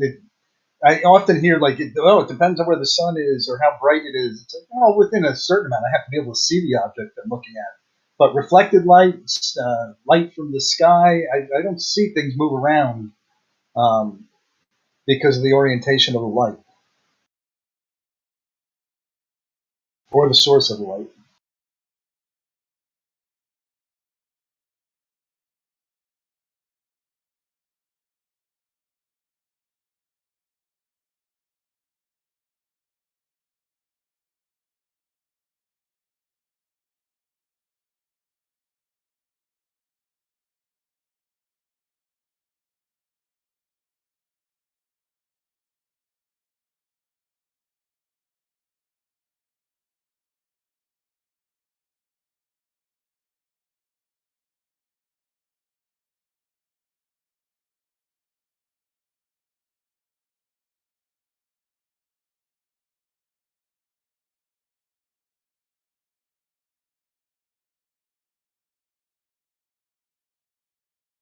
Did your hair just go dead? Yeah, it's fine.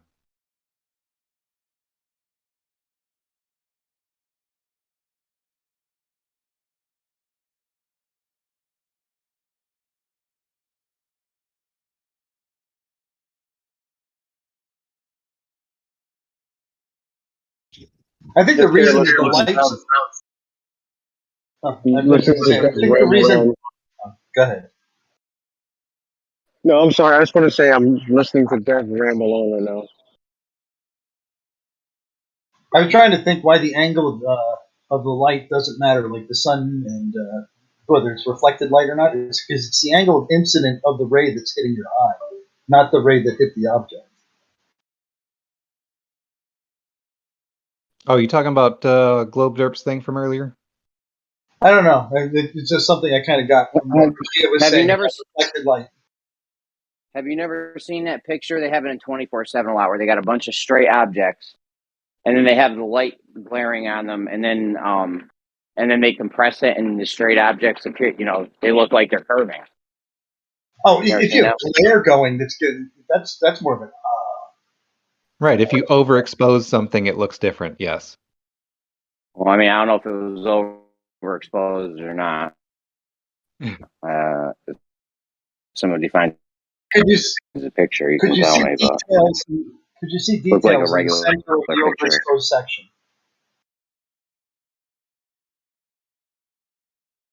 I didn't catch that. It's like you're echoing yourself or something, or I don't know. You get some weird mic thing. Well, at the moment you were roboting when he was talking, which was weird. All right. Can you see details in the area of the image where it's claimed to be overexposed? Can you see like the angle of the piece of metal sharp and crisp like it is right next to it where it's not overexposed? Oh, hold on a second. I don't know. I'll be right back. Yeah, we can keep asking him 20 questions about the image, but if he posts it, it short circuits all of those questions. So yeah, because they have more that efficient argument to with just get the image. the one with the two red bars, and you look at the horizon, you can see the horizon curve. They like to cite how in the overexposed section of that image that it appears curved. And it's like, well, yeah, because the pixels are washed out.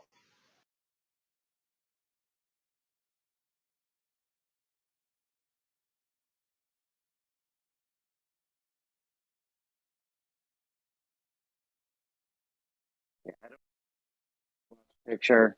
We'd have to go over it. What's up? I said I don't know about the picture. We'd have to go over it, but it looked just like a regular picture to me.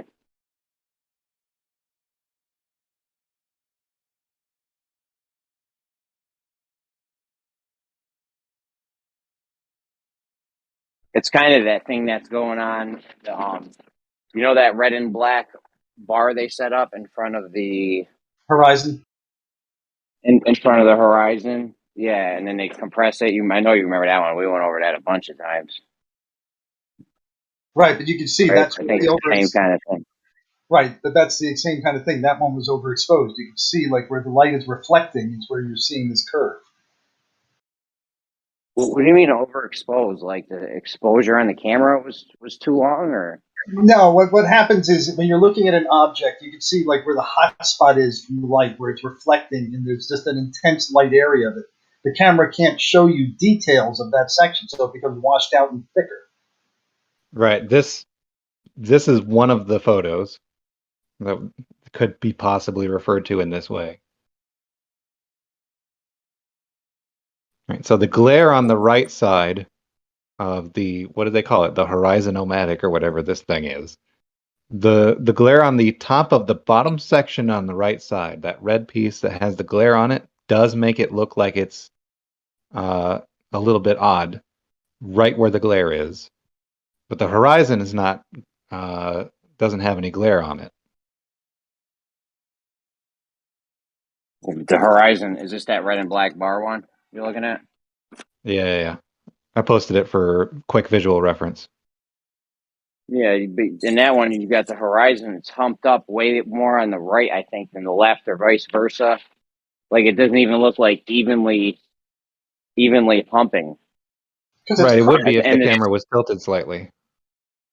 Yeah, do you think that's what happened? They went through all this work and then didn't have their camera horizontal?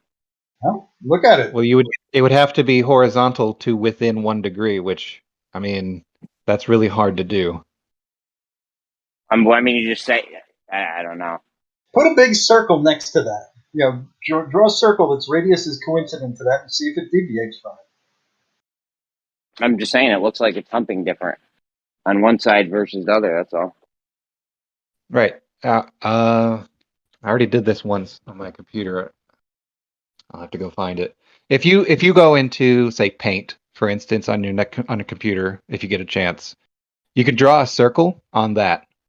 Then cut out more of the right side than you cut out of the left side, and then compress that horizontally. And what you'll end up with is an ellipse, but it'll look like it's more humped on one side than the other. And that's essentially what's happening here.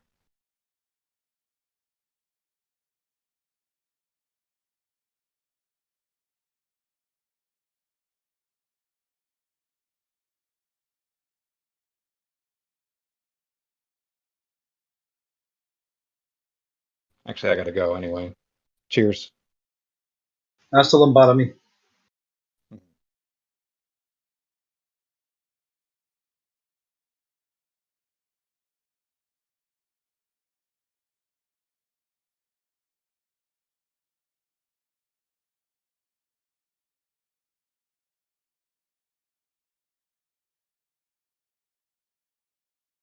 My drawing program isn't big enough to make a circle that big.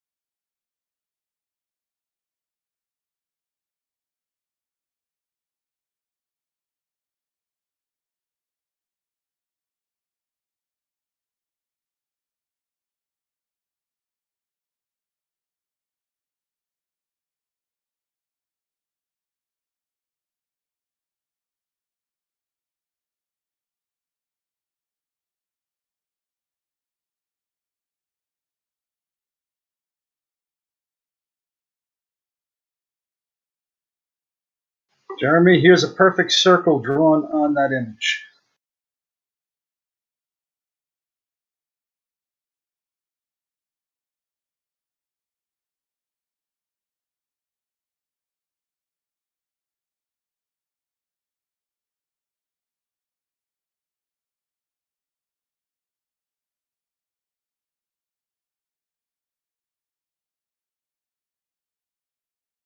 So you're saying the guy that was taking the picture didn't have the camera horizontal? Is that what happened? I think more he didn't. I'm not sure what he had. Let's see. The whole thing.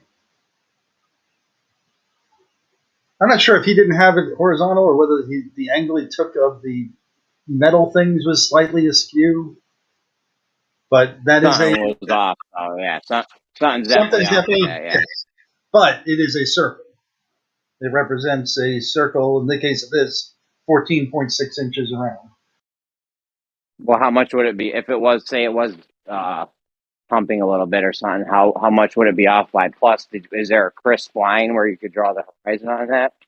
Well, look at it. Like when you match it up, is it a crisp line or could it have been off a little bit? Can't you see the image I posted? No. It's too bad. I can't mess with my phone right now. Oh, okay. It looks, near as I can tell, just about perfect considering how fuzzy the line is. So it could be off a little bit. Yeah, as you get out to the outskirts of the lens and stuff, yeah, I don't know what happens, and it's fuzzy.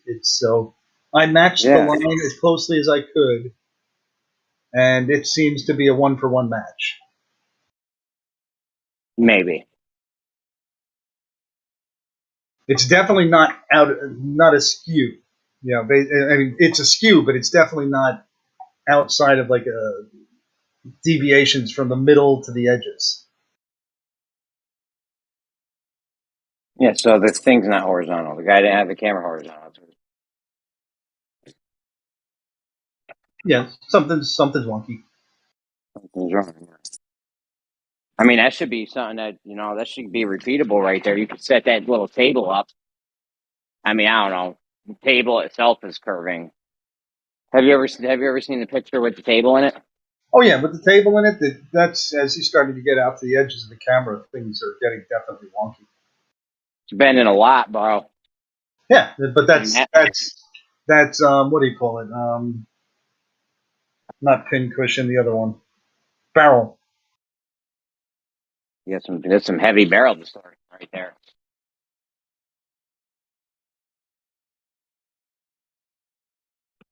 But in the center of the camera, we know that barrel distortion really isn't an issue, and this is centered.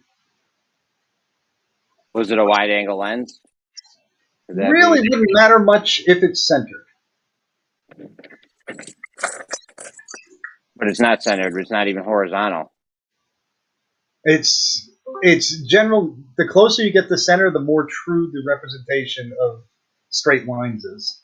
And since you've got straight lines generally above, straight lines generally below, we know that he's somewhere around center. Where's the straight lines above and below? The red lines and the black lines compared to the amount of curvature of the horizon, they're much straighter. When we compress them, we can see that they're curving now. Right, they appear to be curving. It is much straighter than the water in the middle. Is there anything that's straight in the picture for a reference? I consider the lines of the red to be straight enough to use as a reference. Yeah, we went through this one day. I was screaming at you guys. People were swearing that those lines were straight, even though they're obviously, when you compress them, they're obviously not straight because they're curving. Right. But there's no reason for it to treat the horizon in the middle differently. So, if anything, those lines, just based on how lenses work, should be a little tiny bit more curved. But the center being in between two generally straight lines and curving more means that there's actual curve there. Observe. No, you don't have any bait. Once again, for this thing, you have no baseline of for what's straight or not. You can use straighter anytime you want. Yeah, sure. Earth's straight there, and it's just curving due to barrel distortion, atmospheric effects, the cameras. No, I've got a messed up. straight. I mean, you just I've got named a off very. a whole list. I've got a very straight line above, a very straight line below, and a greater curve in the middle. What's your straight lines? I have a very straight line above the red lines. Yeah, with red line, the red and black lines. No, we already went over those. Are not straight. No, they are slightly askew. They don't. That doesn't make enough curvature for what we see. You can't have. How do we know how much? How do we know how much askew they are?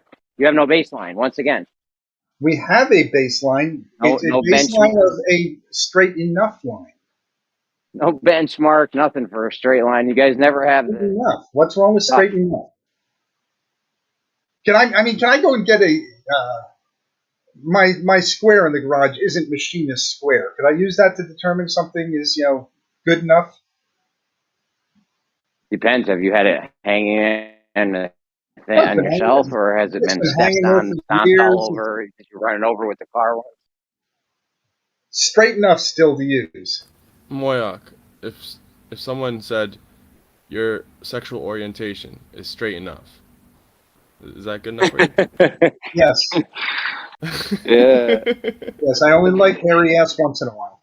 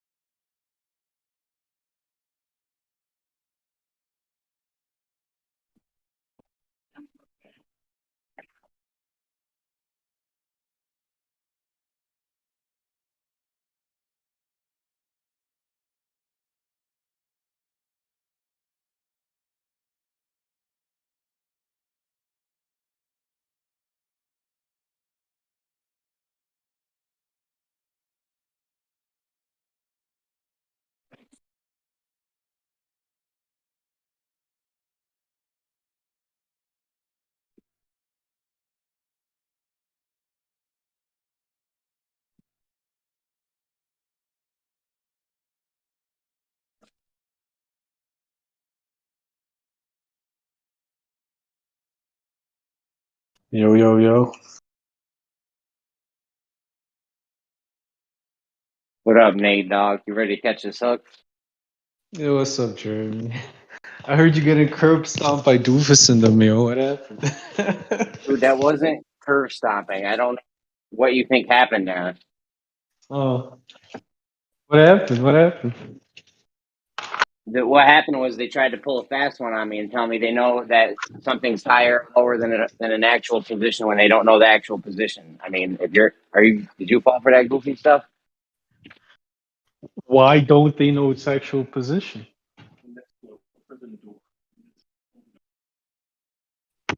Yo, Jeremy, can you hear me?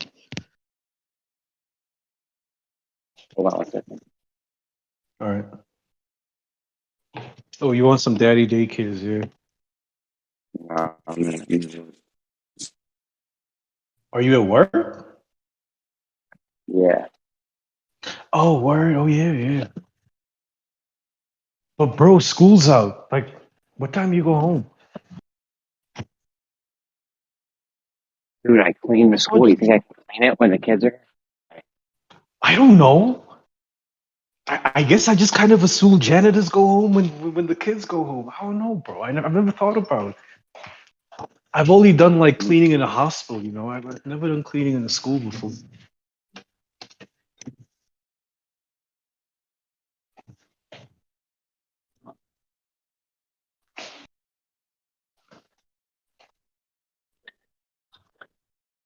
Yeah, but cleaning in the hospital fucking sucks, bro. It's second shift, dude. You can't clean when the kids are here. Like, how am I going to clean the chalkboard when the teacher's writing on it? Come on, Nate, use your head.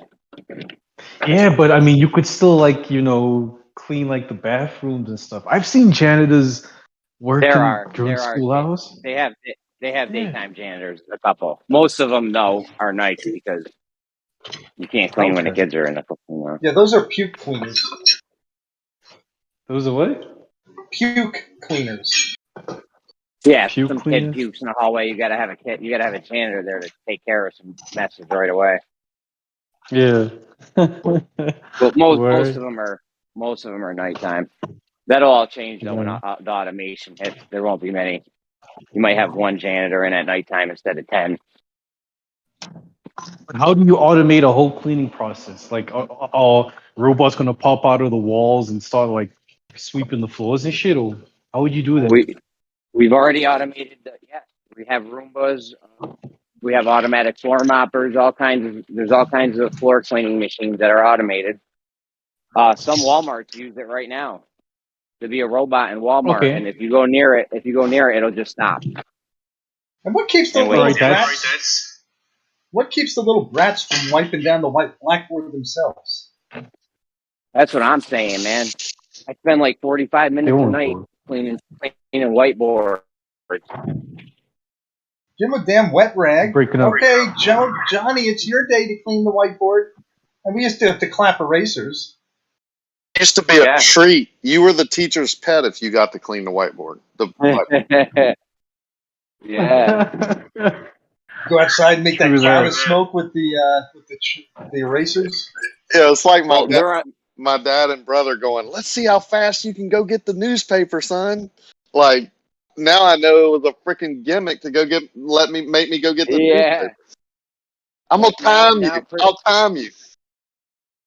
Yeah, oh yeah. But now they're bringing in. That's how you gas kids up right there, yeah.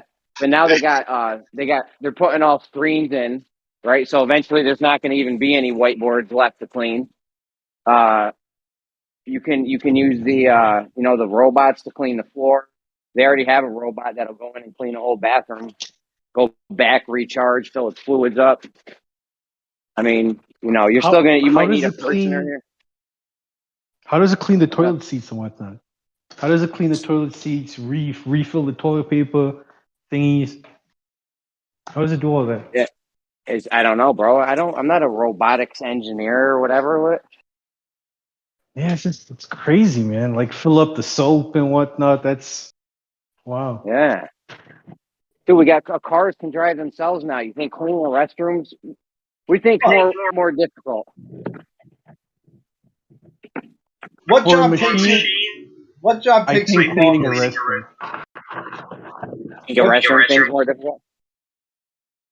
What job takes you longest, Jeremy?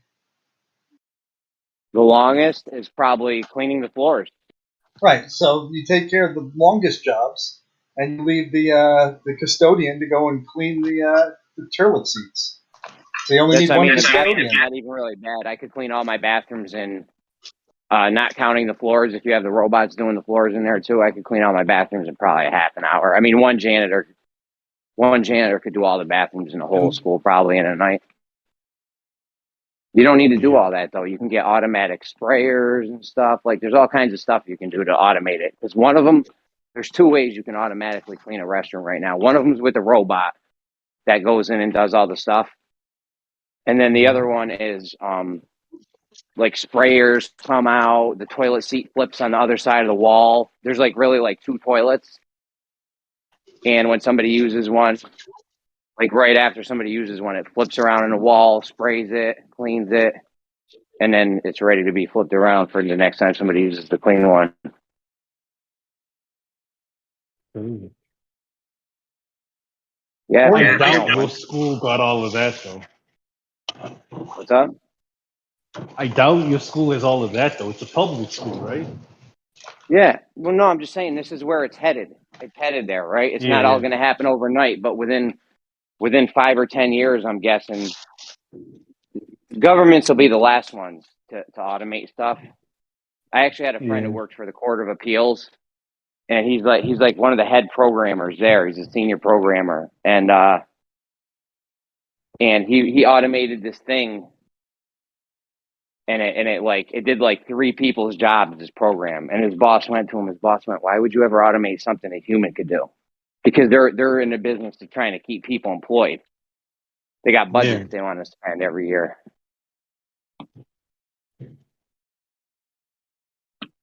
So, but eventually, even they can get caught. Yeah, eventually they'll have to do it too because they just I don't know. Yeah, they'll I'm have just to. saying you're Otherwise, definitely going to they'll be. fall behind. Yeah, you're definitely going to be seeing that happen though in any private place. Within 5 or 10 years, probably. Mm. Yeah, that's why you got to do something artsy, like be an actor or something, you know. Yeah, bro. Most people don't do Be stuff a like that, musician. or they can't. Yeah, but I Sorry. mean, you can never automate. You can never automate acting and singing, you know. Can you? I don't know. That seems to be something that they're working on. But would you go to a robotic Michael Jackson concert or something? I don't know about a concert, but like I People, was thinking like movies and stuff. If they get the video good enough and the storyline compelling enough, I'll go and see it. dude, people were wilding over Tupac at Coachella. Yeah, they would go see it. Yeah, but that's Tupac. Come on, man. Oh, Like, I'm just what if? saying, bro. Like, Yeah, but would you like? Let's say there's some automated actual robot named R2D2. Like, would you buy its rapping? dude, I if don't they know, man. said if it was fire, yeah. Listen, if they were like, yo, Biggie, if they were like, yo, Biggie and Tupac are gonna have a concert, I would go see that. Yeah, something like that, definitely. Yeah. Well, what if it That would was be somebody pretty that's cool. alive? What's the difference if they're Nah, dead or alive? I wouldn't go watch that because they're alive. I could just go watch them while they're alive. Okay, do you watch I don't know. movies? Do you watch videos or music videos? Yeah. Yeah. Come on, Nate. I don't know. Do you watch music videos of guys who died already? Yeah, I get your point. You guys are making a strong case. I don't know. It would take some getting used to, I guess. Yeah. Plus the material itself pretty soon. I mean, I don't know, maybe it was Veach or Kosho or one of them guys was saying, they can have AI write material and stuff sometimes. I don't know how great it is yet, but I mean it'll be there in the future. The stuff I've seen is like third grade type stuff. And the quality of writing is like third grade, but it's still like, wow, okay, well that means that next year it might be fourth grade. In 10 years, In 10 years, yeah. It's learning. That's crazy. Yeah, and I guess all movies will just become like animated and full of CGIs, and no more real actors. And like, well, there was a be movie the point of like? Remember that movie with Pacino from back in the day where he had this famous actress, but she wasn't even real. She was just an AI animated thing. I remember that. Yeah, bro. What was that movie called? That was a crazy I don't know. movie. I can't remember. Simone. Yeah. Or Sim1 or something like that. Simone. Yo, that shit was fucking crazy. I remember that shit. Bro. And he had to like hide from the world that she wasn't real, but everyone found out, it's not a real woman there. And he fell in love with it. That was a crazy ass movie, yeah. We're probably headed there because you think these big Hollywood productions, you think they want to give someone, you think they'd rather make a movie for, $100 million or $1 billion? I don't know what they spend on movies, but I'm just saying if you get rid of all the top actors. Or you could use just like really good actors. You would have to pretend, like make it seem like the bot is a human actor. Because if they find out it's a bot, they're just gonna lose interest. I don't think Why? so. What if it's really good stuff? I don't think it makes it any less knowing that it's a bot. There's a lot of what like people are attracted to and stuff like that. They idolize them and stuff. So over time, like after the novelty wears out, it's not gonna be a moneymaker. Dude, we got people falling in love. We got Japanese people falling in love with pillows. I wasn't worried about the human I want to be worried about the human aspect of it. And look at anime, man. There's voice actors, but tons of people watch that. All these fake images. Yeah, but anime's different. Anime's different, way up. I can tell you don't watch anime. Special pleading fallacy. Bro, anime's art, like I would stop watching anime if they had robots doing all of that shit. Dude, this will be art too, just like your anime stuff. I don't know. I'm with percentage on it. After a while, people are going to be turned off knowing it's just robots. The emotions aren't real. Like, nah, man. Like, It's how not do you their decide? emotions that matter. It's your emotions, the emotions they elicit in you. And then how do you give Oscar awards if all the robots can act well, you know? Like, who you Dude, going to give nobody's the watching award the to? Oscars anyways. When Nobody's was the watching the last time you Oscars watched an anyways. That's Oscar? why they had to. They're gonna have their own category, Botsker. No, nobody's watching the Oscars anyways because that's why they did that Will Smith smack because the viewing was way down on it, way down. Word. It was like 8 million See, people watched it, and it's down from like 48 million or something from like 5-10 years ago or something. I forget the numbers, but nobody watches that.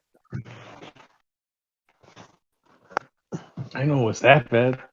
Yeah, they took a huge Yeah, hit. but I mean, That Will Smith stunt had everyone talking about the Oscars. yeah, but it's not about, you know. I mean, the Oscars ain't really made for us. It's made for the actors because the actors want to win the Oscar award. It's like the ultimate recognition, right? Now, if you're competing with robots, you're never gonna win it. Well, maybe, maybe not. You never know. People might like the real person over the robot. You never know. It all depends.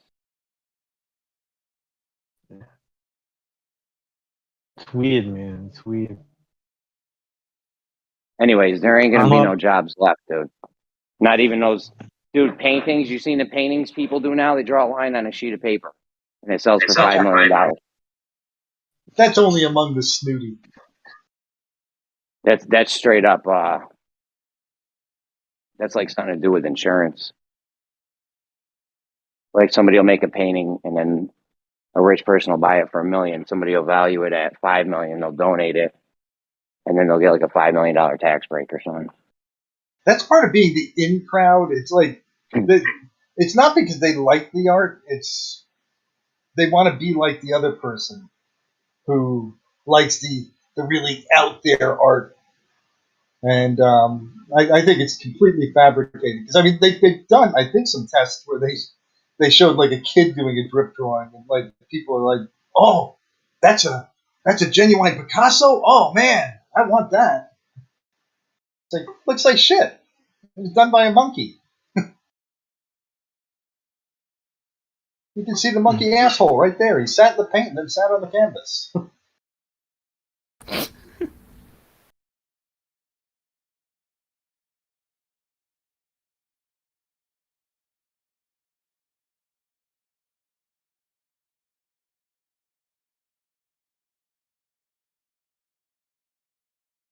Yeah, but I don't know, Jeremy. I don't think people are gonna just sit down and let their jobs be taken by like machines. You know, I think there will be a balance. You know.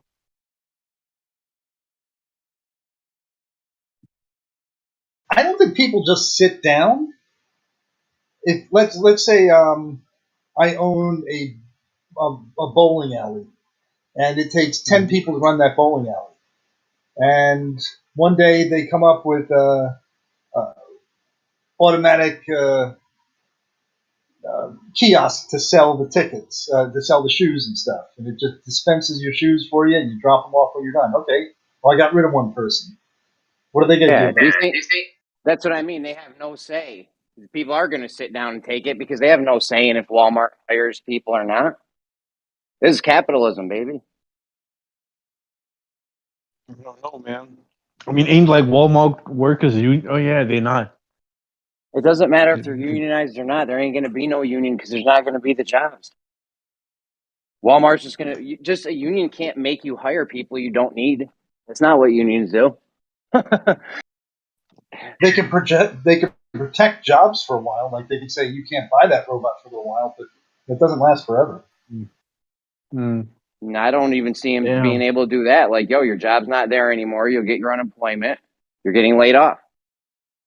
Yeah, well, with unions, they sometimes give you like the people with seniority. They'll like say, well, you have to retrain them into something else, which is a nice thing to do. But eventually, I don't know how they do it, but eventually they do get to the point where they say, you're out of here. So what are you guys gonna do when this happens? Like, are you all just gonna take your unemployment and get home? Like I don't what know. are you guys gonna do? I don't know. I mean, basically, I think my job is safe for another decade or so. Hmm.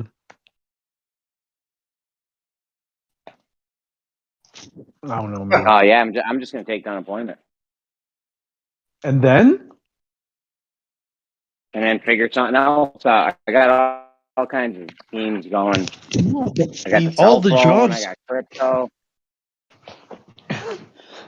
Oh, you're gonna do shit. I mean, can that shit be like automated? I don't know. Some people I interact with in these groups. They automate it, but I don't.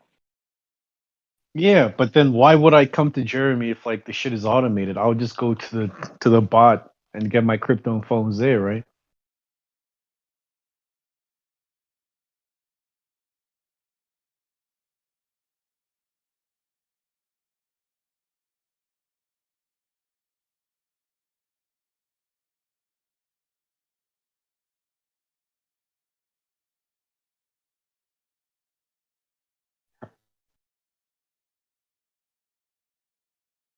Yeah, I think the worst part about the whole process is there's going to be the time before government has to step in, but when unemployment starts to creep up to untenable levels, there's going to be a horrific time in there. Yeah. Well, yeah. I mean, I think people will just start boycotting these companies that automate shit. They'll be like, "We ain't buying your products till you start employing human beings." You know? Yeah, but that's not real. You might be able to swing people on that, Buy American type of mentality or whatever you want to call it. Where you get people to all galvanize around an idea. But the reality of it is today, people buy Chinese TVs not because they're the best TVs, but They're because cheaper. they're cheaper and they can get a bigger one than they could if they bought a Sony. Hmm. Yeah, I mean, name 3 Chinese TV brands. I'm not sure. I think Vizio was one. I'm not sure. Lenexa, Lenovo. I don't know who makes these. Is Lenovo Chinese? Jesus. I don't know. Basically, when I say Chinese, I mean the cheapest. Oh, the cheapest, yeah. yeah. So if the place with the automation, obviously they're going to be able to put out the cheapest TVs because they have only a few employees compared to the other place that has a ton of employees. They're going to be able to put out the cheapest TV. You could say, hey, don't buy TVs from these people. They're automating stuff and taking all our jobs. And in the meantime, nobody's got jobs, so they don't have a lot of money, so they're buying the cheapest TV. They don't care. And Jeremy will head up the company that makes stickers that you put on them so you don't get embarrassed by your friends when they come over. So my TV says it's a Sony. But then, like, what are the running costs on like this kind of machinery? Like, isn't that expensive as well? Well, it To has to maintain be it cheaper and- than the employee. When it I is, mean, it's probably nothing compared to the employees because robots don't need good working conditions. They don't need a 401k. They don't need Social Security, Medicaid, unemployment insurance. They don't get hurt at work. They don't call in sick. They don't come in late. I mean, the benefits of having a machine doing something is, it's not even close. Yeah, if the robot replaces three employees, you're talking all of a sudden $180,000 a year that you can invest in the machinery. Well, possibly more because, I mean, you don't need to have the lights on. They don't need lights on. Like they don't need it heated and cooled to the extent that a human would. Like you could just have different conditions where it's, I don't know. And 24 hours a day. They're probably going to be more efficient at whatever's getting done. Yeah, they're 24 hours a day. That's what I mean. Like you count the machine as 3 8-hour shifts. So probably more precise. Yeah, I bet you when machines start making burgers at McDonald's, my cheese is centered there every time. Until it really fucks up, then it'll put the cheese like on your forehead. Well, I mean, that's some Terminator Rise of the Machine shit, but yeah. Or it'll put like it could break 17 down. pickles because it just glitches. Pickle, pickle, pickle, pickle, pickle, pickle. Yeah, you just go back. The guy, obviously you're gonna need a human there, and they'll just be like, "Oh, the machine's broke," and just go fix the machine. But I've gotten stuff like that when there's humans working. Computer putting onions on my burger, I'm gonna be pissed. I'm just saying. Onions. I had to bring a Big Mac back 3 times once. I was almost, even though it was their fault, and it was like crazy. It was something I couldn't even do. One time it had no meat on it. Another time it was like slopped with the mac sauce, like big time, like drenched. I'm like, yo, this is crazy. Oh, I nearly shit a brick the other day. I got a fillet of fish and they forgot the tartar sauce. But I was already like 5 miles away when I figured it out. God damn it. Yeah, you can only do so much in a drive-through line. You can look in the bag and say, all right, it looks like everything's there. And then you open a container up and see that it's crazy. The cheese me was and my bro completely used to do hanging when out. we were younger. Me and my bro, we'd order separately. He'd get one with cheese, I'd get one without. And then we'd eat like half of it or 3/4 of it and then switch them and be like, hey, I just realized that I didn't have the cheese with this. Dude, back in the 90s, back in the 90s, it was crazy. We used to go to Canada a lot, and we'd always be hungry on the way there, the way back while we were there. I dated this chick. She would call up the McDonald's and be like, yeah, I went through your drive-through last night, and we got 2 value meals, and they were all messed up, and just make up a whole bunch of stuff. And they would end up just giving us free food, no receipt, nothing. One time they gave us the money back too. They were like, "Oh my God, we're so sorry. here's the money back What? and Yeah. 2. I swear to God." You're why my hamburgers are so expensive. Yeah, bro. This is in the Fucking 90s. scammer. Yo, that bitch might Jesus be a Christ. We were keeper, man. kids in the I hope she's 90s, your man. wife What do now. you want? What's up? Okay. The girl that's scamming the system. That's admirable. Yeah, I mean, we used to fund the whole trip by stealing stuff from Walmart and bringing it right back to the return line. Have you seen what they did in the? I think it was the 1800s when the looms started. They'd invented looms so they could make clothing and rugs and stuff like that more efficiently. They smashed. Some people rioted and smashed the looms. Complained about the automation and taking their jobs. And look how far that got them. Yeah. That's what I mean. You can't stop it, dude. It's. Yep. Can't. Can't stop it. The automation's coming, and I'll tell you, we're going to be in for a roller coaster ride. I'm a photographer, and back in the day, a digital camera or any camera was expensive. A pro one, anyway. So cameras got less expensive, and they got better and better. And now you can buy a $500 camera that's just really, really useful, gets really good results. So you got all these people that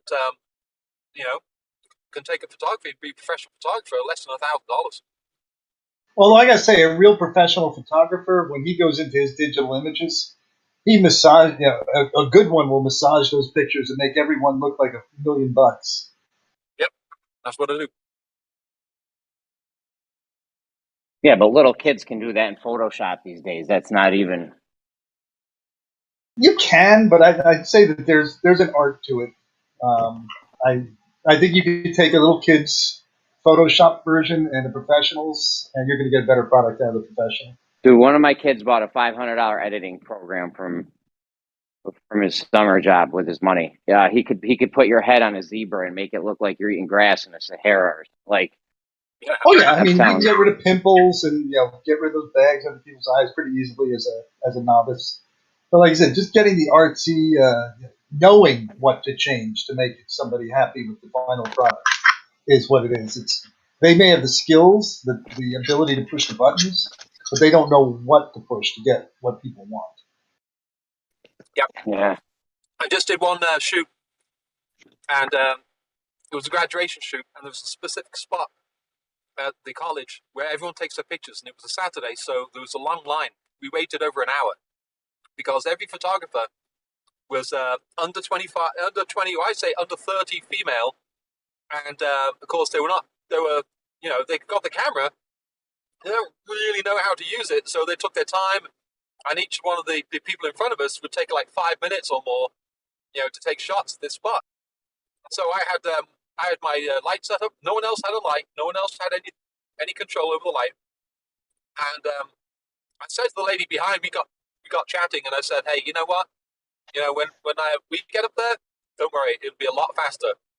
And so we got up there. I had my son holding the light with the umbrella, and I got done in like 45 seconds, and gave a thumbs up to the lady behind me, and she was like, "Wow!"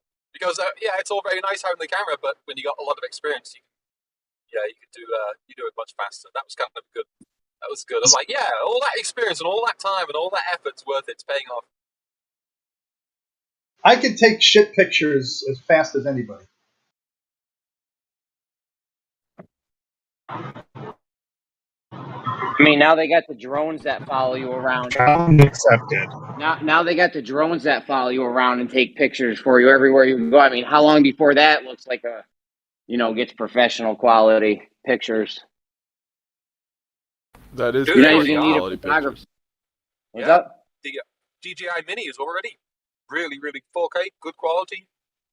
Yeah, That's what I'm saying. We're not even going to need photographers soon. Your job's done. Your job's on the way out, bro.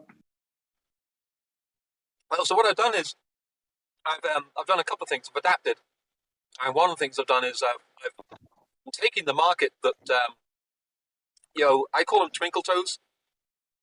Twinkle toes photography. You got flowers all over the website, and they've been shooting for 9 months. That type of thing. So what I do is I've taken I do the headshots, actor headshots, and other stuff like that. Businessmen and type of stuff that they can't do because they don't know how to control light. That's what you do. You just adapt.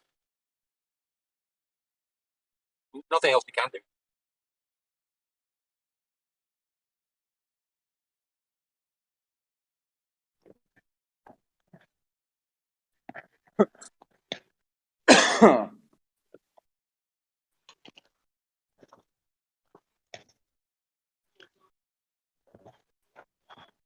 The other thing I do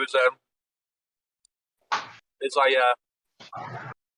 I increase my range. So, for example, I used to work for one company and then myself. For a while, I worked just myself, and now I work for 3 different companies plus myself. And each company, I'm the photo department. Oh, that's awesome. Yeah, I mean, I'm it. So they need a video or need Who's rich? Yeah, that's 3 different companies. That's how I do it. That's the only way to do it. Got to adapt to change. Yeah, I mean, I got a friend that owns a flooring company, but he also works for Lowe's, and he also does work for other guys like subcontract. So yeah, it's good to work for multiple places like that.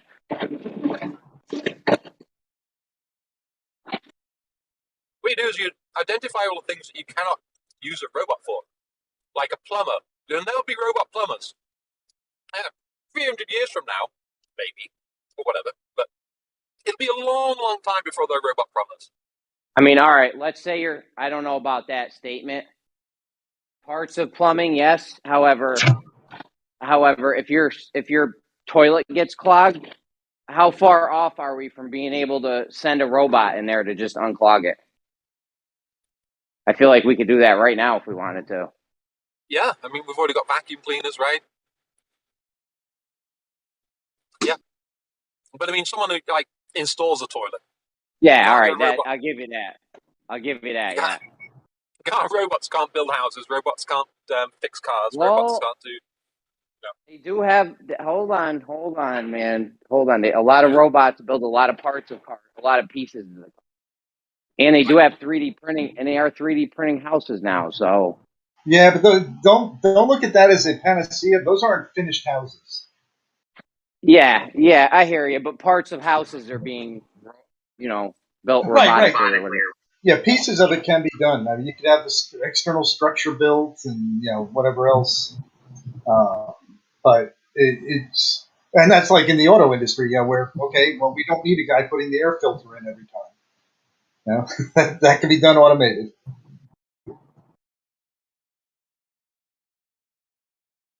But the automotive industry didn't collapse either. You know, basically, there's still employees in there, and slowly over Look how many left. more of an attrition. That's not people losing their jobs; it's more of attrition. Well, look how many less people they had to have though once the robots came in. Yeah, you still need people, but you just need way less. It's like the Industrial Revolution. What's this going to be?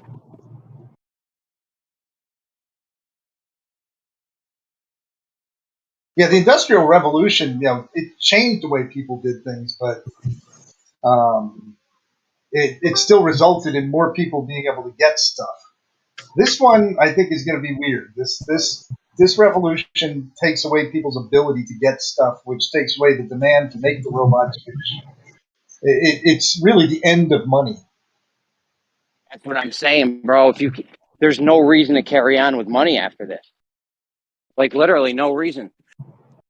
And money could be used to differentiate you from the rabble. There might be some people, the robot owners and manufacturers of robots. Well, you got to have some kind of system in place that stops me from getting all the lobsters I want. Right. Otherwise, I'm going to just go eat lobster for lunch and dinner every day. And, we only have so many lobsters. So there's got to be, you got to have some system in place so that, who gets the jet skis? Everyone's going to be jet skiing. Like, it's going to be a crazy if you try to get rid of money. Jeremy, that's called self-control. We don't do too good on that in America. I don't know if you've been. That's right. I don't think anybody does really good with that. I mean, when you get down to it, somebody has to decide how many fucking jet skis to make in order to meet the demand, or somebody's going begging, waiting for a jet ski to be available. Yeah, but eat as many lobsters as you want. When we start running out of lobsters, the price will go up, right? Well, no, this was in a thing where there's no money, so. Yeah, this is somehow the Star Trek world. Basically, they've eliminated money in Star Trek, and people just work in their relative industries because they like doing it. I like the Star Trek episode where they meet Samuel Clemens, and he's like, "Well, what are all this riches? All nice, but it's all on the backs of the poor." And Troy's like, "Nope, we don't have money, so no one is poor." Oh well, okay. Messes with his paradigm. It was great. Nice. I didn't hear which one you described because you dropped out. Which show was it? Star Trek Next Generation. No, which episode? It was called Time's Arrow, second part.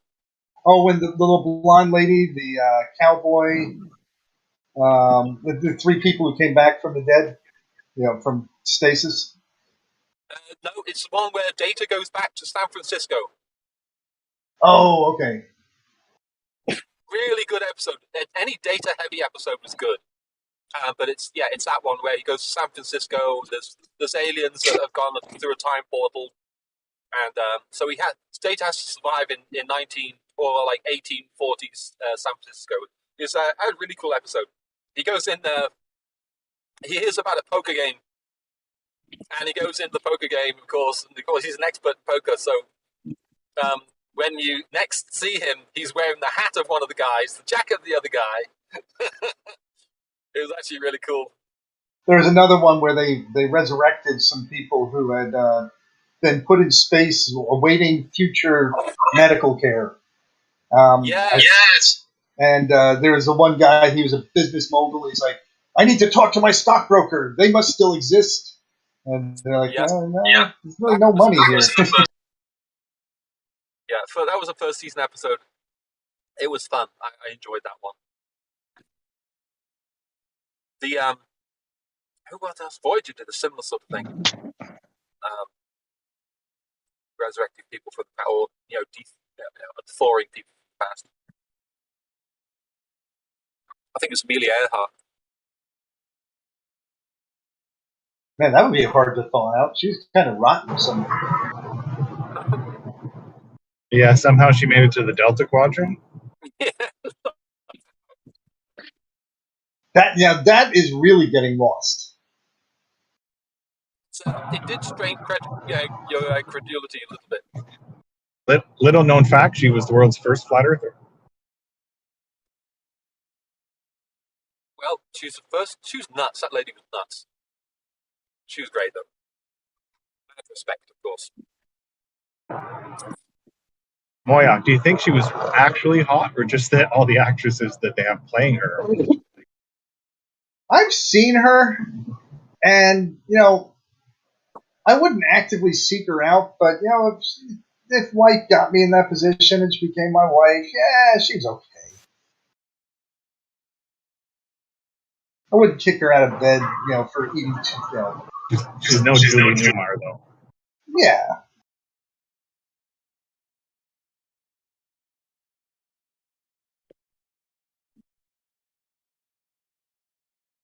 Seven of Nine was just on Picard. She's one of the main characters in season 2. See, I never found her very attractive. Oh, I always loved her with her appliance. In real life, I don't find her that attractive. With the facial appliances, she's hot. And also some of the things that she did where she asserted her sexuality. I was like, oh yeah. And her outfit was nice. With Harry Kim, that was hilarious.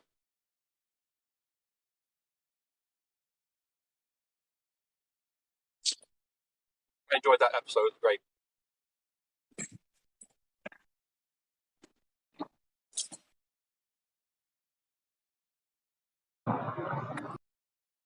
See, my brain was telling me his name was Harry Wang, but I think that's a different Star Trek. The actor's name is Garrett Wang. So you got it half right. That was a missed opportunity for the show. What do you guys think about season 1? Bromie? I didn't meet him, but I saw Garrett Wang at a Star Trek convention. Or, sorry, Dragon Con in Atlanta. Guys. Harry Kim, Robert Beltran, who played Chakotay. Okay. I was thinking the Doctor. He was great, the Doctor. On Voyager, they had 3 Roberts. Robert Picardo, who played the Doctor, Robert Beltran, who played Chakotay, and Robert Patrick Duncan, who played Paris. Yeah, that was actually my favorite of all the Star Trek series. Yeah, me too, in a lot of ways. Hello, can you guys We hear you, Bromie. Bromie, we hear you. What do you guys think about this bromine example that Sleeping Warrior's done? Is it the one with the guy, the teacher, the professor? He's in class with the bromine. He releases the thing, explains how entropy works. That thing. Yeah, the way that entropy fills the available space. Because what about it? Right. Vacuums don't suck, but pressurized air press. What'd you say? Yeah, so vacuums don't suck, but pressurized air presses. So, that's great. I think like you guys need to really think about your model, how it's traveling through different volumes of open space, while the atmosphere is glued to the ball, whilst going in all directions at the same time. So I wonder if you asked that professor, that this is a real professor, I'm guessing. No? Yeah, I think it was MIT or I don't know the name of the college. Definitely from he's definitely a professor, though, I believe. So if you asked that professor if he could explain why it's a second law of thermodynamics violation having an atmosphere, he would. Do you think he would take that seriously? I think that you guys need to listen to the lesson that the guy's teaching you. It's nothing to do. You don't even need to question the scientist. The guy is telling you that vacuumous air will be filled because entropy will increase. That's just a law, and you guys, that's your model. Like you guys have to accept that you are living on an open system, flying through different volumes of areas of space. No, it's a closed system. Listen, the ball is spinning through different volumes of vacuum. And it's all behaving as if it's not. So you have got a really fucked up world that you're living in. You said it's a closed system? Yes. You said we live in a closed system. That means there's no matter exchange. Correct. Incorrect. The amount of matter exchange is insignificant. You're telling me solar winds? You're telling me solar winds don't affect the atmosphere? Well, I mean, we could Google what a closed, open, and isolated system is, or unless you were talking about something different. You're telling me the gravity's protecting the solar winds. The solar winds of the sun's rays have been protected by the gravitational waves, but not affecting the not affecting the gravitational effects on the air molecules, the mass in the air. The mass No, in it the air, blows off part of the atmosphere. That's part of what the solar wind does, but it's minuscule effect. There's some really bad echo kind of feedback thing going on now. But at least you agreed that air has mass because that's why gravity works. I'm trying to say how stupid your model is. So even if you believe mass is the air, you're saying that the gravitational effects are protecting the solar winds, but not affecting the air and making the air behave as if it's in a closed container. Not like everything seems to not deviate and nothing behaves as if it's moving apart from the sky. And yet, if we was living in a contained system, there'd be no different to what we live in reality. In my reality and your reality, we both experience a plane taking off and landing and flying in the same amount of time, no matter which direction it goes. Yeah, and that's irrelevant. That's because of inertia. Yeah. Coriolis is not affected. Coriolis isn't happening. So it's behaving as if you're in a closed system, even though they're saying that you're in an open system. So you have to think about what they're telling you and what you're experiencing. And what you're experiencing is no different from being in a closed container or being in a fucking spinning. We are in a closed system. Spinning magnet that protects us from solar winds but doesn't affect the gravitational effects of the atmosphere. It's crazy. You guys are living in La La Land. Listen to your model. Your model's doing about 1,000 things at once. It's pulling the gas molecules back down to Earth. It's also rotating around with the atmosphere. It's also giving gas pressure. What is gravity not doing? What is gravity not doing? The moon's pulling on the gravity. The moon's pulling on the ocean. Helping. No, because you guys need to think about your model. I'm trying to understand one part of what you just said. What do you expect to happen? If we have solar wind, so I have disparate particles and energy coming at Earth, and I have an atmosphere. I have the Van Allen belts and stuff helping protect from it, but still I do have this energetic, very dispersed energetic wind. What's it going to do? Do you think it's going to slow the Earth down? Belt, right? This imaginary fucking guardian protecting you from solar wind that would just blow the atmosphere off this ball. It's just bullshit, bro. Just listen to what they're saying to you. It's just bollocks. I'm still waiting for something that sounds out of line. Like I said, you're living in a system that's no different from a contained one. So why do you believe it's open? Even without the Van Allen belt, it would take millions of years for it to take the atmosphere. The world me and you live in. It is a closed system. You keep saying it acts as if it's a closed system because it is. Exactly. A closed system. I told you earlier. We can Google this if you want to see what a closed, open, and isolated system is. Google and we'll is see. a closed system. No, we're going to Google what a closed system is because you're defining this as a closed system. So first, we need to know what a closed system is. Well, closed system. I know what it is. Actually, ask the question you want to answer. I know what it is. I answered it. A closed system is a system that cannot transfer matter, only energy. If the question is, do you think Earth is a closed system? Ask that question. If the question is, what is a closed system? We can answer that one. What question do you want the answer to? Gas pressure. It applies to both things. On a human time scale, both things. With both. Can't have a closed system without gas pressure. It applies to both. Go ahead. That's how you know the container's there because you've got gas pressure. That's how you know because I don't know. You're not addressing Brummy. You're not addressing the thing where he's saying Earth is a closed system yet we exchange matter. So I mean that's pretty important because if you can't get past that, you're not going to get anywhere.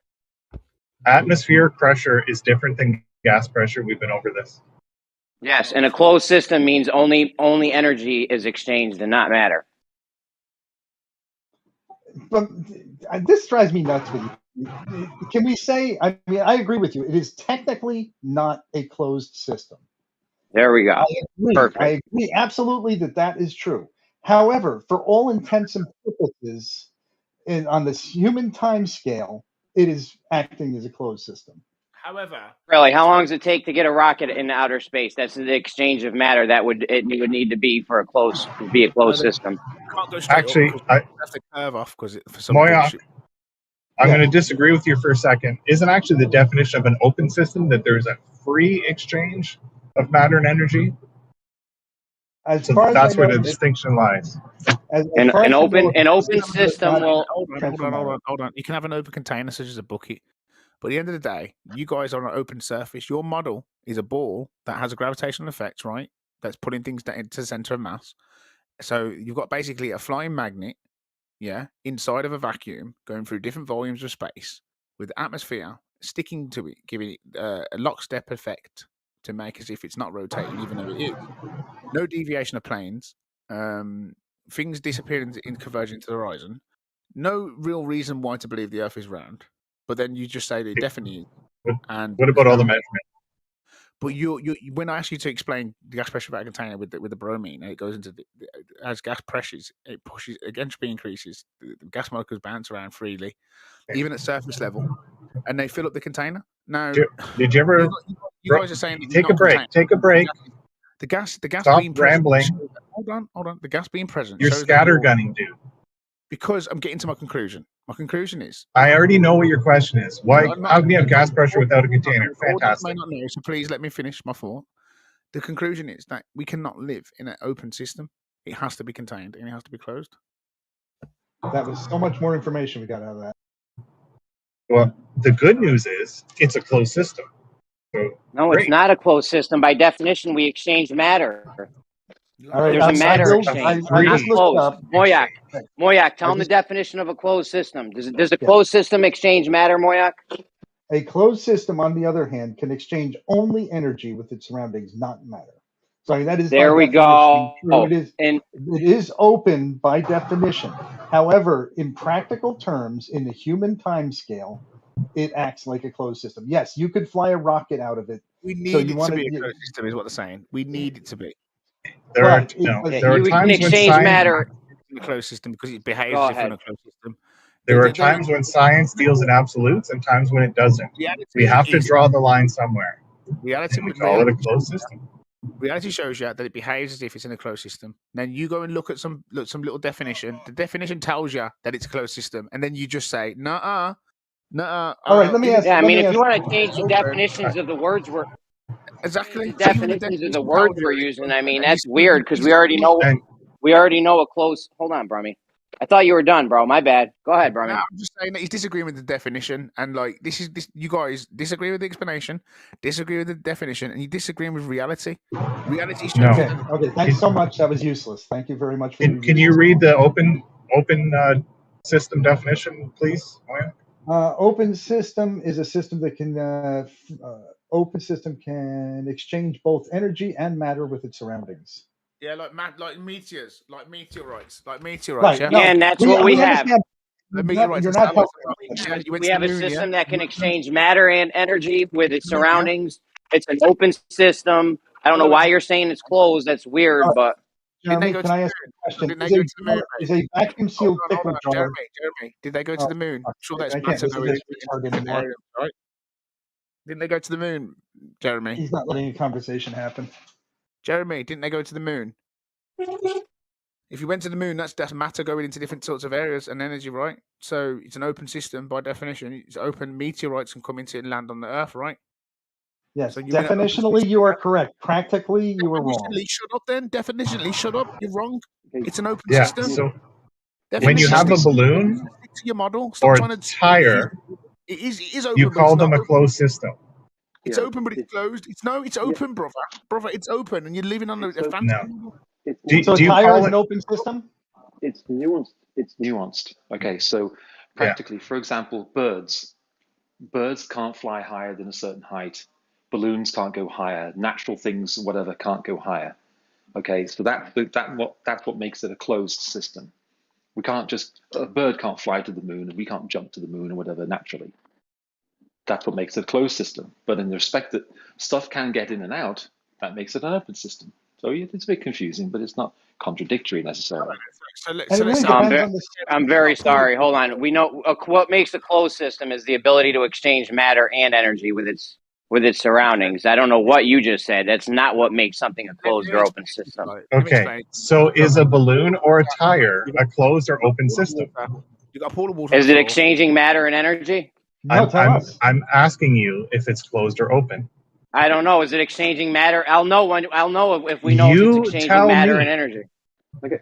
I don't know because I don't know if it's exchanging matter and energy. Oh, I didn't realize it was your first day. I apologize. Maybe not my first day. Can I ask? You have a description that you're not. Hold on. You have a description that you're not describing. You got a balloon. Is it exchanging matter and energy? Do you know what a balloon is? Yeah, I know what a balloon is. I'm not sure if it's exchanging matter and energy though. So is it? Why not? Because I don't know. I would have to assume that the helium escapes and it's an open system. Okay, so does that not make the terminology open system useless because it's overly constrained to the point of absurdity? A pickle jar with a vacuum in it that lasts 50 years without losing its vacuum, you're going to say that that's an open system. That's a useless definition. If matter's being exchanged, that's how they defined it. If matter and energy are being exchanged, thermodynamically, that's how we define an open or closed system. Let me try this. Please. Since when are you an expert on thermodynamics, Jeremy? You've never studied it even once. You got the terms down. Don't come in here and start ad-homing me. No, but as was very clearly said to you, the pickle jar. You're saying, hold on, how closed it is makes all the difference in the world. If you have a pickle jar and it stays a vacuum in there for 50 years, why would you be objective to say that is a closed system? Because it does lose some matter? Well, yeah, technically, I mean, at some level, it could be considered open, but it depends on how you're classifying it. That's how thermodynamics works. If the rate is so small, it could be considered closed. Just like the Earth. Hold on. Why would the top physicists in the world say the Earth is... Can I finish? Can I finish my sentence? Why would you... One at a time, please. Can't you? Why would you... I'll let you take over, Brummy. I'll let you take over. Why would the top physicists of the world declare the Earth as a closed system? Listen, Jeremy. The way I look at this. No, I'm not talking to you, dickwad. Jeremy's finished. Jeremy's system. I'm not talking to you. Guys, I'm talking to Jeremy. What? Danik, you came in and ad-hom me. You just called him a name. Please don't insult and stuff, man. Come on. Yeah. And Brummy hasn't been here in a while. I'm gonna give him a chance to talk a little bit. Thank you very much. Go take your meds, Zanik. I can tell you've been off your meds for a while, bro. Listen, Zanik's made a point, and I'm going to address it. Now, you said about the jam jar. Now, the jam jar is a container. We can all say that it contains things. It loses something on some sort of small level, but the majority of it and the percentage of it would say it was 90% a container. Maybe loses something on 1%, but you would classify that as a container. You could take the lid off it and you'd say, look, it can contain things to a certain level. That's still an open container. So it's still a container. It still can harbor gas pressure, such as a pipe. Now, go into Zanik's point with model. It's an open surface. Now, you don't have a container. You have a surface, a ball that has at one side all the way around. A smooth surface, open surface. Wow. That has to the center of it. That's your model. Flying through at different volumes of space, spinning on its axis around an elliptical path around the sun as the sun travels around another large body of volume around the galaxy. So your model is doing fucking Olympics. Your model is doing all these movements, right? The moon is affecting the gravitational effects of the water, but it doesn't affect the atmosphere. And then you've got this belt that protects the solar rays, but then doesn't affect the atmosphere. And then you've got these elasticated mass particles of the gas that lose this battle that you can't prove and eventually trickle back down to Earth and behaving as if it's all going around in some mad dance at the same time. And it's all going omnivorous in different directions. Now, we've got examples of bromine, filling up the available space, because that's what we know. The law of entropy shows you that it increases over time and fills the available space. So for you to say that we have gas pressure here and it's an open container, like by definition, it's not closed. It's not this and that. It's fucking closed, or it's open. It's not in between. It's not a 50-50. It's not like some places it's covered and some places isn't. It's an open system. You've got an open surface. Are you ever going to stop? How long are you going to repeat the same things without answering his question? Oh, hold on a second, Brummy. You got to try to be a little bit more concise. I mean, I didn't say He's been that. in a while. Let him talk. Basically, your container is gravity. Your container is gravity, and your gravity container is failing even at the surface level of the Earth on basic tests, and you're not answering them questions directly. That's all. Well, how is gravity failing? How? Yeah. Well, when we say gas pressure at a container, you should say, right, that's a logical impossibility. You should know that from there. That's the question. It's not for you to answer. The question is to bring you to Gravity it. keeps everything just... Do you think the word atmosphere and gas are the same word? Atmosphere is you just saying that the air, the atmosphere is that it's just air, though. Air particles, mass particles, like you're just saying the gravitational effect, the Newton's law, or you can go to Einstein's where it's just the displacement of mass, like that causes downward effects to the center of mass. That's so. Which one is it?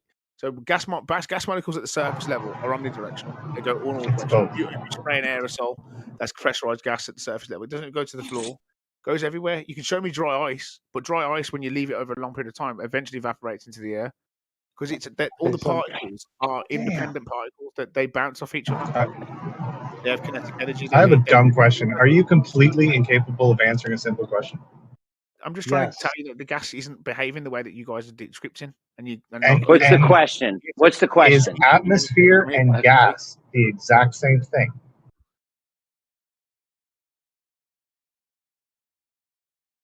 Ooh, that's a hard question.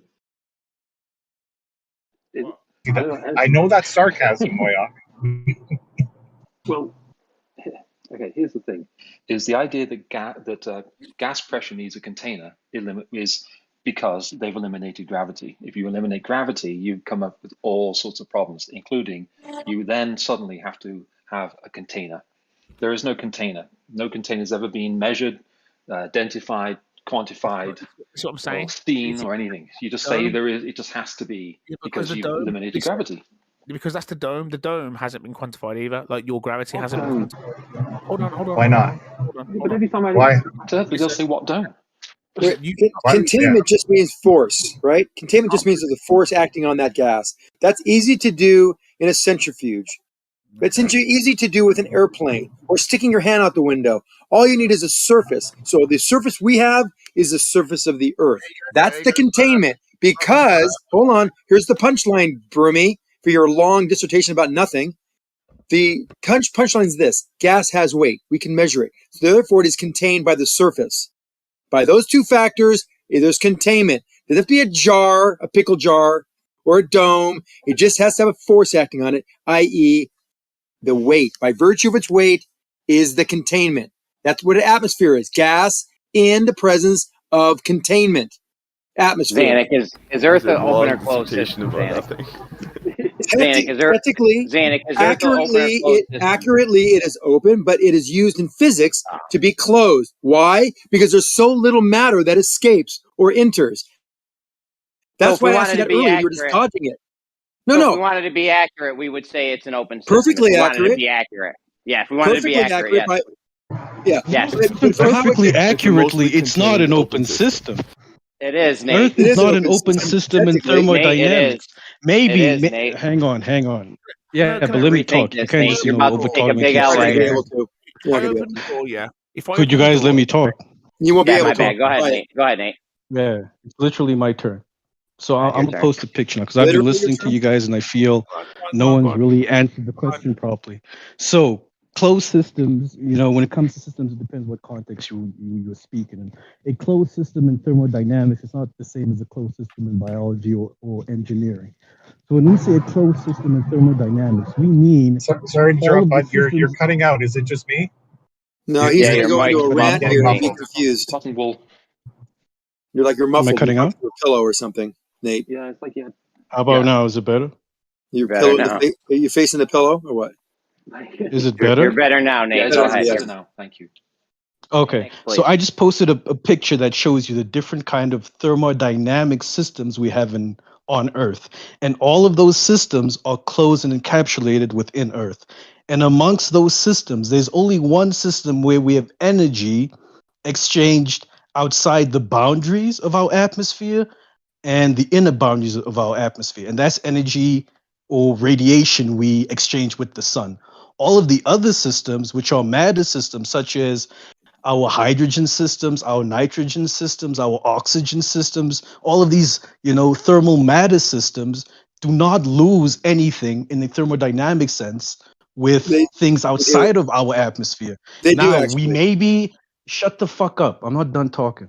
Now we maybe have meteors coming in, but that mass coming from the meteors is not lost again in a thermodynamic system. It's just random meteors coming in, and there's no mass being lost that equates to those meteors coming in. So we don't count that as a thermodynamic system. That is why Earth in its totality is a closed thermodynamic system. Bullshit. Wait, what you That just is, said? Wait, cool. hold on. You Can I ain't just gotta comment on believe that? me, Can but I I just just make a posted quick the comment? diagram I have with one all the comment. systems we have. No, we're Wait, letting Zanik go. you just said something interesting. You said, Yeah, go it ahead. doesn't matter the Listen, meteors.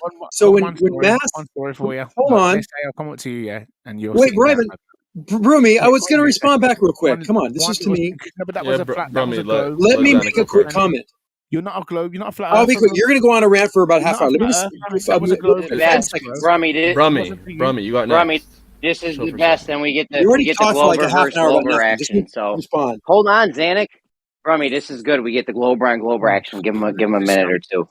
Sonic 92.486 divided Yeah, by I won't lie. I would rather listen to Brummy than Zanik. But Well, go ahead, Zanik. I have a question to Go ask. ahead, Zanik. Because Go ahead, Zanik's Zanik. about to destroy you right now. No, because Zanik's about to spaz out and say something dumb. I can see it coming. He's Go gonna ahead, wreck Zanik. you right now. You're about to take that L. Uh-huh.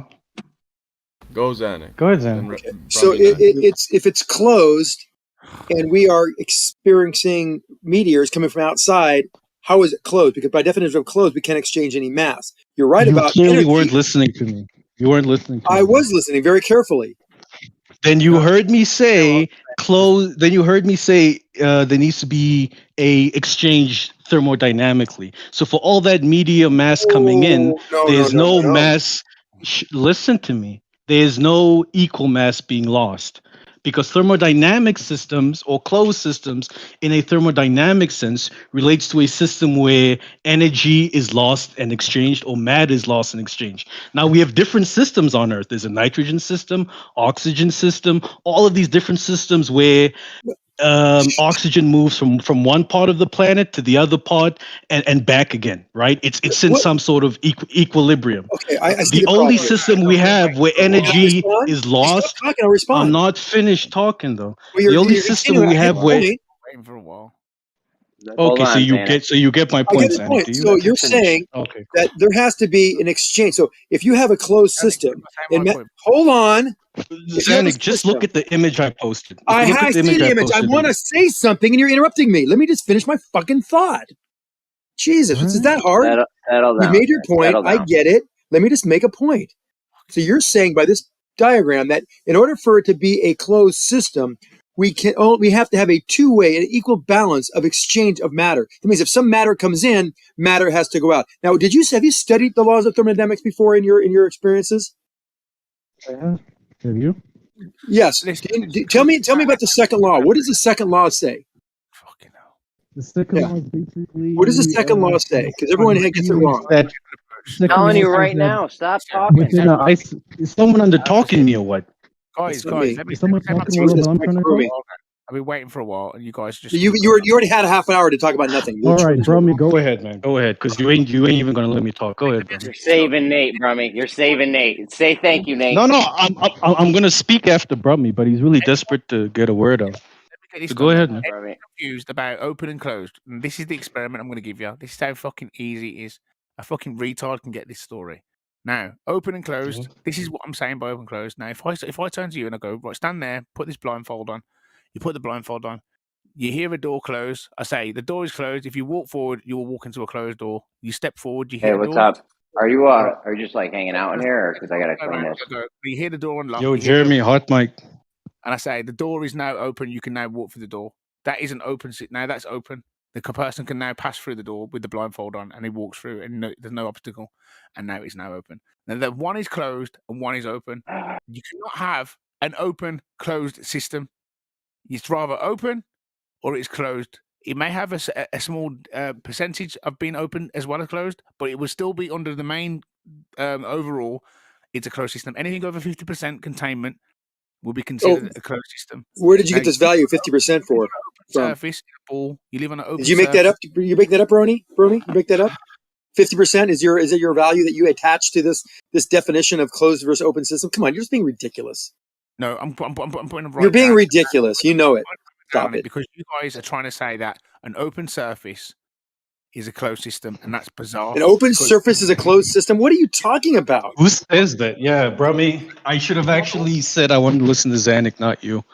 Zanuck, so to answer your question as to what the second law of thermodynamics states, it's basically stating two things. Number one, not all energy we have can be used for work. Some energy gets lost as heat, right? And the more energy you lose to heat, the more disorder you have.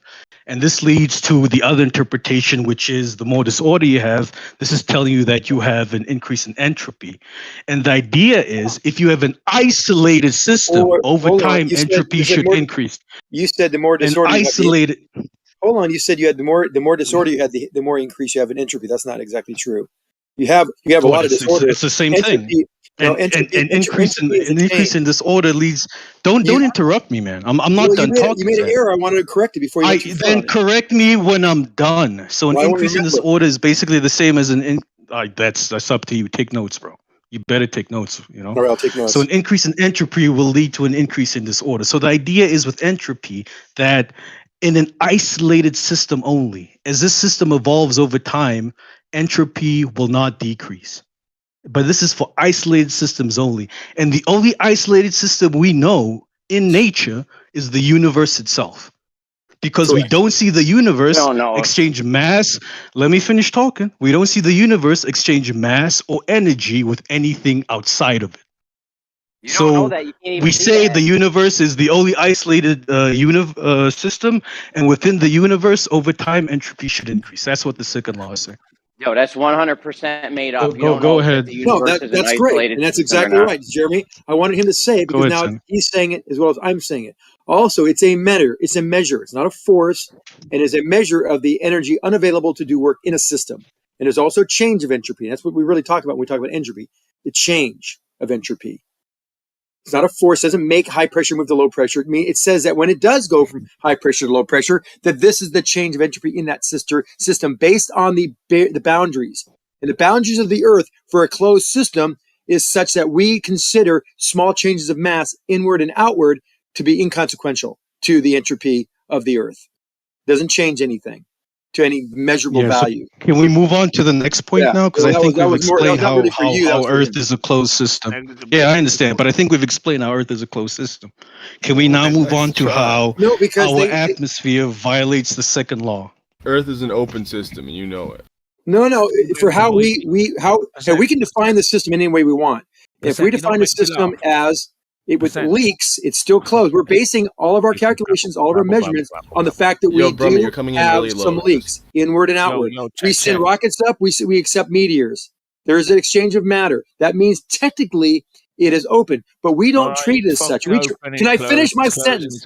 Is it possible, Broomy? Seriously? It's open and it's closed. Right, Zanuck, it's both. We know it's closed to a certain degree. There is some leaks. It's like the pickle jar. For our Broomy, why can't I say a sentence without you interrupting? Is it possible if you just shut up? You're always talking. No, I'm not. You were the one.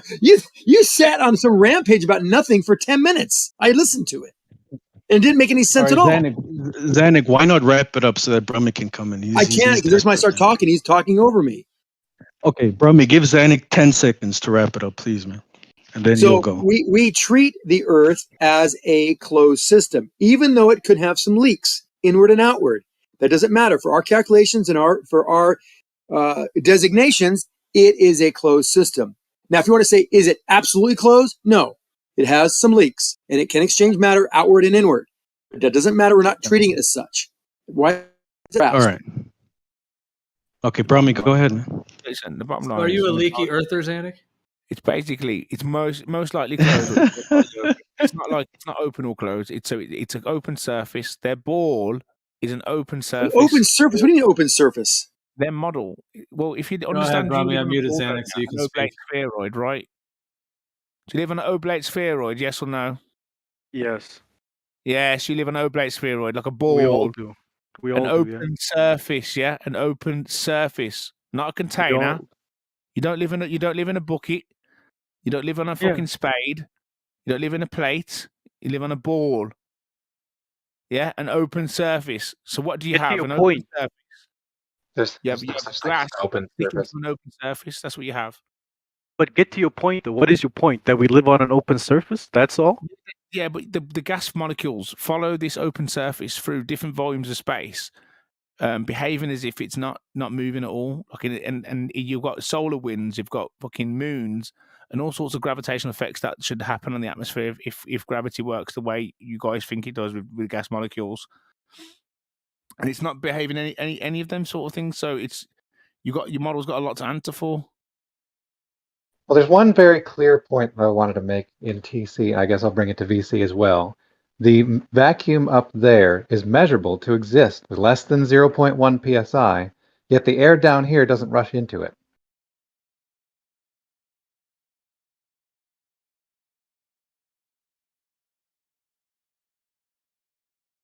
What's the story there? Obviously, gas is not equalizing. Yeah. So why is the pressure 0.015 psi at 100,000, 200,000 feet, and we have 14 psi at the surface? Why doesn't the air rush up there? Brumi? Because it trickles down with the heat. No. Why doesn't it rush up? There's a huge differential. Fucking hell. Every time you ask me a question, I start talking and you start talking. The gas particles are all excited by the sun and the moon. It cools down, so they go through a cycle where they get excited, and there's only so much they can go up before they cool down and trickle down. So, okay. That's your answer? Yeah. That's the answer for why we have billions of times more pressure at the surface than to use words of QE, at the upper atmosphere, 100,000 feet or so. If you want me to say billions of time more atmosphere, more pressure, and yet it doesn't move because the sun is heating the molecules and they're bouncing around and they cool and they fall. That's your right, Brumi. I'm answering you. I'm answering you and asking you a question at the same time. Brumi, it's so hard. You can't do it. You just got to shut up for a minute and let me have a sentence. Try to wait till there's a period and then you can jump in. So that's your answer, that the air is being heated and cooled, and as it cools, it starts falling down. That's why we have billions of times more pressure at the surface than up in the upper atmosphere, and it doesn't want to move because of that description you just gave. Xanax, I didn't realize I was going to give the full. I was giving a crash course example to a very elaborate, in-depth thing, such as the eco-bio system, the biomechanical system, whatever it's called. I forgot what it's called. I'm also playing a video game on my phone, so I was just giving you a little answer. Of course you are. It wasn't sufficient. I'm sorry, it wasn't elaborate enough for you. It doesn't even make any sense. Yeah, no. Right, the temperature profile of the atmosphere does not support your assertion, Brumi. Okay, mate. Okay. Yeah, right, so stop definitely not the sun and the moon. It's called the biochemical cycle. It's a massive cycle that we're in. If everything's balanced in the world, the energy in, energy out can't be destroyed, so it's transferred into different waves. You're just rambling with words now. Rambling word salad, yeah. No, it doesn't mean anything. Nothing coherent. Right, it doesn't, because the temperature profile of the atmosphere does not support your assertion, Brumi. Oh my God! What you mean, a delta? It must be fucking wrong, man. What can I say, man? I thought I figured it out, man. I thought you don't need to talk more. I mean, if the evidence available suggests that you are wrong, there's a possibility that you are wrong. Oh yeah, what can I say? Oh well, you figured it out. So you can't have a delta in the container. That's right, man. If it makes you feel any better. So you're telling me there's no delta in a container? Dance. Your fucking model is all over the place, man. Have a look at your own model. It's a fucking mess. So, in regards to the pickle jar, did anybody want to comment on that? Is that a closed system or an open system? If the pickle jar is exchanging matter and energy, it's open by definition. We know that. So is that a useful definition then? Yes, it lets us know which systems are exchanging matter and energy and which ones aren't. Okay, name one system that's not a open system. Not that's a closed system at best. No shit, I can't even think. Flat Earth model. Yeah, name one system that's not an open system. Anything. That's Is not the pickle jar A closed airtight? system. A radiator. It's exchanging energy for sure. We just needed to not exchange matter. Energy. An aerosol can. A closed system can exchange energy, but we just needed to not exchange matter. That's all. Right, so a steam radiator, that's an open system. A pickle jar is an open system. There's nothing. How's a pickle jar in our exchanging matter? because airtight. over time it becomes a non-vacuum. It will eventually lose its vacuum over 50, 100 years. So it's not airtight? Not Yeah, absolutely airtight. Yeah, the seals aren't perfect on those pickle jars. Could we make it? Could we make the seal perfect? Could I dunk the thing in epoxy? And would it be I think airtight you'll then? probably get respiration right through the material itself. Through the epoxy? Epoxy is a little bit weird like that. Because you can have material. What is that called? Jesus, right at the top of my head. You can have material soak into an epoxy, and it can eventually make its way out. Okay, what if we took a solid piece of glass and just wrapped the whole pickle jar inside one solid piece of glass with no seals or nothing? How about that? Well, they would be some very cooked pickles by the time that was done. Yeah, we're not worried about the pickles. We're worried about not exchanging matter. What about the can of tuna? Over 1 million years? I don't know. Over 1 million years. Can I ask what difference it makes? What about a can of tuna? Oh, that's a good one. Can of tuna. No. Can I Can of tuna? Open up a can of tuna in 50 years. What difference does it make if Earth is closed or open? I don't know. That's just the argument right now. He's arguing just for the sake of argument. I think so, yeah. I don't even know where this is going. Yeah. It's just pointing the out whole the double, point is we're arguing with double the purpose speak to of say that the atmosphere wouldn't be. It's we all contributed as a closed goddamn well system because know the that atmosphere Earth doesn't just is an blow isolated off the system. Say dog. What's up? One at a time, guys, please. I'm just wondering if percent only talks when I'm talking. I don't know. Okay, so it really a pickle What jar, was as that? far as I'm concerned. If you fuck it, goodbye. No kidding. Go ahead. You go, dog. He was fucking with you that time. Come on. Oh, he went on deafened. Percent. Come on, man. Are you kidding me? Come on, man. I know, but Yo, Moyak, I asked earlier if he thought that whatever gyroscopes could actually tell my cosmological love sign, and he was like, it's like, could laser ring gyroscopes tell me my love? Like whatever it was, and he thought I was serious. And he was like, oh, yeah, don't worry about him. I was gonna ask Doofus if he thought that what is it, the gyroscopic, or what are the two gyros? Laser, mechanical gyroscope or mechanical gyro compass. And the what's the more you got ring laser, you got ring laser, like fiber optic gyroscopes. There's all kinds of stuff. I was asking Moyak if he also thought that the ring laser gyro could predict my love life, and he thought it was serious. He thought I was being serious, and I was like, wow. Well, if you got a phone, you got a MEMS gyroscope in there. Actually, 3-axis gyroscope. It's very interesting. Oh yeah, no, but I was like literally making a joke because everything hinges on the gyroscope for like rotation, and I was just like, what else could a gyroscope do? I just thought it was funny, and he took me seriously. I was just like, oh my god, this is ridiculous. So shout out to Percentage. Yeah, it can predict the digits of pi. Right. See, that's a joke, but it's not a good one, obviously. But oh, forgive me, I was too stupid to get it. Dude. Fuck.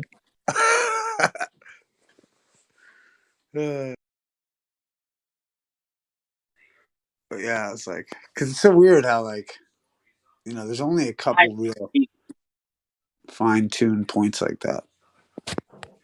Well, there is a circle and a gyroscope, so I mean, it does have pi in it. Yeah, no, it's brilliant. Some apple and blueberry pie for some reason. Right? Can it predict what's for dessert because there's a pie in it? Yeah, no doubt.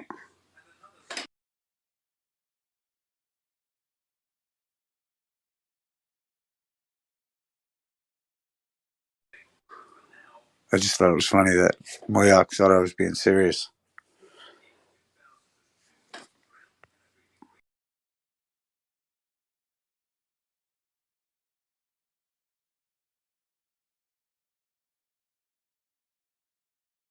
So we're exchanging matter.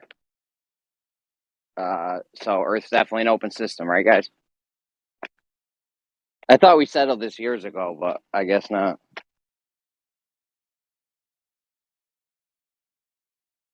Well, Bill Nye says it's a closed system. Right. I was wondering how long it would take someone to bring that. You know, it's like Said we ain't going nowhere. When did you say that? Like 2013? Yeah, because they were asking about what we could do with garbage. Yeah, totally unrelated. Well, no, it's not, because like everyone's all worried about climate, whatever, and like so the kids were asking, like, hey, what about if we got rid of all of our garbage, took it out of the ocean, and put it into space? And he was like, child, we can't do that. It's a closed system. But I mean, we already did that, though. We sent Voyagers on its way out of the whole solar system at this point. So we already did that. So I don't know why you say we couldn't do that. We did it. I'll role play and just say that if we did it, then all the stuff would circulate back to Earth, and it'd be winding up in our atmosphere. You know what I mean? Like rotating around us. The sun. Is it the sun? Why would it come back? I think it's stupid, but I'm just saying that might be one of your excuses. Yeah. Why would they? Why would they think that? Why would they think it's going to come back? Oh boy. I don't know. Do you think it's possible that we should take our garbage and put it in space?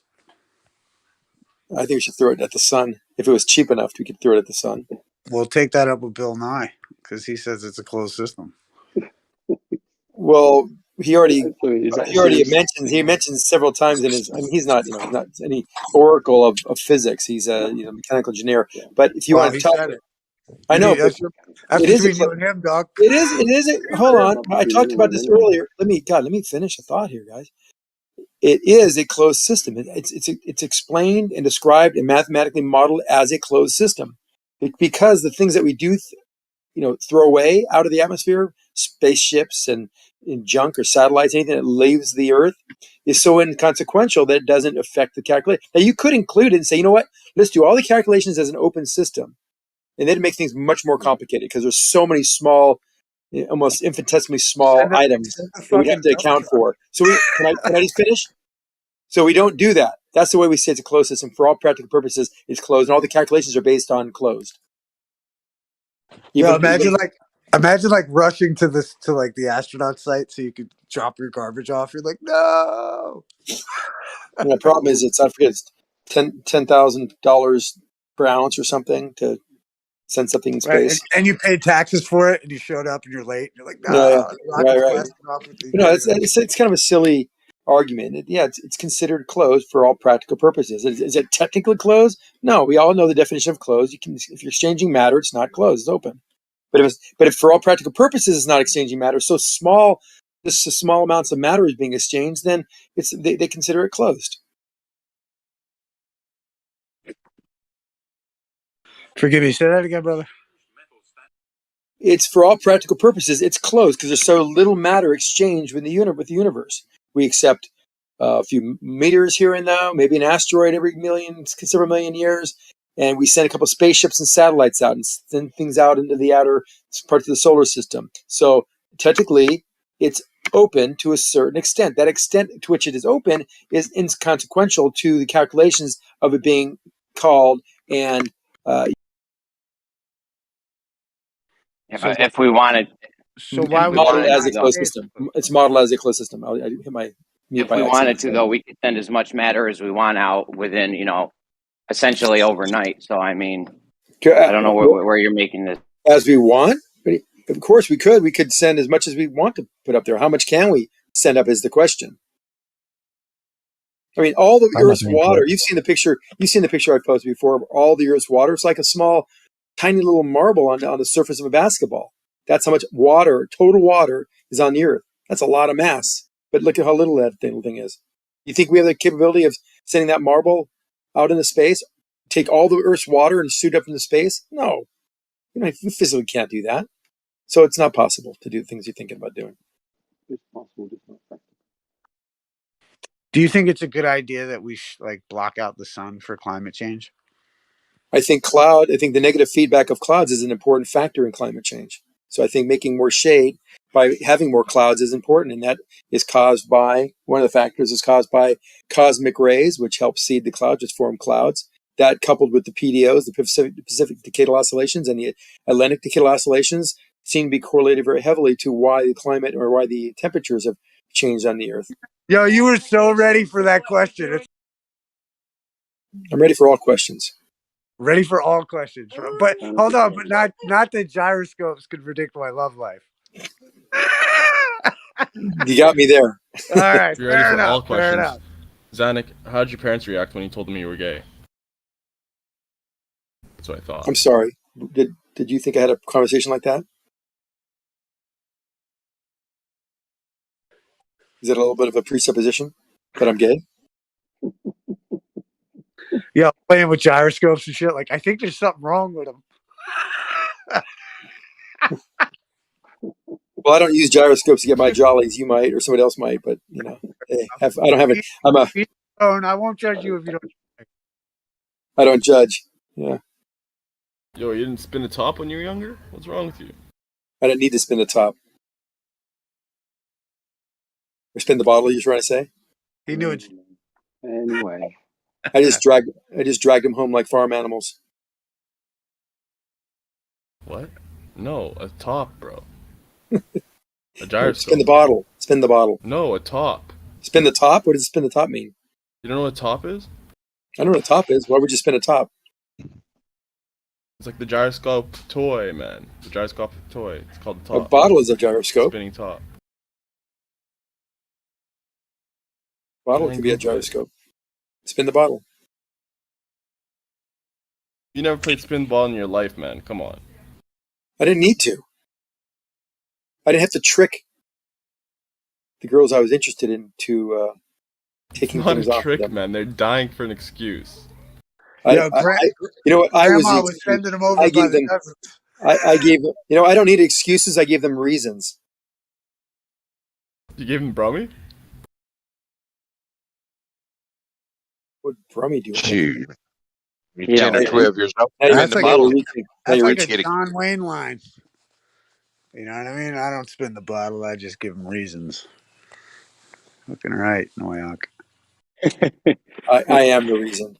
I like the Americanism there. If you go with that, I'm with you, Doug. I'm down. But I don't know if I can follow you as blocking out the sun. I think it's a little drastic, and it's not very fair to all of us who might have differing opinions about that.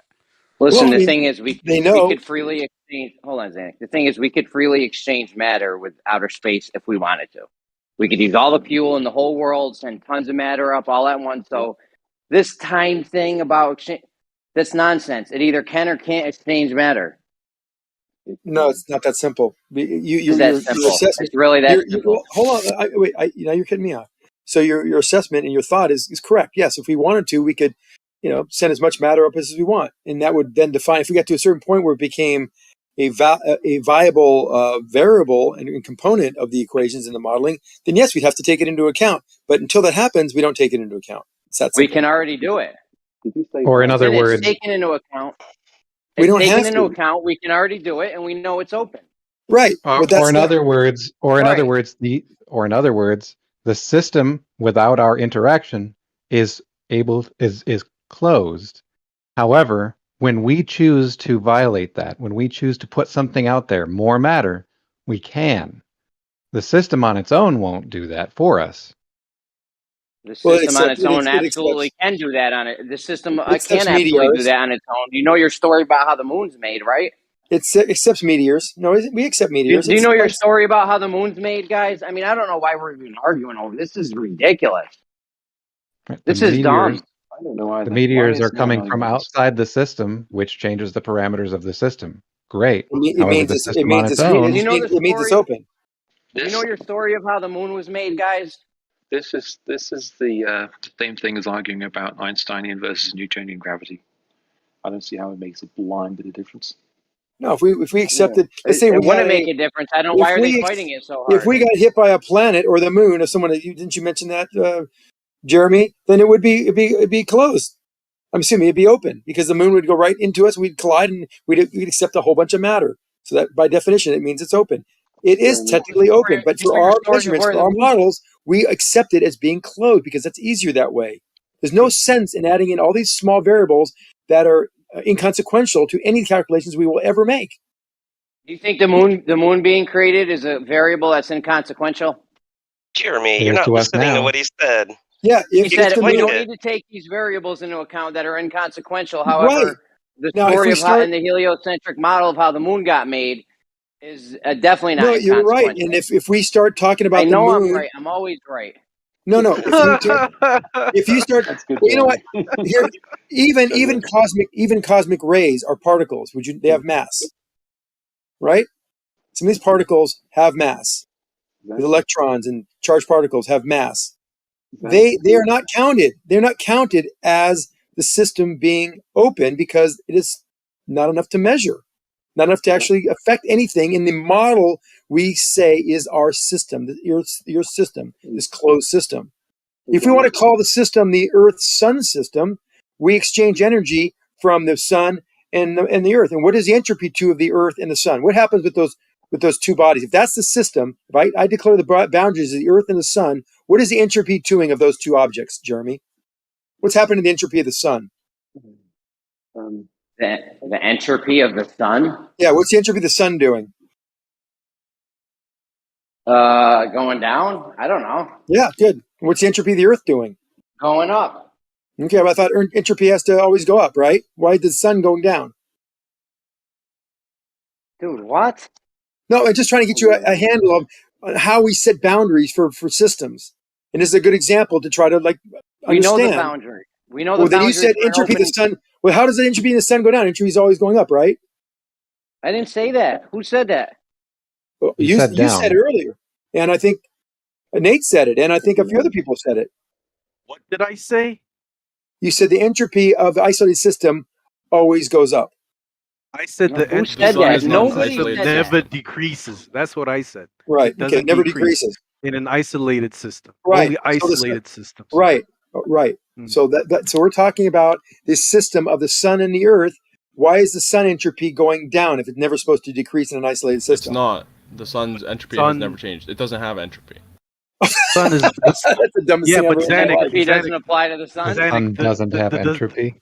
The sun doesn't have entropy. Classic. Yeah. We're gonna write that down. We don't know what the sun is. Percentage 2022. Sun we don't know what the sun is, so you can't. But doesn't have entropy change. To be fair, that's Zanuck, the sun itself is not an isolated system. I know, Nate. Okay. I know that. Okay.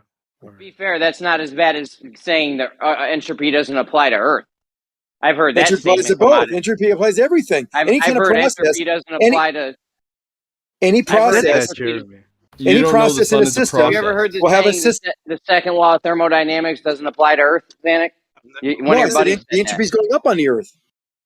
Could I get a clarification? It doesn't mean that entropy doesn't affect closed or isolated. Entropy affects all systems. Could I get a clarification on what entropy means? Entropy is the energy unavailable to do work in a system. That's entropy. And you don't know if that applies to the sun. You don't know if it's even a system. We do. We measure it. We measure it. That's not entropy. What do you measure? Right, you measure we measure the amount of energy that is given off by the sun. So that's not entropy, Zanuck. Well, if it's giving, you describe so we see very little change in temperature, but we know it's giving off a tremendous amount of energy. So by definition, entropy S equals the change in heat divided by temperature. That's entropy. What are you talking about, man? You're feeling what I'm talking about, man. Like Earth. You're using these calculations, you don't man. You're know, my head, man. You don't know exactly how much energy the sun is releasing. You don't need to. Measuring heat you don't need on to. Earth. You don't need to. All you know is you can measure the temperature and you know the energy coming off of it. Might check. That's not true. Might check. Don't tell me it's not true. How are you doing now? Right, okay. On the earth, we know we're receiving. Hold on. On the earth, we know. Hold on. We know we're receiving energy from. We know the temperature of the earth is not changing very much, but we're receiving a lot of energy from the sun. Correct. Can you describe entropy? So the entropy of the earth is going down. I mean, going up. Sorry. No. What does entropy? Why do you have to fucking talk over people? What is with you? Danik, you stopped talking for 3 seconds. No, because I was trying to finish a sentence. We talked about this thing. You stopped talking for a couple seconds, and Ali started talking, and then you thought he was talking over you. Why don't we all just slow down and take a breath? Go ahead, Ali. All right, thanks. Right, Zanik, what is your definition of entropy? I told you 1,000 times. I'll say it one last time for you. No, entropy you told me once. I'm talking. He's going to tell you right now. Entropy is the energy unavailable to do work in a system. But that's Got what it? I think you Got should it? Yes go or and no? look up the meaning. Yes or no? Because I don't want to say it again. Now you're interrupting me. This is brilliant. Yeah, let him Right, respond. Zanik. I would say to you, Zanik, you should go and look at the definition of what entropy is. It's got fuck all with what you said there. I just gave it to you. That is the definition. Okay, how about this, Ali? You tell us what you think the definition is, since you think Zanik is wrong. Okay. Why doesn't someone just post one? All right, okay, go ahead, no. Ali. Okay. It's in my freaking namesake. Oh, and it's not. Actually, it's been removed. We could just post one, and then we'll have it. Yeah, Jeremy, just hold up though, Ali. Sorry. What? Or you could say it if you want, Ali. Whatever you want to do. No, he said it's all right and he muted himself. Like he just left. What the hell? No, I'm That still was here. weird. Oh, You're still there. so is he gonna tell us? You could say what it is or post it, whatever you want to do, Ali. It's up to you. I just thought it'd be a better idea if somebody posted an official one. That way we wouldn't that, because if you say yours, then we're gonna be like, okay, whose is right, and then we're just gonna go look anyways. So. Can I say entropy doesn't mention the earth. But entropy doesn't mention the earth. And that's what Zanik said. Entropy's got fuck all to do with the earth. It's to do with thermodynamics, right? Mm-hmm. I have a thought. Okay. So yes, Godric. If you guys are saying the Earth is a closed system, you have to put the boundary all the way around the moon, because remember, NASA claims that the atmosphere of the Earth is on the moon. So the boundary has to be past the moon, just saying. So think about that. It's way worse than that, Godric. It's way worse than that, trust me. So, I mean, Jeremy, do you have a definition for entropy? I mean, Zanik sounded all right. It definitely has to do with the amount of available work in a system. That's why the amount of available work. The amount of unavailable. Okay. So that's enthalpy. Entropy is the amount of energy in a system unavailable to do work. And that's why people talked about, Nate mentioned disorder. I don't like the disorder. A lot of physicists don't like it either. It talks about energy in a system spreading out. When it spreads out, its inability to do work lessens, and that means entropy is going up. Yeah. And that can be done by either the equation I gave you or the Boltzmann type of, it can be Clausian or Boltzmann. Either one will work. And both of them are very different, but both basically end up in the same with the same answer. Zanik, you are such a nerd. This is just what it is. Though. Yeah, he's right. I mean, he's giving you the answer, Jeremy. I'm going with his answer. It's fine. I'm just saying this is not an attack or anything. I'm just saying he's a huge nerd. That's all. Well, then Ali roasts me and says, "Oh, you're wrong." And then he said, "Well, what is your definition?" And he goes, "Oh, entropy has nothing to do with the Earth, or the Earth is not entropy." I mean, that's nonsense. These replies are nonsense. You know that, Jeremy. You did. You mentioned the Earth. That was what I was saying. It's got fuck all to do with the Earth. Well, right. The Earth has entropy too. If the Earth is a system, it has entropy. That doesn't matter. That is not entropy. You don't say Earth I is didn't entropy. say the Earth was entropy. You did. You mentioned. No, I didn't. Did anybody hear me say the Earth was entropy?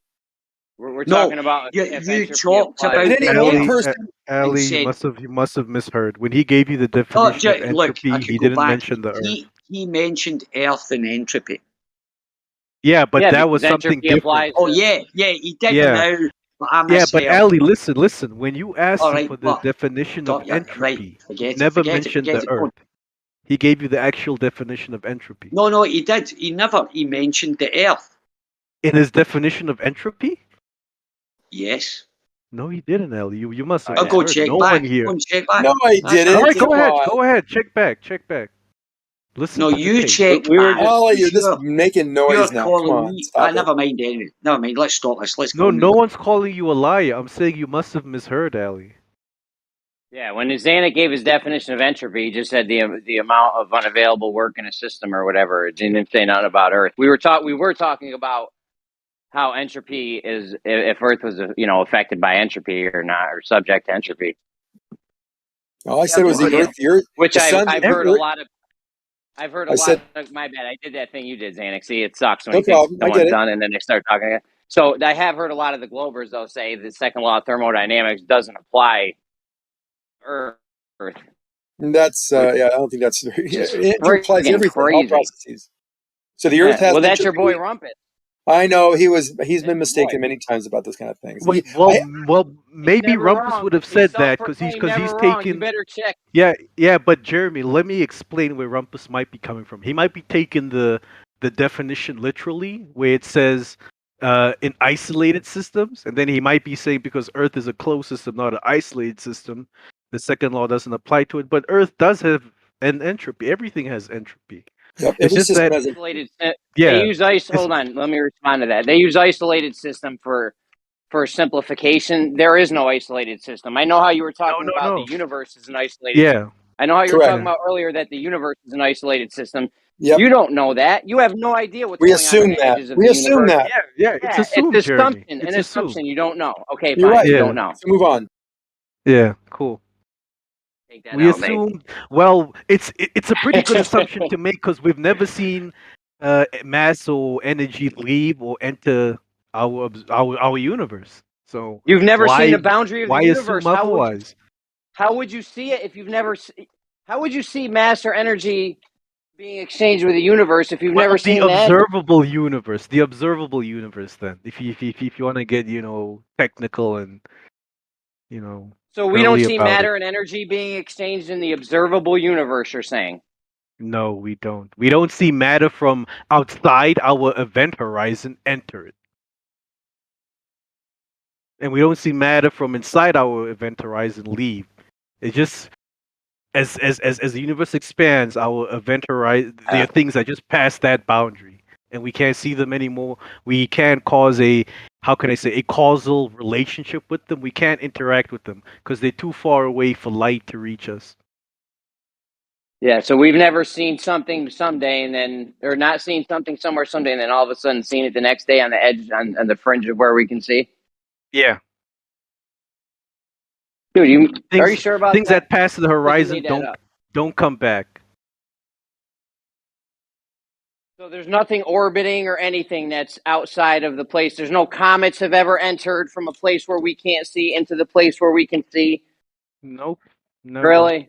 And if they do, hang on now. Let me qualify and say this. If they were miraculously to come back, we would only see them like a billion years later. We wouldn't see them today.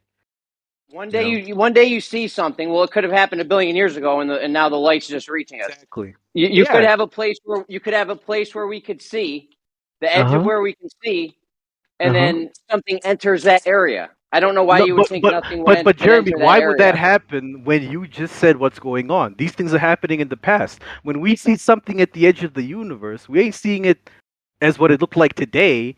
We're seeing it as what it looked like billions of light years ago. So if we saw it in the past, how is it going to come back into our future? Dude, if we look out, we're looking 100 billion years in the past. Okay, and then 100 billion years ago, there was nothing there. And then 100 billion years ago in a day, and then 100 billion years in a day ago, a comet entered. So one day we're not seeing something there, and then the next day we are seeing something there. No, that's not what happens. So it's the other way around. A billion years ago, we could see it. I mixed it up. Yeah. So if we see it today, it means a billion years ago it was there. But it's going to be gone tomorrow, and it'll never come back. Jerry. Yes. So 900. It never comes back. 999,999,000 years ago. It might not have been there. And then all of a sudden it entered, and now we see it. No. That's not what's happening. I apologise, Zanuck. You never mentioned Earth, my friend. I apologise. You're a good man, Ellie. Thank you, sir. I appreciate it. Thank I you, do but he doesn't apologise. deserve it, Alec. Try to misheard All I in heard all the was Earth. confusion. Oh, No big I deal. did hear Earth get mentioned, but the subject was before. I apologise. Thank you You're a for good man. apologizing, Allie. He doesn't deserve it, but thank you. Yeah, people like Jeremy would have never said sorry, you know. I know, right? That's not No, true. I'm playing. That's I'm not playing. true. I'm Fuck off, joking, Zanuck. bro. Zanuck was quick to co-sign that. What's that? Zanuck, you were quick to co-sign that.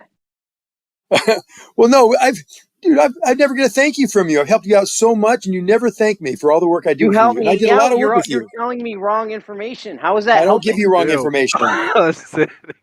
I don't give you wrong information. You're That's not, misleading people, bro. things that have never Man. happened. Me giving you wrong information.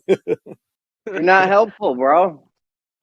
Okay, but now that we've shown Earth is a closed system, can we move to the second part of No! all of this? Wait. Whoa! No? Stop doing that. We never done that. We never Yeah, he agreed to tried to that. pull a fast one on us. See? He No, does I that. He didn't done say that I yesterday. didn't say we agreed. I Nate, said now that we've shown you. Whether you I've accept shown it you or it's not, open. that's not our problem. I'm not here to convince you and It's change open. your mind, That's but not our we've shown problem. you. We've shown Alright, you it's so open. That's not our problem. you haven't shown me nothing, Jeremy. We've posted. It's open. I I've posted shown you so matter much. exchange. Where, Dude, bro? matter exchange. That's open. Where, Jeremy? Have you seen the diagrams I Comets, posted? meteors, I the posted so Voyager. much. Listen, what you're saying? Where is the mass exchange? First of all, they say we lose 90 to 150 metric tons of gas a day. Not only that, you have rockets, asteroids, meteors, comets, spaceships, Voyagers, all kinds of stuff. So there you go. Thermodynamic systems, Jeremy. That it's So open. those don't count. They Those aren't absolutely do count thermodynamics. because it's They matter. don't.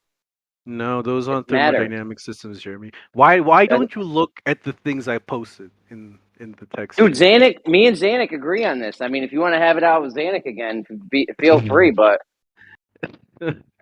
I don't think you and Zanuck agree. I honestly don't think. We do. Let's move on. Since we're not going to agree, let's just move on, you know?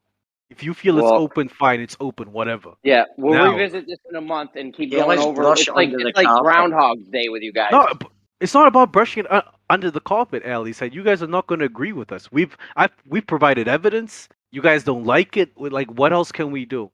Your own You know, let's people just ain't move even on. buying your evidence. Who? What evidence Who's not did buying you? it? Zanuck. Look Zanuck at the Right, text, here we go. Ali. Can I- It's all there. let me just say, Xanax right, off the my people. evidence, Use the your people. evidence that you produced. One second, the evidence that you produced, right, was yes, it does exchange matter or whatever, but it doesn't matter because it's only a little bit. No, But the that's what definition- Zanuck and the other guys are saying. That's what they're saying. I've But what you literally saying never is- seen that definition in any textbook on thermodynamics. What I'm posting is what I was taught, and I'm saying something very different from Zanuck and them. And what you saying and why it's what the point Jeremy was making, I'm right? not gonna repeat it, Ali. All you gotta do is look in the text chat. Oh, What no, I'm you're not saying gonna is repeat right it. there. Alright, okay. Yeah, if you look in the Alright, text no. chat, you'll see the images I've posted. Those speak for me. Yeah. Nate's saying because it's not an equal exchange of matter or some bullshit that's not even relevant. Total, just dude, it's very No, simple. that's how It's very- Zanuck that's right. interpreted. That's how Zanuck understood what I said. That is not what I said. If you look at System those exchanges- diagrams, that's what I said, Jeremy. If the system exchanges matter, it's open. We know that. But which system is exchanging matter? So when comets enter Earth, what thermodynamic system is that? Is that part of the biosphere, the geosphere, the oxygen cycle, the nitrogen cycle? Which system is comets entering Earth part of? Jeremy. The Earth system, whatever you want to call it. Which is closed as you describe it. That's the system. So if it means when it means to exchange, that means you can get something in and you put something out, right?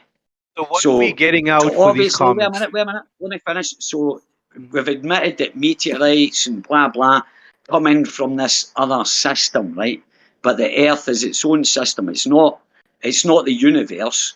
It's got its own system because we've got atmosphere and stuff like that. So when something enters into a system or exits it, that means it's open. Just what Brummy said. If a door is closed, that's your own interpretation. What Brummy said, if a door is closed, that's a closed fucking room. If it's hermetically sealed, shall we say? If it's hermetically sealed, if you open it up, now it's going to quite happily allow you in. Well, Nate, it says right here. It says in your thing you posted, as a whole, Earth is a closed system, or at least very close to being closed. Energy reaches Earth in abundance in the form of solar radiation. Energy also leaves the system in the form of longer wavelength infrared. Matter, on the other hand, is largely confined within the system, largely. It's not quite correct to say that no matter crosses the boundaries of Earth. We lose a small but steady stream of hydrogen atoms from the upper part of the atmosphere, and we gain some incoming material. This is almost like exactly what I said. However, the amount of matter in an release is so minuscule, also said that, and this is like exactly what I said, the whole thing. With the mass of the system as a whole, for all practical purposes, it is a closed system. So, Nate, that's exactly what I said. You posted what I said. Take that L, Nate. Take that L. I hit every single point. I hit every single point. Hold on, Nate. I said every single point that what you posted as your basis and your foundation for saying I'm wrong. If you said that, Zanuck, if you said that, then you and I are on the same page. Fine. We're totally on the same page. Yeah, I must have heard him say something different. I apologize, You just pulled a Zanuck, man. You got no. debunked by your I must have own heard him say citation, something man. different. Yeah, but if Zanuck said that, if Zanuck said what I'm posting, then we're on the same page. That first paragraph almost is verbatim. I mean, very close. Is it? Zanuck is saying that moon landings could never happen. Can I address something in that citation? Can I address something in that citation, please? Yeah. Jen, you have an echo. So as far as that citation went, it said, can you read just the first sentence again, Zanuck, please? It said Earth is slightly closed or mostly closed or something. Can you just read it again so we're not in confusion, Zanuck? But that's double think, guys. Think about that.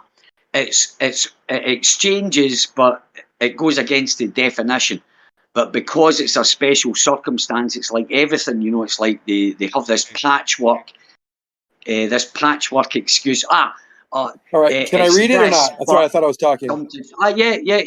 Before you read it, let me just put this statement out there. Basically, Ali, it needs to exchange system in a matter and energy in a systematic fashion.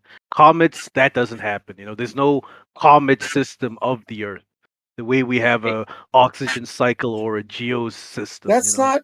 Hold on. Can you just read this? Can you just read that part of the citation? As again? A whole, can you hear me? Yeah. Can you guys hear me? Yeah. As a whole, the Earth is a closed system, or at least very close to being a closed system. Energy reaches the Earth in abundance in the form of solar radiation, blah, blah, blah. Matter, on the other hand, is largely confined within the system. It's not quite... Stop. You did it. Okay. God, you follow instructions terribly. I told you the first sentence. Oh, So you remember the part where it said almost closed or slightly closed, or what did it say exactly verbatim? I forgot again because you went too far. As a whole, the Earth is a closed system, or at least very close to being closed. Aha, very close to being closed. You know what happens if something's very close to being closed? You know what that means? Fucking open. Yeah, it leaks. Yeah, it leaks. Zanuck, why don't you scroll up a little bit and look at the other thingy that I posted? The other screenshot where I underlined in red. Read what it says there about Earth being a closed system and the matter in the system. It says the Earth system comprised of 4 vast reservoirs with constant energy flows. No. Scroll up. It's a totally different post. Above JJ. I've got both open here. I mean, your own citation is contradicting yourself. They say it's closed, and they said it's mostly closed. That means it's open. So that you can't say it's closed and open at the same time. It's ridiculous. Yeah, I said, it's accepted science that the Earth is an open system for energy. Yes, I think we all would agree with that. That talks about it being a closed system, having an open system of for matter too. Wait, Jeremy, the punchline was this: when something is a bad. closed system, that system will be an open system for energy. Yeah, because closed systems can exchange energy. Correct. I know I'm correct. So I know you're right. I'm just Nate and I are getting into semantic. We're getting in a semantic battle. You're using us. We're not getting into semantics, Zanuck. You and I are on the same page. I just want you to read the I other know. post No, to Jeremy and them as well. He's playing us against each other, Nate. I get this. We're on the same page. Yeah, and your own you kind of fall citations into going it. against. Yeah, Your own exactly. citations going against. We're on the itself, same saying page. it's We've closed, agreed and then with it's- everything we Don't fall for said. it, Zanuck. Don't fall for it. Okay. Don't try to do that, Nate. Don't let Don't do Jeremy that, get Nate. in between us. Save it. Jeremy's trying to Save break it, us don't- apart. He's trying to break us up. Yeah. You just Yeah. told me. You just told us 5 minutes ago Zanuck wasn't on your team, bro. Because, like I said, I misheard Zanuck. Now that he's Nah, clarified no, himself, we're on That the he- same page. You said he ain't my people. I hope this is getting Like recorded. Zanuck ain't my people. You said that verbatim. You I said did, verbatim. but Zanuck he's ain't my people. clarified himself. Yeah. Now we peoples again. Oh, We crazy peoples, people, yo. all right. Accept it. I know yo. you're getting away with it. Can I just say something? Right, I used to hear a lot of stuff with it in the flat Earth debate. We got accused of being an apologist. You know what an apologist is? Is someone that will defend, a certain belief. It was to do with religion. It was the religious side of flat Earth that was getting called us. They were getting called. Nate is a Zanuck apologist. Yeah, that's what I'm saying. That's what the flat Earth, because anything that we bring up. Wait a minute, can I finish? Anything that we bring up, prime example, think what they're telling you. Earth is a closed system, but they're letting in, lets in matter and stuff like that, but we regard it as a closed system. It's double think. They get these people confused, and all you're doing is apologising for your model. And that's basically what you guys have been doing for the last, since I've been sort of listening the last couple of weeks. That's all you guys are doing, because it reminded me of that, what flat earthers that believe in God and stuff like that were getting accused of. You guys are doing the same thing. You have got an answer for everything. You're saying one thing, right, but then you say another thing. The opposite. Oh, it's a closed system, but it's We're not open. saying that. We're being very descriptive. And see, systems all have boundaries, and systems all have descriptions. And how we're describing this system is that we are using everything that has to do with a closed system. Everything. Let me finish, Ali. Let me finish, because you didn't hear me before because you were talking. That's why you didn't hear me before. That exchanges matter freely. We know. Ollie, stop. We exchange matter freely. What we say is for our model and our calculations, we don't consider any of the mass that leaves, even though it can freely leave. We don't consider any mass that leaves the Earth or hits the Earth from outside of the system we call the Earth to be consequential. It does not matter. It is so small. It's so minuscule that it is not taken into calculations. Because if we did take it into the calculations, it'd make all calculations so much more difficult, because we have to take every little let me ask. atom. Okay, so but from hold on a second. Jeremy's, Hold on, no, Ali, let me just finish. Ali, No, 1 second. no, I'm going to stick up for you, Jeremy. But the point Jeremy was making, that it was an open system. And it is an open system because it allows matter by definition. Well, hold on. Let me respond to what he said. He said it's so inconsequential. However, his story for how the moon got made and all that mass left, that's not inconsequential anymore. So you're wrong, Zanuck. It is consequential, and you're just like, I don't know where you're getting it from. No, it's not consequential. It's not. You add up all the helium atoms that leave the Earth, all the spaceships and satellites that leave the Earth. That value of mass is not consequential to any calculations based Zanuck, on the moon. The moon.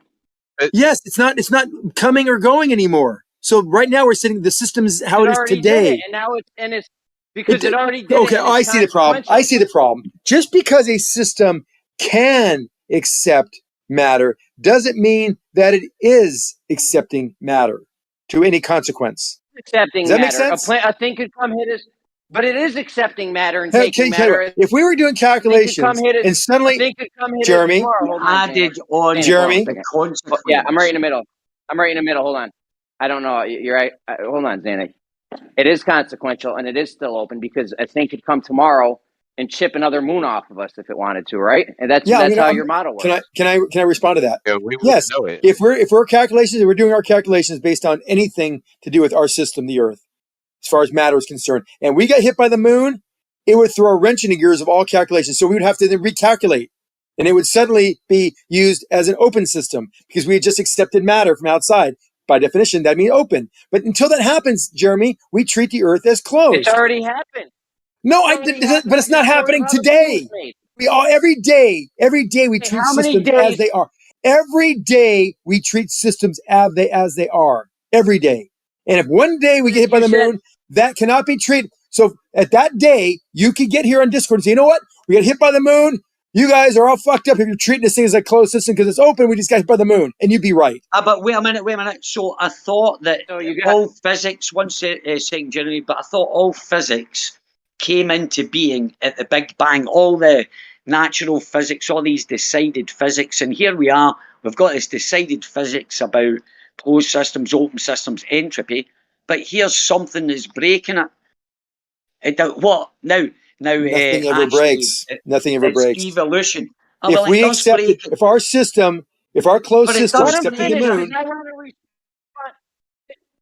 finished because I want to respond to the thing you said from before. I'd like on you go. I'm finished. I'm finished. Wrap it up, Allie. Yeah, Jeremy, I'd like to come in I'm after you. finished. I'm finished. All right, Jeremy, go ahead. Painful. So, Zanuck, you said, okay, if something came and chipped off a big chunk of Earth, and now we have 2 moons, we could consider it an open system. But that already happened in your story, so I'm wondering how many days after that happens would we consider it an open system for? 10 days, 2 weeks, 20 years? What's the cutoff line of when we would stop considering it an open system after that? 1,000 years. Yeah, if we were 1,000 years is the cutoff system. We would if we were getting hit by pieces of the moon on a daily basis. Yeah, it would be of consequence, as I mentioned earlier, inconsequential. Now it's consequential that we are accepting so much mass on a daily basis that our system is now officially open, and we have to now consider all this mass that we're taking because it is consequential. But if we get hit by a moon once, that day, any calculations would incorporate that mass acquisition, and after that, we'd have a new value for all the mass of the Earth, and then it'd be a closed system after that because we wouldn't be expecting to hit any more mass. So it's only open for one. So it would be open for one event, day. for one time, it accept the amount of mass where it's worthwhile. The rule of measure, the rule of thumb is if we accept enough mass to where it becomes a consequence, then it is an open system. How about that? That makes it easier for you. I'm talking about losing mass. I'm talking about something. Even losing mass, knocked off. Same thing. We get hit by something and it knocks off a quarter of our planet. That day we are open. Now we say, hey, next day, are we going to do this again? No, nothing's on the horizon for 1,000 years. Okay, well, now we're closed again. So just yes, the measure, the way we do it. Here's the answer. Are we using a sidereal here's the tag, here's the punchline. Here's the crescendo, and I'm done after this. Okay, the crescendo is this: when we accept or remove matter from the Earth of some consequence to our calculations of it being a closed system, then we consider it open or closed. Every time we look at the amount of matter change, that determines whether it's open or closed. It's infinite. What determines whether it's open? Oh, I thought you were done. My bad. I'm sorry. No, I was done. Go ahead, wrap it up. Yeah. So basically, what determines whether it's a constant, it's a moving target. As well, man. Every second we assess this, and until there becomes 1 second, well, you want me to clarify?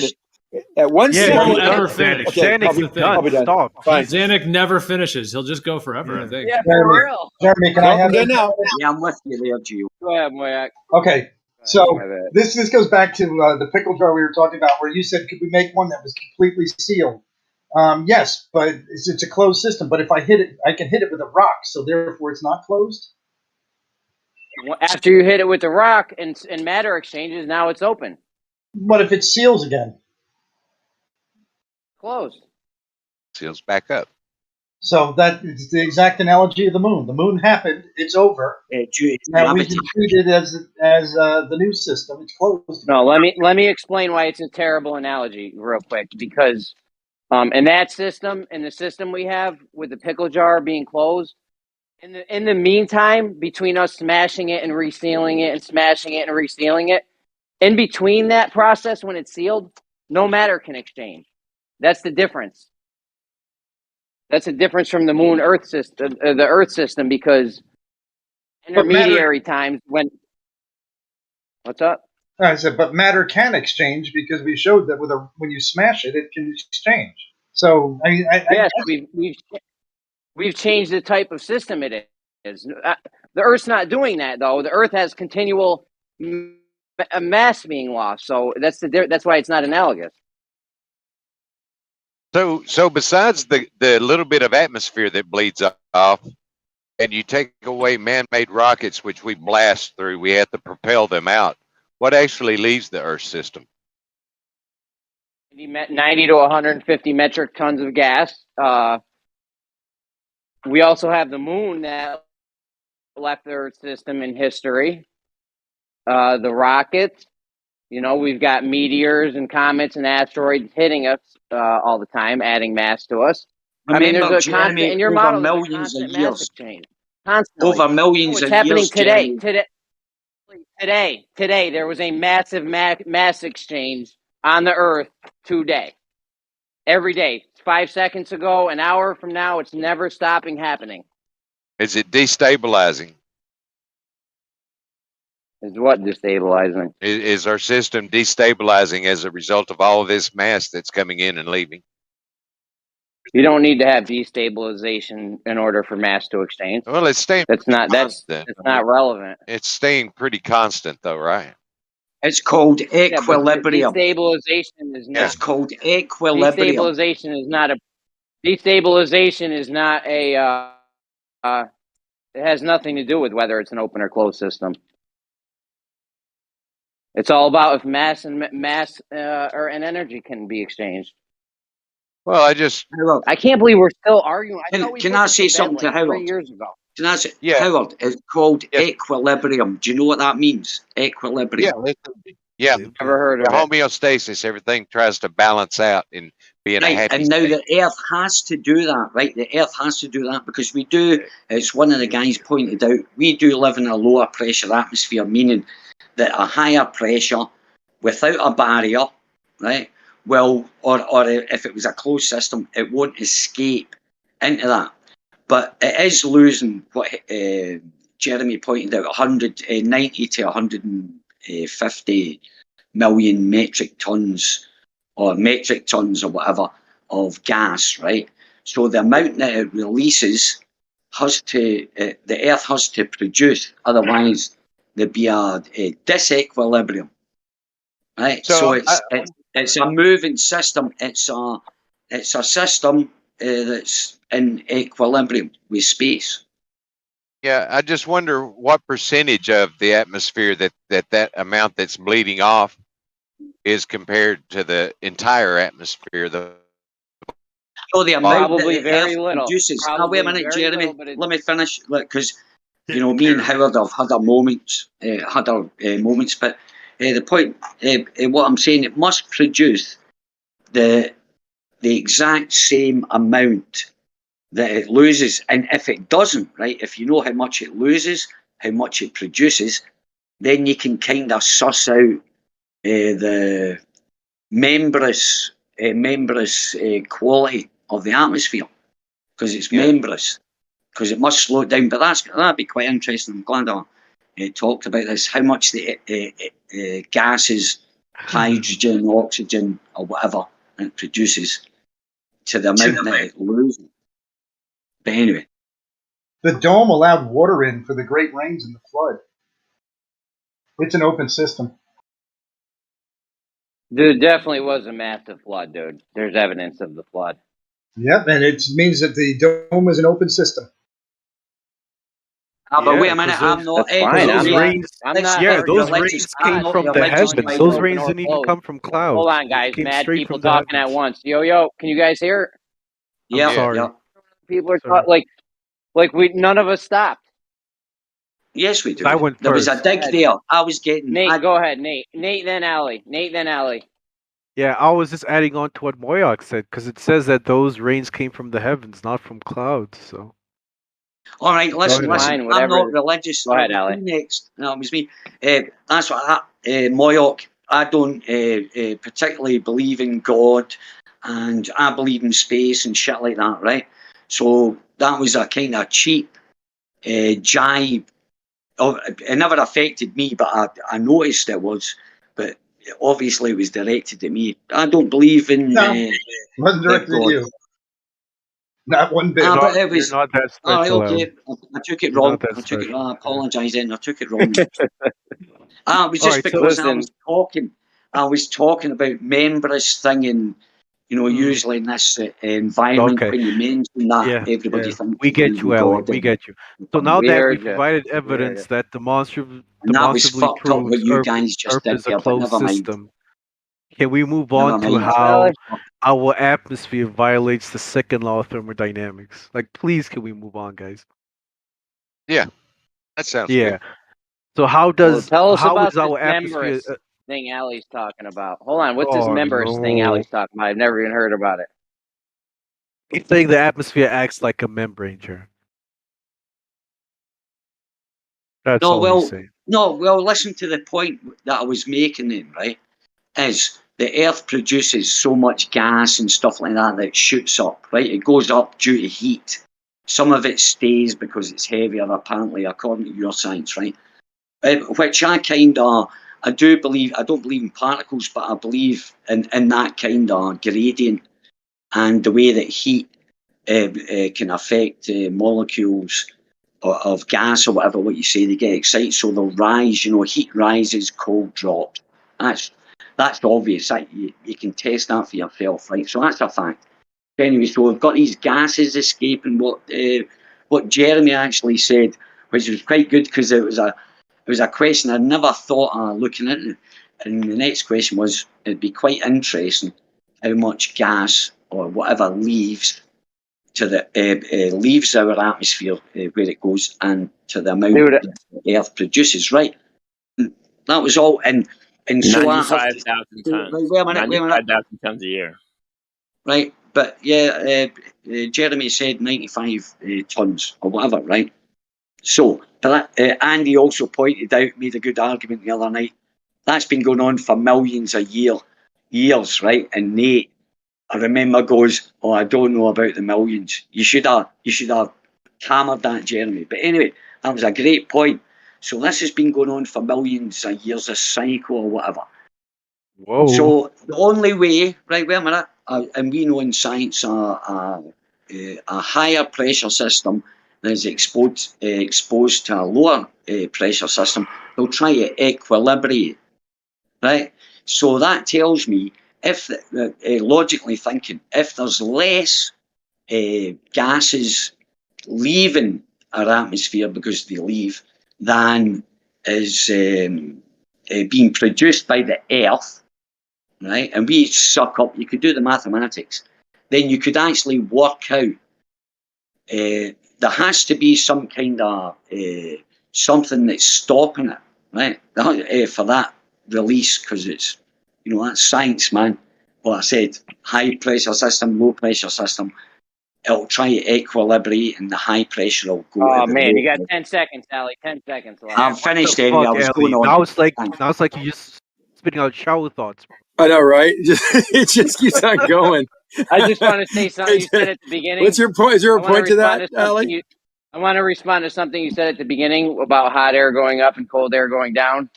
I'm pretty sure it was Zanuck. It might not have been, but I had these guys scared to admit that actually happened. What happened? Cold air goes down and hot air goes up. They were scared. They were all scared one night to even say it. I'm like, guys, this is an easy one. We should all agree on this. And they would like, no one you know would say it. why hot air rises? Why does hot air rise and cold air Jeremy, falls? let me give you an example, Jeremy. Jeremy, why does that happen? We told you probably. I didn't say it, by the way. Can I? No, you already had your floor, Ollie. You're done. Well, I'm just going to be 2 minutes. Nah, you're kind of done. He's not done. And it will help us to bind. He's gonna be 2 minutes. Here. Allie, go ahead. Keep it concise, please. Yeah, get straight to the point. Help you survive. So anyway, here's a little trick. If you're ever out in a mountain somewhere, right, and you have to, it's freezing fucking cold, it's blowing like fuck, and you can dig in to the snow, right, and you want to build yourself a little snow hut. What you do, one of the first things you do, you call, you dig it's called a cold sink, right? It's a big It's off the level of the floor. It's just a hole, a square hole or whatever, and you build your bunk there, right? And so what happens is your heat rises, but all the cold air falls down to the bottom. So if you raise yourself up a few feet inside your little cave or whatever, the cold air will sit, and it's called a cold sink. Electronics has got it. Anybody that's an engineer will understand what a cold sink is. But you can actually do it in nature. That'll save your life. But anyway, yeah. Survival tips by Ali B. Thanks, Ali. That was good. Oh, well, it was an example for what you're saying. Cold air does sink. Whoever said, yeah, no doubt. But it doesn't. No, we all know that. But it We all doesn't know move. that, but my argument was, Cold we all doesn't know move that because cold air sinks. We all know that hot air rises and cold air sinks, but these guys, it must have been like a part of my argument or something that I was about to bring to them, and they were scared to admit that happened. well, as long as you understand that cold doesn't you're move. a flat earther, though, Jeremy. You have to understand that you're a flat earther. So Remember, they always cold doesn't think, move to hot. They always think, right? Ali? See, when we ask questions, let me say something. When we ask You questions, haven't stopped. 5 minutes now. When we ask questions, I want to make a point, quick as well. If we ask questions, they always think there's a gotcha coming. When we are, and that's the fun about it. That's what I think's funny as fuck, because they're always on the guard. Do you think cold moves to hot or hot moves to cold? Oh my God! Really? That's a great question. I don't know. We know the answer to it. Well, I do know. Hot moves to cold. Cold does not move to hot. Yeah, we already know that. We already you don't know that. How do you know that? How can you test that? Because that is the second law of thermodynamics. Have you tested that? How can you test that? Yes, I've tested it many times. Cold does not What do you move mean by to watch? Ali, you can test it with a cup of coffee. Yes, it gets cold over time. Yeah, but if you just how do you know what's happening? It gets there? cold. How do you know what's happening? He's thinking that cold's moving to the hot. No, it's not. That's not what's happening. We can test this. It's the same thing. Okay, you stop talking for a second because you've talked for 5 minutes, and I'll give you a quick answer. The whole idea at a macroscopic level is that the objects that are moving around is a measure of the heat and the temperature. And the things that are moving around is a measure of how cold it is. And the things that aren't moving aren't going to change the direction of things that are moving. The things that are moving are going to hit the things that aren't moving and make them move. So that's in essence how hot moves to cold. Does that make sense? Does cold move or does hot move? So it doesn't make sense. Okay, I thought I'd throw it out there. I thought it was the easiest kindergarten explanation I had. I'm asking you a move question. on, guys. Come on. Now you're again, Nate. We're having a conversation here, and you're trying to stop it. Hell, we've been talking about this for like 2 hours. No, but I was talking to Zanuck, which is very okay. Can you and Zanuck wrap up your private convo in 5 minutes? And yeah. then Okay. Thank you. We move on. Wrap it up, Zanuck. Wrap it up now, Zanuck. Nate has talked. Oh, come on, Ellie. Don't be like that. It's just you guys are holding us hostage, man. Like, just make your final points and then we move on. Well, Zanuck was talking. But this was the thing, though. Well, I was having a conversation with someone. I don't usually get a chance because he's usually been a dick and speaking all the time. Well, I won't say that bit because I can't. But the point is, a very rare moment was happening there when I could actually feel like having a conversation with someone. Well, never mind. No, you got to be working. But stop that, Nate. Stop that, because you've been doing it for lots of times. You got to just work on being a little bit more concise, Ali. What? Just a little bit more concise, and we'll be good. I ain't do nothing, Ellie. What the hell? But anywho, yeah, Jeremy, how is our atmosphere second law of thermodynamics violation? How is it? Well, is Earth does entropy apply to Earth? Yeah. Somebody's got an echo going. What do you got? AirPods in? Ooh. I still remember that cheap shot from another day. It's not cool. I don't know. I don't hear an echo, man. Does the second law of thermodynamics apply to the Earth?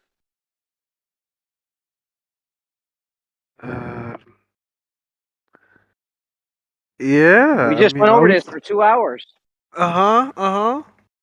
It does. It does. So what? It does. So I mean, I don't know. You guys say it's not a violation because you got gravity, but I don't think gas apply. gravity model applies to gas, because if gravity's keeping gas down, there's definitely an echo.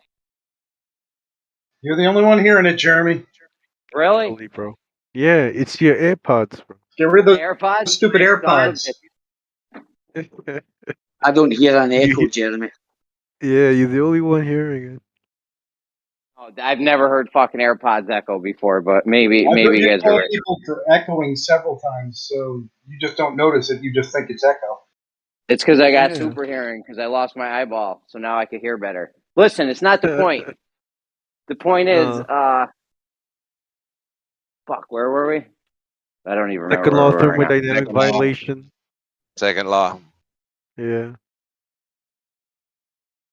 You got you got an open system. Oh, I remember where I was. Gravity was holding gas down. If gravity was holding the gas down, Mm-hmm. It would hold it down where it's the strongest. Gravity's stronger at the bottom, so it's not holding the gas down here. And then you guys claim as it gets higher, that's where it holds the gas down, where gravity's the weakest. What? So there's that. Gravity gets weaker as you get higher. It holds itself down all the way up to the top. Gravity gets weaker as you get higher, right? A little bit. Take 3 hours. So yes, gravity gets A little weaker bit. as you get higher. Context does matter in words. A little bit. Yeah, a little bit. Gravity gets a little bit weaker as you get higher. Okay, you like It's that more little than- bit? Isn't it more than strong enough? You definitely got an model. Isn't it more than strong enough for the model? Listen, there's no question you have an echo. Okay, did anyone else hear it? No. No. Are you fucking kidding me, guys? Isn't it more than strong enough to account for the atmosphere staying? Yes. So let me finish. Gravity gets a little weaker as you go higher, and it's supposed to be keeping it down. However, it's not keeping it down at the place where gravity is the strongest. So I mean, it really doesn't jive. What does that mean? And It what means does you that got have to do gravity with the holding second stuff law? down to Earth. But what does any of what you said have to do with the second law of thermodynamics, Jeremy? How is the second law violated? You got an open gas isn't filling the volume. It is though. We got gas lose, pressure. we lose atmosphere to space. Oh, like an open system would? No, it's a closed system. The fuck out of here, bro. You're fucking with me, Nate. I just don't get what your point is, Jeremy. How are you trying to say our atmosphere violates the second law? I don't even think you understand what you're trying to say, bro. Yeah, gas. You got gas. Gas fills the volume. That's what gas does, right? Apparently it doesn't, because we've got a gradient. It's still filling the volume. So there's other things involved. The gradient. In order to have the gradient. Oh, Allie's got it. Go ahead, Allie. You got this one? You want to take it over? No, I understand what you're saying. Right. Carry on. Don't listen to them. They're just fucking gaslighting you. Keep going. I'm listening. Very nicely put. Yeah, so you've got an open system. You've got gas pressure on one side. In order to have the gas pressure gradient in the first place, in order to have the gas pressure gradient in the first place, you're going to need gas pressure, which you can't have without a container. Says who? Says any gas pressure we've ever seen ever. No, I've seen that in the atmospheric gradient. Sorry, you're wrong. That's gas pressure. Yes, it's gas pressure. Yep. I see high pressure next to low pressure. The gradient is a red herring, because in order to even have that gradient, you need gas pressure, which you can't have without a container. When we talked about this before, if I had Earth and there was not any atmosphere at all on it, and one stray molecule of oxygen hit Earth, what do you think would happen? I can hear Moyak's echo. You guys got to be kidding me right now. Yeah, he's got an echo now. I hear his There we microphone's go. getting worse. Yeah, it's kind of, nuts. it's not an echo as such, but it's a millisecond or 2 milliseconds. But yeah, I noticed it now. It's an echo, man. Yeah. Come on, Moyak. I yell at Jin all day. I can't let you be running around with echoes when I yell at Jin like that. So what was the question now? Well, get some AirPods. If you have an Earth with not a lick of air on it, and one stray molecule of oxygen happens to hit Earth, what would happen to that molecule? I don't. If Earth was in the vacuum and then one molecule got on Earth. Yeah. My theory. I would do what gas does. I'll give my theory on that. What would happen is you would hit the surface of the Earth where it was warmed by the sun. It would get a lot of kinetic energy. It would bounce up. It would go several thousand feet in the air, maybe even several miles in the air. And the whole time it would be slowing down because of gravity. And then it would fall back to the surface. And when it got back to the surface, it would pick up some energy. It would bounce off in another direction. And it would keep on doing that. Now multiply that times 10 trillion, bazillion, gazillion molecules.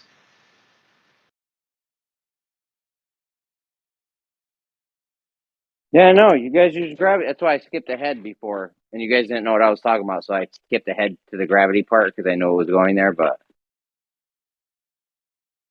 right, but what's wrong with that is the model, and that's what we show, and that's what all the evidence seems to point towards. I can't hear you. Why Now do your mic's doing that thing where you fade in and out. You gotta get your shit straight, bro. Come on, guys. The amount of time you spend in here, get some good mics, man. I mean, I know my shit's fucked up right now too, but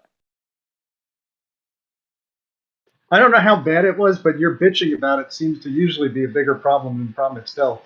it's not. We just want to have clean audio. That's all.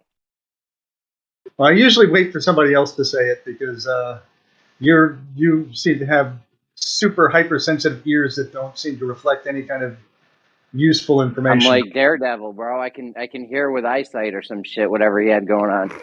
Right, but it's still useless information. Jeremy, I heard you. I heard you talking about you were having a bit of what do you call it?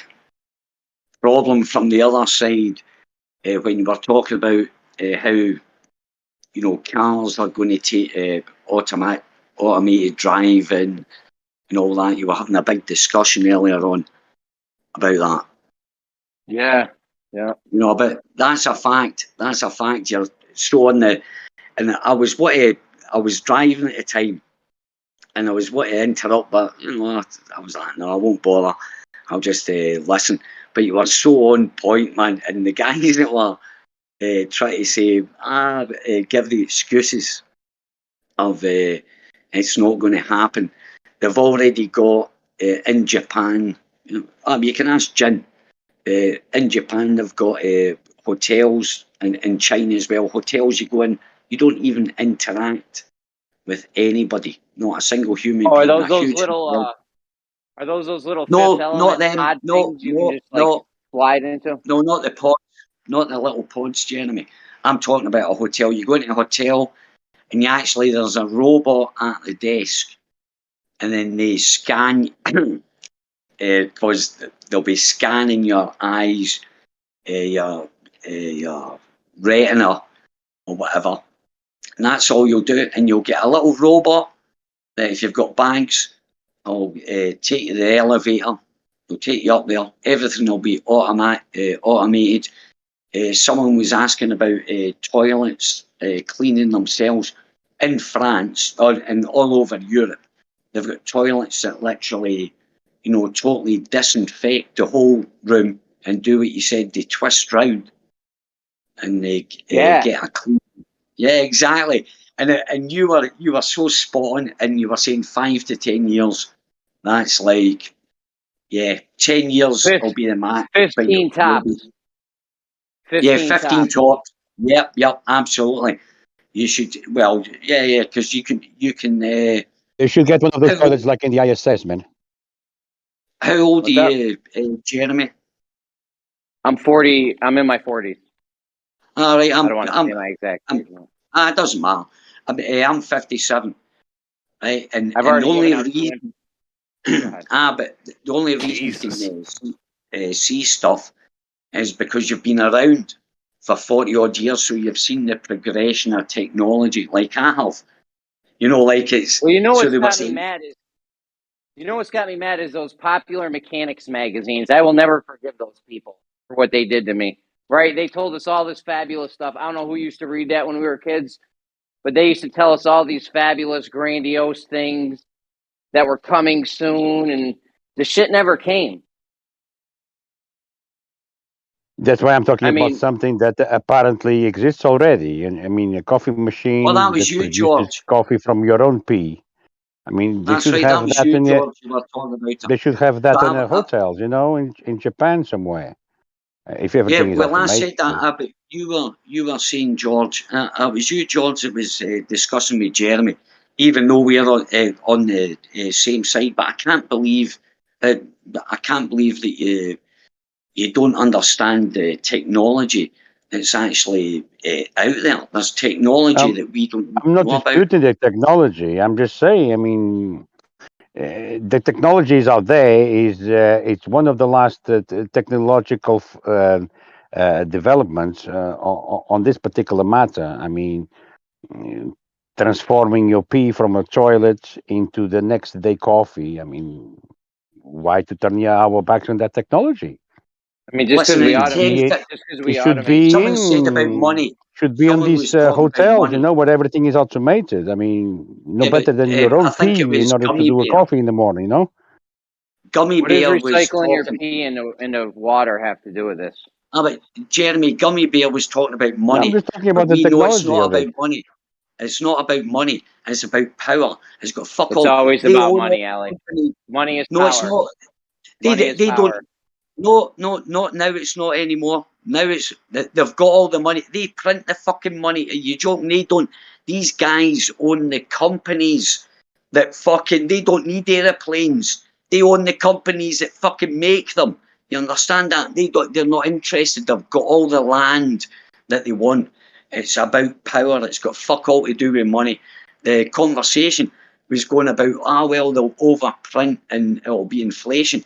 Look, we're going into a digital age. In the country I live in, Denmark, 95% of when you go shopping is paid through mobile pay. They don't use fucking cash. They nearly do. You should see the looks. I always get cash. I'm old school.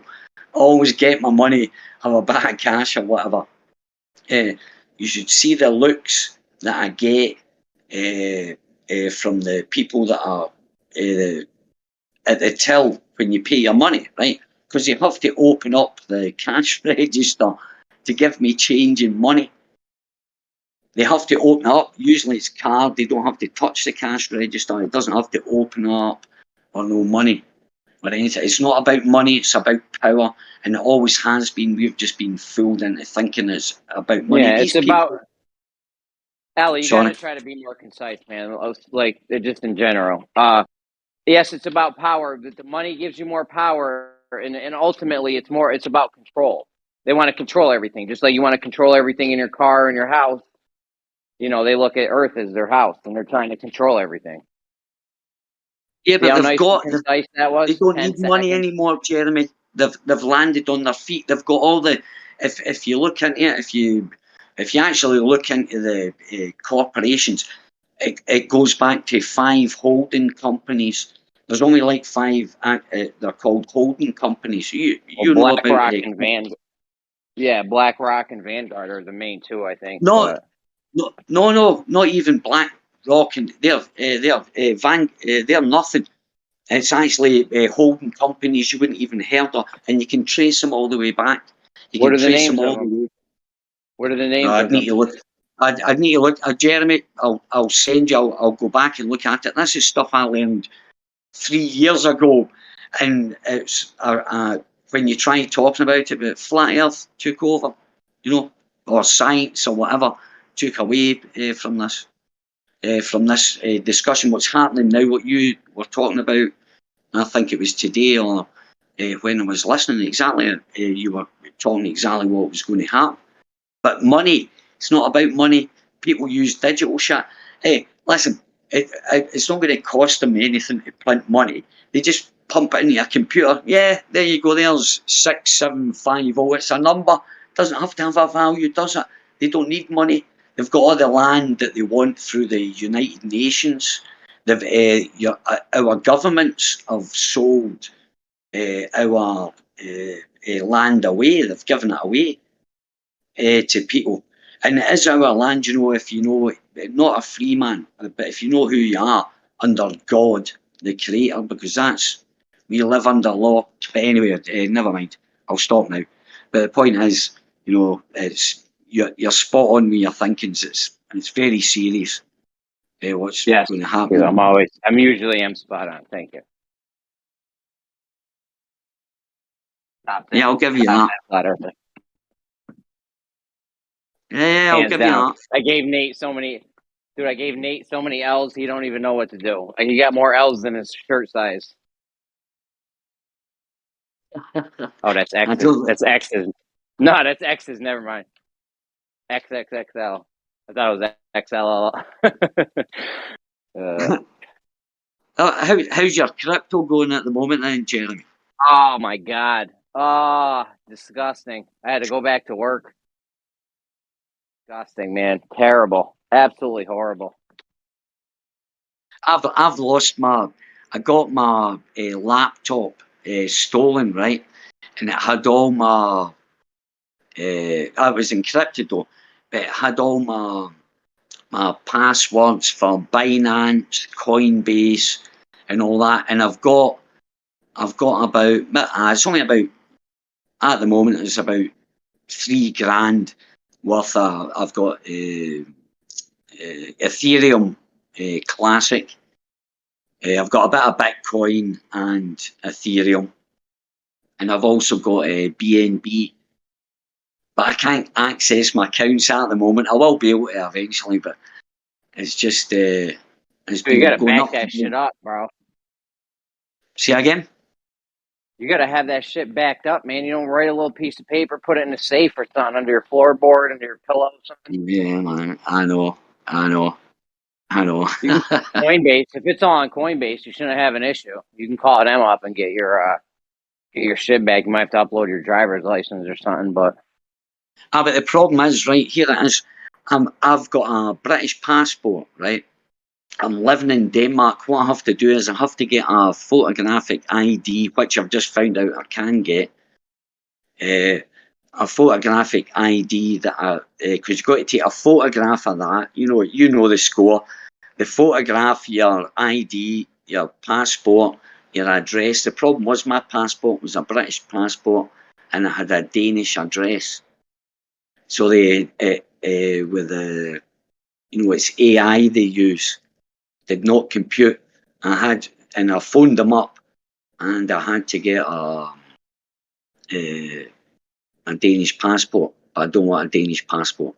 So, but I can get an ID card. That's the only reason. I've just been lazy, like not backing up all my passwords and all that kind of stuff. So, but I can find them again, But yeah. Well, whatever you're holding on to has probably gone down 30%. So. Yeah. I don't know. I haven't looked at Ethereum Classic, but I mean, everything's down at least 20, 30. Some things are even down 40. But how about this, OG, all right? The thing is, I've been into, I first got into crypto about 4 years ago or whatever. But I've made a good bit of money, but I took the money out because that was one of the lessons I learned about it. There's no point in, hodl first, but I make sure. I only started with $100. And I've, it's paid for birthdays, Christmases, holidays, and everything. And I've still, as I say, I've probably got about $3,000 of assets of these imaginary coins. Because they're just imaginary, it's like money. But I understand that, I understand exactly what it is. And I just, as I got told, if you get into it, The first rule is don't put money into it that you can't afford to lose. Hey, Al, So that's. can I borrow $80? Say again? Can I borrow $80? Yeah. All right, thanks, man. Send it to my DM. How did I do that? How did I do that? I'll send you my link, dude. Yeah, DM it, yeah. That's what's Yeah, no up, worries. man. Yeah. Anybody else wants to loan me money too? Let me know. I might give it back. What are you broke? What are you broke? I thought you had a job with your girl who's hired you. Yeah, I got a couple jobs. He said he had $3,000 that he's willing to lose, which I don't know what might happen some. Did you say you got into crypto 40 years ago? 4. Oh, okay. I was gonna say, damn, dude. Yeah, but I have to say, right, is because I always do my research, right? I actually called out this scam, right, and this guy ran away with fucking, must have been about $10 million worth of Bitcoin, right? Of these guys, I joined this. It was called arbitraging, right? And I'd learned, so I actually looked into, where they were based. You can go to who is, so you can go to any web page, go who is, blah, blah, this or that. And this is quite a freaky thing that I found out from the beginning. And I actually went onto a live stream to say, hey, by the way, guys, don't invest in it, because there was guys promoting it and they would let people come on, right? So I'd done my due diligence and found out some quite startling information, and I decided to go on it, and it was like, fucking, you're a retard, and it was like full on attack. So I thought, well, fuck it. So I actually earned a lot of money off of trading in a scam, but I knew what it was, and they actually traded their coins on another, instead of doing it online, where you could buy and sell on their little web page with their fake fucking trading graphs and all this, right? But they also made it, this is how I knew it was a scam, because you could go to a place like Binance. It wasn't on Binance, but you could find a trading platform that traded Bitcoin, all the coins, but plus this, and I just noticed a little pattern. And so I just started, and I fucking raped it. And I done quite well out of it. But they're scams, so I done my due diligence, and as I say, I called these, I don't know the point. Anyway, I've had a couple of beers. I've just finished work about, 3 hours ago. Hey, are you into the metaverse? There was a lot of buzz about the metaverse a couple months ago, and then all the buzz died because all the crypto declined. What is that? The metaverse it's supposed to be the Web 3, which is basically what people are predicting is the new internet. It's going to be built around the blockchain, basically. So whereas before, like a website, for instance, is run by a person, and you can use Facebook, but ultimately Facebook is owned by Facebook, of course. But the thing with the NFTs and that whole like the itemized stuff on the blockchain, the ownership of the internet is going to be split up between whoever owns these specific NFTs or whatever. So there's metaverses. There's like what do you call them, like 3D metaverses, right? That something called Sandbox. There's a few of them too, where people are building like 3-dimensional homes and 3-dimensional cities, and there's even casinos on there where you can buy, trade, and Sandbox even the good one, or what's the name of the good one? well, the one that has that casino, wasn't that called Oh shit! Hold on. One of them failed big time. I think Facebook. Somebody took a big hit. Yeah, somebody tried to create their own metaverse shit, and they took a fucking huge. It flopped. You know, there was people. So like, there's that one house that Snoop Dogg had in. I think is that Sandbox. Whatever it was. The property's all right next to Snoop Dogg's house. Sold for like $500,000 each and shit like that. Snoop D-O double, yeah. Yeah, but that's what I'm saying. So it's just, sometimes if you speculate this early and you spend that kind of money, you might feel pretty dumb right about now. So it's like, why? How much of the property? I think it's cheapest. I need to talk. I have to, because it's really important, right? See this here? It's the same as art, right? You know do you know that like most people that have these big collections of art and pay $5, $20, $40 million for bits of art, right? They don't actually buy it. They buy it through property from through like a business, right? So it's like what do you call it? They can take this is simplified. They write it off for taxes, yeah. They can write it off. But wait a minute. I've got to tell you this. I have to. And the whole point of it is they do it, right? It's like an artificial, and it's the way of them passing money, wealth in between themselves, because it's like a closed system. Going back to a closed system, if you get the concept of what that is, it's the same with the cars and stuff like that. When you hear about these things, you've got to remember, you know, when you hear about, oh, there's a great way to break the casinos, by the time you've heard about it, it's already been raped, and it's dying. When people like us hear about stuff like this, it's dying, and that's when they're reaping. These guys that are buying Lamborghinis and stuff like that. What does, you know, these whatever you call rappers, and they fling all this money.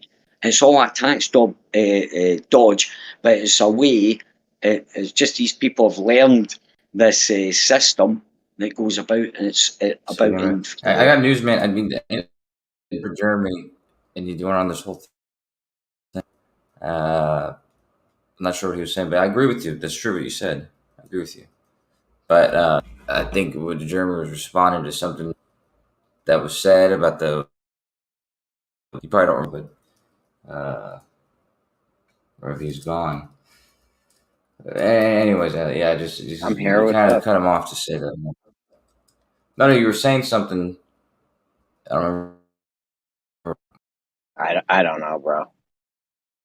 Yeah, well, Decentraland is the other one. I think Sandbox. Are you saying that's declining? I think Sandbox is actually the main one, and then Decentraland is the next biggest one. Yeah, exactly. Yeah, those two are fairly big, and Sandbox is the one I know Snoop Dogg has his house on.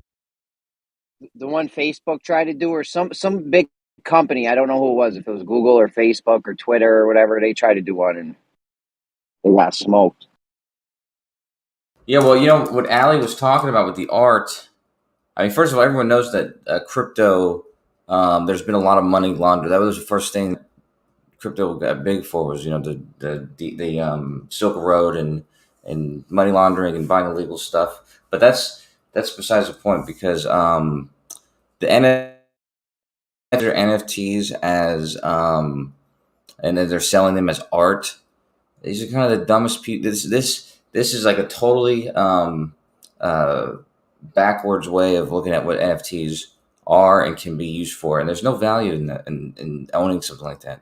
If you buy like a picture or something like that in an NFT and you think that that's worth something, then you're incorrect. Okay, because anybody has access to that. But however, what people aren't using NFTs for, which actually are useful, is like in games or in simulations, like in that game that what's that game, the Axie or whatever, Axie Infinity. Each of those little monsters as an NFT is an ownable content. So you actually own that, and in that realm, that actually is valuable, and so it has an actual value. The Axie chain, it's called Rakuten or something with an R. They got fucking exploited for like $50 million or something. Oh shit! I wonder how Dogecoin is doing, dude. Because I was into making that fucking thing for a long time. I know they were making like a 2.0 version of the game, but that Doge Dash thing, yeah, you saw. Doge Dash, yeah. But regardless, I'm still interested in making a metaverse website or simulator or something like that. I'm making a game for my friend. I wish you would answer my DMs once in a while. I send you all this DM stuff and you never answer me. What the fuck? I feel bad. I mean, yeah, I know. I have an issue with that, and actually, you got issues. Yeah, Don told me yesterday that there's a big deal, and I need to look at it. Never send me a link, Kosho. I'm not going to send you a link. I'm not sending you a link, Ali. I was just kidding. He was fucking with you, Ali. I was messing with you. All right, okay. All right, fair enough. I appreciate that big time, brother. That's cool of you.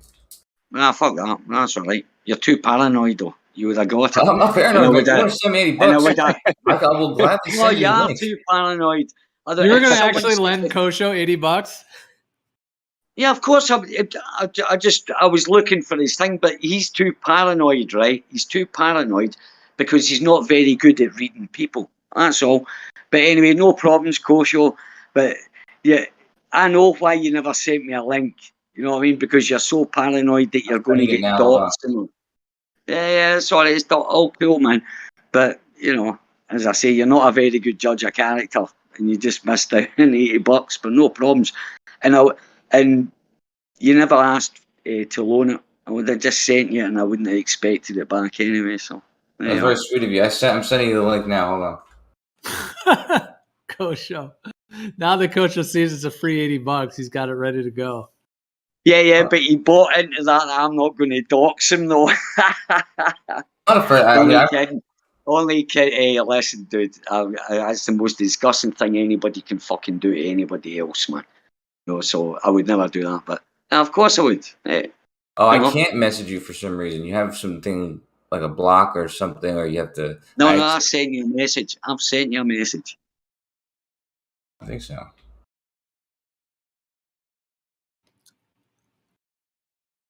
Maybe you thought I was Jeremy. Oh, actually, that's what it was. I thought it was Jeremy, but I was looking at your name flashing up. That's right, man. You know, it's funny. Even Jeremy's wife confused me for him the other night. She told me to get out of the bed. I was like, dude, it's me. I'm not Jeremy. I was like, oh, shit. Hey, what about this thing, Kosho, right? See, when I listen to you sometimes, it's not a criticism, but it's funny as fuck. I've got a kind of... I've learned to love you, I think. Hey, well, you're a good dude too, man. Well, the thing is, sometimes, see, when you're trying to explain things, you start rambling on, and worse than I do. But at least I stick to the facts. You just make stuff up. Well, I gotta take a look at that. So what's your prediction, Kosho? Are we going to see a $20,000 Bitcoin? 15? You know, actually, I think that's a futile effort. That was kind of the fun. The fun with the whole bear market of Bitcoin, cryptos, and all that. It was like a kind of like a novel thing, but I think it's a very unpredictable environment completely. So I'd be a fool to try and say one way or the other. I think right now it's sort of following the overall market because of a lot of the shit that's going down. But the problem with cryptocurrencies is most of the investors, or probably a large portion of the investors, are, you know, brand new investors, and also, you know, not experienced in the same kind of way, so they don't move in the same way that the regular market moves. And it's kind of like playing poker with, you know, people who don't play poker. And, you know, even if you're a good player, you get caught off guard because it's not gonna you know, it's just not gonna move the way you need it to. Nicely said, Kosho. Nicely said. Well, I didn't quite get the analogy. I mean, I heard everything you were saying. I mean, definitely cryptos, they all seem to follow Bitcoin. Bitcoin seems to follow the stock Bitcoin market. investors don't sell. No, he was. I think Kosho was saying it's dodgy. I think. Sorry to say, but I think Kosho was saying it's. You know, be aware It's gambling. He basically, that's what he told you. It's gambling. It's not a safe environment. You know, it's, for me anyway, I would never recommend anybody to get into it unless they fucking took looked at the whole thing, looked at all the scams or all these, what do you call them, altcoins or stuff like that. You could actually Geo, you know, you can actually mint. I've got it on the PDF, how you go about it. I've got all the instructions. You could actually mint an Earth Awakenings coin, write a smart contract. It's free software. It'll show you how to write a smart contract. Bitcoin went down to 29,000 on Friday, and it popped back up. Yeah, I'm sure it will. The last support for it is like 28.8. There's really no other supports all the way down to 20. So I think it's not going away. How much is it now? How much is it? If it breaks below that 28.8 point, it's very likely to fall at least to 20, if not lower. What Kosha was saying in a roundabout way is that a lot of people in Bitcoin are new investors and they don't know how to trade, so they're just sitting the money there. They're not going to sell if it crashes. They don't know how to do that. So it's not acting like it normally would act. Right. Like yeah, if you're playing poker, if you're playing novices, it's completely different than if you're playing experts. That's right. Yeah. That's the analogy. Is yeah. Sorry, go ahead, man. The main coins are hitting. The main coins are hitting major markets, so some of those are getting traded by very professional traders. You're right. Bitcoin's one of them. Bitcoin's getting traded by professional people that know how to trade. It's in Forex, ETFs. The big brokerages are getting into it. There's mutual funds with it in it. Like it's there. No, you're right. You're right about that. And there's mutual funds for I'm always right. currencies. Well, not always, barely ever. But in this case, yeah, you are right because it is owned. It is traded by experts and all that type of people. But Godric was he's on point with what I was expressing was even though that is a majority of like Bitcoin's portfolio, there is still a lot of new investors in Bitcoin and overall the entire crypto market. And so, like just like Godric was saying, just like if you're playing poker with if you played poker and you've played against experienced players and you're experienced, you know. You know how to navigate the playing field, but when you play against new players, they do things that you're not really looking out for, or they don't even know what they're doing, and so you're kind of caught off guard, and then you can end up losing to somebody who really sucks. And so it's kind of like the market is being. There's investors who ordinarily, when investors would pull out for certain reasons, or maybe they would invest when it's super low for certain reasons, they're not going to be following those same predictive patterns. And so it's chaotic in that way where it's hard to know when to put your money in and when to take it out. Yeah, like as far as the stock market during the pandemic, normally a lot of the experts thought we would have had a crash or it would have been much more serious downtrend. But because this generation Y, like these new generations that are working now and put money in the market, they don't have the same mentality as we did, as their parents did. So they're not really trading. They're just putting the money in there and hoping for the best. They're not trying to trade or pull out, for example. So that's one of the reasons why we didn't have a worse crash. Right now, actually. One thing, Godric, did you trade? Have you done a bit of trading? Yeah. I do stocks for 30 years. I've never done. I don't do crypto though. Just stocks. Do you ever trade Bitcoin? Did you ever trade coins or sell? No, I don't do crypto. Just stock. Coca-Cola. Amazon, Nike. What is this? What about you, Kosho?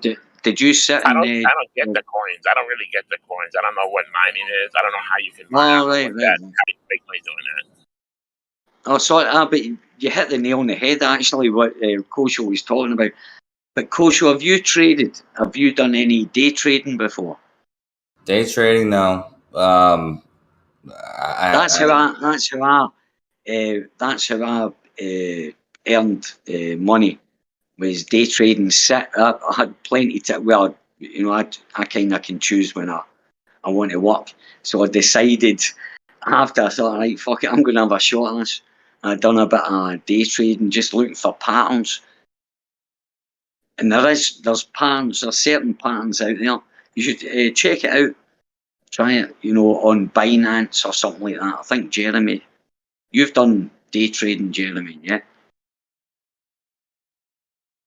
I fucking suck at trading, dude.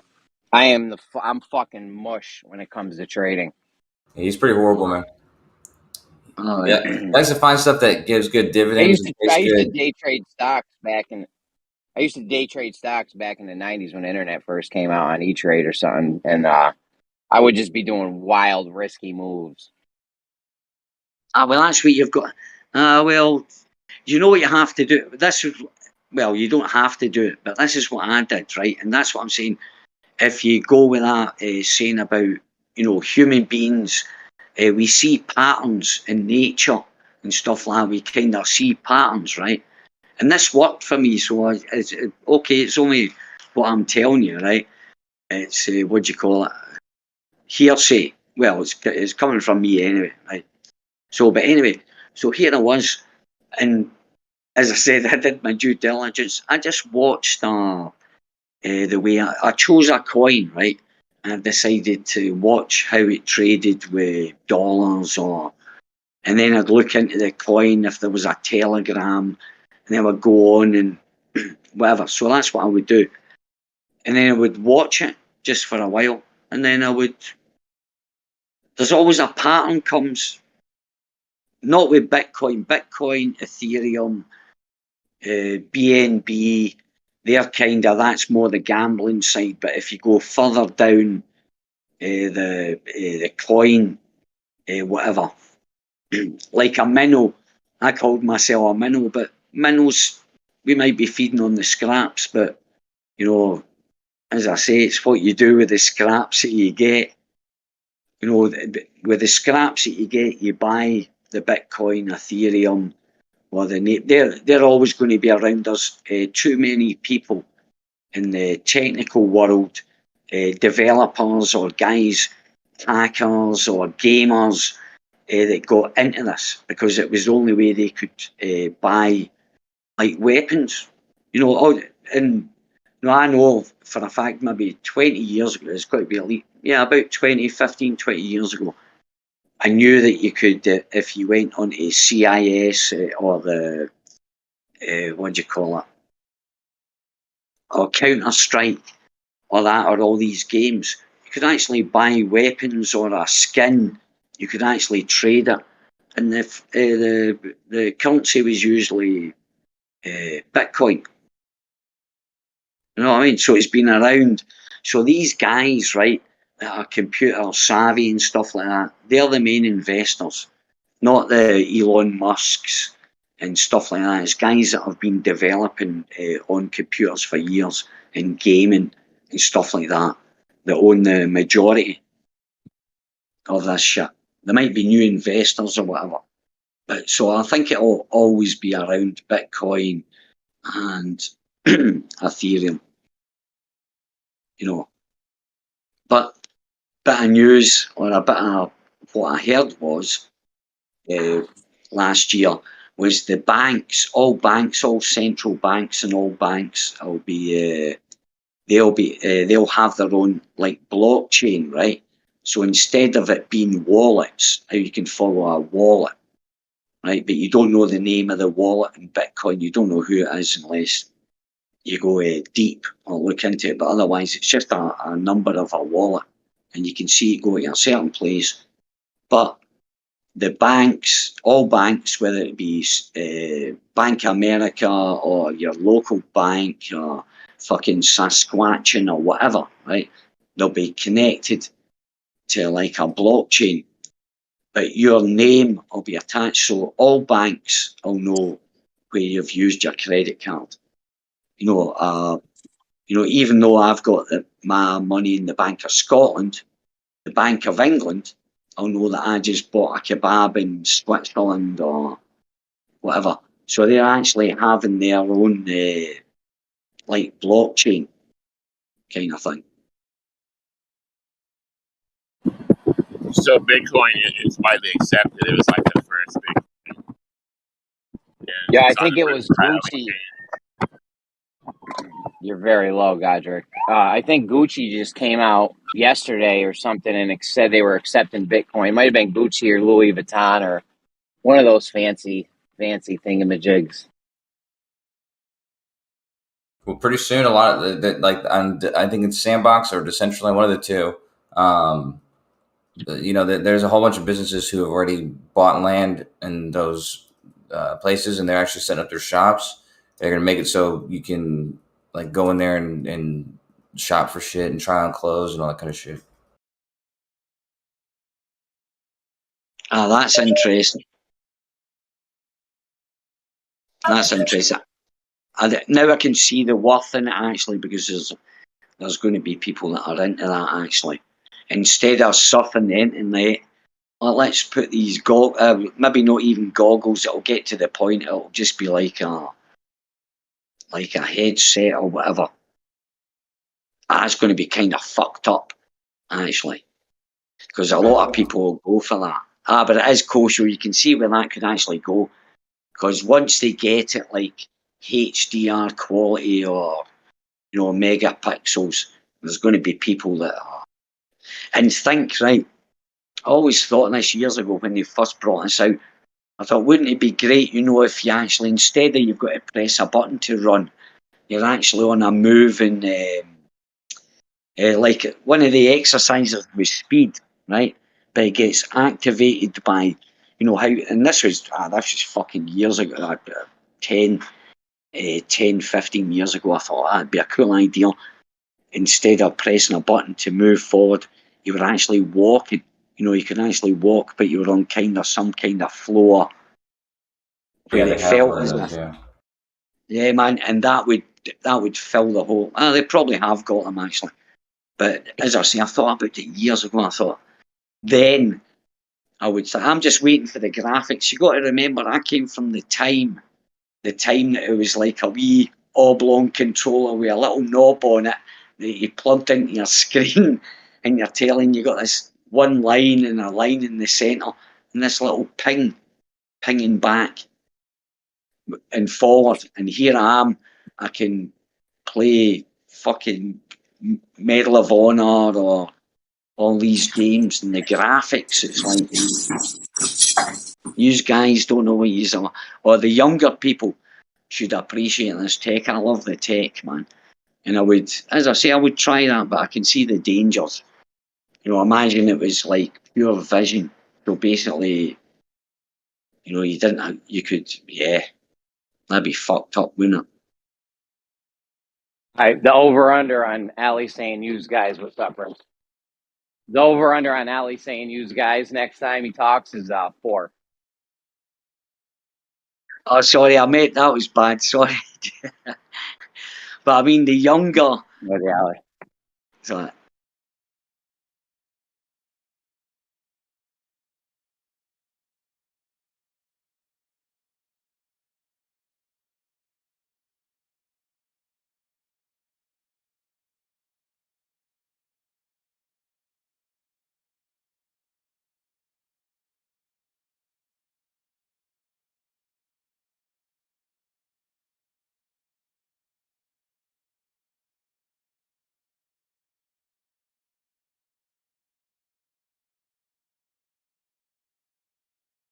So what do you still there, Kosho?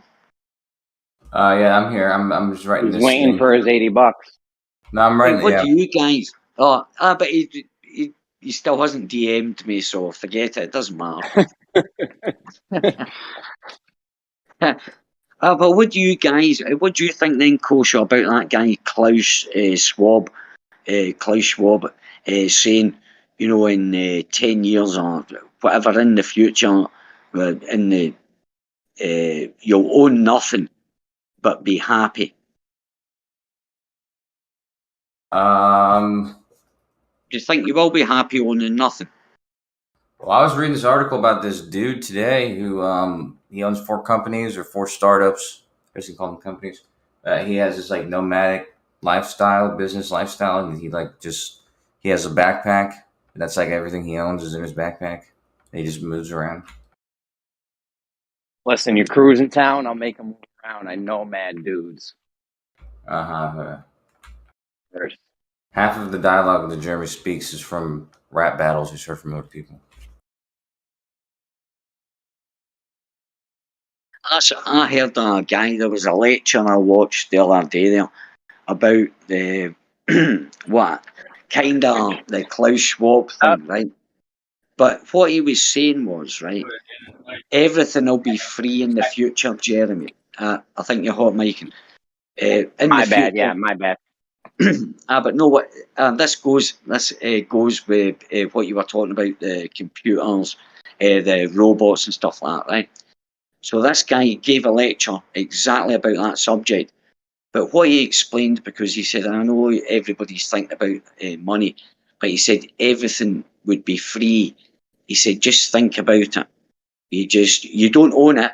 You don't own anything. But he wasn't a Klaus Schwab, nothing to do with the World Economic Forum, just a guy giving a lecture at university. And listen, I'm with the idea. I'm with the idea of everything being free and getting rid of money, but there's a big problem there, because what do we do when I want to have lobster for dinner every night? Well, this is the thing. You just get it. But there's only X amount of I know, but there's only X amount of lobsters. Who told you that?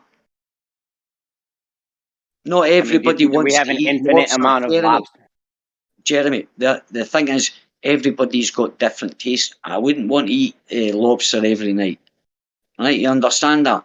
So yeah, some people do. Some people want to eat steak every night. Some people want to have 3 jet skis. Like, I'm just saying, there's inherent problems with getting rid of money. You have to figure out who gets the resources and how much do you get. No, this is the thing. This is the beauty of this system. Remember, eventually, there's. Do you know the what do you call it? The population growth rate is actually declining, right? And by 2050, according to the things, we've as a race, humanity, has stopped breeding, right? It's been slowing down for years, right? It's slowing down. By 2050, I know there are predictions or whatever, but we understand that, there's people have families have started getting smaller and smaller. But the point is, by 2050, it's going to start going into the negative. I believe it's going to happen before that. It's going in. It's not going into the negative now. It's in the process of slowing. And by 20 years, 20, 30 years, it will start going down, meaning the population will go down naturally, but not naturally. It'll be contrived, but it'll go down naturally, or whatever. So, like, that fits in exactly. There'll be less people to feed. Imagine this, Jeremy. Do you know, here was another wee stupid fact, is that you could give everybody in the world, the 7 billion people that lives on this so-called Earth, right?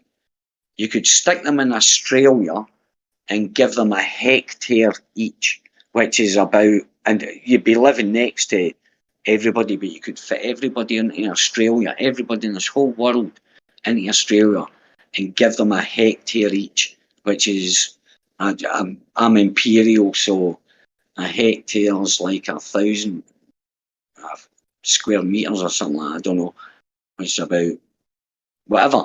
But there's the point. So, and there is 197 square miles, 197 million square miles of land, apparently, that we know about, right? And habitable. And Australia's only, I think, and I don't know how many, the area of it. So, no problem with putting cows somewhere and fucking feeding everybody, man. You could feed yourself with a hectare of land. You could feed your fucking self. So, not a problem, man. Yeah, but there's a problem when it comes to other resources. Yes, we have enough land. Everybody can get enough land. Yes, but there's other things. There's not an infinite amount. Lots of people like steak and shrimp and lobster, and we all want nice cakes and I want 3 jet skis and a 4-wheeler and you know I want a car for everyone in my family. Like there's just a lot of right now we have a system. Right now we have a system. Buy that. Robots will build that stuff for you. You already explained robots are going to be doing everything. They will build that for you. You stick in your order. I want a fucking jet ski. And your jet ski will be delivered. And any time you want to fucking use it. Because there'll be hardly anybody on the fucking planet or anything. I always say to my kids, right, and always say to even the young, I'm so glad I'm going to be around to see everything. I'm going to be around to see this. And you will as well. You'll see more than I will. I'm so glad I'll be checking out in about 20 years. But I'll be here to actually see all this shit that's going to be happening. Exactly what you're talking about. Self-driving cars, trucks, fucking press a button. Everything will be delivered by fucking drones. No more photographers, hotels, the whole lot. Of course. That's like the obvious progression, you know. It's like it's like you kind of like what you were talking about, the technology. You know, it's like absurd. These people were refusing to believe that a McDonald's could run itself, and why would they pay a human being to do that job when they could fucking? They own the company that makes the robots anyway. You know, when you go back to the source. Yeah, exactly, man. If you just set up a machine to put the French fries in, take the French fries out, put them in a container, like that's easy. Yeah, and Amazon, I think they done their first. They've been doing trials, but I think they actually done. I think it was in the UK or somewhere I read. They done their first drone delivery. Oh, they've been doing that drone things. Yeah, they got a little pad. You put it out in your lawn, and it's a little landing pad so the drone knows where to. Probably it's got some kind of chip in it or something, so the drone can tell where to set your package down. Yeah. And now I think they've got a license. They've actually got a license to do it. They've done the first actual licensed, I think, delivery. To a house or something. And I think it was in the UK. Self-driving buses, Jeremy, by the way, the guy were talking, that's what I'm saying, that conversation, I held my mouth. I was sitting there listening to this going, well, in Greenwich Village in London, 5 years ago, the first, or 4 years ago, the first self-driving bus got introduced on a public route. So what you were talking about, the cars and stuff like that. So it was quite good. Oh yeah, these people don't want to pay. Like if you're a company like McDonald's and you can have a robot machine arm flip the French fries and then put them in a container instead of having to have a human do it, they're going to pick that one all day because, like I said, humans you have to give them, pay every hour. You have to. You got to give them, they call them sick. There's all kinds of, humans they're a liability, basically. The robot's going to break once in a while, but we're way more of a liability than the robot is, so. Yeah, there's some jobs that they, like, for example, I'm a landscape gardener. A robot could never landscape garden. Because landscape garden, any creative thing, right? Any creative, regarding, not even painting or whatever, because, but with landscape gardening, you create this fantasy. You picture that. A robot will never be able to consciously fucking imagine something. Dude, we were just talking about this last night. I'm actually working right now with an AI so they could produce this class for this douchebag that comes in here, and Chronic. He's not a douchebag, but yeah, but this OpenAI, it has a model for artwork. So you can enter a text, say for whatever picture you want, whatever image, whatever background, whatever. Well, you said you do landscaping. You say make a landscape. You know, yeah, but they can't produce do the physical work. No, they can, but it could though. If it could create the picture and then it just, you know. No, you can't. You can't. You would see the amount of. You're a programmer. You know this, right? You would have to dig foundations. Someone would have to program that in and create that image or what that person. Because I've done that Kosho. I had my own company, landscaping, so this is why I know it's a fact. I would ask the customer what they want, and then I would create that. Right, I would take into account which way the garden was facing, so we'd know the sunrise, the sunset, the wind, that particular area. What was the prevalent wind? Was it a northwest, northeast? I'd have to take all that into account. I'd also have to know what the customer wanted to do. Are you going to have it as? Are you going to do lots of entertaining during the summer? Do you want a little private place? Because I worked in big gardens. Do you want a little private place in a corner? I would speak to them and I would ask them what they wanted, and I would build in my head their whatever. A computer couldn't do that, or a program. They can do art and stuff like that, but they couldn't do that. Can ask questions? Yeah, sure. I'm saying, but that's all you said. You said you asked them questions about what they did this summer and stuff like that. But I think, like I said, we were talking about this last night already. But I think people are underestimating. Actually, I'll succumb to that. I'll yield actually to that point. I'll give it. I'll get a 35%. Yeah, okay, you're right. Yeah, I could accept that, but my argument has not been refined yet. But on you go, Kosho. Sorry. Are you good? Hold on. I'm about to post this picture. Wait, give me a second.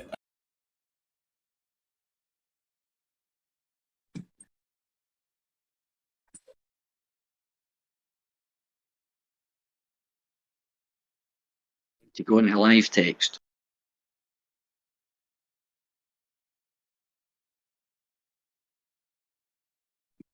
Give me 1 second.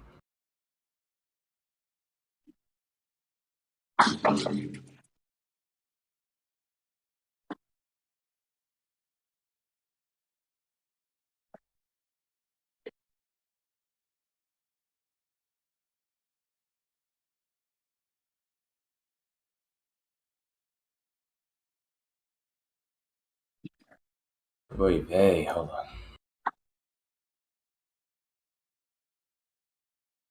Okay, so yeah, this is an image that it created. I think somebody said, make a cat dressed in Napoleon outfit. Something else. Holding cheese. Oh, here we go. It says a propaganda poster depicting a cat dressed as a French Emperor Napoleon holding a piece of cheese. And then it made this picture. It's pretty clever.